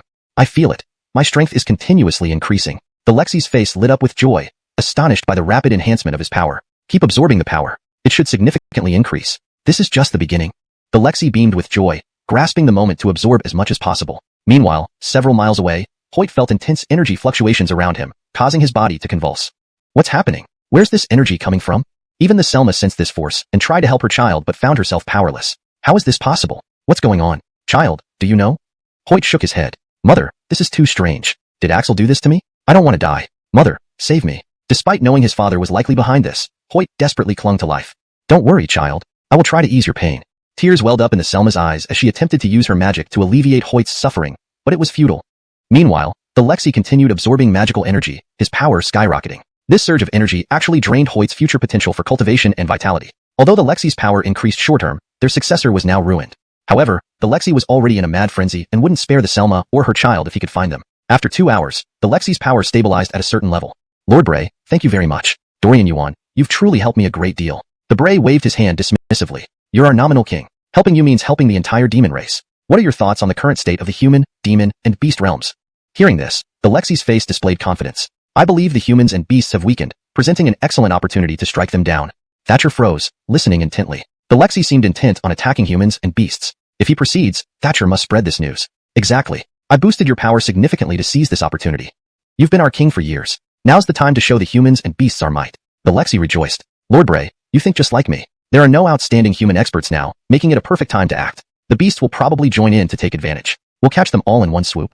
The Bray shook his head. No, the beast realm harbors great horrors. Avoid attacking unless necessary. The Lexi's expression stiffened, about to ask about these horrors, but the Bray stopped him. That's enough, Lexi. Just know this, don't ask more. Turning to Thatcher, the Bray asked, Wesley, what's your opinion? Thatcher responded promptly. I think the Lexi and Bray are powerful and ready to attack humans. However, we haven't fully understood the human situation. For safety, let's investigate for another half-month before acting. The Lexi nodded. Dorian Wesley always thinks carefully. Bray, I agree with Dorian Wesley. After considering carefully, the Bray nodded. Fine, then dispatch scouts one last time for verification.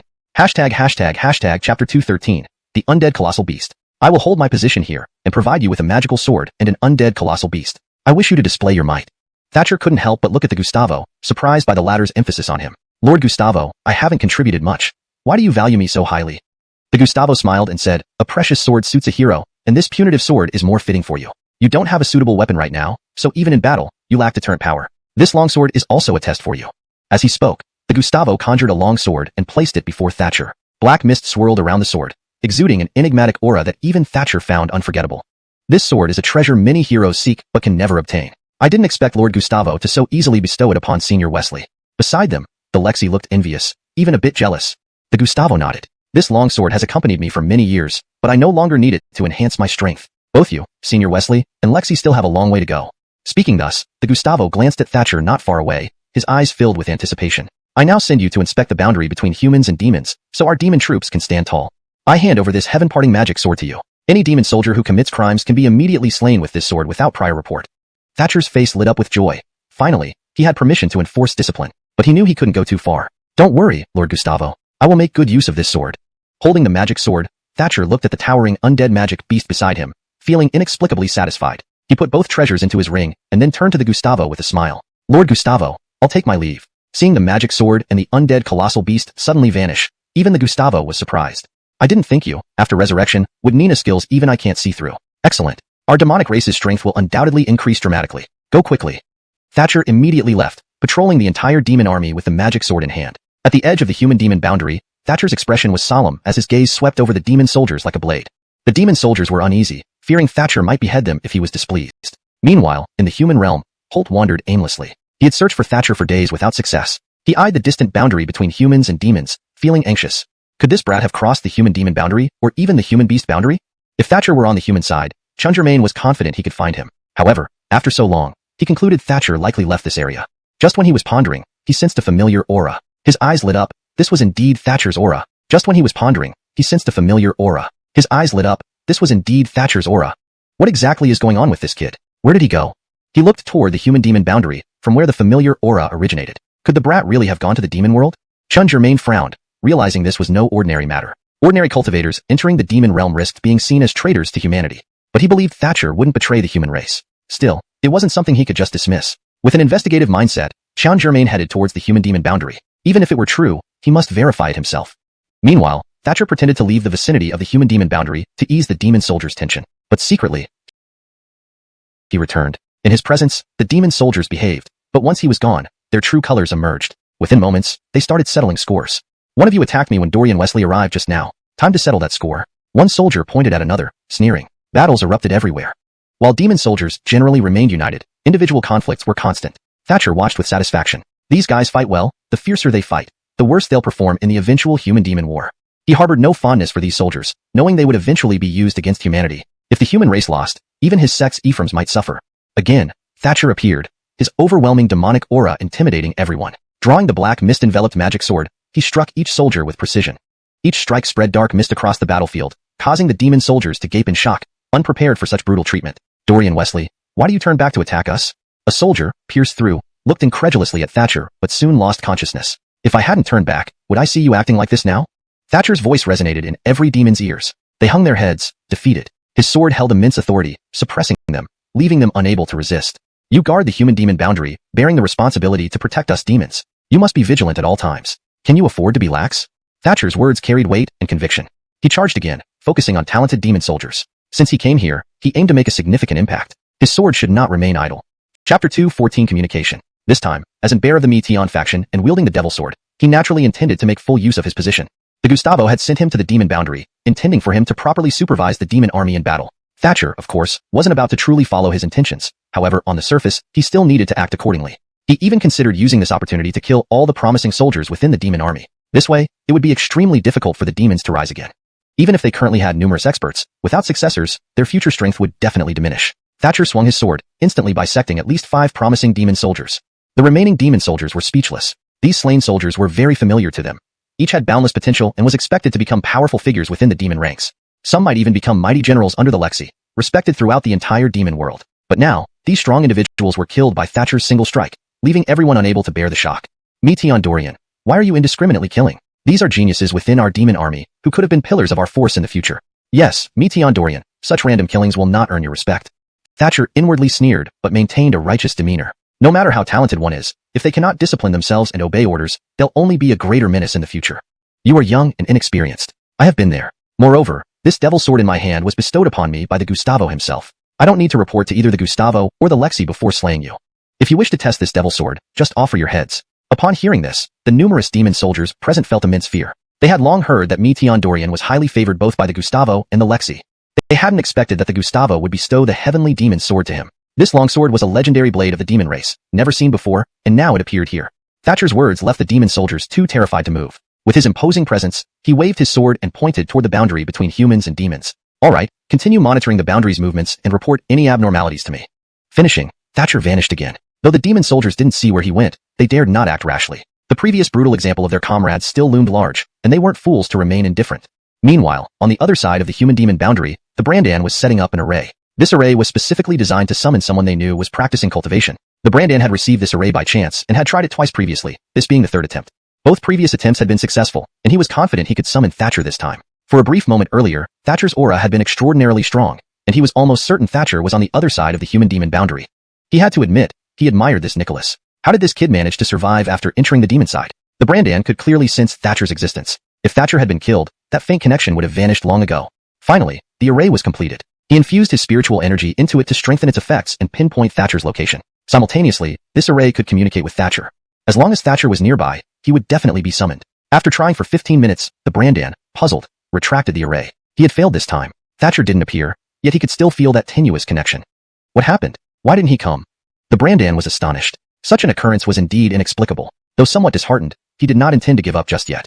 He would wait 2 more hours. If Thatcher still didn't appear, he would leave temporarily. In reality, when the Brandan began summoning Thatcher through the array, Thatcher immediately sensed it.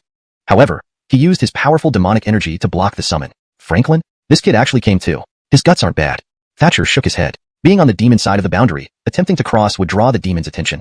Thus, he had to choose a moment when the demons were most lax. He could also reveal his identity and pass through openly as the Meteon Dorian, but that would attract the notice of the Gustavo and Lexi, which would be counterproductive. An hour later, during the demon soldier's shift change, Thatcher seized the opportunity and swiftly crossed the human-demon boundary. After crossing, he hid quickly. From a distance, he saw the Franklin getting up and leaving. This confirmed his intuition. Glancing back, he saw the demon soldiers remained unaware of any unusual activity on this side. Thatcher hurriedly pursued the Franklin. At this moment, the Franklin felt a powerful black mist approaching from behind. That formidable power startled him. His body trembled as if paralyzed. The force behind him felt like the most evil and savage entity in the world. Who was it? Could it be the Gustavo or the Lexi? Such malevolent power couldn't possibly belong to a human. Even the darkest human cultivators would possess righteous spiritual energy. With great effort, the Franklin turned his head and saw a familiar face. What? It's you? Unexpectedly, the person he waited 2 hours for finally appeared just when he was losing hope. Arlie, you've finally come. No, you must be fake, transformed by the Gustavo. The Franklin gaped, recalling the despair-inducing power moments ago, feeling uncertain. Thatcher waved his hand, sighing bitterly. What are you talking about? I'm not the Gustavo. I'm the Arlie. Earlier when you summoned me, I had something to deal with and couldn't come. Now I've managed to escape and have a few things to tell you. Chapter 215, Invasion. Hearing this, the Brandan exploded in anger. How is that even possible? Even if that's the case, it doesn't prove that Thatcher has definitely been corrupted by demonic forces. With so many demons watching at the time, how could he not have injured you? The Chen family's old Vince also erupted in rage. Are you still one of us? You're actually siding with outsiders at such a critical moment. If you dare to argue back, I'll expel you from the Chen family. This outburst infuriated the Franklin instantly, leading to an endless argument between the two parties. The atmosphere was extremely tense. Each sect took sides. Few stood with the Franklin while more believed in the words of the Chen family's old Vince. As for Xuanhuan, because they had to mediate, they could not align themselves, and Chongqing was showing signs of division. Despite the Chen family old Vince being in seclusion, he did have some loyal supporters. At this point, Thatcher, holding the forbidden demonic cultivation techniques, found himself in quite a dilemma. He either had to practice the demonic technique or find excuses to stall. Otherwise, staying in the demon realm meant he would be expected to cultivate daily. If the Bray didn't see improvement over several days, suspicion would undoubtedly arise. After careful thought, Thatcher came up with a win-win solution. He went to the Bray's palace and met him and the Lexi face-to-face. Great Bray, the human race has wronged me too much this time. I want to take revenge. Please allow me to lead the demonic army to attack the humans. The Bray and the Lexi exchanged surprised glances. The Lexi walked up to Thatcher, patting him on the shoulder with a smile. Why do you suddenly wish to go to war? I remember before there were other human cultivators who provoked you, but you didn't react like this. Thatcher's face darkened. Of course, I have my reasons. While at Forgiu Manor, I made enemies with the Chun family's old Vince. This time, he sought to get back at me, so naturally, I must settle this score on the battlefield. The two demons then understood. Alright, since you are determined to fight, I will permit you to lead the left flank of our army for an attack. It's a test. If you can severely damage the human army, great. If not, preserve our strength. Thatcher nodded joyfully and immediately began preparations with the left flank of the demonic army, officially launching the attack the next day. Once again, Thatcher informed the Franklin to prepare the human cultivators. The Franklin wasted no time, sending warnings to all major sects, urging them to be cautious. Of course, he also informed the old Vince, telling him not to act rashly. The other sects took the matter seriously. Regardless of its authenticity, preparing would never hurt. However, the Chun family's old Vince completely disregarded the message and acted as he pleased. Those under his command also didn't take it seriously. The next morning, the demon army led by Xuanhuan crossed the boundary between humans and demons, attacking fiercely. The left flank of the demonic army followed Thatcher's orders implicitly. Thatcher recognized the factions each human cultivator belonged to. His offensive strategy avoided harming key human forces. He ordered his subordinates to target powerful human sects, ensuring minimal casualties among weaker sects. After dispatching the generals, Thatcher waited, confident this battle would likely end inconclusively since he sent top-tier human forces into combat. These demon warriors could barely maintain a stalemate. Expecting victory was futile. Villain, don't you dare run. As Thatcher turned around, he heard a furious voice behind him, undoubtedly the Chen family's old Vince. This stubborn old fool is asking for trouble again. If I don't teach him a lesson, he might not take us seriously, Thatcher muttered coldly, dashing backward with his demon sword glowing ominously, slicing through the air to form a celestial net. The last encounter left the Chun family's old Vince scarred by this demon sword.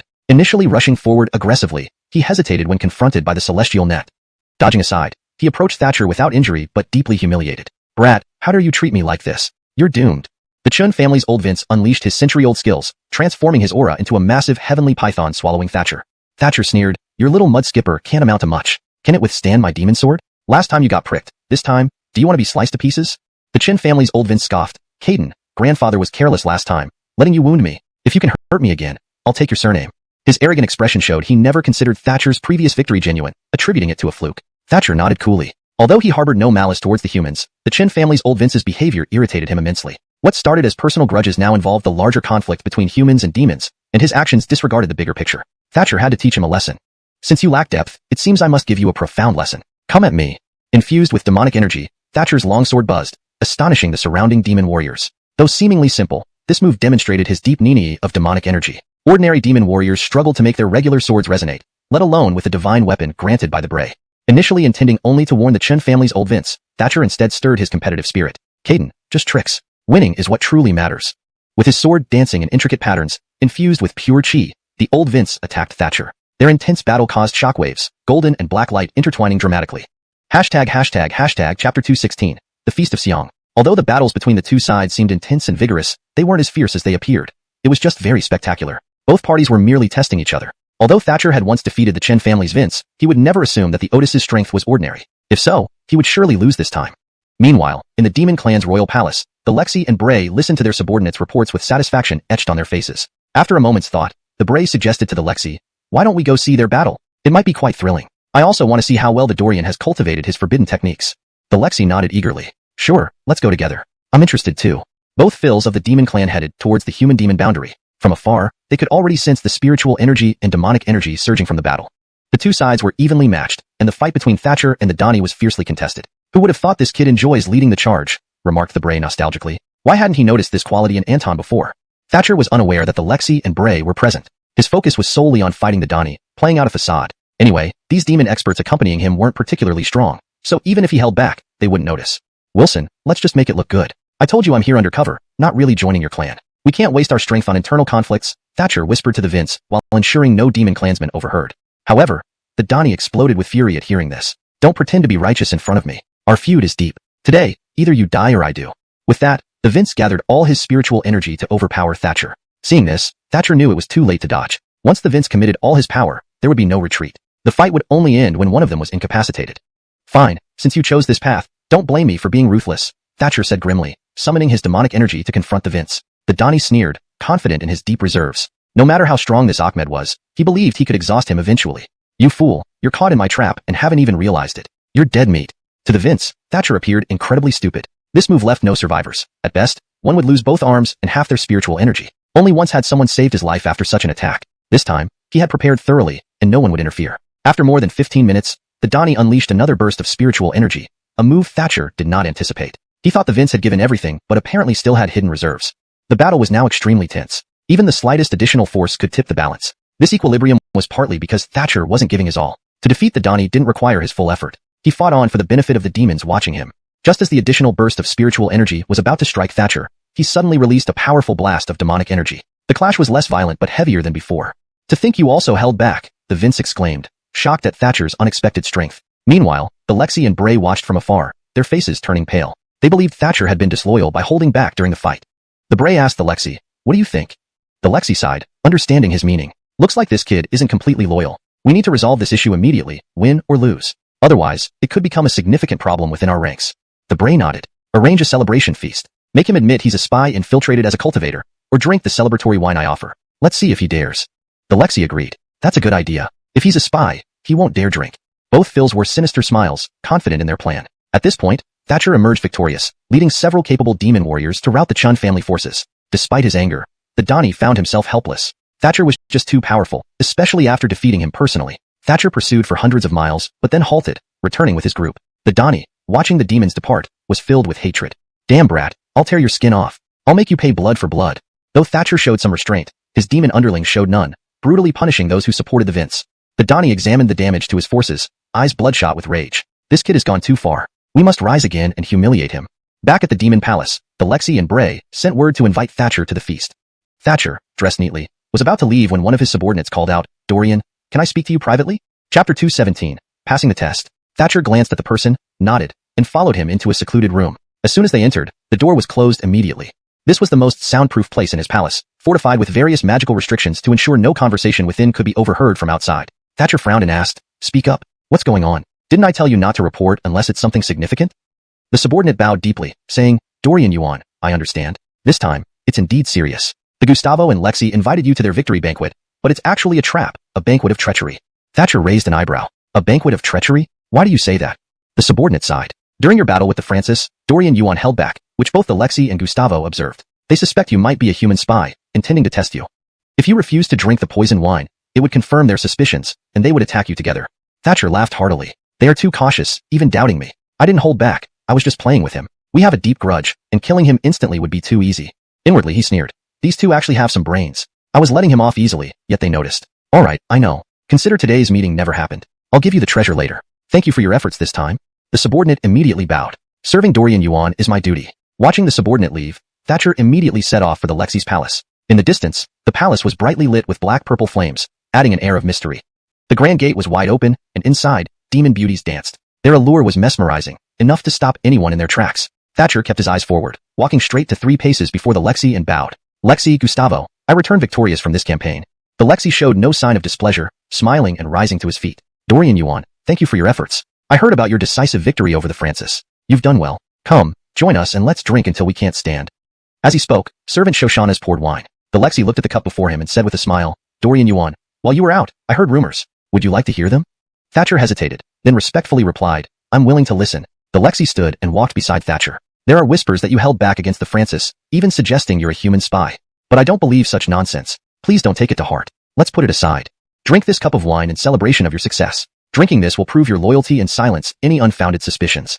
With that, the Lexi raised the cup and handed it to Thatcher. All eyes in the hall focused on the wineglass between the two men. Many believed Thatcher wouldn't dare drink it, given its lethal nature.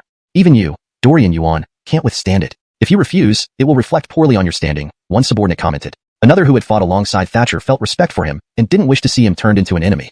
The Lexi smiled again. "Don't worry, Dorian Yuan. This wine has no poison. It's just ordinary wine." Though many present didn't believe it, Thatcher simply smiled, picked up the glass, and drank it all in one gulp. The crowd exchanged glances, their expressions varied, some gloating, others worried. Only the Gustavo and Lexi's eyes gleamed with surprise. "I trust you, great king. It's just ordinary wine." Thatcher showed the empty cup to everyone. The Gustavo laughed, slapped the table, and stood. "I always trusted you, Ahmed. But why did you spare that guy, despite your enmity?" "I wanted to torment him further," Thatcher explained. "Killing him quickly would be too lenient." Hearing this, everyone seemed to understand, and the Lexi beamed. "See, nothing to worry about. Everyone, enjoy yourselves." The Gustavo agreed. "Yes, celebrate Dorian Yuan's triumph tonight until we can't stand." After the celebration, the next day, the entire demon clan feasted for 3 days. Guards remained vigilant, while Thatcher announced he would enter seclusion. The Lexi and Gustavo paid little mind, knowing Thatcher needed to recover and possibly advance after the battle. Moreover, the Gustavo had bestowed a forbidden magic technique, which Thatcher needed to study. For 2 days, Thatcher studied the technique until it was ingrained in his memory. Though ready to practice any time, using it would mark him with demonic power, risking deeper suspicion from humans. Deciding to avoid such complications, he stored the technique away for now. Chapter 218, The Sealed Land. However, Thatcher did not idle in his palace. Every night, he took the opportunity to scout around within the demon clan. Within 100 miles of his palace, he was already thoroughly familiar with the layout. Yet there was nothing worth investigating. Everything was quite ordinary. Dorians, Hall Phils, and their subordinates lived in palaces and mansions scattered nearby. If anything significant were hidden, it wouldn't be in these areas. Tonight, Thatcher planned to venture farther out. He instructed his subordinates to turn away any visitors, warning them that they would face severe consequences if they disobeyed. Naturally, they didn't dare go against his wishes and stood guard at the entrance to the palace, ready for any intruders. With all arrangements made, Thatcher left the palace unnoticed by his subordinates, confident that only the Lexi or Gustavo could detect him. He headed directly to a location 100 miles away that he had previously inspected. Beyond this area, the residences of the demon clan subordinates vanished, replaced by vast, open training grounds for combat drills. Upon arriving, Thatcher felt an overwhelming sense of emptiness accompanied by a profound bloodline suppression. Not because the place affected his lineage, but due to an inherent repulsion. Clearly, something here sensed Thatcher's abnormal presence and did not wish for him to enter. What exists here that is so formidable? Despite looking around, Thatcher found nothing amiss. This place certainly has its secrets, he mused, wandering about to rely on his own senses to determine what was happening. After roving for 2 hours, he finally pinpointed a general direction where a seal seemed to exist. No matter how hard he tried, he couldn't breach it.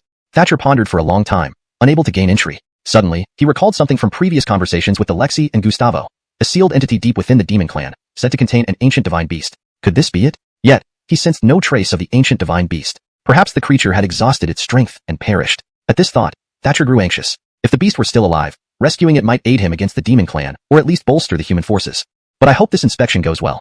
Otherwise, the demons may set up more traps, making further exploration nearly impossible. He searched the vicinity of the seal, finding it resonating with the demonic energy inside him while naturally repelling his spiritual chi. It was clear that only high-ranking members of the demon clan could enter this area.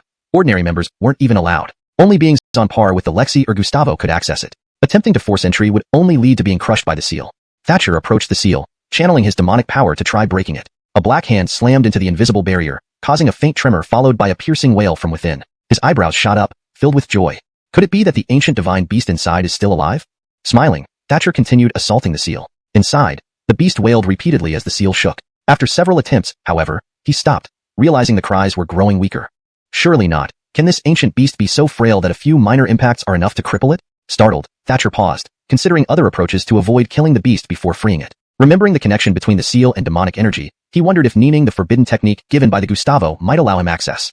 But after a moment's thought, he doubted this possibility. Bodying such a technique within this short time was nearly impossible. Still, he had no other choice. Pulling out the forbidden technique scroll, he began studying it, hoping to reach at least a basic level.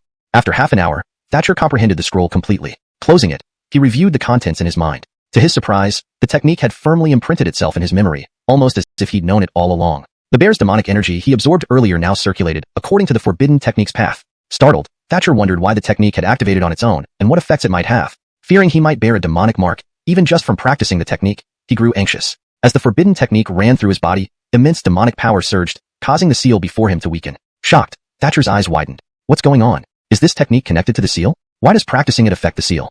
Though hesitant, he saw things improving. Perhaps if I continue refining my demonic energy, the seal will open once I fully Nina the technique. Determined, Thatcher focused on practicing. 2 hours later, he heard a sound like a lock opening from the seal ahead. Opening his eyes, he gasped. The seal now bore a door slowly swinging open. With excitement, Thatcher approached, successfully entering the sealed area. Testing nearby sections of the seal, he found only the open door allowed passage. Was it the technique that unlocked the seal? Without hesitation, Thatcher began searching within. Chapter 219, Ancient Colossal Beast. The divine beast had made a sound earlier, and Thatcher believed he would soon find it. However, despite searching this area thoroughly twice over, he still could not locate the beast's trail. He felt frustrated, as if something had gone wrong. He scratched his head, feeling that everything was bizarre. I don't believe it. This can't be happening. How could such a thing occur? Did the divine beast vanish? Previously, while continuously attacking the seal, though he caused some disruption, it was absolutely impossible to harm the ancient divine beast inside. He activated the forbidden technique again. After all, he'd only managed to enter this so-called seal because of this forbidden technique. Could he use the same trick again? For answers, Thatcher took action once more. As the forbidden technique ran through him, it felt as though he held the entire seal in his grasp. Despite having control over the entire seal, where's that ancient divine beast? Thatcher still did not detect the presence of the ancient beast. Just as he was about to give up, his forbidden technique suddenly absorbed a surge of dark energy, successfully pushing him into the initial realm of Nini. Though he had lingered on the verge of Nini for some time, truly reaching this stage was quite another matter. In this seal, by sheer luck, he absorbed its dark essence. Thatcher had a bold idea. Could he continue cultivating within this seal and boost his strength? Cultivating here seemed incredibly efficient. What used to be nearly insurmountable obstacles now seemed to disappear without effort. Ouch! Suddenly, a familiar mournful sigh reached Thatcher's ears. It was the voice of the divine beast from before. Where is that voice coming from? He looked around but saw no sign of the divine beast. Suddenly, he channeled the forbidden technique, connecting with the seal. A vague figure appeared about 100 feet ahead. Thatcher felt an impulse, increasing the power of the technique to the utmost. Finally, the figure began to solidify. It was enormous, unlike any beast from this era. This was clearly the ancient divine beast he sought. But how could he bring it out? Using his agility, Thatcher quickly approached the weakened beast, which appeared on the brink of death. He couldn't help but ask, "Why are you so weak? Where do you come from, and what's your name?" Realizing the ancient beast might not understand human language, Thatcher waited. The ancient divine beast spoke, "Isn't it because of your demon clan seal that I'm in this state? Don't play dumb." Thatcher laughed bitterly and shook his head. "You're mistaking me for a demon. Let me tell you, I'm actually a human cultivator who infiltrated here to undermine the demon clan." The ancient beast clearly didn't believe him. "What nonsense? You say you're undermining the demon clan? Do you really think I believe you?" There was still suspicion in its eyes. "If you're a human cultivator, why do you have demonic energy running through you? That's not something a human can wield." Thatcher demonstrated by channeling his cultivation technique, displaying powerful spiritual energy. The truth proved itself. You can circulate both demonic energy and spiritual energy? Truly remarkable. Thatcher smiled. "Now do you believe me? I am here to help you. Answer my previous questions." The ancient beast nodded. "Fine. I'll trust you for now. I am the ancient divine beast Tao Tai, sealed here by the demons who feared my power and continually strengthened the seal to weaken me. Under constant erosion from this seal, my strength has dwindled to what you see today." Hearing this, Thatcher understood. "No wonder I affected you when I attacked the seal. If I want to save you, what should I do?" The ancient beast didn't seem particularly joyful at Thatcher's offer. "Are you sure you want to save me? Releasing me will cause chaos in the heavens, and possibly calamity for cultivators." Thatcher nodded. "Yes, I want to save you. But first, we need a verbal agreement. You must target the demon clan and not attack cultivators. Otherwise, you'll be the enemy of humanity." The ancient beast immediately agreed. "All right, I accept. Break the seal, and you'll free me." Thatcher asked skeptically, "Is it really that simple? But you're in poor condition. What good would saving you do? If the demon clan discovers you, you'd be in danger." The ancient beast sighed, wistfully. "I know. But for a chance at freedom, even just an hour, it's better than being imprisoned here until death. If I had a condensing essence pill, it might help restore my peak state. Unfortunately, such a pill is extremely rare and nearly impossible to obtain." Thatcher's eyes lit up. "A condensing essence pill? I have one." Suddenly, intense spiritual energy burst from the beast. "You really have a condensing essence pill? Bring it out. If it helps me regain my strength, I will acknowledge you as my Nina." The ancient beast growled lowly. Thatcher felt excited. If he could form a pact with this powerful ancient beast, his strength would skyrocket. "So, here is a condensing essence pill. Swear that after taking this pill, you'll recognize me as your Nina, and I will give it to you." Thatcher hadn't expected to gain such a powerful contracted beast so easily, and all for a pill he could casually obtain. Chapter 220. Shock to the world. The ancient divine beast immediately swore upon hearing this. "I swear to serve you as my Nina. Should I ever betray you in action or thought, may I be instantly destroyed by the heavens and earth." After he finished speaking, a dull thunderclap seemed to resound from the sky, and Thatcher felt a surge of joy within his heart. The oath he took was considered the most solemn among existences in the cultivation world. Once broken, it would result in complete annihilation, both physical body and soul obliterated by heavenly lightning. Immediately after, Thatcher felt an intangible connection form between himself and the ancient divine beast before him. Thatcher also sensed its current weakness. If it didn't get some rest soon, it might die within 10 days. "Take this Ninjin pill first. I can feel that your strength is gradually fading. Recovering your power is paramount now." Thatcher handed the Ninjin pill to the spiritual beast, and then stood aside to protect it. Thatcher felt somewhat uneasy. Although he had gained the ancient spiritual beast, how would he explain this to the Gustavo and Lexi? Given that this divine beast could be sealed by such means by the demonic race, it must be very important. If it were to truly return to the cultivation world, it would cause significant upheaval. The Lexi and Gustavo would surely notice soon. Then what should he do? Of course, since Thatcher had taken this step, he naturally did not regret it. The existence of the demonic race posed a threat to the cultivation world. Weakening them was something Thatcher eagerly sought. Even if it exposed him, so be it. The ancient spiritual beast immediately began restoring its strength. After consuming the Ninjin pill, the recovery was initially slow but steady and consistent. However, 15 minutes later, the effects of the Ninjin pill started to kick in, and its spiritual energy surged rapidly. Surrounded by demonic chi, which greatly aided in the restoration of its spiritual energy. Though demonic chi and spiritual chi seemed different, they were fundamentally the same substance. Absorbing demonic chi and slightly refining it to transform into spiritual chi was an ability Thatcher admired greatly. "If only I could do that too. Alas, it's just a fantasy." The ancient spiritual beast, indeed in existence from the primeval era, possessed this ability to convert demonic chi into spiritual chi with remarkable proficiency. If it could teach him this, converting between demonic and spiritual chi wouldn't feel so awkward for him. As the ancient spiritual beast's strength increased, the demonic chi around the seal formed a vacuum, spreading outwards. Since maintaining the seal required a constant supply of demonic chi, and now the ancient spiritual beast was absorbing the demonic chi, the seal gradually began to collapse. At this point, Thatcher no longer maintained the taboo technique to sustain the seal. Consequently, the figure of the ancient spiritual beast gradually became more substantial. Seeing the seal weakening, Thatcher's face lit up with joy. This seal is breaking. Will the demonic race notice? The ancient divine beast shook its head. They won't notice in the short term, but I fear it might cause a celestial anomaly. Upon hearing this, Thatcher couldn't help but gape. A celestial anomaly? How could that be possible? As an ancient divine beast, if I cannot even trigger a celestial phenomenon, then my title is meaningless. Each ancient divine beast has caused celestial phenomena at both birth and death. Now, rising again, though not at a critical moment of life or death, it will certainly not cause widespread chaos throughout the cultivation world. However, it will definitely disturb the entire demonic territory. Hearing this, Thatcher immediately tensed up. If that happens, the Gustavo and Lexi will surely come looking. The ancient divine beast nodded. Then we must hurry to cultivate. Once ready, we leave immediately. After discussing, they immediately focused on their respective tasks. 3 hours later, a thunderbolt echoed through the sky, a lightning bolt piercing through the heavens above the demonic seal, connecting to the top of the ancient divine beast's head.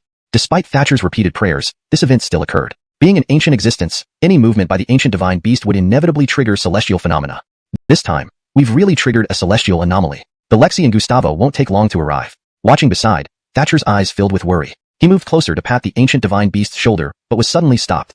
Don't touch me. If you make contact, you might also be struck by lightning. Hearing this, Thatcher quickly retracted his hand and asked hesitantly, now that you've triggered a celestial anomaly, we should leave immediately. Otherwise, neither of us can escape when the Gustavo and Lexi arrive. The ancient divine beast shook its head. I can't leave now. I need to absorb all this energy. Otherwise, even if I regain my strength, I won't reach my peak. Thatcher nodded. In that case, I'll wait for you until the end. The ancient divine beast's eyes filled with gratitude, while chaos engulfed the entire demonic territory. The demonic race's power clashed intensely with lightning. Though far away, they still felt the intense aura of death. Quickly report to the Gustavo and Lexi about the anomaly at the seal. Then Bear of the demonic race, with a grim expression, waved to his subordinates. Soon after, the Lexi and Gustavo saw the lightning that cut through the heavens. Their faces turned extremely dark. Who managed to release that guy? These two experienced figures recognized immediately that this indicated the ancient divine beast had been freed. They glanced at each other, not doubting each other but thinking directly of Thatcher. After all, apart from us, only Thatcher in the entire demonic race could have done this. It seems that Ahmed went there. Let's head over quickly and intercept him, said the Gustavo, his face darkening. And then the two demonic overlords vanished from the spot. Chapter 221. Exposure. At this moment, the entire demon race was plunged into deep panic. They had no idea what had happened, but they felt as if their lives could be taken away at any moment. What on earth is happening to our demon race? Why would such a dangerous existence suddenly appear among us? Is it the bear? I heard rumors that he might be a traitor. Could it be true? That's unlikely. The bear represented our demon race in battles against human cultivators and emerged victorious. The demons were discussing, all of them looking confused. Meanwhile, Thatcher was anxious like an ant on a hot pan. He watched helplessly as the heavenly lightning gradually narrowed, but did not completely dissipate. Before losing consciousness, the ancient divine beast had told him not to disturb it as long as the heavenly lightning remained. Yet, he could sense that the Lexi and Bray were approaching. What trick is this kid pulling?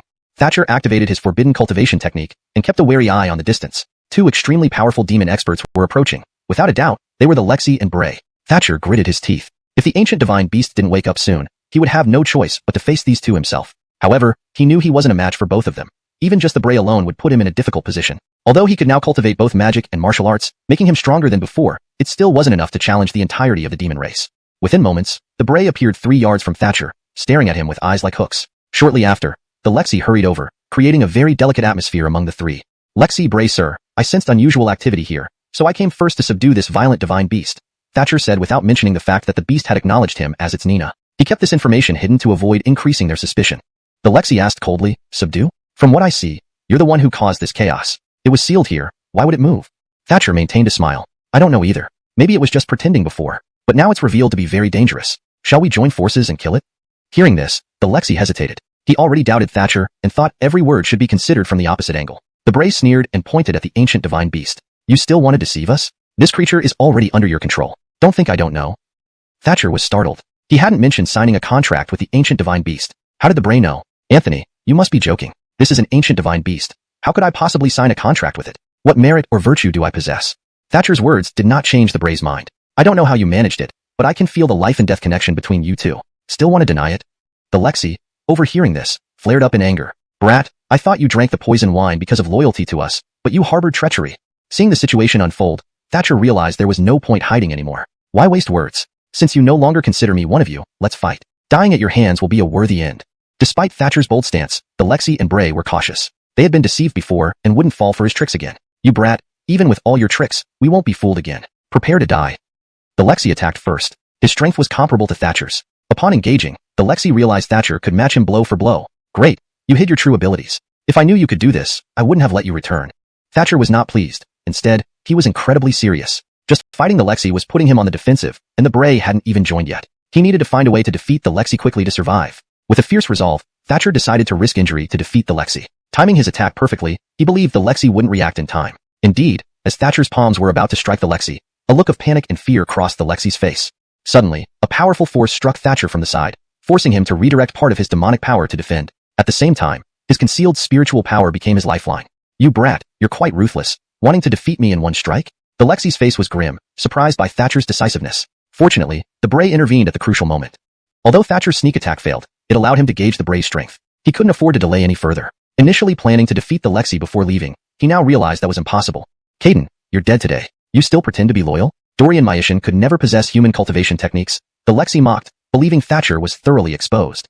Thatcher shook his head. If you don't believe me, it doesn't matter. I have no guilt towards the demon race. The battle raged on for another half an hour. This time, the Bray joined the Lexi in attacking Thatcher, making him no match. Suddenly, the Bray slapped Thatcher, an attack he could not withstand. Spit. Thatcher flew backward, spewing blood into the air. Chapter 222, Barely Alive. The Gustavo looked at Thatcher with a smug expression, but suddenly his smile vanished. Is that the same ancient magic beast from before? The Lexi's face twisted in jealousy. In his mind, this was originally their demonic race's spoils of war, but now it had ended up in Thatcher's hands. When the Gustavo slapped Thatcher away, the ancient magic beast lunged forward and caught him midair. Earlier, when the ancient divine beast triggered unusual phenomena in the world, the bear of the Chun family and other powerful figures from the Heroes League rushed to the area. Of course, they couldn't cross the human-demon barrier due to the confrontation between human and demon experts here. Any sudden move by them would have caused great turmoil between humans and demons. Chun family's Germain was worried. Thatcher was among the demons and could be in imminent danger. Did Thatcher cause this commotion? He decided he must prepare for Thatcher's rescue. Thatcher shouldn't shed both blood and tears. Thatcher lay on the towering body of the ancient divine beast, barely breathing and extremely weak. Though the beast had caught him and lessened the impact, he was still gravely injured. Now, only a thread of spirit energy kept him alive. Let's leave here and head for the human realm. With these words, Thatcher lost consciousness. Seeing this, the Gustavo said sternly, Tout ya. I know our demon race suppressed you for millennia, but we never killed you, did we? Now you've returned to the continent, congratulations. Our demon race can coexist peacefully, but you must hand over this Achmet. The ancient divine beast sneered. Peaceful coexistence? You suppressed me for so long, and you think I won't hold it against you? The divine beast almost wanted to fight the two mighty demons, but restrained himself, thinking of Thatcher. Thatcher looked terrible, unable to withstand any more harm. You are not even worthy to be my opponent. Once I save my Nina, I'll settle things with you. The divine beast fled swiftly, but the Gustavo blocked his path. Do you think it's easy to escape? We sealed you once and can do it again. The Gustavo wielded a magic staff designed specifically to seal the divine beast.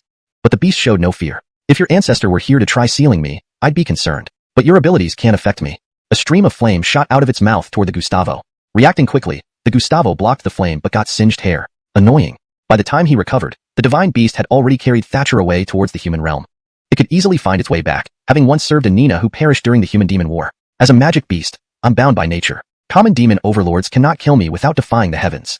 These puny creatures are truly annoying, thinking they can threaten me. Do they see me as a mere shadow of my former self? The divine beast, now restored, covered hundreds of feet in a single step and reached the human-demon barrier in moments. Look, a divine beast has escaped from our demon territory. That's the ancient divine beast we sealed, right? Why is it here? Is the seal broken? Many demons were startled and unsure what to do. Some slow or unlucky ones were crushed under the beast's feet. On the human side, practitioners, slowed by the barrier, quickly made room. The beast's power was evident, and no one dared challenge it. Quick, inform the bears of each family and sect about this divine beast's origin. Some guardians issued orders, and soon the news spread. The Heroes League quickly received the report. The Donnie learned of the Nicholas on the beast's back. It was Thatcher, the Arlie of Heavenly Dao Sect. Flying swiftly towards the barrier, he hoped to protect Thatcher first. He didn't know if the bear would act against him, so he took preemptive action. Within minutes, he saw a towering figure approaching rapidly. Rushing towards it, he pushed his speed to the limit. Suddenly, the figure paused, looking around uncertainly. Birdie, I've brought you to the human realm, but where do you want to go? You haven't told me yet. The divine beast felt regret for letting Thatcher become its Nina so easily, believing Thatcher to be strong, only to see him injured. But he couldn't abandon Thatcher, as the Evan's death would mean his own end. Why are you carrying my friend? A voice asked. The divine beast turned to see a human practitioner. Who are you? Alert, the divine beast defended Thatcher's vulnerable state. Don't misunderstand, I am a friend of this Nicholas. He asked me to meet him here. What happened to him? The Chin Vince, puzzled and worried, asked. The divine beast shook its head. I can't tell you anything until he wakes up. Suddenly, Thatcher stirred. Chapter 223, Poisoning. Beside him, the Brandan immediately showed a look of joy on his face. Look, Arlie is awake. That's truly great news. He had been terribly worried just now. If Thatcher really encountered any mishap, the two of them would have truly lost any chance to clear their names. Arlie, you're awake. How are you feeling? I'm the Brandan. What happened to you, and who could do this to you? The Brandan was very puzzled. Even among cultivators, Thatcher's strength was absolutely top-notch. Who could possibly harm him? Under the repeated calls of the Franklin, Thatcher finally came around slowly. At that moment, he instantly understood that he was lucky to still be alive. It's a miracle I can see you again after all this. Those two fiends discovered me, but I managed to escape with this divine beast. The Franklin did not doubt Thatcher's words at all. Arlie, being able to escape is already a blessing. Come, let me take you back to the League of Heroes. There, we have powerful cultivators guarding us. Even if the demon clan is strong, they won't dare attack there. Upon hearing these words, Thatcher smiled, feeling slightly relieved. All right then, after such a fierce battle, I desperately need rest and recuperation. Thatcher didn't expect that in this critical moment, it was actually his former enemy who saved him. Thatcher introduced himself to the ancient divine beast, Taoya, and quickly established a bond between man and beast. Although they were meeting for the first time, given their present status and actions, their relationship would inevitably grow much closer in the future. Therefore, fostering good relations was important now. Under the guidance of the Franklin, Thatcher returned to the League of Heroes with the ancient divine beast. Upon seeing Thatcher appear before him, the Donnie was taken aback but quickly broke into a delighted expression. Looking at the family head beside him, he wasn't as angry anymore. You've finally done something right this time. I won't hold past events against you. Bringing this Nicholas here counts as a significant achievement for you. Hearing this, the Brandan looked astonished. Germain, why do you still think Arlie isn't one of us? He was pursued by Williams and barely escaped death. Coming to our side already shows great fortune. Please don't make him feel unwelcome. The Vince suddenly became furious. Oh, so you're siding with this Ahmed now? Does he think he can escape my control just because he's in the League of Heroes? The Franklin directly stood in front of Thatcher. Germain, if you intend to harm Arlie, then come at me first. Seeing this, the League of Heroes senior members hurriedly intervened to smooth things over. Germain, we should focus on fighting the demons. Let's not create internal conflicts. That's right, Lord Chun. As the head of your family, you mustn't act rashly. Put aside matters concerning Arlie for now, and avoid damaging family harmony. It was ironically funny how internal Chin family issues now required mediation from outsiders. Thatcher was ultimately successfully arranged to stay within the League of Heroes jurisdiction. Ever since its formation, the League of Heroes had expanded its influence significantly. The residence and necessary expenses relied on donations from alliance members. Large contributions mainly came from influential clans and powerful sects, as they wouldn't be willing if major entities didn't lead. Due to Thatcher's inability to return to Destined Dao Sect temporarily, he was accommodated in the League's headquarters. Since returning, Thatcher had been resting to recover, yet complete recovery also required precious medicinal herbs besides self-cultivation. This task naturally fell upon the Franklin, who was more than happy to oblige. Previously strained relations with Thatcher needed to be mended, and this was an opportunity to do so. Meanwhile, Thatcher's identity among human cultivators was known by the Demon Clan. The Lexi and Gustavo declared eternal enmity against the Destined Dao Sect. Naturally, the Destined Dao Sect wasn't afraid of such threats. As a superlative power, they were inherently opposed to the Demon Clan. With worsened relations with the Lexi and Gustavo, Thatcher could not return to the Demon Clan. However, the Donnie, with a sullen expression, visited a small store and bought mysterious substances after exchanging words with the shopkeeper. Back at the League of Heroes, the Donnie learned where Thatcher rested and inquired about his recovery methods. This injury presented a rare chance to eliminate Thatcher. Missing this opportunity would make it nearly impossible in the future. Considering killing Thatcher might cause disdain or hostility among human cultivators, the Vince was well aware. But he believed Thatcher's true nature would eventually reveal itself, despite current undercover behavior. Any deceit would eventually be exposed. Thus, he felt no risk in eliminating Thatcher. However, doing so would face considerable resistance. Firstly, the family head wouldn't stand idly by, necessitating keeping him away discreetly. The other personnel, like those tending to medicinal herbs, were easily bypassed due to their average cultivation levels. Having prepared poison, he mixed it into Thatcher's medicine and was about to leave when he saw the familiar figure of the Franklin. Shocked, the Vince wondered how he reappeared after being sent away. The head, gritting his teeth, said, Germain, why commit such a dishonorable act? You've disgraced our entire clan. The Vince was enraged. Even if his actions weren't honorable, to be chastised by a junior was a disgrace. What right do you have to lecture me? When I ruled the martial world, you were still in diapers. Their quarrel drew attention from various experts. Chapter 224, Latest Developments. The experts all looked bewildered. The demon clan hadn't attacked, so why were they arguing? The head of the ancient tomb sect stepped forward and said, the two Chin family experts, we face a great enemy now. Why are you having an internal conflict? When we formed the alliance, we agreed that such things shouldn't happen. The Seamus sneered coldly. Thatcher is ultimately a hazard. We absolutely cannot allow him to stay with us any longer, or what will we become? The Holt countered. The Arlie went to the Lion's Den of Demons to gather more information about the demon clan. If we don't show more understanding and support, wouldn't we make such brave souls feel cold-hearted? Who would then do such righteous deeds in the future? The Seamus scoffed. You just listen to his side of the story. Being sold out and still counting money for him is laughable. The Holt retorted sarcastically, isn't it because the Arlie injured you before? Holding a grudge like this, your mind is too narrow. This statement instantly broke the Seamus's defenses. Nonsense, you're speculating maliciously. Let's discuss it fairly. Isn't it wrong not to want someone suspected of colluding with the demon clan to endanger the human race? No one dared to say much upon hearing this, as this kind of situation could lead to saying the wrong thing more often. A Kunlun sect expert suggested, how about this? Let the Shaolin marshal decide. Us laymen may not have the capability. This suggestion was accepted by most present. Together, they visited where the Shaolin marshal was staying. Upon learning the purpose of their visit, the Shaolin marshal came out from his bedroom with a wry smile. Everyone, what's there to argue about? Since those who believe Thatcher has been demonized have no evidence, we can't do anything to him temporarily. Plus, he is still the Arli of the Heavenly Dao Sect, and we must be cautious. Everyone nodded in agreement. Indeed, the Shaolin marshal pointed out the key issues with just a few words. However, the Seamus wasn't pleased. Even if I have no evidence now, this kid paraded around with treasures among the demons, which many saw. Doesn't that suggest something? The Shaolin marshal shook his head. That doesn't count as evidence. To gain the trust of the demon clan, Thatcher had to take certain actions. He warned us about the impending attack, reducing our losses significantly. Hearing this, the cultivators present nodded in agreement, as they were beneficiaries too. Yes, without the Arli's warning, the losses would have been catastrophic. The Seamus's temper flared up upon hearing that the others seemed grateful to Thatcher. Why are you all so muddled? Be wary of Thatcher's mole card and some people receiving bribes from him to sway you. As he spoke, the Seamus's gaze shifted to the Holt, clearly implying accusations directly towards him. He clasped his hands towards the Shaolin marshal. Please help us seek justice. These words sounded righteous. Meanwhile, a figure leapt across the human-demon boundary line, heading unnoticed toward Thatcher's location. This figure was surrounded by a faint black mist, yet a layer of sacred light seemed to offset it. This demon clan member was quite different from ordinary demons. After evading multiple searches, he finally found Thatcher's location. It was the low-ranking demon Thatcher had saved earlier at the human-demon boundary. This demon had sworn allegiance solely to Thatcher since being rescued. Learning that Thatcher had been injured by the Lexi and Bray, he was greatly shocked. In his heart, Thatcher could never be tainted or harmed. Since the Lexi and Bray misunderstood and injured Thatcher, he no longer felt loyal to them. Although the Lexi and Bray were supreme beings in the demon clan, they seemed distant to him. Instead, the kind Thatcher felt much closer. Approaching Thatcher's residence, he made a simple gesture and whistled like a signal bird. Despite being heavily injured but still alert, Thatcher immediately recognized the voice of his demon clansman. He responded similarly, and moments later, the demon appeared beside his bed as a black mist, reforming. Ancestor, I'm here, the demon bowed respectfully. Thatcher frowned and nodded. Didn't I tell you not to come unless it was important? You risked being discovered by the Lexi and Bray. This time, he managed to leave thanks partly to Thatcher, who provided him with spiritual energy to pass undetected through the boundary. However, this energy was limited. The demon shook his head. Ancestor, I bring crucial news. We're about to attack the humans, personally led by the Lexi and Bray. Preparations are nearly complete. Thatcher froze and became tense. They're leading personally. It looks like they're provoked and want a decisive battle. Could it be they couldn't kill me last time, and now aim to eliminate a potential threat? The demon shook his head. Ancestor, I don't know. Now that I've delivered the message, I'll leave quickly to avoid discovery. Thatcher acknowledged with a sound, and the demon transformed into a black mist again and left.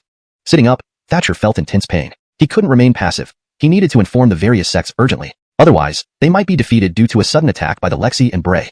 Losing a batch of cultivators wasn't critical, but innocent civilians would suffer the most. He quickly rose, walked out, and saw two cultivators guarding the door, looking at him immediately. Arli, why did you get up? Your body is severely injured. You need rest to recover. Another cultivator, however, looked anxious. Where are you going? Chapter 225, Mediation. These two were clearly not from the same group. Ignoring the cultivator who appeared nervous, Thatcher turned to the person beside him and said, I have an extremely urgent matter to discuss with the Chen family Germain. Take me to see him immediately. Upon hearing this, the cultivator responded anxiously, Arli, this isn't right. The Germain instructed me to ensure your safety. If I take you to him now, what if it affects your injuries? Thatcher waved his hand dismissively. There's no time for these concerns. If I can't convey this matter to the Chen family Germain immediately, things will become very difficult. The cultivator instantly understood the urgency of the situation. All right, Arli, let's go now. The other cultivator tried to stop Thatcher, but was swiftly flung away by Thatcher. The two hurriedly made their way to the council hall, where they found the Chen family Germain and the Dorian in heated debate. The scene resembled a powder keg about to explode. Everyone seemed ready to ignite at any moment. Unaware of the circumstances, Thatcher scanned the room and rushed towards the Germain. Chen family Dorian stood opposite the Germain, glancing over and spotting Thatcher first. He sneered, What brings you here, Ahmed? Are you trying to gather intelligence to report back to your demonic fills? Only then did the Germain notice Thatcher's arrival. His face revealed concern. Arli, why are you out here? Your injuries are severe. Coming out like this might worsen them. Thatcher waved off the Germain's concern and ignored the Dorian's sarcastic remark. Let's set that aside for now. I have urgent intelligence to share. The demons are preparing for a massive attack, led by the Gustavo and Lexi. They're advancing fiercely, so we must be on our guard. The Dorian's face twisted into a mocking grin. Don't spout nonsense and disrupt our plans and actions. Thatcher's expression darkened as this Otis continued to oppose him, testing his limits. Usually, it wouldn't matter, but now, facing imminent danger, such trifling behavior couldn't be tolerated. He retorted angrily, What is wrong with you? Did my single defeat of you make such a lasting grudge? You really regress in wisdom with age?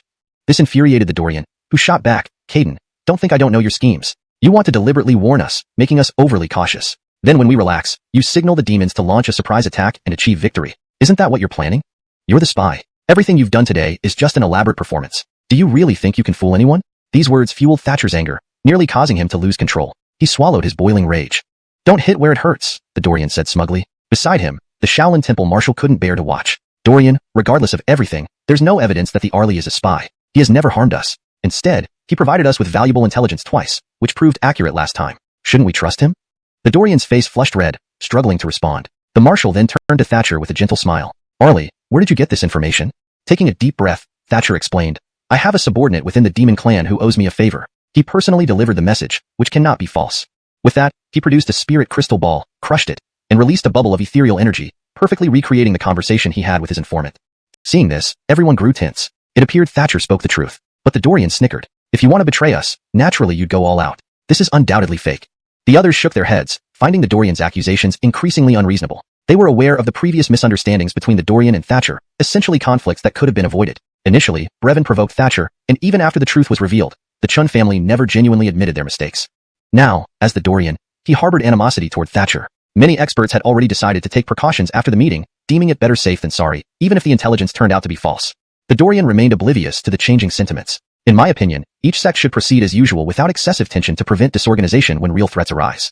The marshal solemnly addressed everyone. Today's assembly ends here. Everyone must return and prepare without risking unnecessary losses. Protect yourselves.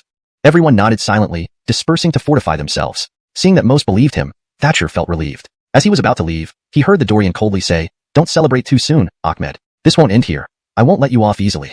Thatcher ignored the Dorian, leaving him seething in fury. Before returning to his quarters, Thatcher noticed a familiar figure standing quietly outside his residence. It was the Shaolin Temple marshal. He hurried over, knowing the visit was important. Marshal, what brings you here? Without beating around the bush, he asked directly. Being the acknowledged fill of various sects, the marshal's visit must relate to the impending battle. Is your condition stable? The marshal inquired, eyeing Thatcher carefully. Sighing, Thatcher replied, It will take some time. My injuries are severe, and recovery will need at least a month.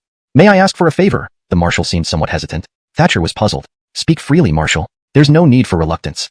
The marshal nodded. We would like to ask you to serve as our strategist for the human-demon war. Are you willing? Thatcher was taken aback. Marshal, I'm in no condition. Is this appropriate? #### translation notes. Names like Thatcher, Chun family Germain, and Chun family Dorian are kept in pinyin format as requested. The original tone and style have been preserved, including the dialogue structure and emotional expressions. Paragraph structure and line breaks match the original text to maintain readability and flow. Chapter 226, The Great Battle. The Marshal of Shaolin Temple smiled and nodded, saying repeatedly, Appropriate, absolutely appropriate. You will only serve as a strategist. You won't need to engage in combat yourself. Although you have been severely injured by the two demon lords, you once lived among the demon clan and have some understanding of them. I believe you should know when they are likely to launch an attack, even down to knowing when these two major demon lords will strike. Thatcher hesitated upon hearing this. The abbot wasn't wrong, indeed. He had deep insights into these matters. He had spent considerable time with Gustavo and Lexi, and part of his inherited demonic powers included memories from the Dorians of Wesley, thus providing him with deeper knowledge about them. The abbot is right. I do have this advantage, but will everyone accept me? Jermaine Chun has been persistently threatening to deal with me, Thatcher said with a somewhat uneasy expression. Just thinking about this unreasonable person made Thatcher feel displeased. The abbot waved his hand reassuringly. Rest assured, if I've decided to place you as a strategist, then I'll ensure everything is properly arranged. If Jermaine Chun accepts it, that's fine. If he doesn't, then we will ask him to leave. Upon hearing this, Thatcher breathed a sigh of relief. All right, I agree. The abbot looked visibly pleased. Good. Now let's make arrangements immediately. If your information is correct, we don't have much time. The two first went to Thatcher's residence to roughly discuss the deployment strategy, then returned to the council hall to gather key fills from various sects to finalize the plans. Upon hearing the abbot's arrangement, there was no sign of opposition from those present. Everyone knew that Thatcher had indeed spent time among the demon clan before. They didn't believe he had defected to the demons, nor did this belief impact their current deployment plan much. Even if Thatcher's intelligence turned out to be inaccurate, it simply meant the demons wouldn't attack at the expected time. This time, the demon clan might attack at midnight. I discussed this with him before. Analyzing pros and cons, we concluded that attacking at midnight would be best. At that time, human forces would be weakened while the demon clan, leveraging the moon god's light, would gain approximately a 30% increase in strength. Everyone was stunned by this revelation. A 30% boost in power was significant. Previously, they had no idea such a thing existed. Although the demons usually attacked at night, they assumed it was because demons preferred darkness and underhanded tactics, never considering the practical implications. The abbot nodded at the crowd. Since our strategist has said so, everyone must pay close attention. We can't afford any slip-ups. This information is hard-won. If we knowingly disregard it, it would be too unfortunate later. After discussions, everyone began preparations, striving for meticulousness in every detail. Even Jermaine Chun, despite not acknowledging Thatcher publicly, hurriedly prepared privately, having suffered heavy losses last time for ignoring Thatcher's advice. The Lexi and Gustavo were already en route, planning to attack at midnight. Their previous experience, influenced objectively by Thatcher's earlier attacks, led to increased combat effectiveness among their troops. Moreover, both demon lords leading this time ensured their forces were formidable.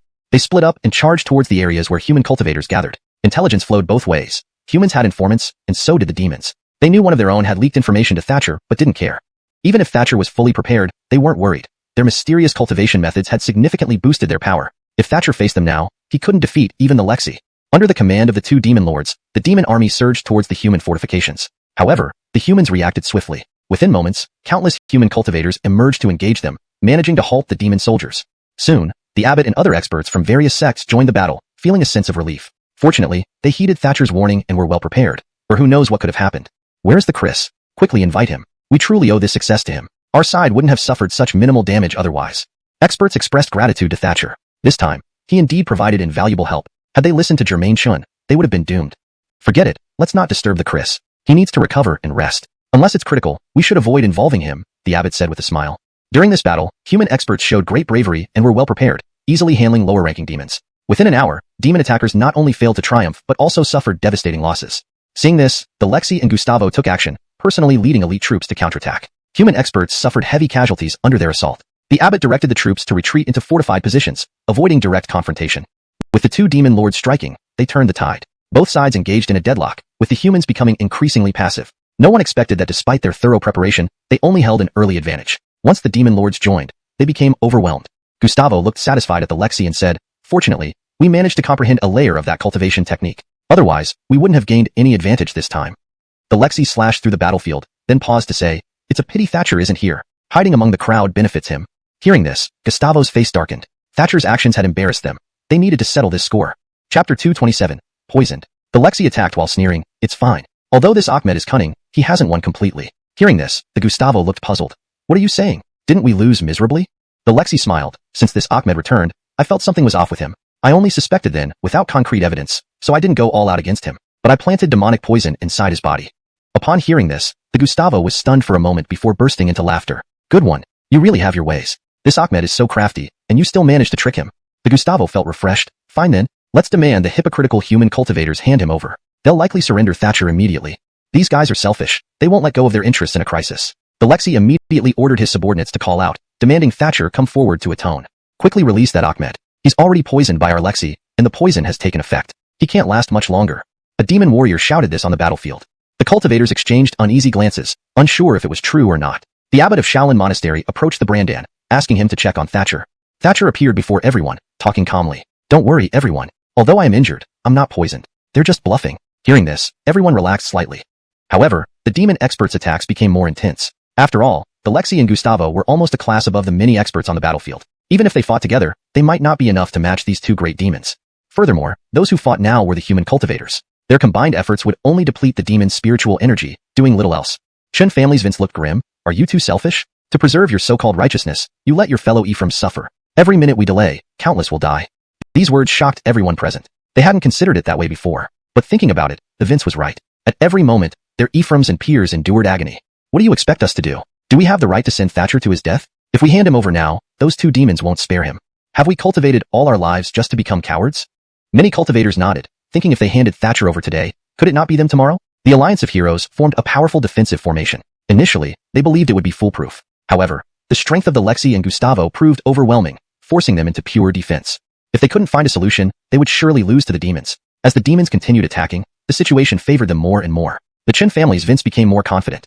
"Well, we're no match for them. Shouldn't we agree to their demands? Handing over Thatcher isn't such a big deal. Meet their demands, and considering our remaining strength, they won't fight to the death. It benefits them too." Some hesitated upon hearing this, but the abbot of Shaolin Monastery remained resolute. "No. If we meet one condition, how many more will they ask for?" His words awakened everyone. Thatcher saw their hesitation and felt speechless. Hadn't he done so much for human cultivators? Were they so ungrateful? In the end, the Alliance of Heroes was just a loose coalition. Suddenly, an intense pain surged within him without warning, like someone punching him from inside. At first, it was bearable, but it grew worse until he collapsed, unable to move. Everyone was shocked and worried except the Chen family's Vince. "Your Holiness, are you alright? What happened? Your Holiness was fine just now. Why did this happen suddenly?"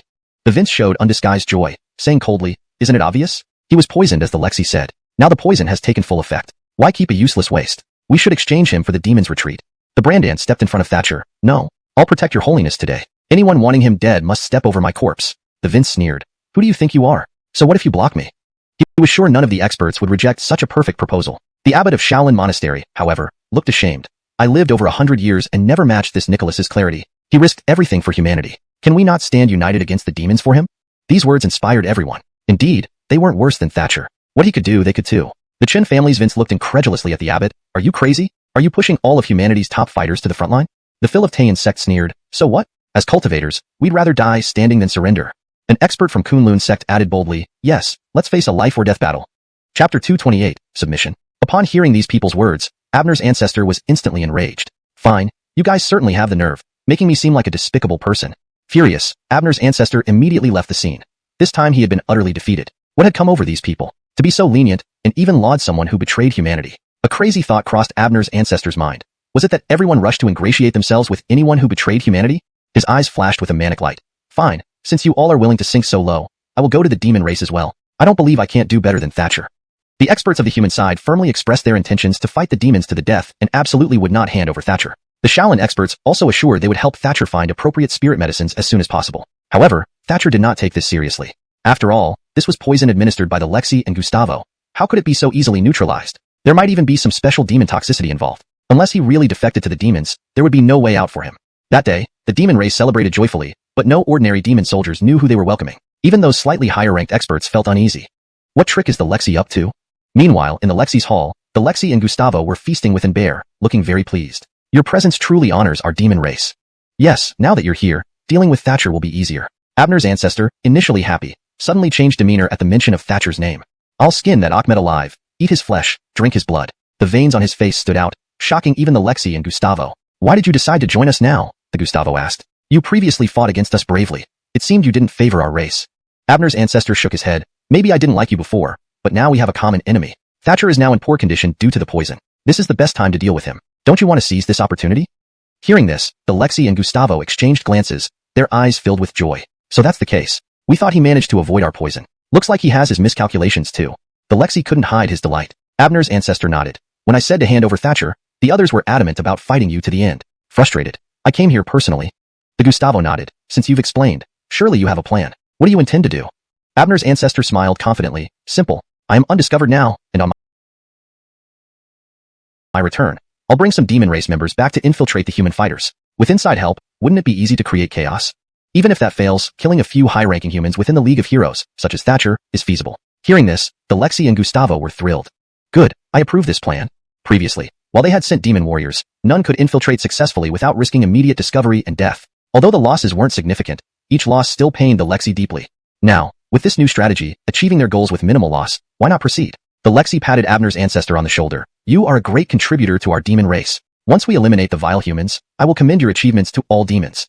Abner's ancestor returned to the League of Heroes with a few demon experts disguised by powerful restraints unnoticed by the humans. These restraints would weaken over time, necessitating quick action to avoid exposure. The Phils of the League of Heroes remained unaware of Abner's ancestor meeting the Lexi and Gustavo. Given his previous hostility toward demons and heavy losses in battles, it seemed unlikely he would defect.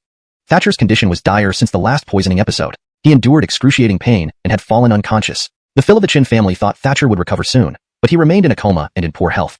This worried the Shaolin abbot and others, as they awaited Thatcher's recovery for continued collaboration. Bertie, I've noticed some suspicious activities and need you to confirm. A subordinate approached the Chen family Phil nervously. The Chen family Phil hadn't seen his subordinate so agitated before and quickly asked, what happened? Let's talk as we walk.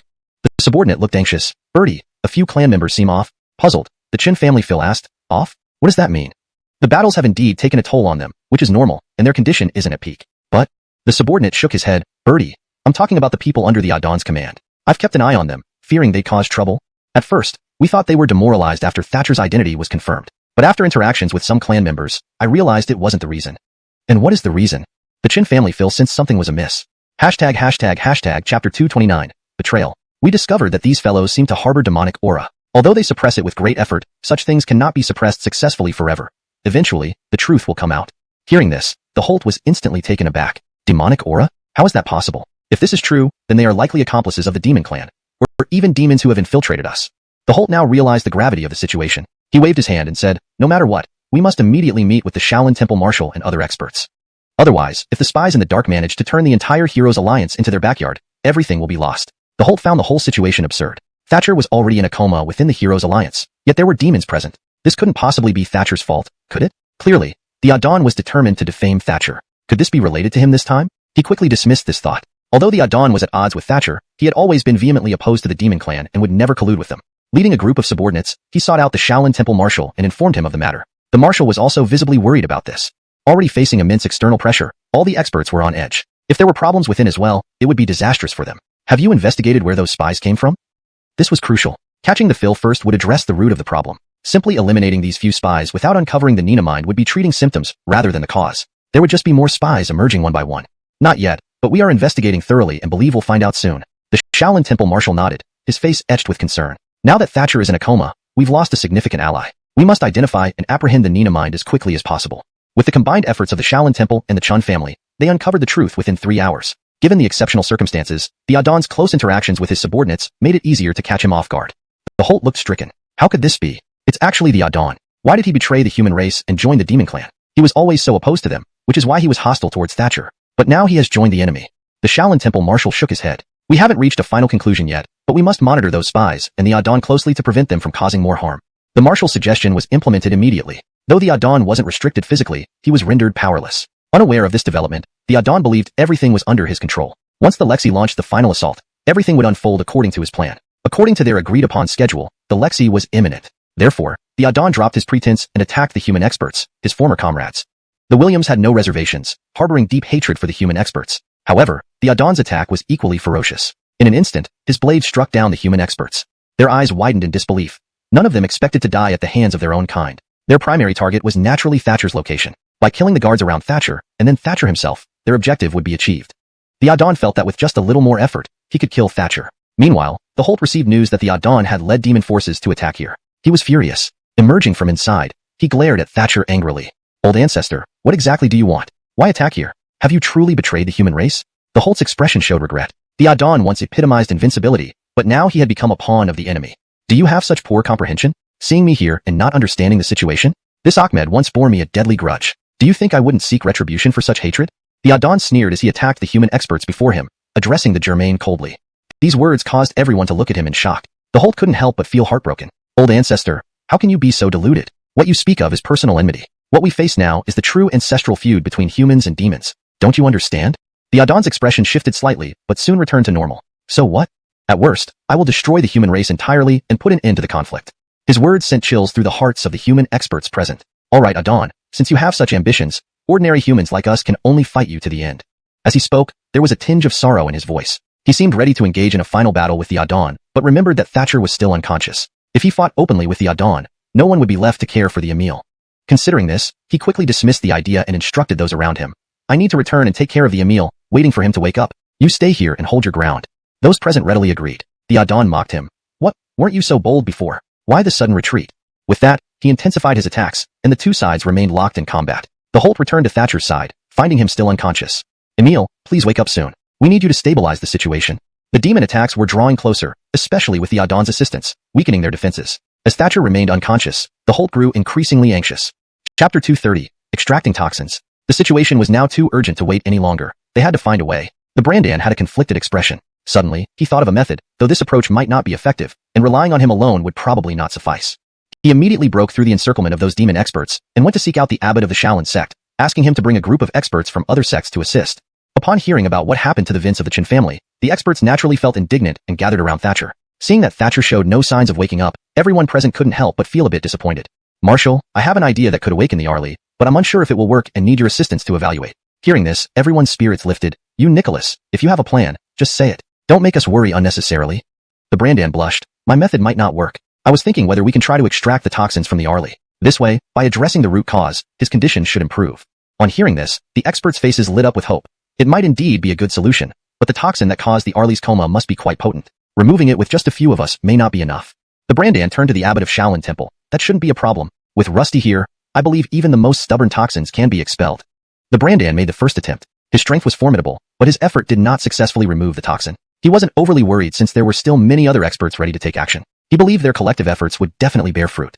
However, the following events took him by surprise. Experts from various sects all tried but failed to extract the toxin from Thatcher's body. Finally, they had no choice but to ask the abbot of the Shaolin sect for help. Initially, everyone felt confident that the abbot, whose strength slightly exceeded Thatcher's, would succeed.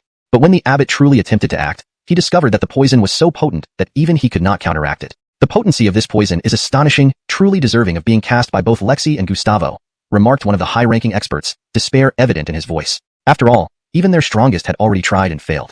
Bad news, head of the family, the battle outside has intensified. It seems their Lexi personally launched an attack. Our troops are suffering heavy casualties. The news from his subordinate left the room eerily silent as no one knew what to do next. Suddenly, a figure flew in. It was a Ta-ing sect expert spitting blood and looking pale, clearly at the end of his tether. This is outrageous. Let's all go out and temporarily hold back the enemy. They faced a formidable foe they couldn't handle. If they didn't act soon, once the Lexi broke through with his forces, they would lose any chance to heal Thatcher. Experts rushed out to aid their side. In the distance, the Lexi advanced menacingly, leading the Adon of the Chen family and other powerful demons, looking utterly invincible. Great, you guys have all come. Today, I'll wipe you all out and see if you can withstand my army. The Lexi continued his relentless assault, the overwhelming demonic aura almost surrounding Thatcher's residence. Even with the abbot's assistance, the defenders were pushed back step by step. Witnessing this, the Adon of the Chen family seemed close to losing it. His awaited moment was nearly at hand. Thatcher, haven't you always enjoyed going against me? When I reduce you to your last breath, let's see how arrogant you'll be then. Even as their human side faced overwhelming defeat, the Adon of the Chen family showed no sign of regret. Clearly, compared to personal grievances with Thatcher, the human-demon conflict was trivial. With the Lexi attacking personally, these cultivators struggled greatly, barely holding out for an hour before being driven back to Thatcher's door. Was it time to decide whether to flee? Should we leave immediately with the Arlie? Continuing like this, we can't hold out, and it risks the Arlie's life. The Brandan looked grim. Reluctant as he was to retreat, they had no other choice. Regardless, we can't abandon the Arlie. Let's hold on for 15 minutes. If we cannot turn the tide, we'll take the Arlie and retreat, declared the abbot of Shaolin Temple, which was agreed upon by the other experts. We should demonstrate our strength this time and not cower any longer. Everyone prepared to fight it out, thinking things couldn't get worse. Suddenly, Thatcher opened his eyes, a burst of light emanating from them. A powerful aura spread from him, and the surrounding crowd immediately sensed the change. Arlie, you're awake. What's happening? The Brandan was unusually elated. With Thatcher awake, they gained a glimmer of hope. Although Thatcher had not fully recovered, his awakening might provide valuable strategies. Moreover, they hoped he could rally and defeat the Lexi. The expressions on the faces of others improved somewhat, but the demons and the Adon of the Chen family looked displeased. The Adon sneered, "You sure have luck. Still alive at this point? But I won't give you a chance." He charged at Thatcher. Awaking made no difference. He was still ineffective and unable to fight. Since these people placed so much faith in Thatcher, he'd target this Ahmed and shatter their hopes. However, Thatcher's target wasn't the Adon. After casually deflecting him, he sped towards the Lexi. "Good kid. Aiming for me very well. Let's have a fair duel." Chapter 231, Devouring. But before we fight, can you tell me how you managed to neutralize the poison? Looking at you now, it seems the toxins aren't troubling you at all. At this moment, the Lexi's expression was extremely grim. The poison planted in Thatcher's body was refined by both him and the Lexi. Unless one's strength surpassed theirs combined, it was impossible to neutralize the poison. Although Thatcher appeared to have recovered his strength, he clearly wasn't powerful enough to surpass the two of them. Not telling. Thatcher shook his head. There was no way he'd reveal such information. It would be foolish to do so. If they found out, wouldn't they use even more lethal and effective methods against humans? You little brat, quite arrogant, huh? But I believe in the end, you will definitely die at my hands, the Lexi said with venom. He channeled his demonic aura, preparing for an all-out attack, not intending to give Thatcher another chance at life. Thatcher was too formidable, much stronger than anticipated. He couldn't be allowed this opportunity. The two clashed again. In reality, this was their third encounter. During the first battle, Thatcher didn't want the other party to discover his true strength, so he hadn't fought the Lexi to full capacity. However, in the second confrontation, to escape pursuit, he displayed exceptional prowess. This time, it was a genuine contest between the two. Seeing Thatcher hold off the Lexi, the Shaolin Marshal and others breathed a sigh of relief. Fortunately, the Arlie woke up early. Otherwise, we would have faced a significant setback this time. The Marshal's words earned nods from everyone present. Yes, I wonder how he did it. Such skills are beyond ordinary people, one commented. Let's not worry about that now. We can ask the Arlie after he repels the Lexi, said the Holt confidently. He had witnessed Thatcher's combat abilities before. With his successful detoxification, his strength should have significantly increased. Now that the Arlie has awakened and is holding off the Lexi, we should coordinate our efforts and launch an immediate counterattack to drive back those demon clans, said the Shaolin Marshal firmly. Everyone realized this was indeed the best opportunity, which mustn't be wasted. Right, let's rally. Don't waste this golden opportunity. Everyone was invigorated, launching their full force against the demon clans. Previously, they were continuously pushed back due to a lack of courage. Knowing now that their opponents weren't unbeatable, their fighting spirit returned, amplifying their combat effectiveness. Feeling the immense momentum, Thatcher sighed in relief. This victory seemed certain. Fortunately, the demigod hadn't personally arrived. Otherwise, they might not have succeeded in the counterattack. Within minutes, the Lexi realized they would likely fail this time. Continuing the fight would result in greater losses for their side. Let's retreat quickly, Lexi. With Thatcher's help, these guys are boosted in morale. We're not sure if we can match them. Fine, let's all retreat. The Lexi had no choice but to agree. Looking at Thatcher, he felt unwilling but helpless. So, you're retreating? You've lost confidence. I think you can still keep fighting me, Thatcher taunted, wanting to prevent them from escaping. The less cost human side bore, the better it would be for future battles. However, under the Lexi's full withdrawal effort, the demons retreated swiftly. You brat, this time you win. Next time, don't expect such good fortune. The demon Phil and his subordinates fled rapidly, vanishing almost instantly. Didn't expect them to run so fast. It's somewhat disappointing, Thatcher sighed, wishing his strength were greater to forcibly detain the Lexi. The Arlie, what you've done is already remarkable. Without your awakening, total annihilation was possible, the Holt remarked with admiration. Experts around praised Thatcher, previously suspecting him of being a traitor. Now, they felt ashamed. So, Arlie, how did you awaken? We were very worried and trying to find ways to neutralize the poison, only to find you had already woken up, the Germain asked joyfully. Thatcher shook his head. It's not easy. If I hadn't set up a taboo spell beforehand, it wouldn't have been so simple. Shaolin experts paused, murmuring, taboo spell? What's that? Thatcher laughed. I wanted to infiltrate the demon clan but knew it was dangerous without preventive measures. While confident in my strength, vigilance is always necessary. To guard against poisoning, I cast a taboo spell on myself. If any toxins invaded, it would devour them. Naturally, the speed of devouring was slower than expected, as this kind of poison acts silently. No wonder it came from the demigod. Since it took 3 days to consume, I couldn't awaken earlier, causing some delay. By the way, what happened during these 3 days? Tell me briefly. Hearing this, Seamus felt shame, turning away. Treading Eagle Sect's Nina stepped forward with a bitter smile. Seamus betrayed humanity and joined the other side. Thatcher widened his eyes in surprise. What? He betrayed humanity? That's absurd. He once detested demons so strongly just because of opposing me. Now, he does the thing he once hated most. Thatcher felt a surreal twist. Chapter 232, The Jamal. That sentence involuntarily popped up in his mind. Everyone grows up to become the very person they once detested most. Thatcher sighed. Forget it. Let's not mention this matter anymore. After all, Abner's Vince only represents a small portion of people. There are still many within the Chen family who firmly stand on the side of humans. Hearing this, the Franklin's expression improved slightly. That's right, Arlie, although you've detoxified, you must not be fully recovered yet. Rest as soon as possible. The Franklin quickly came forward to care for Thatcher. Don't worry, I'm not that fragile. We must thoroughly investigate the matter concerning the Donnie. We cannot defame any good person nor let any bad person off. Everyone nodded their heads unconsciously. The Marshal of Shaolin stood up and said, Arlie, participating in the rebellion has greatly affected our morale. Don't you think we should nominate a Phil?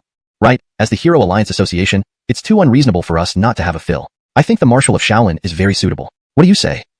Tying Sect's Germain asked everyone while stepping forward. Franklin shook his head. I think the Shaolin Marshal definitely has enough prestige, but he's too old. Moreover, handling matters as a Phil will definitely hinder the health of the Shaolin Marshal. Tying Sect Germain nodded and pointed at Franklin. Then who do you think should be this Phil? Franklin looked around, and then immediately directed his gaze towards Thatcher. I believe this matter is certainly none other than the Arlie. He is young, powerful, understands demons well, and has an excellent strategic layout. He is certainly worthy without dispute. Previously, as a military advisor, the Arlie had already done an outstanding job with strategy. If he were to be the Phil, it would also be very fitting, said the Franklin. His words instantly sparked discussions among the crowd. Right, Arlie is now awake and can handle many things. I nominate Arlie. Tyne Sect's Germain excitedly spoke. Everyone recommended Thatcher unanimously, turning their eyes to the Marshal of Shaolin. Seeing the situation, the Marshal of Shaolin could only show a bitter face. What do you want? If you wish to nominate Arlie as the Phil, I agree wholeheartedly. So, what's your opinion, Arlie? Franklin looked at Thatcher. Although it was a popular choice, they still wanted to hear Thatcher's thoughts. They hadn't considered whether Thatcher might reject the nomination. Let me pass on this one, said Thatcher. Upon hearing this, everyone's expressions changed slightly. Initially, they thought Thatcher would definitely accept the unanimous nomination, but never expected it to develop into this situation. Arlie, why don't you accept? Franklin was puzzled. If Thatcher became the Phil, he could mobilize much greater forces, commanding numerous heroes. Thatcher smiled and waved his hand. Don't misunderstand. Although I won't be the Phil, if there is anything you need from me, I will surely help. I will stand together with the Hero Alliance. Upon hearing these words, the Ninas present breathed a sigh of relief. They thought Thatcher might have a grudge against the Hero Alliance due to past misunderstandings. Beforehand, because of Abner's Vince's persistent rejection, they harbored some prejudices against Thatcher. But now that everything was out in the open, they felt those minor misunderstandings didn't count. The Marshal of Shaolin saw this and had no choice but to intervene. Well, everyone, since the Arlie does not wish to be the Phil, let's set aside this matter for now. But we'll reserve this position for Arlie regardless. The Ninas discussed strategies for dealing with demons further and then left contentedly. Although the human-demon war had just ended, every human cultivator remained highly vigilant against the enemy across from them. After all, for them, this battle related to life and death, and they couldn't afford to be careless. Meanwhile, the demon's morale wasn't high after being repelled by Thatcher. Abner's Vince came before the Gustavo and said, Gustavo, I heard you have the ability to control one's spirit. The Gustavo nodded. So, you want to try it out? Abner's Vince hurriedly waved his hands. Gustavo, please don't joke. Your power is so formidable that I can only admire. How could I possibly have the courage to try it? Seeing the Gustavo's smug look, Abner's Vince continued, Gustavo, I want to defect my descendants within the human side, the Franklin. If unsuccessful, I will kidnap him over and ask you to control his mind. Then I can manipulate the situation to shift the blame onto him. The Gustavo's eyes lit up upon hearing this. I see. You mean to make him appear as the traitor, allowing you to return to the human side as our mole. Abner's Vince clapped his hands. Exactly. Gustavo is indeed wise. That's precisely what I am for. The Gustavo nodded. All right, bring your targeted descendant to me, and I'll take care of the rest. Abner's Vince thanked the Gustavo and promptly left. In the evening, Abner's Vince arrived at the Hero Alliance and found the Chun family quarters easily. Not long after the previous battle, the lodging had not changed, making it easy for him to locate the place. He quickly arrived outside the Franklin's room but found no one inside. This Ahmed must have gone to Thatcher. Abner's Vince felt gloomy. He couldn't understand why this kid had become so close to Thatcher. Originally, Brevin didn't get along with Thatcher, and the Franklin even fought Thatcher once. Yet, after some time, this kid decided to join Thatcher. However, this time, he could explain the severity of the situation to the kid, hoping he would reconsider. An hour passed, and just when Abner's Vince was about to fall asleep, the door finally made a sound. The Franklin entered looking excited, which darkened Abner's Vince's mood. What did this kid discuss with Thatcher? Chapter 233, knocked out. The Donnie was just about to undress and rest when he suddenly sensed an unusual aura. After spending so much time with Thatcher, his sense of vigilance seemed to have heightened significantly. Who's there? The Donnie circled his room warily, his eyes scanning the surroundings cautiously. Soon, the Chun family's ancient ancestor appeared before him, a smug expression on his face. You're quite perceptive, aren't you? You actually knew I was coming. The ancient ancestor sneered, looking at the Donnie. It felt like everything had changed. The Vince instinctively wanted to inform the Douglas and Thatcher. After all, with his own strength, confronting the ancient ancestor would be futile and humiliating. Seeing the Vince's attempt to escape, the ancient ancestor's face instantly turned cold. What? Now that you're the Vince, you no longer respect me. Even when I appear before you and want to talk, you treat me like an enemy. The Donnie was taken aback by these words. Was the ancient ancestor serious? Didn't you already pledge allegiance to the demon clan? Why are you here? We are now mortal enemies. The Vince felt a pang of sorrow at how things had come to this, but it couldn't be helped. What was done was done. There's nothing wrong with joining the demon clan. It offers peace of mind and access to the best resources, the ancient ancestor remarked. The Vince's face twisted in disdain upon hearing this. Adriel, if you're going to say such things, you might as well leave. I don't welcome such talk. This enraged the ancient ancestor, though he forced himself to calm down. All right, you've become quite bold, but hear me out. Despite his discomfort, the Vince did not immediately confront him. After all, he was still the ancient ancestor, and some semblance of respect was due. However, after this conversation, he felt they would have nothing more to do with each other. From now on, they would be true mortal enemies. The ancient ancestor smiled. Why do we cultivators devote our lives to cultivation? Is it just to die without reason? The Vince scoffed. Of course not, but certainly not to become puppets for the enemy. Certainly not to join the enemy, the ancient ancestor calmly replied. But if you join the demon clan, you're no longer their enemy. Wouldn't it be better to gain more resources? The Vince shook his head coldly. Perhaps that's your wish, but it will never be mine. At least I still hold onto my loyalty to the human race, and know who truly stands by me. He looked at the ancient ancestor with disdain. Adriel, please save your efforts. No matter how you try to persuade me, I will never betray the human race. The ancient ancestor was visibly furious. This Nicholas was too stubborn, rejecting him repeatedly. It seemed there was only one way left. With a feigned disappointed sigh, the ancient ancestor said, Fine, since you refuse to surrender to the demon clan, I won't force you, considering our past relationship. Hearing this, the Vince slightly relaxed. If the ancient ancestor really decided to use force, he wouldn't stand a chance. If it came to a fight, he would surely lose. Adriel, it's not too late for you to change. As long as I... Before he could finish, the ancient ancestor suddenly attacked. In just one move, the completely unprepared Vince lost consciousness, the last thing he saw being the ancient ancestor's sly grin. When the Vince regained consciousness, he found himself in the grand hall of the demon clan. He tried to muster his chi to attack the nearby demon expert. Although he didn't understand what had happened, his sudden appearance in demon territory spoke volumes. Presumably, the ancient ancestor had brought him here. Since he was surrounded by enemies and couldn't escape, he decided to fight. However, to his dismay, he found himself helpless against the demon expert nearby. You demons, kill me if you can, but I will never be your puppet against the human race. Hearing this, the demon expert wasn't angry. Instead, he admired the man's resolve. You're right, we can't make you willingly turn against the humans, but we can control your mind. As he spoke, a black mist enveloped the demon expert and shot toward him like a sword. Ah! The Vince couldn't help but cry out in pain. He hadn't expected such a powerful attack. True skill. Your demon clan resorts to such despicable methods.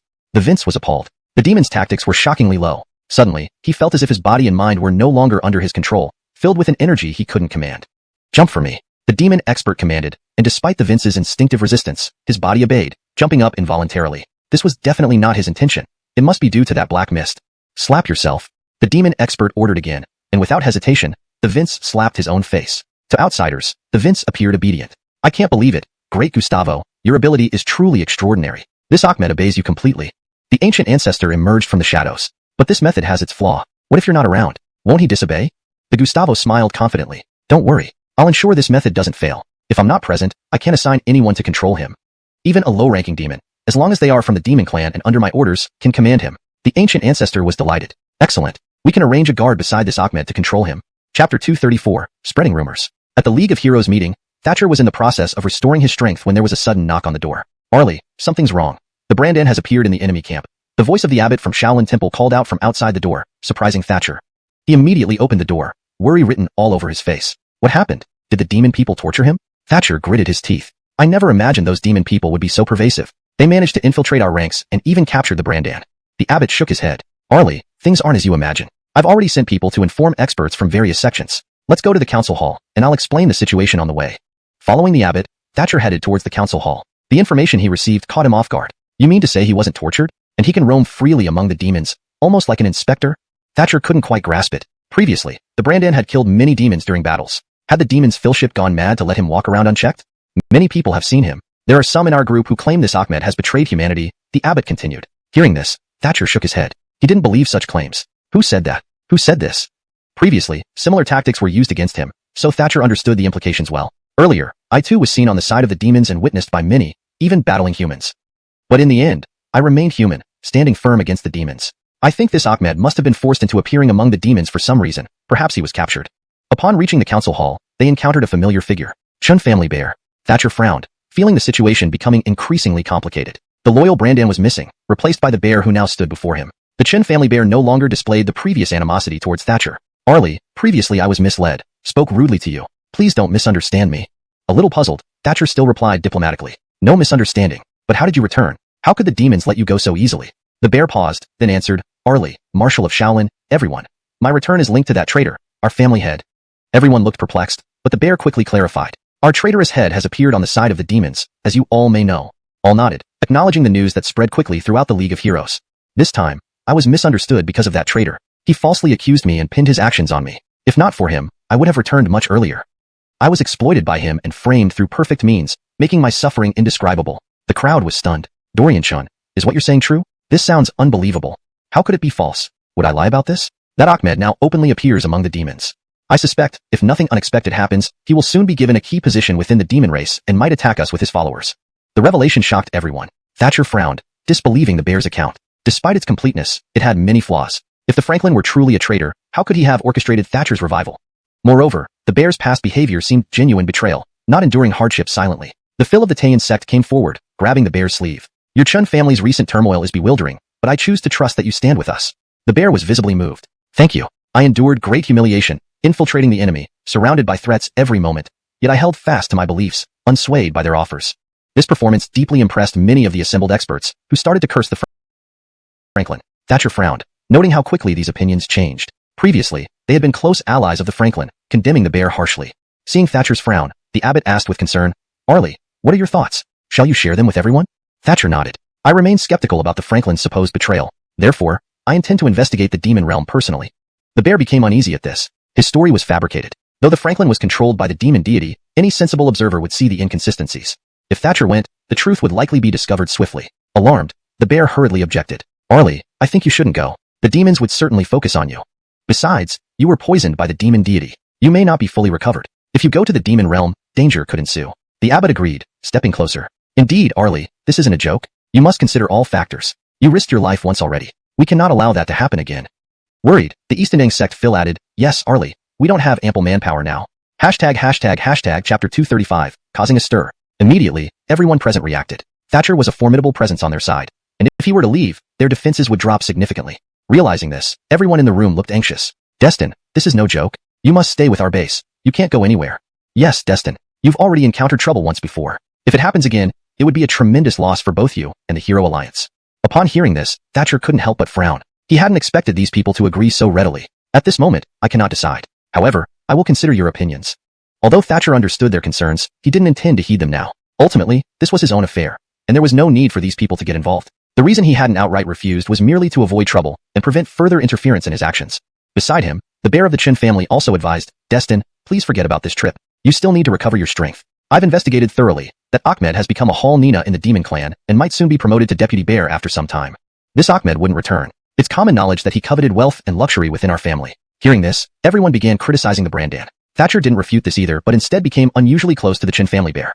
After pacifying everyone, Thatcher returned to his residence to prepare. He planned to venture into the demon territory at midnight and needed to boost his strength to avoid mishaps. Although he had confidence in himself, there were indeed two superlative experts among the demons, which posed risks. Even if the preparations wouldn't significantly increase his power, they would at least make him feel more secure. Time passed quickly, and Thatcher left the Hero Alliance to head toward the human-demon boundary. Very few people were truly vigilant here. Most were resting after the exhausting battles. Having previously explored the terrain and layout in detail, Thatcher found his way easily. He ignored the demon subordinates as they were insignificant soldiers. Attacking them would serve no purpose.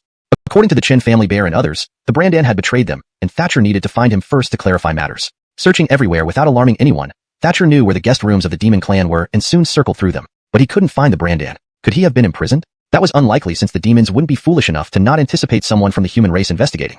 Since people claimed the Brandan appeared before everyone, it was probable that they were controlling him using some method to act according to their will. In that case, they would certainly let him stay in proper accommodation.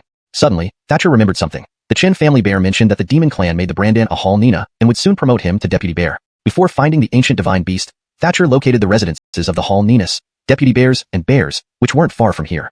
With this in mind, Thatcher swiftly headed in that direction. Indeed, after an hour, he found the location of the Brandan. However, many guards protected his quarters, with bright lights illuminating every corner. Thatcher frowned. Entering and meeting the Brandan under these conditions seemed difficult. Still, Thatcher didn't give up and flew inside, only to feel as though he'd hit a net. Suddenly, a figure fell to the ground and opened its eyes. Intruder alert. Everyone, prepare yourselves. The voice immediately stood up and summoned demonic energy to launch a fierce attack on Thatcher. This caught Thatcher off guard. He hadn't expected someone to suddenly appear as if waiting for him. However, Thatcher wasn't overly worried. Despite the man noticing him, he wasn't strong enough to pose a serious threat. Thatcher could defeat him in 2 moves. But what followed was unexpected. The man summoned a large group of others who seemed equally matched in strength, surrounding Thatcher. Hold him tight. Don't let him escape. I'll call the Lexi. We can only stall, as none of us can match him. Keep your strength intact. Another expert commanded, retreating behind the crowd and running away. Thatcher frowned. These people knew him well. Glancing at the Brandan in the courtyard and then surveying the surroundings, Thatcher realized that achieving his goal today would be challenging. If the Lexi arrived, leaving after meeting him would indeed be difficult. You guys underestimated me. We'll meet again another day. Thatcher attacked a weak point in their formation, attempting to break through. Unexpectedly, their defense was strong, successfully blocking him. Thatcher grew alarmed. They must have set a trap specifically for him. Who created such an effective setup? Perhaps the Lexi and the Bray. Thinking this, Thatcher sighed. These two had gone to great lengths to deal with him. Caden, are you back? Truly seeking your own doom. From afar came the Lexi's laugh, sending shivers down Thatcher's spine. If the Lexi really arrived, escaping would be impossible. Activating the magic path integration technique and his forbidden martial arts, Thatcher released all his spiritual and demonic energy, launching a sudden assault on the expert blocking his path.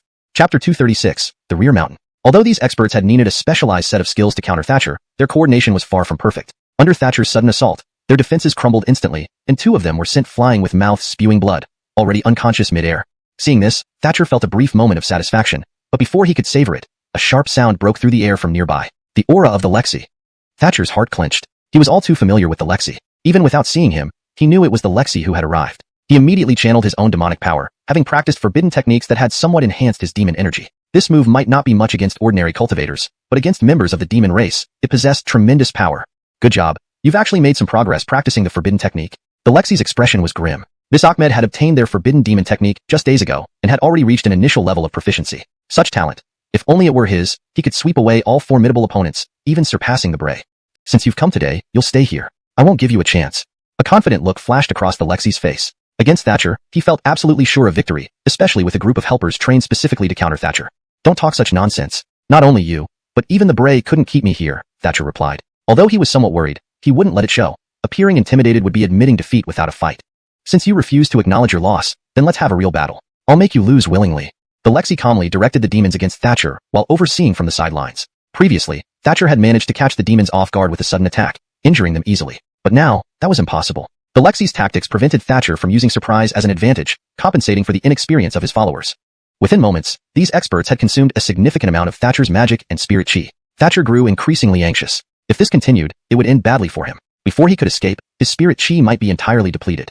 With a cold laugh, the Lexi said, "You're not as strong as you appeared before. Still, you're trapped here." Clenching his teeth, Thatcher knew if he didn't fight back, he would indeed be captured as the Lexi threatened. He gathered his inner spirit chi, holding back its release while activating the forbidden technique to summon a large cloud of black mist to defend against attacks. After several breaths, the accumulated spirit chi was ready, and he suddenly launched a fierce attack on 2 of the experts. These 2 had been prepared and did not panic, systematically channeling demonic energy to retaliate fiercely against Thatcher. But Thatcher abruptly withdrew his spirit chi and attacked another pair of experts instead. Caught off guard, they were defenseless and were thrown backward by Thatcher, who himself was hit in the process. However, the levels of their attacks were vastly different. Thatcher suffered only minor injuries, while the 2 he hit were left in dire straits. What a cunning Ahmed, resorting to underhanded tactics. Furious and embarrassed, the Lexi personally joined the fray. If Thatcher continued using these methods to wear down his people, they would likely be killed before completely depleting Thatcher's spirit chi. Thatcher's visible smile revealed his satisfaction. His goal was to force the Lexi into direct combat. Earlier, the Lexi had intended to watch from the sidelines, but Thatcher refused to give him that opportunity. Previously, we fought twice without a clear winner. This time, we must decide our fates. The Lexi felt a surge of ambition. Facing Thatcher as an opponent seemed like a thrilling prospect. Thatcher agreed, although he only did so to mislead the other party. Fighting to the death with a great demon lord? What sense did that make? With enemies surrounding him, even if they both ended up perishing, he would still be the one to suffer. For nearly an hour, Thatcher maintained his defensive stance, looking for opportunities to strike back. The Lexi kept provoking, but Thatcher remained unresponsive. What do you want to do? Didn't you agree to fight me to the death? Are you afraid? If you don't dare to fight, just say so. I won't force you. Ignoring the taunts, Thatcher chose a direction he had prepared for, advancing towards it. The Lexi did not immediately pursue but wore a mocking smile. This Ahmed is running towards the rear mountain. Does he think he can stir up trouble within the demon territory? His subordinates followed, heading into the demon's core territory, the rear mountain, where a seal lay hidden. Something Thatcher was unaware of. If Thatcher blundered into that seal and was devoured by the dragon sealed there, it would be quite the laughing matter. The Lexi recalled his men and used the demon race's internal communication method to order them to surround Thatcher, preventing his return. Confidently, the Lexi believed his subordinates were enough to wear Thatcher down. With a lot of spirit chi already expended, Thatcher had no time to recover. Meanwhile, Thatcher looked visibly panicked, as he was indeed in a critical situation, which was why he chose this direction. He had already scouted various routes within the demon territory, knowing well it was their core area. Yet, he firmly believed in putting himself in a desperate position to find a way out. Though it was dangerous, it might offer a path to survival. Escaping in another direction wasn't easy either. Continuing forward, Thatcher soon left the familiar grounds behind. The terrain gradually ascended. He briefly paused to check if any pursuers were close, but quickly heard breaking wind sounds from behind. Recognizing the absence of the Lexi's presence, Thatcher felt a glimmer of hope. This old devil seems to intend for his followers to apprehend me. Do you really think you can capture me with just a few subordinates? That's underestimating me. This translation aims to maintain the original tone, style, and structure while ensuring it reads naturally in English. It continues the storyline coherently from the previous content, focusing on Thatcher's strategic maneuvers against the Lexi and his forces. Hashtag chapter 237, Sealing. Thatcher shook his head, ignoring the other party's arrangement. He continued moving forward, intent on finding an escape route. The pursuers were too numerous behind him. Slipping away wouldn't be easy. He had no choice but to keep going forward. About a quarter of an hour later, he found himself atop a mountain. The figures of his pursuers were clearly visible behind him. However, there was a disadvantage. Those behind could see him no matter what. Thatcher gritted his teeth. His remaining spirit energy was minimal. If he stopped now, those guys might tear him apart alive. His previous actions against the demon clan caused tremendous losses, and it was highly unlikely that the Lexi and Gustavo would forgive him easily. He arrived at a stone wall and glanced around. To his surprise, there was a small door here. A large golden lock adorned the door. With a puzzled look, Thatcher kicked the lock, and astonishingly, it broke open immediately. Golden light streamed out as the door opened. Looking back, he saw the distance between himself and the pursuers was still over 100 feet. There wasn't much hope of escaping anyway, so he decided to enter this door and see if there was any opportunity inside. Without hesitation, Thatcher squeezed through. After he entered, the demons outside all rushed towards the door, but before they reached it, the entrance vanished. Upon arriving, they thoroughly searched the area but found nothing unusual, just a regular stone wall. Am I blind? Did you just see that kid walk in here?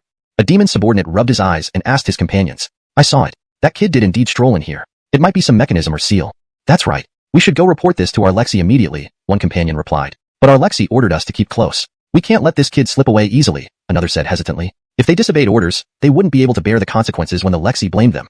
This is simple. I'll go report, while you stay here and watch. The group agreed after a brief discussion. Inside, Thatcher felt as if he had entered another realm. What kind of place is this? Could it be similar to the previous seal? He shook his head. There was no barrier like before. It seemed this was just a regular cave. As Thatcher moved forward, a real cave appeared in front of him. He wondered if this appearance was due to some chain reaction triggered by his thoughts. This place is indeed quite strange, hard to fathom, Thatcher mused, feeling somewhat hesitant about continuing. Just as he was about to cultivate and restore his strength, a powerful aura emanated from the cave ahead. Thatcher's demonic power surged within him. The aura felt even stronger than the Gustavo, the most formidable existence he'd encountered. Could there be some ancient mighty being like a demon immortal or ancestor here? He gritted his teeth, suppressing his fear, and ventured deeper into the cave. No matter what, he needed to uncover the truth. Perhaps there was a powerful existence like the ancient divine beasts that could be added to his collection. Thatcher admitted he was a bit greedy, but that was human nature. As he advanced, the intense energy grew stronger, making him uncomfortable. He attempted to activate his forbidden technique, channeling his demonic power to counteract the discomfort. Feeling relieved, he realized how effective the forbidden technique was. The discomfort eventually subsided, and Thatcher continued forward. Finally reaching the end of the cave, he saw a gigantic crystal. Just as he admired it, he noticed a figure inside, a real dragon. Good heavens, so big, Thatcher gasped, his body trembling instinctively under the overwhelming pressure. Being an ordinary cultivator, his innate connection with spirit energy put him naturally at odds with the true dragon. Moreover, the dragon was the most powerful entity among the demons, making Thatcher's submission understandable. Even if the dragon were dead, its mere presence exerted immense pressure. Meanwhile, back at the residence of Chun family's Vince, the Lexi had returned. Though the Lexi treated the Chen family Vince respectfully, partly as a show of loyalty, he also ensured the mind control poison was periodically administered, lest its effect wear off. Inside, the Chen family Vince suddenly regained control over his body but remained silent, knowing 8 demon subordinates guarded and monitored him. Focusing on his feet, he discovered he could move freely. Instantly, he channeled spirit energy, breaking free from the ropes binding him and quickly attacked the guards nearby. Despite their moderate strength, the guards were no match for the Chen family Vince and soon fell. Originally, he intended to finish them off but reconsidered, fearing the Lexi's swift arrival. Instead, he left the room abruptly but halted upon realizing something else. Note: this translation aims to maintain the original tone and structure, ensuring it reads naturally in English. Chapter 238, Illusion. He suddenly noticed the Lexi standing motionless outside his residence, staring at him intently. Holt's heart sank. How could he possibly escape with this guy standing outside? However, he had no intention of sitting around waiting to die. Since he had been discovered, he might as well give it everything he had. Holt, our demon race has not been unkind to you. Why are you in such a hurry to leave?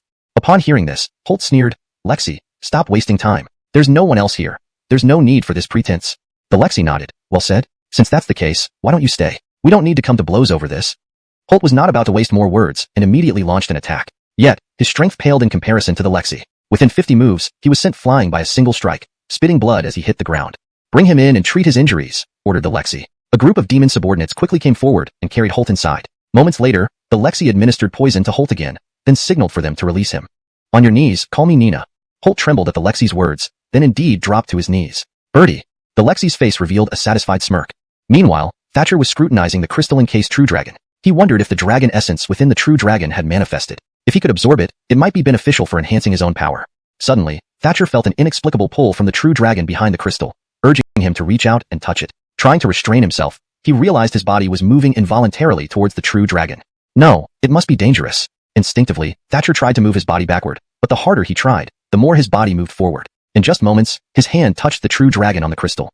Thatcher was stunned. It felt like a jolt of electricity passed through him, causing him to faint on the spot. What is happening here? Thatcher felt as though a veil of white mist clouded his vision, making it hard to see clearly. Waving away the mist, he gradually regained focus on his surroundings. It looked like snow had fallen, but nothing was visible, only a stark whiteness. What happened? Why is everything white? Though many questions swirled in his mind, he remembered staying vigilant after being struck by the true dragon's electrical surge. Was this the illusory world inside the true dragon? Looking around, Thatcher saw no immediate danger, which eased his anxiety slightly. Moving forward, he wanted to investigate whether this space resembled the cave he had entered earlier. However, he found no similarities. This place seemed entirely separate. Is anyone here? Can someone help me? Thatcher heard a woman's voice calling for help, sounding injured. Who are you? Thatcher remained cautious, channeling his inner spirit energy. Even though she sounded weak, he dared not lower his guard. Those who appear weak can often be the most dangerous when they strike. Turning around a hill, he faced a beautifully delicate woman dressed in simple clothes. Such Suki still exists in this world, Thatcher thought to himself, yet kept his caution intact. Hello, are you the owner of this place? Thatcher cautiously approached her. The more beautiful they are, the more alert you should be. Otherwise, you won't know how you die. Please help me. I am severely injured and in excruciating pain. She didn't answer Thatcher's question but continued pleading for help. Her voice sounded dire, as if she needed immediate assistance or she would perish. For some reason, Thatcher felt compelled to help her, walking straight towards her. Where are you hurt? Let me take a look. Thatcher said almost involuntarily. The sage nodded, extending her arm towards him. Her arm was fair-skinned and slender, appearing delicate and beautiful. Thatcher took her arm to check her pulse and quickly realized she truly was injured, her spirit energy flowing in reverse. Who hurt you so mercilessly? Frowning, Thatcher adjusted her energy flow to restore normal circulation. This situation didn't require much effort. Just letting her spirit energy flow naturally would allow her to recover. That should do it. Try now. After running her spirit energy, the sage's complexion improved, and she gratefully said, Thank you. I never thought I'd be saved. It seems we were destined to meet. Thatcher smiled and helped her up. Just as she leaned on him to rise, she suddenly collapsed again. Ouch, my foot is sprained. Could you carry me? I'll guide us out. The sage displayed a painful expression. Unable to bear it, Thatcher bent down to pick her up. Suddenly, he sensed a massive suction force from her, attempting to absorb his spirit energy. Thatcher tensed, instinctively retaliating with demonic chi. The sage was taken aback. How can you have demonic chi? This is impossible. The sage couldn't comprehend what was happening. Anything is possible. You're too inexperienced. Thatcher attacked fiercely without any mercy. From the moment she tried to harm him, they became mortal enemies. Although his spirit energy wasn't fully restored, dealing with her was manageable. Still, the sage did not lack in counterattacks. Chapter 239, Jade-Faced Fox. The beautiful woman wielded formidable enchanting powers. Thatcher was almost entirely immune to this, as he knew full well that this Shoshana's appearance here was likely far from ordinary. The demonic chi and spirit energy simultaneously launched fierce attacks, pushing the Shoshana into a corner. Suddenly, an immensely powerful wave of enchantment enveloped Thatcher. Within just a few breaths, Thatcher nearly lost himself in her charm. Just as he felt bewildered, A sharp pain suddenly struck him, as if a pointed object had pierced his chest. This shock instantly woke Thatcher up. He realized that the Shoshana had condensed a spirit energy like a sharp blade aimed at him. If not for his protective spirit energy deflecting her attack, he might have been impaled at the moment he felt the pain. Thatcher quickly used the absorbed demonic power to destroy all the spirit energy she emitted. Although her spirit energy blades were powerful, they lacked stamina. As long as Thatcher could defend against her unpredictable attacks, he could maintain an undefeated position. However, defeating her proved challenging, especially since his own supply of spirit energy had diminished considerably, leaving him with limited resources. For half an hour, both sides engaged in a tug of war, sometimes with Thatcher gaining the upper hand, other times with the stunningly beautiful Shoshana having the advantage. Overall, she still maintained a slight edge due to Thatcher's less favorable environment. At this point, both combatants revealed all their strength and showed no intention of retreating. There was no turning back. It was a fight to the death. How stubborn is this Ahmed? I still can't subdue him. The expression on the beautiful Shoshana's face turned extremely distressed. She couldn't allow this humiliation. Recalling that she must absorb a cultivator's spirit energy and devour his dantian to save her life, the beautiful Shoshana made up her mind.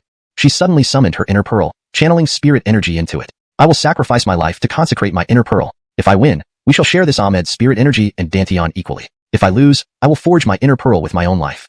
Her demeanor became deeply devout, and in an instant, it seemed she and her inner pearl formed a certain covenant. Seeing this, Thatcher felt surprised, not understanding what the beautiful Shoshana was doing. Don't play tricks in front of me. It won't work. Thatcher's words did not affect her actions. She continued her assault. With the agreement between the beautiful Shoshana and her inner pearl, her strength seemed to surge dramatically. Thatcher gasped in disbelief.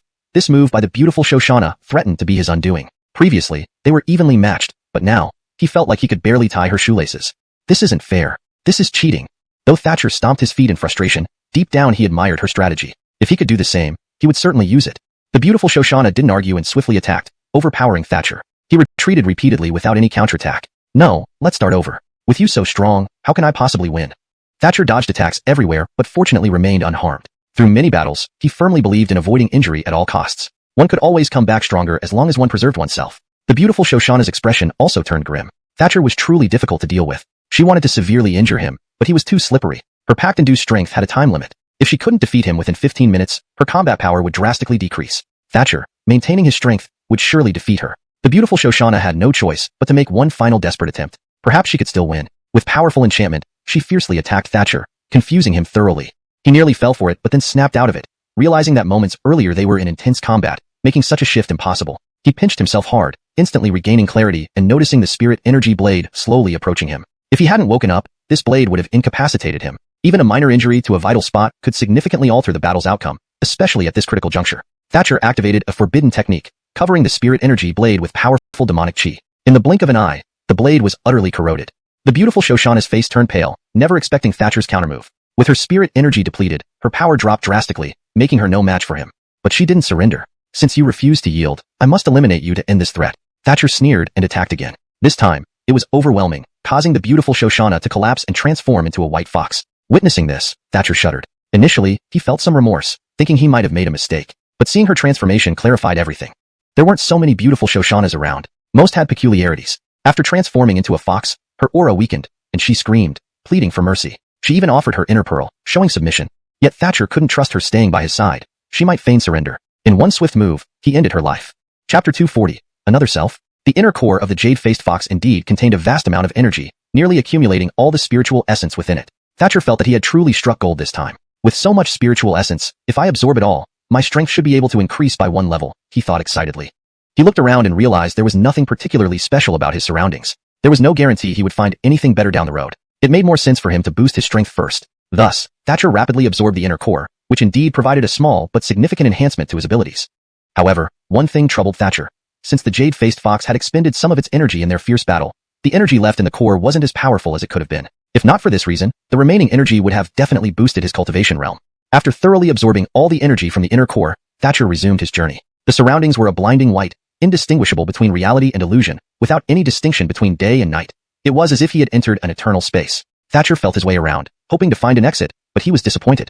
There seemed to be no entry or exit at all. He continued walking forward, sensing that something strange must be ahead. There was a magnetic force pulling him towards it, making him want to investigate.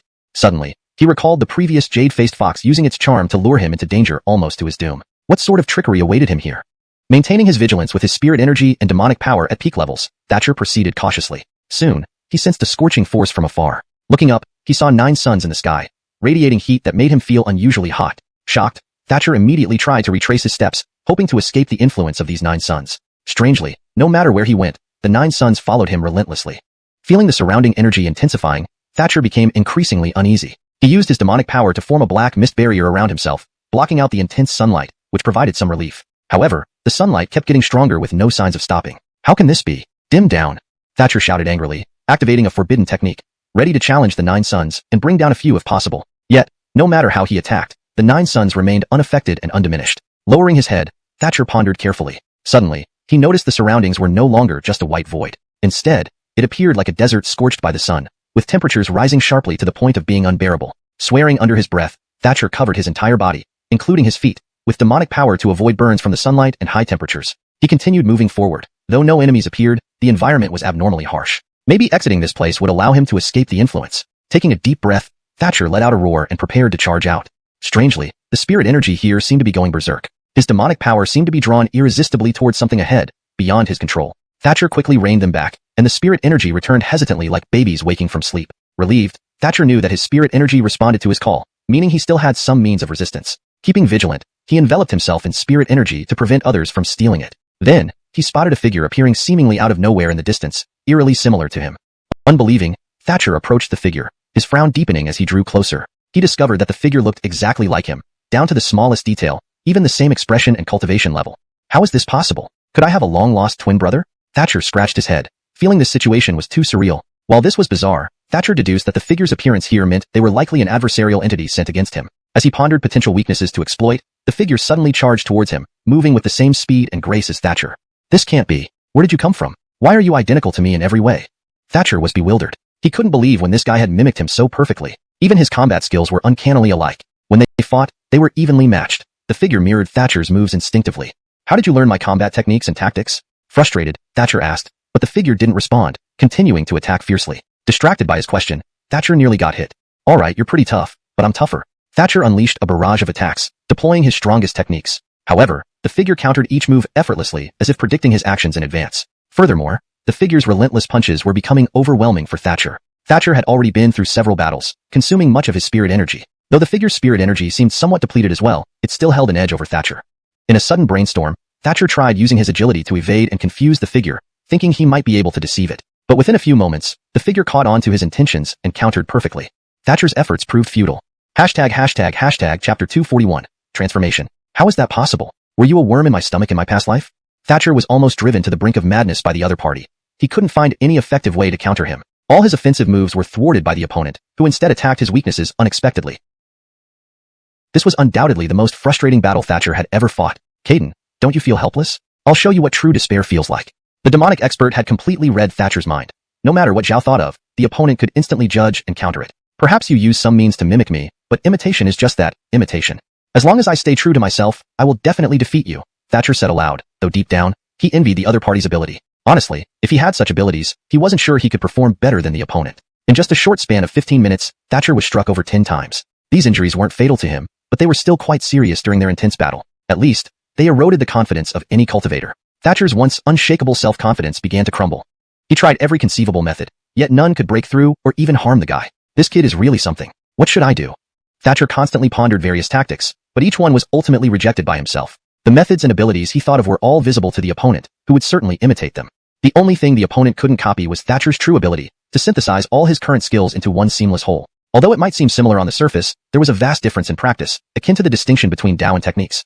Thatcher knew he absolutely couldn't compete with the opponent by relying on different combat styles or martial arts. He felt the opponent was on par with him, possibly even indistinguishable from him, as he sensed during their earlier battles. So, he needed to distill the essence of his fighting style into one lethal strike.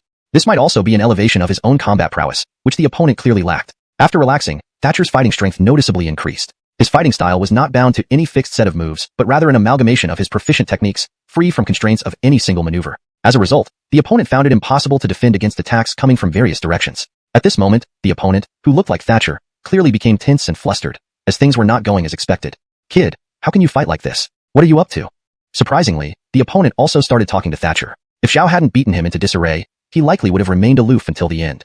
Seeing this, Thatcher couldn't help but sneer. You mimicked me pretty well before, but now you're panicking because you can't beat me. The opponent turned red with anger. What do you mean, can't beat you? That's just surface appearance. Who do you think you are? Since I can mimic you, I won't fear your changes in tactics. The opponent also began to change strategies, mimicking Thatcher's movements. This left Thatcher somewhat surprised, not expecting the opponent to be capable of imitation. However, he believed that the opponent's mimicry would be superficial, like Dong Shi trying to ape Shi Shi. After all, in this situation, the only way to defeat Thatcher was for the opponent's insight and combat ability to surpass him. Given the circumstances, that seemed nearly impossible. If the opponent truly possessed such capability, he wouldn't need to rely on mimicry. Another 15 minutes passed in fierce battle, with Thatcher gradually gaining the upper hand. How can this be? I won't lose to you. Who do you think you are to defeat me?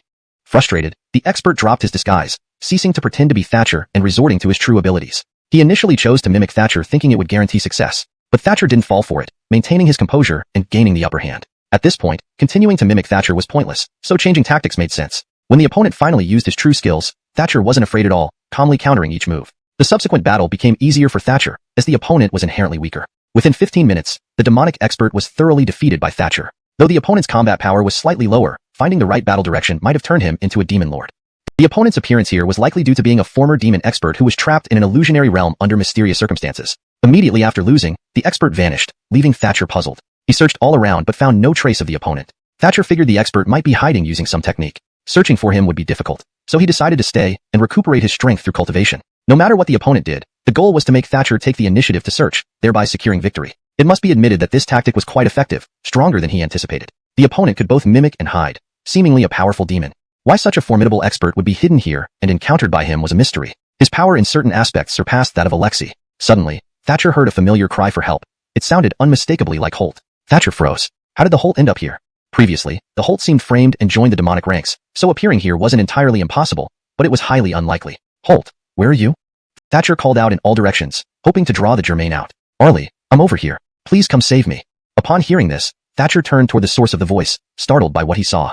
Chapter 242, the shape-shifting demon. He thought this guy was the demon race expert who could imitate him from earlier, but he didn't expect it to actually be the Holt. And at this moment, although the Holt looked like he was in tattered clothes, he was indeed wearing the clothes of the Holt. They just lacked the former luster. If you said the current Holt was a beggar, he probably wouldn't disagree. Thatcher stood there dumbfounded and approached the Holt. Holt, is it really you? How did you end up like this? What on earth happened?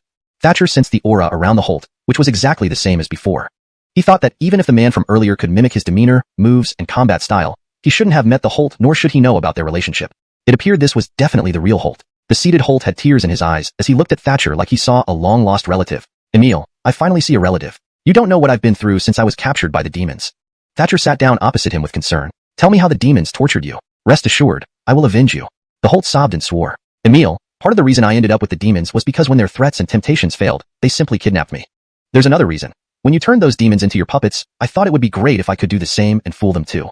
So, I also went undercover as a spy for the demons. But soon, they found out my weaknesses. They sent experts after me, and instead of just killing me, they toyed with me. After being chased to a dead end, I came here. Emil, how did you get here? Thatcher replied helplessly, by coincidence. After battling several demon experts, I never expected we'd meet here. The Holt nodded. Emil, meeting you here is a blessing. We mustn't give up. It won't be long before we leave this accursed place. Thatcher laughed. Of course, considering everything we've been through, we won't be easily defeated. Speaking of this, the Holt wiped his tearful eyes again. Emil, you don't know how many of our clan members were lost trying to rescue me. The Chin family might truly decline now. Hearing this, Thatcher hesitated. He remembered most of the Chin family already considered their Vince a traitor. The rest were under suppression by the Adon. How could they organize a rescue? Furthermore, the other major sects agreed not to engage until the situation became clearer. Only Thatcher, with his supreme strength, had any chance.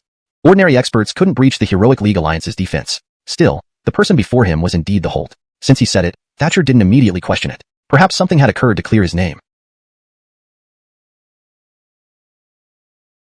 After crying non-stop, the Holt seemed to let loose. I am truly pitiful. Our family line might truly be cut off after this. Seeing the sorrowful look on the Holt's face, Thatcher felt sympathy, reminiscent of his own wrongful accusations.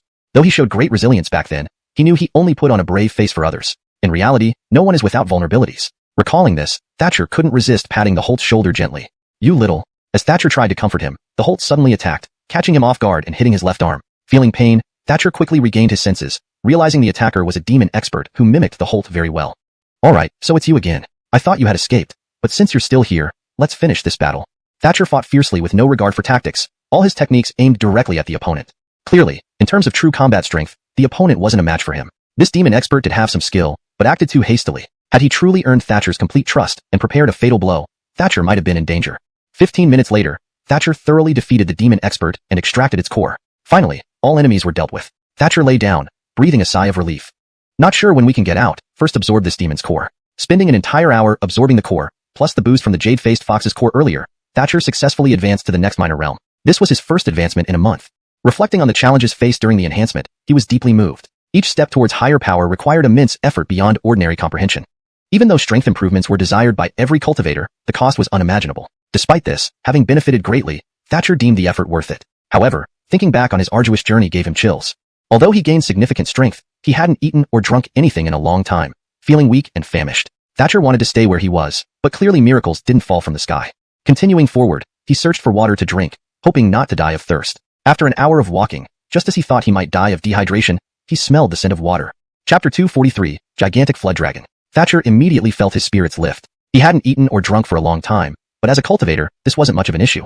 He wouldn't starve to death even if he didn't eat or drink for a while. However, the feeling of hunger was extremely uncomfortable. Since there was water vapor here, there must be a water source nearby, perhaps even a river. As long as there's water, it would do. Thatcher felt like he was about to die of thirst. Though his ring contained various foods, he had not stored much water and hadn't anticipated needing it so badly. It seemed that from now on, he should store more water in the ring for any urgent situations. Continuing forward, Thatcher soon found himself by a wide river with an unusually calm surface, barely a ripple disturbing it. He squinted at the river, seeing nothing peculiar below. Reassured, he approached the bank and began drinking. Cupping his hands to scoop up clear river water, Thatcher drank heartily and opened his eyes in surprise. This river water is actually quite sweet. Scooping up another handful of river water, he examined it closely, finding nothing unusual. Really? Did they add sugar to this river? But considering how long it's been flowing, how much sugar would they have needed? Terrifying. Scratching his head, Thatcher wondered, where am I? Is this still an illusion? Yet everything feels so real. Suddenly, Thatcher had a premonition that this river might be dangerous. However, he wasn't afraid of it being poisoned. After swallowing the poison planted by the Gustavo using a forbidden spell, he had become immune to all poisons. Not even the likes of Gustavos could harm him now, let alone mere river water. As if responding to his thoughts, several large bubbles, almost as big as human heads, rose to the surface of the river. Thatcher froze. There definitely had to be a massive creature lurking beneath, maybe even staring at him right now. Thinking this, Thatcher trembled. Having fought multiple battles recently without recovery, he hoped nothing else would emerge. If a monster appeared at this moment, Thatcher wouldn't be able to handle it. Hastily drinking several more mouthfuls of water, he sat cross-legged and began recuperating, restoring his strength. Even if a monster did appear, he wouldn't be afraid after recovering. With his powerful cultivation technique, a silver-white aura intertwined with a gray-black circle connected through yin-yang circulation, centered on Thatcher's body, revolving repeatedly. The practice of both magical and martial arts had inadvertently boosted his power. Thatcher suddenly thought, if he could cultivate some demon race techniques, wouldn't that provide even greater assistance? Naturally, finding suitable demonic cultivation methods wasn't easy, and Thatcher hadn't deluded himself into thinking it would be simple. Acquiring such a high-level magical method already felt like a lucky break. If not for his previous accomplishments and the implantation of demonic poison, the Gustavo would never have given him this chance. After recovering some strength, Thatcher felt a bit more confident, and was about to leave when suddenly a wave rippled from about 30 feet ahead. Shocked, Thatcher looked over. A colossal creature appeared before Thatcher. What's happening? What is that thing? Its body was thick and long, resembling a dragon but not entirely true dragon-like. It wasn't an ordinary beast either, with whiskers on its head. Thatcher's heart raced. Could this be a legendary flood dragon? According to legends, flood dragons could transform and evolve into dragons, but those were just stories. True dragons had never appeared on the continent. But this one, even if it hadn't fully transformed into a true dragon, mustn't be far off.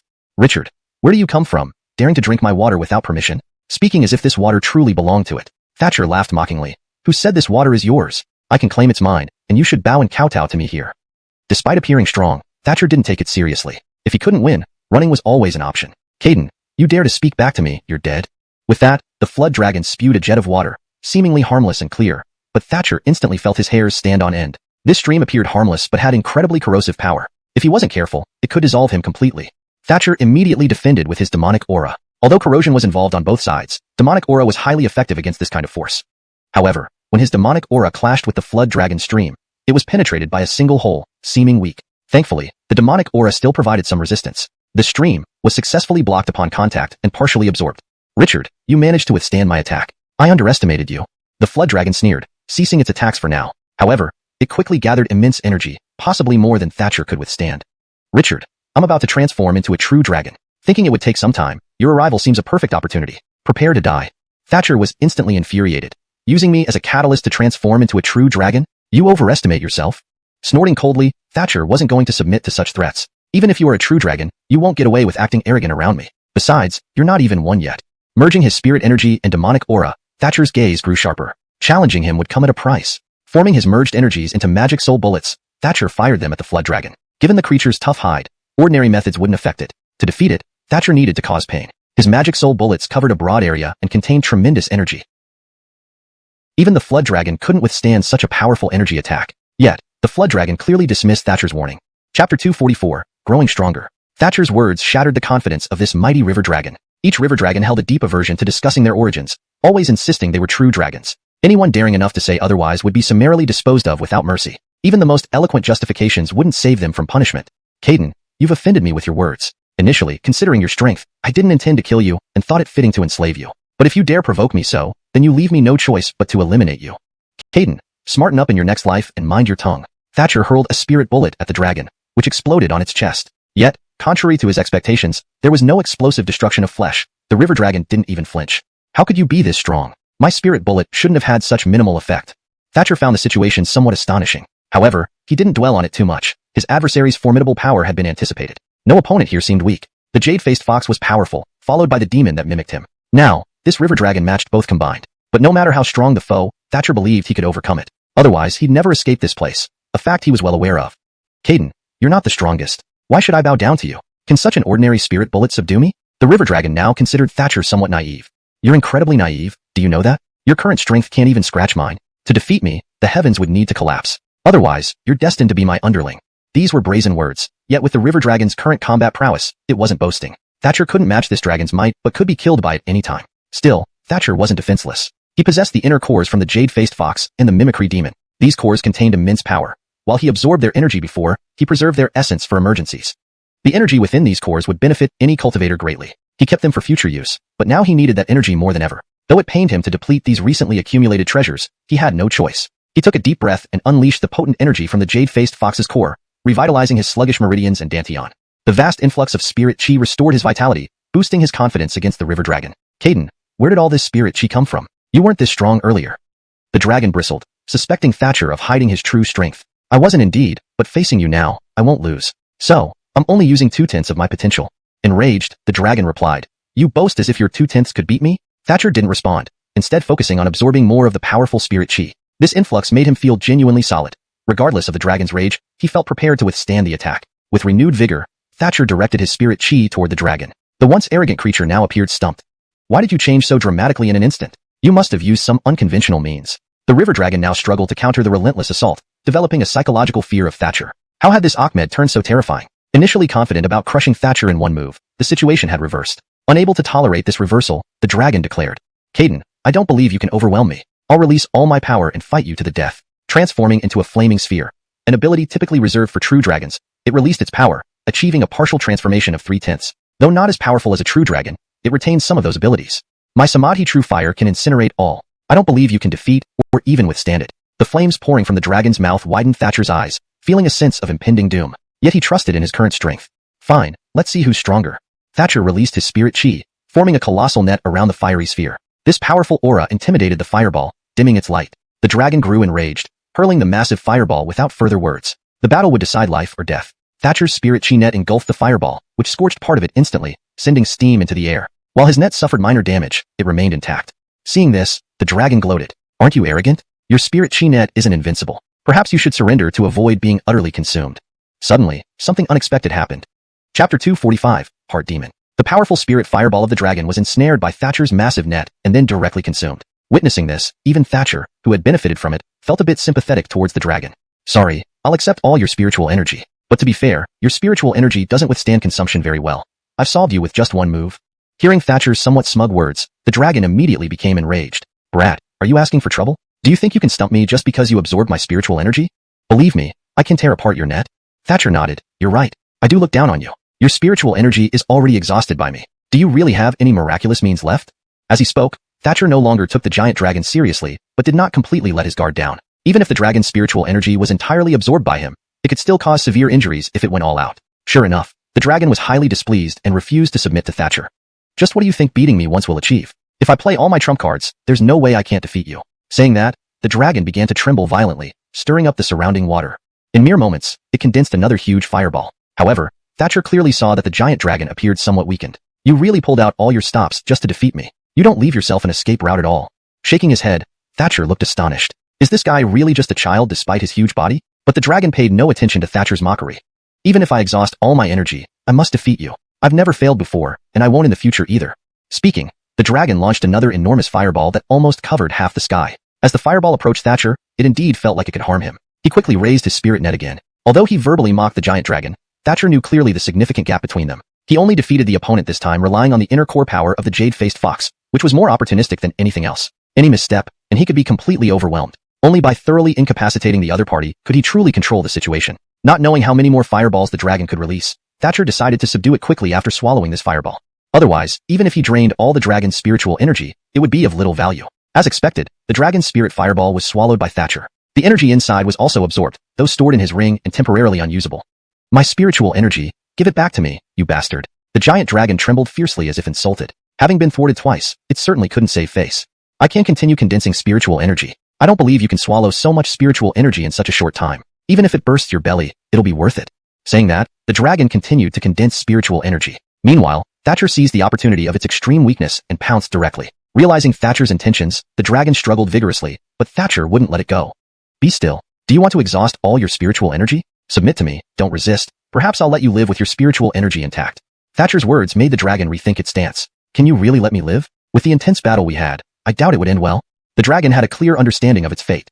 Thatcher nodded. You're right. After hearing that, I might as well finish you off. Any last words? Maybe I can grant them. With a strong desire to live, the dragon grew more tense upon hearing Thatcher's words. Don't kill me. Let's call it even. I'll tell you a secret you'll accept. Struggling, the dragon truly didn't want to die. It was about to become a true dragon soon. A fool would seek death over life. Initially, it thought Thatcher was too weak and unworthy of being subdued, hence its dissatisfaction. Now, seeing Thatcher's formidable combat strength, it submitted fully. Thatcher thought for a moment and agreed. Speak. If your information has value to me, I'll consider letting you go. If you deceive me, you'll get what you deserve. Upon hearing this, the dragon shivered slightly but then relaxed. Rest assured, what I say will definitely be valuable to you. You're surely trapped in an illusion, aren't you? Thatcher was taken aback. What? Aren't you here too? The dragon shook its head. Of course not. I'm just a projection within your illusion. If this projection dies, the real me dies too. But you're different. This is your illusion, and all the opponents here are your heart demons. Thatcher fell into deep thought. He didn't ask the pointless question of how the dragon knew this. Heart demons. Are they truly heart demons? Each opponent seemed so formidable, especially the one that mimicked him. It was almost impossible to fathom. Without a lucky break, he might have lost. What exactly do you want to say? Even if what you said is true, it currently has no use or value to me. Thatcher, growing impatient, responded. The dragon hurriedly replied, seeing Thatcher's impatience. My point is, you must find and eliminate your heart demons, or they will never stop. Hashtag chapter 246. Waiting. What do you mean by endless? Thatcher was momentarily stunned. He seemed to grasp something but wasn't entirely sure. Our opponents do indeed exist in reality, but if not for your heart demon, they wouldn't appear here. Because you haven't eradicated your heart demon, continuously more powerful adversaries keep manifesting in your mind's illusion. If you can't quickly find and eliminate the heart demon, how many more opponents do you think you can defeat? Hearing this, Thatcher was suddenly startled. The giant dragon might look somewhat foolish, but its words made sense. Indeed, I might be able to defeat one opponent, but it would exhaust most of my strength. How could I possibly deal with what follows? It's impossible for me to round up all the experts under heaven. Thatcher frowned. The giant dragon's words posed a real dilemma for him. Hey big shot, can you let me go now? What I've said might have saved your life. Don't you agree? Hearing this, Thatcher couldn't help but laugh, patting the other's head. Alright, I'll set you free. We're even. You're no longer my enemy. As he spoke, Thatcher released the giant dragon, which immediately backed away several yards. Seeing that Thatcher didn't attack, the giant dragon breathed a sigh of relief and began restoring its strength. Even though Thatcher offered it a chance to live, it dared not rely on Thatcher's generosity for its safety. Thatcher waved his hand. You may leave. There's no need to stay here any longer. You fear I might attack you like an assassin, but I worry you might ambush me from behind with your remaining strength. Relieved, the dragon replied, Alright, I'm leaving now. No need to see me off. Watching the giant dragon depart, Thatcher reflected on its earlier words. Where was this heart demon? Previously, those foes were ones he actively sought out on his journey. If he continued forward, he might encounter even stronger adversaries. Therefore, Thatcher decided not to proceed, but instead stayed to wait for the heart demon. Meanwhile, Holt repeatedly regained consciousness in the demon clan, only to be forced to take poisonous drugs again. After several such cycles, the Gustavo slightly relaxed, allowing Holt to remain conscious for increasingly longer periods. After regaining some strength, the Vince planned his escape. He had tried 3 times before, familiarizing himself with the escape routes. However, each time either his spirit energy ran out or his route was wrong. This time, after recovering his spirit energy over 3 hours, he waited in a corner, hiding from the guards who were frantically searching for him. The Lexi had dispatched many people, both inside and outside the clan, intensifying the search. Thus, now was a safer time to leave, and his spirit energy was fully restored. Still, he avoided being spotted by any demon clan spies to prevent another failed escape. The Gustavo and Lexi had conspired with the Adon of the Chun family to frame Holt. If the Vince escaped back to the Heroic Alliance, the Adon would be in grave danger. Moreover, the Heroic Alliance would become vigilant, making similar traps less effective in the future and making it harder for the Adon to plant informants within the Alliance. Despite suffering under the demon clan, The poison administered to Holt unexpectedly boosted his cultivation. In the 3 hours of hiding, his strength improved significantly. Though Holt might lose a direct battle against the Lexi, with help, he could hold on until reinforcements arrived.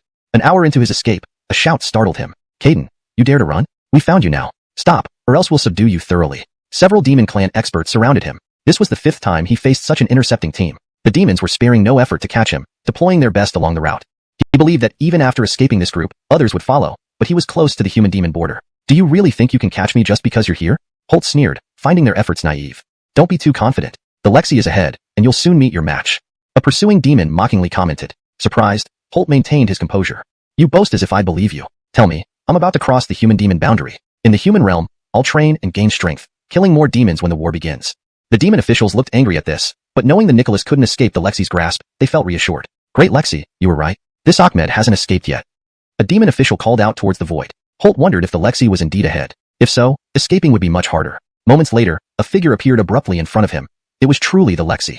You want to leave? With me here, do you think you can? Let's not waste time. Come back with me quietly. The Lexi moved closer without lifting a foot, but every step brought him nearer to Holt, no matter which way he went. Holt stopped moving and stayed where he was, waiting. Chapter 247. The Philip. Very well, do you really think you're my match? Considering your arrogance, I'll give you the chance to fight me and see how foolish you truly are.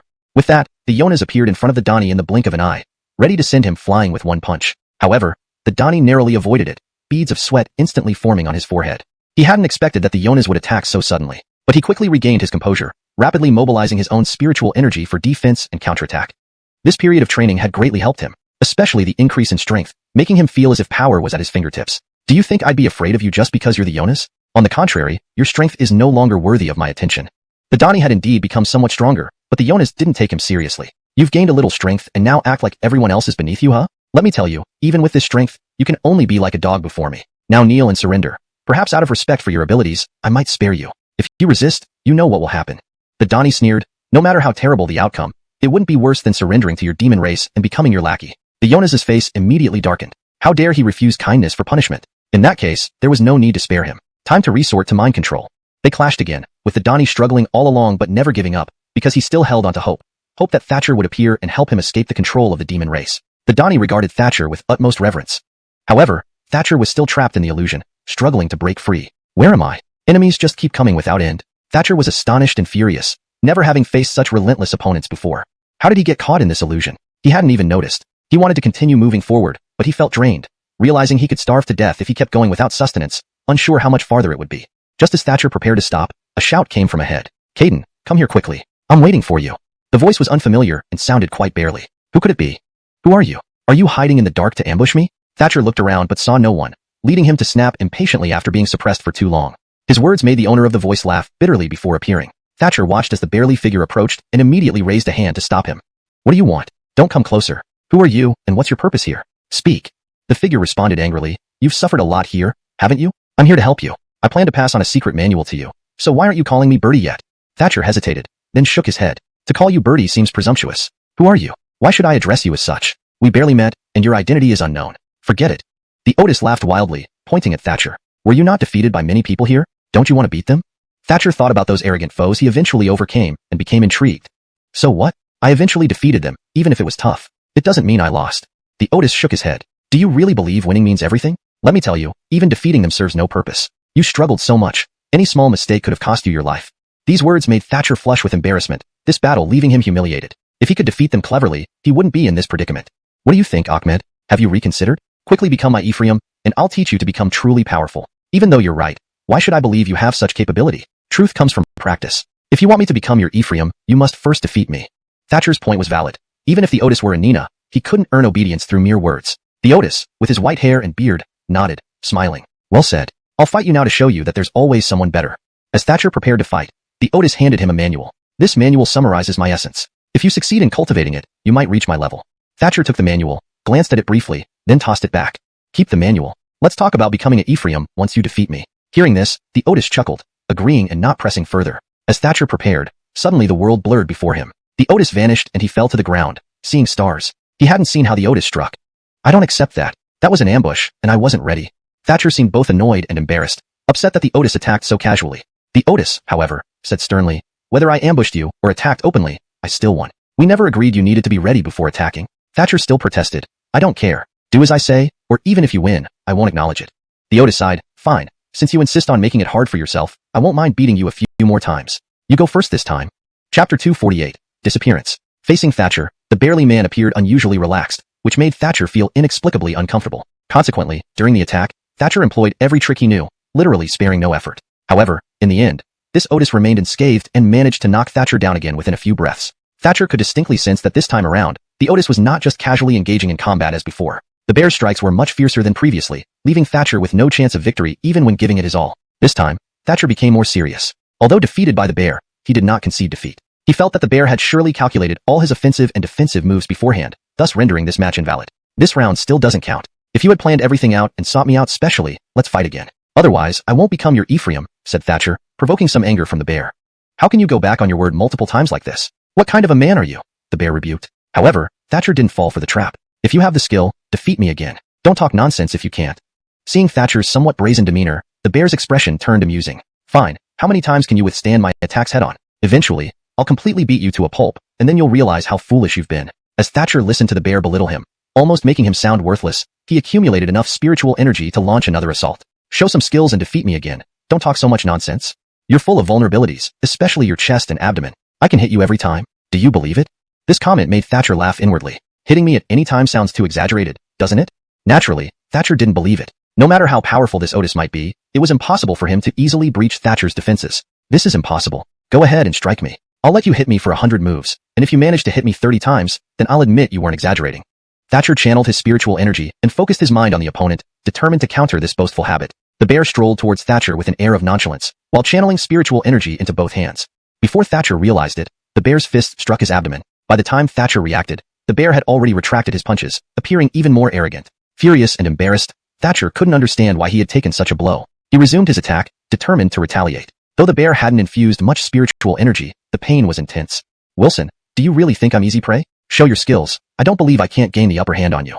Attacking fiercely, Thatcher used nearly all his strength, yet the gap between them was still significant. Not only did he struggle to land blows, but even defending was problematic. Out of 100 attacks, he could only block 85. Continuous assaults left Thatcher defenseless, causing him to sit on the ground. This was a significant blow to his pride. Previously, regardless of who he faced, he could hold his own unless outnumbered by 2 or more skilled opponents.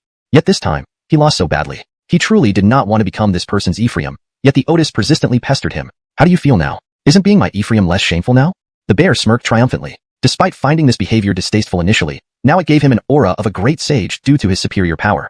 Not done yet. Let's have one more fight. If I lose this time, I'll bow to you as my Nina. How about that? The bear looked at him incredulously. You've got quite some nerve, thicker than I imagined. Impressive. If I lose again and don't bow, may I be struck by lightning and never advance in cultivation. How about that? Hearing this, the bear nodded approvingly, recognizing the seriousness of the oath. All right, let's see you thoroughly submit. They engaged in battle again. As expected, Thatcher lost once more. But the bear seemed aware that Thatcher would eventually submit, so he intentionally went easy each time, maintaining only a slight advantage without crushing him completely. After 2 hours, Thatcher's spiritual energy was depleted, and he sat on the ground once again, finally defeated by the bear. Now, do you admit defeat? However, I won't let you suffer for nothing. Take this secret manual and cultivate well. I'm leaving. With that, the bear turned and walked away, disappearing into the white misty illusion. Seeing this, Thatcher was dumbfounded by the bear's graceful departure, not giving him a chance to pay respects. Attempting to chase after him, Thatcher found himself drained of energy, lying helpless on the ground. The secret manual lay quietly beside him. Thatcher began cultivating immediately, absorbing vast amounts of spiritual energy and demonic chi, gradually regaining his composure. For ordinary people, gold and silver might be paramount, but for cultivators, cultivation rank mattered most. Powerful spiritual energy could grant anything desired, provided they overcame their opponents. Feeling as though he had regained control over his destiny, Thatcher's strength steadily returned. Spiritual energy, come back to me. Note, the structure, tone, and style of the original text are preserved while ensuring the translation is fluent and coherent in English. Chapter 249. Cultivation. After an entire hour of cultivation, Thatcher's spiritual energy was finally restored to about 30%. The demonic aura within him was gradually being absorbed as well. Seeing no enemies around, Thatcher finally relaxed. However, he couldn't be careless. He needed to continue absorbing spiritual energy until his strength returned to its peak. Only then could he feel truly at ease. Moreover, he felt like he was about to starve to death. That Otis had appeared only to give him a secret manual but hadn't provided any food. Did the Otis want him to starve here? What good would it do to have him as a Nina if Thatcher were dead? Thatcher didn't dwell on these thoughts for long. He practiced for another 2 hours, restoring all his power to its peak before opening his eyes and picking up the manual to take a look. However, after reading it twice, he found that he couldn't understand it at all. What was going on? Did the Otis really think he was a genius who could grasp anything handed to him? Thatcher stared in bewilderment at the so-called secret manual in his hands, feeling utterly helpless. Although the bear's skills were indeed far superior, and his cultivation methods unique, reasons enough to become his Ephraim, what use was this manual to him? Enraged, Thatcher believed the Otis was playing a trick on him by giving him an incomprehensible manual without considering whether he could understand it or not. After some thought, Thatcher placed the manual into his ring. Now wasn't the time to worry about this. He was close to starving to death. Luckily, he had passed a water source earlier and stored plenty of water in his ring, preventing him from dying of thirst. But if this continued, he might really collapse. He wasn't sure whether he was in an illusion or reality. If it was an illusion, why did hunger feel so real? God, where's there something to eat? Drop a pie down here, even a fake one would do. While searching for food, Thatcher also sought an exit from this supposed illusion. However, everything around him remained unchanged. No matter how much he scrutinized, he couldn't find an exit. No matter what, I cannot be bound by this illusion. I must find a breakthrough. Boosted by the confidence from the spiritual energy inside him, Thatcher reminded himself mentally. Since the Otis had found him and given him the manual, maybe he was observing him now. On a whim, Thatcher stopped and shouted toward the distance. Wilson, can you see me now? I'm almost starving to death. Can't you give me something to eat? His voice echoed for hundreds of meters, but there was no response. Naturally, in this space, there wouldn't be any echo. After waiting for a long time, the bearly man still hadn't appeared, which made Thatcher furious. This is ridiculous. Letting me die here is absurd. Practicing what? It's all nonsense. In anger, Thatcher threw a basin of water to the ground. He had drunk water 3 times to stave off hunger, but this method couldn't last forever. He had a premonition that one more time, and he wouldn't be able to hold on. I won't believe it. As a holy son of the Heavenly Dao Sect, can I really starve to death? Continuing forward, Thatcher felt there might be hope ahead, better than staying put. Thinking back to what the giant dragon had told him, Thatcher wondered if he couldn't escape this predicament because he hadn't overcome his inner demon. If the demon was still present, it would launch its ultimate attack. Theoretically, wherever he was, the demon would reappear. But to fill his stomach, Thatcher kept moving forward, feeling nearly fainting, with death creeping closer step by step. Suddenly, he seemed to smell food. A smile spread across Thatcher's face. He didn't think someone was actually cooking nearby. Rather, he believed he was hallucinating. After all, this was an illusion, so hallucinations were normal. All the energy within him seemed to stir, rejuvenating him. This sensation revived his spirits as if he'd received new energy. Renewed hope filled Thatcher, pushing him further. Suddenly, he heard voices, a child's happy laughter and the sounds of barely birds. The scene felt warmly inviting. Even Thatcher couldn't help but imagine walking into a village or a small family home. Of course, this was just his mind playing tricks, for he still believed he was in an illusion. Yet, the sight before him shocked him awake. A real village lay ahead, albeit somewhat blurry. Scratching his head, Thatcher looked back at the white expanse behind him. Should he return? Deep down, he still believed he was in an illusion, and the village was a mere figment of his imagination. Still, even a mirage was better than nothing, so he kept walking. Eventually, the village's full view appeared before him. People moved about busily in the village, orderly and without conflict. Thatcher entered, feeling out of place. The villagers dressed in primitive styles, looking very strange. The men wore long ivory pieces to cover their private areas, while the women were very open and revealing. Some faces were less pleasant, appearing terrifying even to Thatcher, who had strong endurance. Though baffling, they were his only potential help. With determination, Thatcher pressed on. Just then, a villager spotted him. Chapter 250, The Odd Encounter. The male villager immediately came up to Thatcher, sizing him up. He found the man's attire quite peculiar but didn't dwell on it. Where do you come from, kid? Thatcher paused before replying. I came through the door without a door. What village is this? Hearing this, the villager scratched his head in confusion. Door without a door? Oh, this is Apricot Flower Village. You must be from out of town, right? Thatcher stared oddly at the villager. This guy was really good at pretending not to know. If he hadn't interacted with the colossal dragon beforehand, he might have believed him. Everything here was an illusion. There couldn't be any outsiders. He wondered what kind of demons these people were, and when they would make their move. However, he sensed no spiritual energy from them. Could these villagers all be experts hiding their strength? Or did they have magical artifacts that concealed their power? But that seemed unlikely too. How could everyone here possess such items, or be so powerful? If they were indeed many experts, Thatcher felt they wouldn't bother hiding and could just eliminate him outright. Still, if this villager wanted to play, he was happy to go along.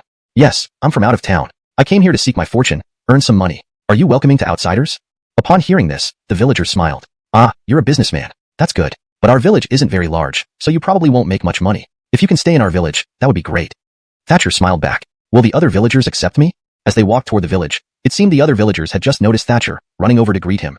Hey, where does this stranger come from? Quite handsome, but who knows about the rest? This traveler looks like he's had a tough time. Look how thin he is, almost like a monkey. Hey, stranger, come eat at my place. My family is small, just me, so one more mouth won't hurt.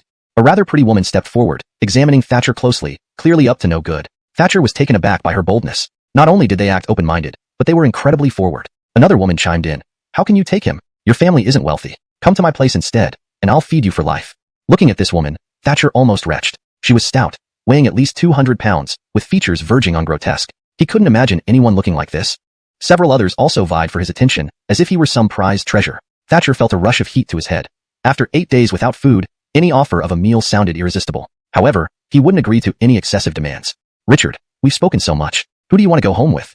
Thatcher looked around and focused on the first person he saw. I'll go with this brother. Thank you all for your kindness. Those who had been eagerly inviting him fell silent, seemingly losing interest and dispersing. Thatcher was surprised by their swift change in demeanor. Let's go, Nicholas. Follow me home. Rest assured, you'll be well treated. Despite finding the invitation a bit strange, Thatcher followed without much thought. The man's household was bustling with family members, and Thatcher felt a twinge of envy. Honey, prepare some good dishes. Son, fetch a pot of good wine. We need to treat our guest well today. Soon, the family was busy preparing. About 15 minutes later, the wine arrived. After half an hour, the meal was served, and they began eating. Thatcher had been starving for days. Despite his hunger, he held off mentioning it, knowing a meal was imminent. He didn't want to appear weak. The simple home-cooked dishes were surprisingly satisfying to him after being hungry for 8 whole days. These dishes are excellent. Truly delightful, Thatcher said with a nod as the burly villager patted his shoulder. You must have been starving for days, haven't you? Now you're finally full, the villager remarked. Ordinarily, eating too much after such deprivation would be dangerous, but Thatcher's cultivation allowed him to handle it easily. The villager then offered him shelter and meals. You're welcome to stay with us. Don't worry about food or drink. Thatcher thanked him again. When the wife went to fetch water, he tried to help but was stopped. What are you doing? Do you think I'd let you do hard labor? Thatcher chuckled. I ate too much. Doing some chores will help digest. The villager waved him off. No need, enjoy your stay. As a guest, you shouldn't be troubled with chores. Unable to argue, Thatcher conceded. All right, since you insist. Thatcher found himself intrigued yet wary. The situation seemed odd, but he played along, keeping a cautious eye on developments. Chapter 251. Adapt to local customs. Hearing these words, the expression on the Dalen's face returned to normal. Good brother, that's what I'm talking about. Don't worry, I'm not making empty promises. In our village, even if we can't offer you mountain delicacies and seafood, we can definitely provide for you. In the following days, Thatcher lived through such a life. This family hardly let him do any heavy work or even ordinary chores. They did almost everything they could for him. Only when they were too busy did Thatcher get a chance to lend a hand. But even then, the Dalen would occasionally complain. At first, Thatcher found it hard to accept. Although he was the holy son of Heavenly Dao Sect and had been born with a silver spoon in his mouth, ever since he grew up, he hadn't indulged himself like this again but relied on himself for everything. Now, in this small village, he found himself living a life where everything was provided for him. If he went back to his world and the cultivators learned about this, he would probably be embarrassed. Thatcher suddenly froze, realizing he was still in an illusion. He now started to doubt whether this was truly an illusion or had become reality. He didn't think much about it, just going with the flow. If it really was an illusion, no matter how long he stayed here, it might only be a short moment upon leaving, perhaps just an instant. Ferguson, come on, let's go out for a drink. The Dalen's voice echoed beside Thatcher. Stunned for a moment, he cheerfully followed along. He had adapted to the local customs. Even his clothing now matched the villagers. Ferguson's, let's all have a drink together to celebrate Ferguson Zhao putting down roots in our village. The Dalen smiled at the few villagers present. They also reciprocated, raising their cups and finishing their drinks. Every day, besides eating and drinking at the Dalen's house, Thatcher accompanied him, frequently going out with his brothers for hearty meals and drinks. Afterward, sometimes they liked to play dice. The villagers' stakes were small, enjoying it more as a leisure activity. Occasionally invited to join, Thatcher initially lost every time. But later, he used his spiritual energy to control the outcome of the dice. As a result, whenever he wanted to win, he did. Within several rounds, Thatcher had won several rounds of drinks for the Dalen. During their meals, the men always invited each other alternately, each time with a designated pair. Thatcher's performance covered the Dalen's expenses for the next 3 months. Ferguson, I owe it all to you for helping me win so much. I said I'd treat you well, but now it's the opposite and I owe you. The Dalen looked somewhat embarrassed, but Thatcher felt relieved. Having continuously benefited from the Dalen, he felt he owed something if he didn't repay it. Good brother, we won't let you participate anymore. Otherwise, those good brothers might resent you silently. Thatcher nodded, understanding the situation. For the next few days, he only watched when following the Dalen to play, enjoying the peace. After nearly 10 days of leisure, Thatcher gained some weight and looked like a middle-aged uncle. Perhaps due to the prolonged stay, Thatcher felt he could continue like this, carefree every day. However, he knew this couldn't last. Everything seemed beautiful but was an illusion. Since it wasn't real, it could shatter at any moment. Yet everything remained frozen, unchanged with no signs of trouble.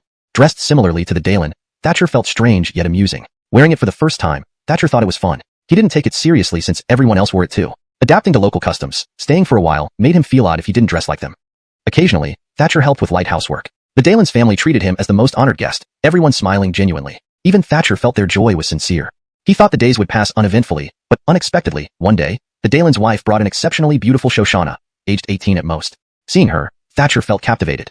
She matched his ideal aesthetics perfectly. Even compared to women across the continent, Thatcher wouldn't think she was inferior to anyone. Ferguson, this is the prettiest xuanhuan in our village, and I think she matches you well. If you don't mind, why not marry her? Hearing this, Thatcher felt genuinely excited. Initially, he considered encountering her by chance as great luck. Unbeknownst to him, the Dalen understood him so well, proposing marriage right away. Is this, okay? We haven't met before. The xuanhuan may not agree. The Dalen shook his head with a smile. Don't worry, brother. If you agree, she has no objections. Thatcher was stunned. Such things exist? Looking at the Shoshana, he felt increasingly satisfied, finding her perfect, contemplating briefly, as he was unmarried. Meeting a suitable match and marrying seemed reasonable. All right, since the lady agrees, why should I hesitate? The Dalen's family smiled. Great, we'll arrange it immediately, ensuring your satisfaction. The Shoshana realized something, blushing deeply. Are we getting married? Looking at the lady beside her, she appeared very shy. Yes, we agreed beforehand. I promised to find you a good home and follow my judgment. The lady smiled. Thatcher suddenly felt confused as if his brain was stuffed with paste. Chapter 252, Loss of Memory. It seemed as if Thatcher had forgotten everything that had happened before. Everything appeared absurd to him now. He remembered entering the illusory realm, but everything in front of him felt strangely real, leaving him bewildered. However, the Dalen was actively pushing forward with all this, swiftly informing the entire village about Thatcher's upcoming marriage to a Shoshana. As a result, the entire village was festively decorated. Bang, bang, crackle. Fireworks were set off in the village, making the day much more festive than usual. The villagers celebrated spontaneously, as though it wasn't just Thatcher's personal affair. Meanwhile, under people's encouragement, Thatcher found himself dressed in a groom's attire, being nudged by everyone to toast and drink. In reality, Thatcher felt an overwhelming emptiness in his mind. He didn't understand why he was here, and many past memories seemed to have faded away. He even forgot his own name, feeling only that he should get married. Everything around him seemed perplexing yet somehow normal. Thatcher wanted to find the Shoshana to ask her what was going on, but he couldn't locate her. Though he clearly remembered that she was very beautiful, trying to recall her appearance brought up nothing at all. At present, Thatcher did not dwell too much on his past. He believed that if he followed through with the tasks, everything would be fine. He had grown accustomed to living according to the villagers' habits, eating, drinking, urinating, defecating, and sleeping each day. Getting married now was merely a change in routine, not too different from what he usually did. After all, it was just following orders. The villagers' liveliness and Thatcher's calm demeanor formed a stark contrast, yet he didn't feel anything unusual. Everything seemed as it should be. After the ceremony, Thatcher and the stunning Shoshana were pushed into a room, sitting quietly together. Thatcher remained silent, while she sat there without lifting her veil. However, Thatcher enjoyed the moment of quietude. The Shoshana's fragrance made him feel at ease, and he didn't want to ruin this serene moment. But after some time, he began to notice something was amiss. He wanted to speak, but it felt like something was stuck in his throat, preventing any words from coming out. As time passed, Thatcher lost the desire to speak, finding the atmosphere increasingly strange. Eventually, the sky outside turned completely dark, and torches were lit for illumination. Sounds came from outside, and Thatcher recognized the Dalen's voice, feeling somewhat relieved. He planned to ask the Dalen what was happening, since everything felt off. The Dalen entered, accompanied by a group of villagers. Why were they coming in? It was supposed to be their wedding night. Thatcher gave a puzzled look at the Dalen, expecting them to playfully disrupt the wedding night. Follow me out, don't say or ask anything, just do as I arrange, the Dalen instructed. Thatcher put aside his doubts, used to trusting the Dalen's judgment. Glancing at the bride beside him, she complied quietly. The Dalen told Thatcher to hold hands with her and follow him out of the room. Thatcher noticed the bride's hand felt slightly cold, but thought it was just his imagination. With so many people around, no one said a word, leading him to assume it was part of a ritual that required silence. So, he didn't question it. Together, they stepped out of the room and saw a new wooden scaffold in the courtyard, with a high crossbeam above it. A rope hung down from it, ending in a loop at its lowest point. Thatcher stared curiously at the loop, which resembled a noose. Approaching the Dalen, he pointed to the noose and asked, "Is it so late that we're slaughtering pigs?"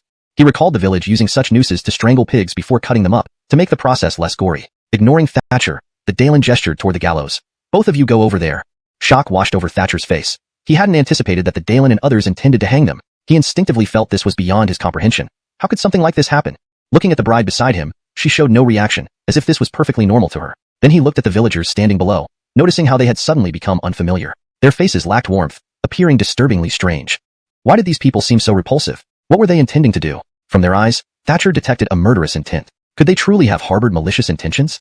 Suddenly realizing it was the Dalen who led him out, Thatcher wondered if the Dalen was involved in harming him. Had their previous kindness been just a facade to lead him here? How long had they harbored these thoughts? Perhaps from the beginning, they intended to send him to the gallows. Though Thatcher's mind was clear, when he tried to resist, he found himself immobilized. It felt as if something bound him, yet he knew he wasn't physically restrained. There was a strange force making him act involuntarily. Observing the villagers, he noticed they muttered words under their breaths, converging their wills into a powerful energy. This realization shocked him. Were they conducting some ritual to immediately hang them both upon completion? Feeling an immense sense of danger, Thatcher knew he couldn't remain passive, despite the futility of resistance. Was he really going to be hanged by these people? He channeled his spiritual energy, aiming to break free from the binding force, but his attempt seemed naive. Chapter 253, Save Me. He now strained with all his might to regain the ability to move, but the result was extremely disappointing. His spiritual energy seemed stuck, preventing any movement. How is this possible? What kind of power can be so domineering? Thatcher continued to channel his spiritual energy and even used his demonic energy to try and break through that force. However, in the end, it proved ineffective. Thatcher felt extremely anxious. Various thoughts flooded his mind, and countless strategies to counterattack emerged, but none of them seemed to work. The villagers continued tightening their restraints around him. He could not allow this to continue. If these people insisted on their way, they would be ready to die. The villagers carried on with their mysterious prayer ritual. A circle of mystical light surrounded each person, and the binding power grew stronger. Thatcher felt as though he was being suffocated by the overwhelming force. This energy was substantial, making it hard for him to breathe. Impossible. I am a proud holy son. How can I be coerced into death by such a disorganized group? A powerful belief surged within Thatcher. Even if death was certain, he absolutely refused to perish at the hands of these evil villagers. Not even demons or demon gods had ever driven him to this brink, let alone this group. But despite his strong resolve, Thatcher still failed to find a way to break free from the restraint, which only tightened further. He sensed an invisible energy ring enveloping him. At this point, the Daelin's face revealed a barely concealed smile, as if he already saw Thatcher being strangled to death. Thatcher had tried various methods to free himself, but all attempts were futile. 6 villagers prepared to carry both he and his wife to the gallows. Thatcher felt an overwhelming terror. Was this the end? Suddenly, a familiar voice echoed in his mind. Save me! Thatcher's body jerked violently. It was the voice of the Franklin. Where was he? Why was he shouting for help? Was it just a hallucination, or did it really happen? Wasn't the Franklin supposed to be enjoying life among the demon race after surrendering to them? He should have been safe after submitting. Unless, he didn't submit to the demon race, and everything before was a setup by the Chun family's ancestor. But those concerns weren't important now. What mattered was that he suddenly found himself able to move freely again. He attempted to summon his spiritual energy, and managed to shake off the 4 villagers holding him. To his immense relief, it was done easily. He fell heavily to the ground with a loud thud, momentarily stunned, but thankful that his spiritual energy automatically protected him, negating most of the shock. Even so, Thatcher was taken aback for a moment. Then he saw several villagers lunging at him again. Thatcher wanted to retaliate but found his hands and feet still bound by ropes, leaving him immobile. The villagers lifted Thatcher up again, striking him a few times to keep carrying him toward the gallows. However, Thatcher had regained control over his spiritual energy. There was no way he'd be restrained again. With a roar, Thatcher unleashed a powerful energy wave, stunning the numerous villagers present. Though his hands and feet were tied, just a slight movement of his spiritual energy could break the ropes. Seeing this, the villagers rushed toward Thatcher, appearing anxious and confused, a look that delighted him. It pleased him immensely to see the villagers floundering, especially since they had been so arrogant earlier, treating him like a toy. Now, seeing their fear upon his awakening, what exactly did they plan to do? Thatcher roared at them, his voice laced with spiritual energy. Some villagers were struck dumb, with blood trickling from their ears. They were stunned by Thatcher's roar. Even the bride took 2 steps back, falling to the ground. She was merely knocked down by the impact of his roar, but Thatcher thought she was scared of him. Feeling sympathetic, Thatcher moved to help her up, but she transformed right before his eyes. Her beautiful features turned silver and lifeless. Startled, Thatcher realized she had become a stone figure without vitality. This explained why she had seemed so motionless and dull before. Pulling back his hand, Thatcher looked at the advancing villagers who, in turn, also transformed into demonic forms. Now he understood. These villagers' bizarre behavior was all part of a plan to corrupt and transform him into one of them. But their scheme underestimated many factors. From the moment Thatcher opened his eyes, the tables turned. Several villagers charged at Thatcher, attempting to tear him apart, but he effortlessly avoided their attacks. With powerful spiritual energy, he killed the demons with a single gesture. The remaining demons felt an even greater malevolent force approaching. No matter what they did, they couldn't get close to Thatcher. He appeared near yet remained unreachable. Caden, what are you trying to do? Do you really think we're made of clay? Spread out. 1 becomes 10, 10 become 100. Use human waves to exhaust him completely. One demon issued orders, then hid among the others. Their tactics were unimaginably potent. Each villager split into more forms. Chapter 254, A Headache. Thatcher was filled with surprise and growing anger. What on earth were these demons up to? Did they truly intend to kill him? But if that was their intention, why did they only make a move now? Over the past few days, they had plenty of opportunities. They just missed them all. Thatcher kept attacking these people relentlessly. He thought that by killing the origin demons, he could eliminate these fellows. However, his thinking was overly optimistic. These demons clearly had no such intention. Once split, each clone became formidable. These demons grew stronger one after another, much more powerful than Thatcher imagined. Even if Thatcher killed dozens or even hundreds of them, it made no difference. They would quickly split again, multiplying endlessly. Even if Thatcher possessed far greater combat power and held a decisive advantage, what good would that do? He was no match for them. If they formed a mountain or sea of demons, they could crush him under their weight. But at least Thatcher's safety wasn't immediately threatened. Couldn't he simply run away? Although these demons looked fierce, there were merely too many of them. Defeating Thatcher was like chasing after rainbows. Caden, don't run. If you have the guts, fight us until dawn. A demon shouted menacingly. Thatcher was indeed cunning. He ran as soon as things got tough. But these demons weren't pushovers either. Within mere breaths, the number of demons doubled. Originally, there were 8,000 villagers in the village. After 3 transformations, the demons had already numbered over 60,000. Now there were over 100,000. Even without pursuing him, just showing up ahead in multiples was enough to impede Thatcher's every step. Inside Thatcher's mind raced various curses directed at the demons' families. Even an immortal would be doomed faced with such relentless foes. Where on earth did these demons come from? If they had shown up during the human-demon war, Thatcher would have surrendered without a second thought. After all, no matter how powerful a cultivator might be, none could withstand such tactics, right? Of course, this was just Thatcher's speculation. The exact situation was unknown, so he couldn't draw conclusions rashly. Thatcher fled outward, with the demons sealing off his path at every turn. But being the Arli of the Heavenly Dao Sect, his luck was decent. Despite numerous attempts, the demons failed to capture him. However, with the increasing number of demons, even his speed wouldn't save him. The space he could maneuver in grew smaller and smaller. Suddenly, Thatcher saw a temple ahead. There were few demons around it, and those guarding outside didn't dare enter, not even lingering near the entrance. They seemed to fear whatever resided inside the temple. This display puzzled Thatcher. It was quite amusing. Then a sudden idea struck him. He flashed into the temple. Quickly turning back, Thatcher saw the demons indeed hadn't entered, allowing him to relax slightly. Earlier, these demons had been beyond unreasonable. In just a short time, they covered the sky and filled the earth. He initially thought there must be a limit to their transformations, but he was wrong. Fortunately, this temple provided shelter, keeping the demons temporarily at bay. Seeing the demons fiercely snarl but hesitate to barge in, Thatcher deduced that something within the temple terrified them. After waiting a bit and confirming the demons wouldn't enter, Thatcher began searching the temple. The temple wasn't large, merely a small house. It was very sparse inside, with only an altar and nothing else. No deity statues, which surprised Thatcher. In his experience, demons should at least pay homage to their powerful ancestors, yet this temple had no offerings. Was this temple not built by the demon race, but instead an outsider's creation? Thatcher grew more curious. Coupled with the demon's reluctance to enter, he felt the need to thoroughly investigate. The altar was ordinary, nothing special about it. He searched the entire temple for mechanisms or barriers, but found nothing, forcing him to give up. What is in here that makes them so afraid but leaves them helpless? Thinking of this, Thatcher couldn't help but chuckle. To scare these demons was indeed not easy. Right? Is there some treasure here that can subdue them? A thought crossed Thatcher's mind. If there was a treasure, it would be beneficial to retrieve and use it. Even if not for self-defense, its effectiveness was evident from the demon's fear. A mysterious smile spread across Thatcher's face as he thoroughly searched the room. At one corner, he saw a black spot. Thinking it was a drop of ink, he touched it curiously, only for it to vanish instantly, surprising him. What's going on? Is this black dot also an illusion? Shaking his head, Thatcher felt the outside could be illusory, but not the inside of the temple. Suddenly, a loud rumbling sound echoed, followed by screams from the demons outside before they disappeared. Thatcher was elated. Could someone be dealing with the demons? Planning to check, he noticed a small door appearing on the wall in front of him. The door was unlocked and slightly ajar. Thatcher grinned. I said this temple must hold something significant. This small door likely leads to a treasure. He excitedly jumped up. Deciding to investigate, he felt whatever lay inside would definitely benefit him. Chapter 255. Luring the enemy into a trap. Standing before the secret chamber, Bond couldn't help but take a deep breath as he stared at the pitch-black interior. Although he felt confident that nothing within would harm him, a part of him hesitated as he stood there. However, thinking of the monsters outside waiting for him to come out and become their meal, Bond steeled his resolve and walked in. Once inside, the space suddenly opened up, revealing a long passage that was surprisingly well lit. Though it was a secret tunnel, it was brighter than expected, allowing clear visibility. Bond breathed a sigh of relief and continued forward, finding it difficult to reach the end. Bang! A sound came from behind him, freezing Bond in place. What was happening? Could the demonic beings have followed him in? Didn't they seem terrified earlier? Why were they so bold now? Shaking his head in frustration, Bond felt that this supposed shrine was far more peculiar than it seemed, certainly not something that could merely suppress demons. Turning back, he resumed his walk, only to be startled by a sudden sight of gold and silver jewels shimmering with light. Bond was taken aback and cautiously took a few steps back to reassess. The precious metals were still there, leaving him puzzled. Where had they come from? They weren't there before.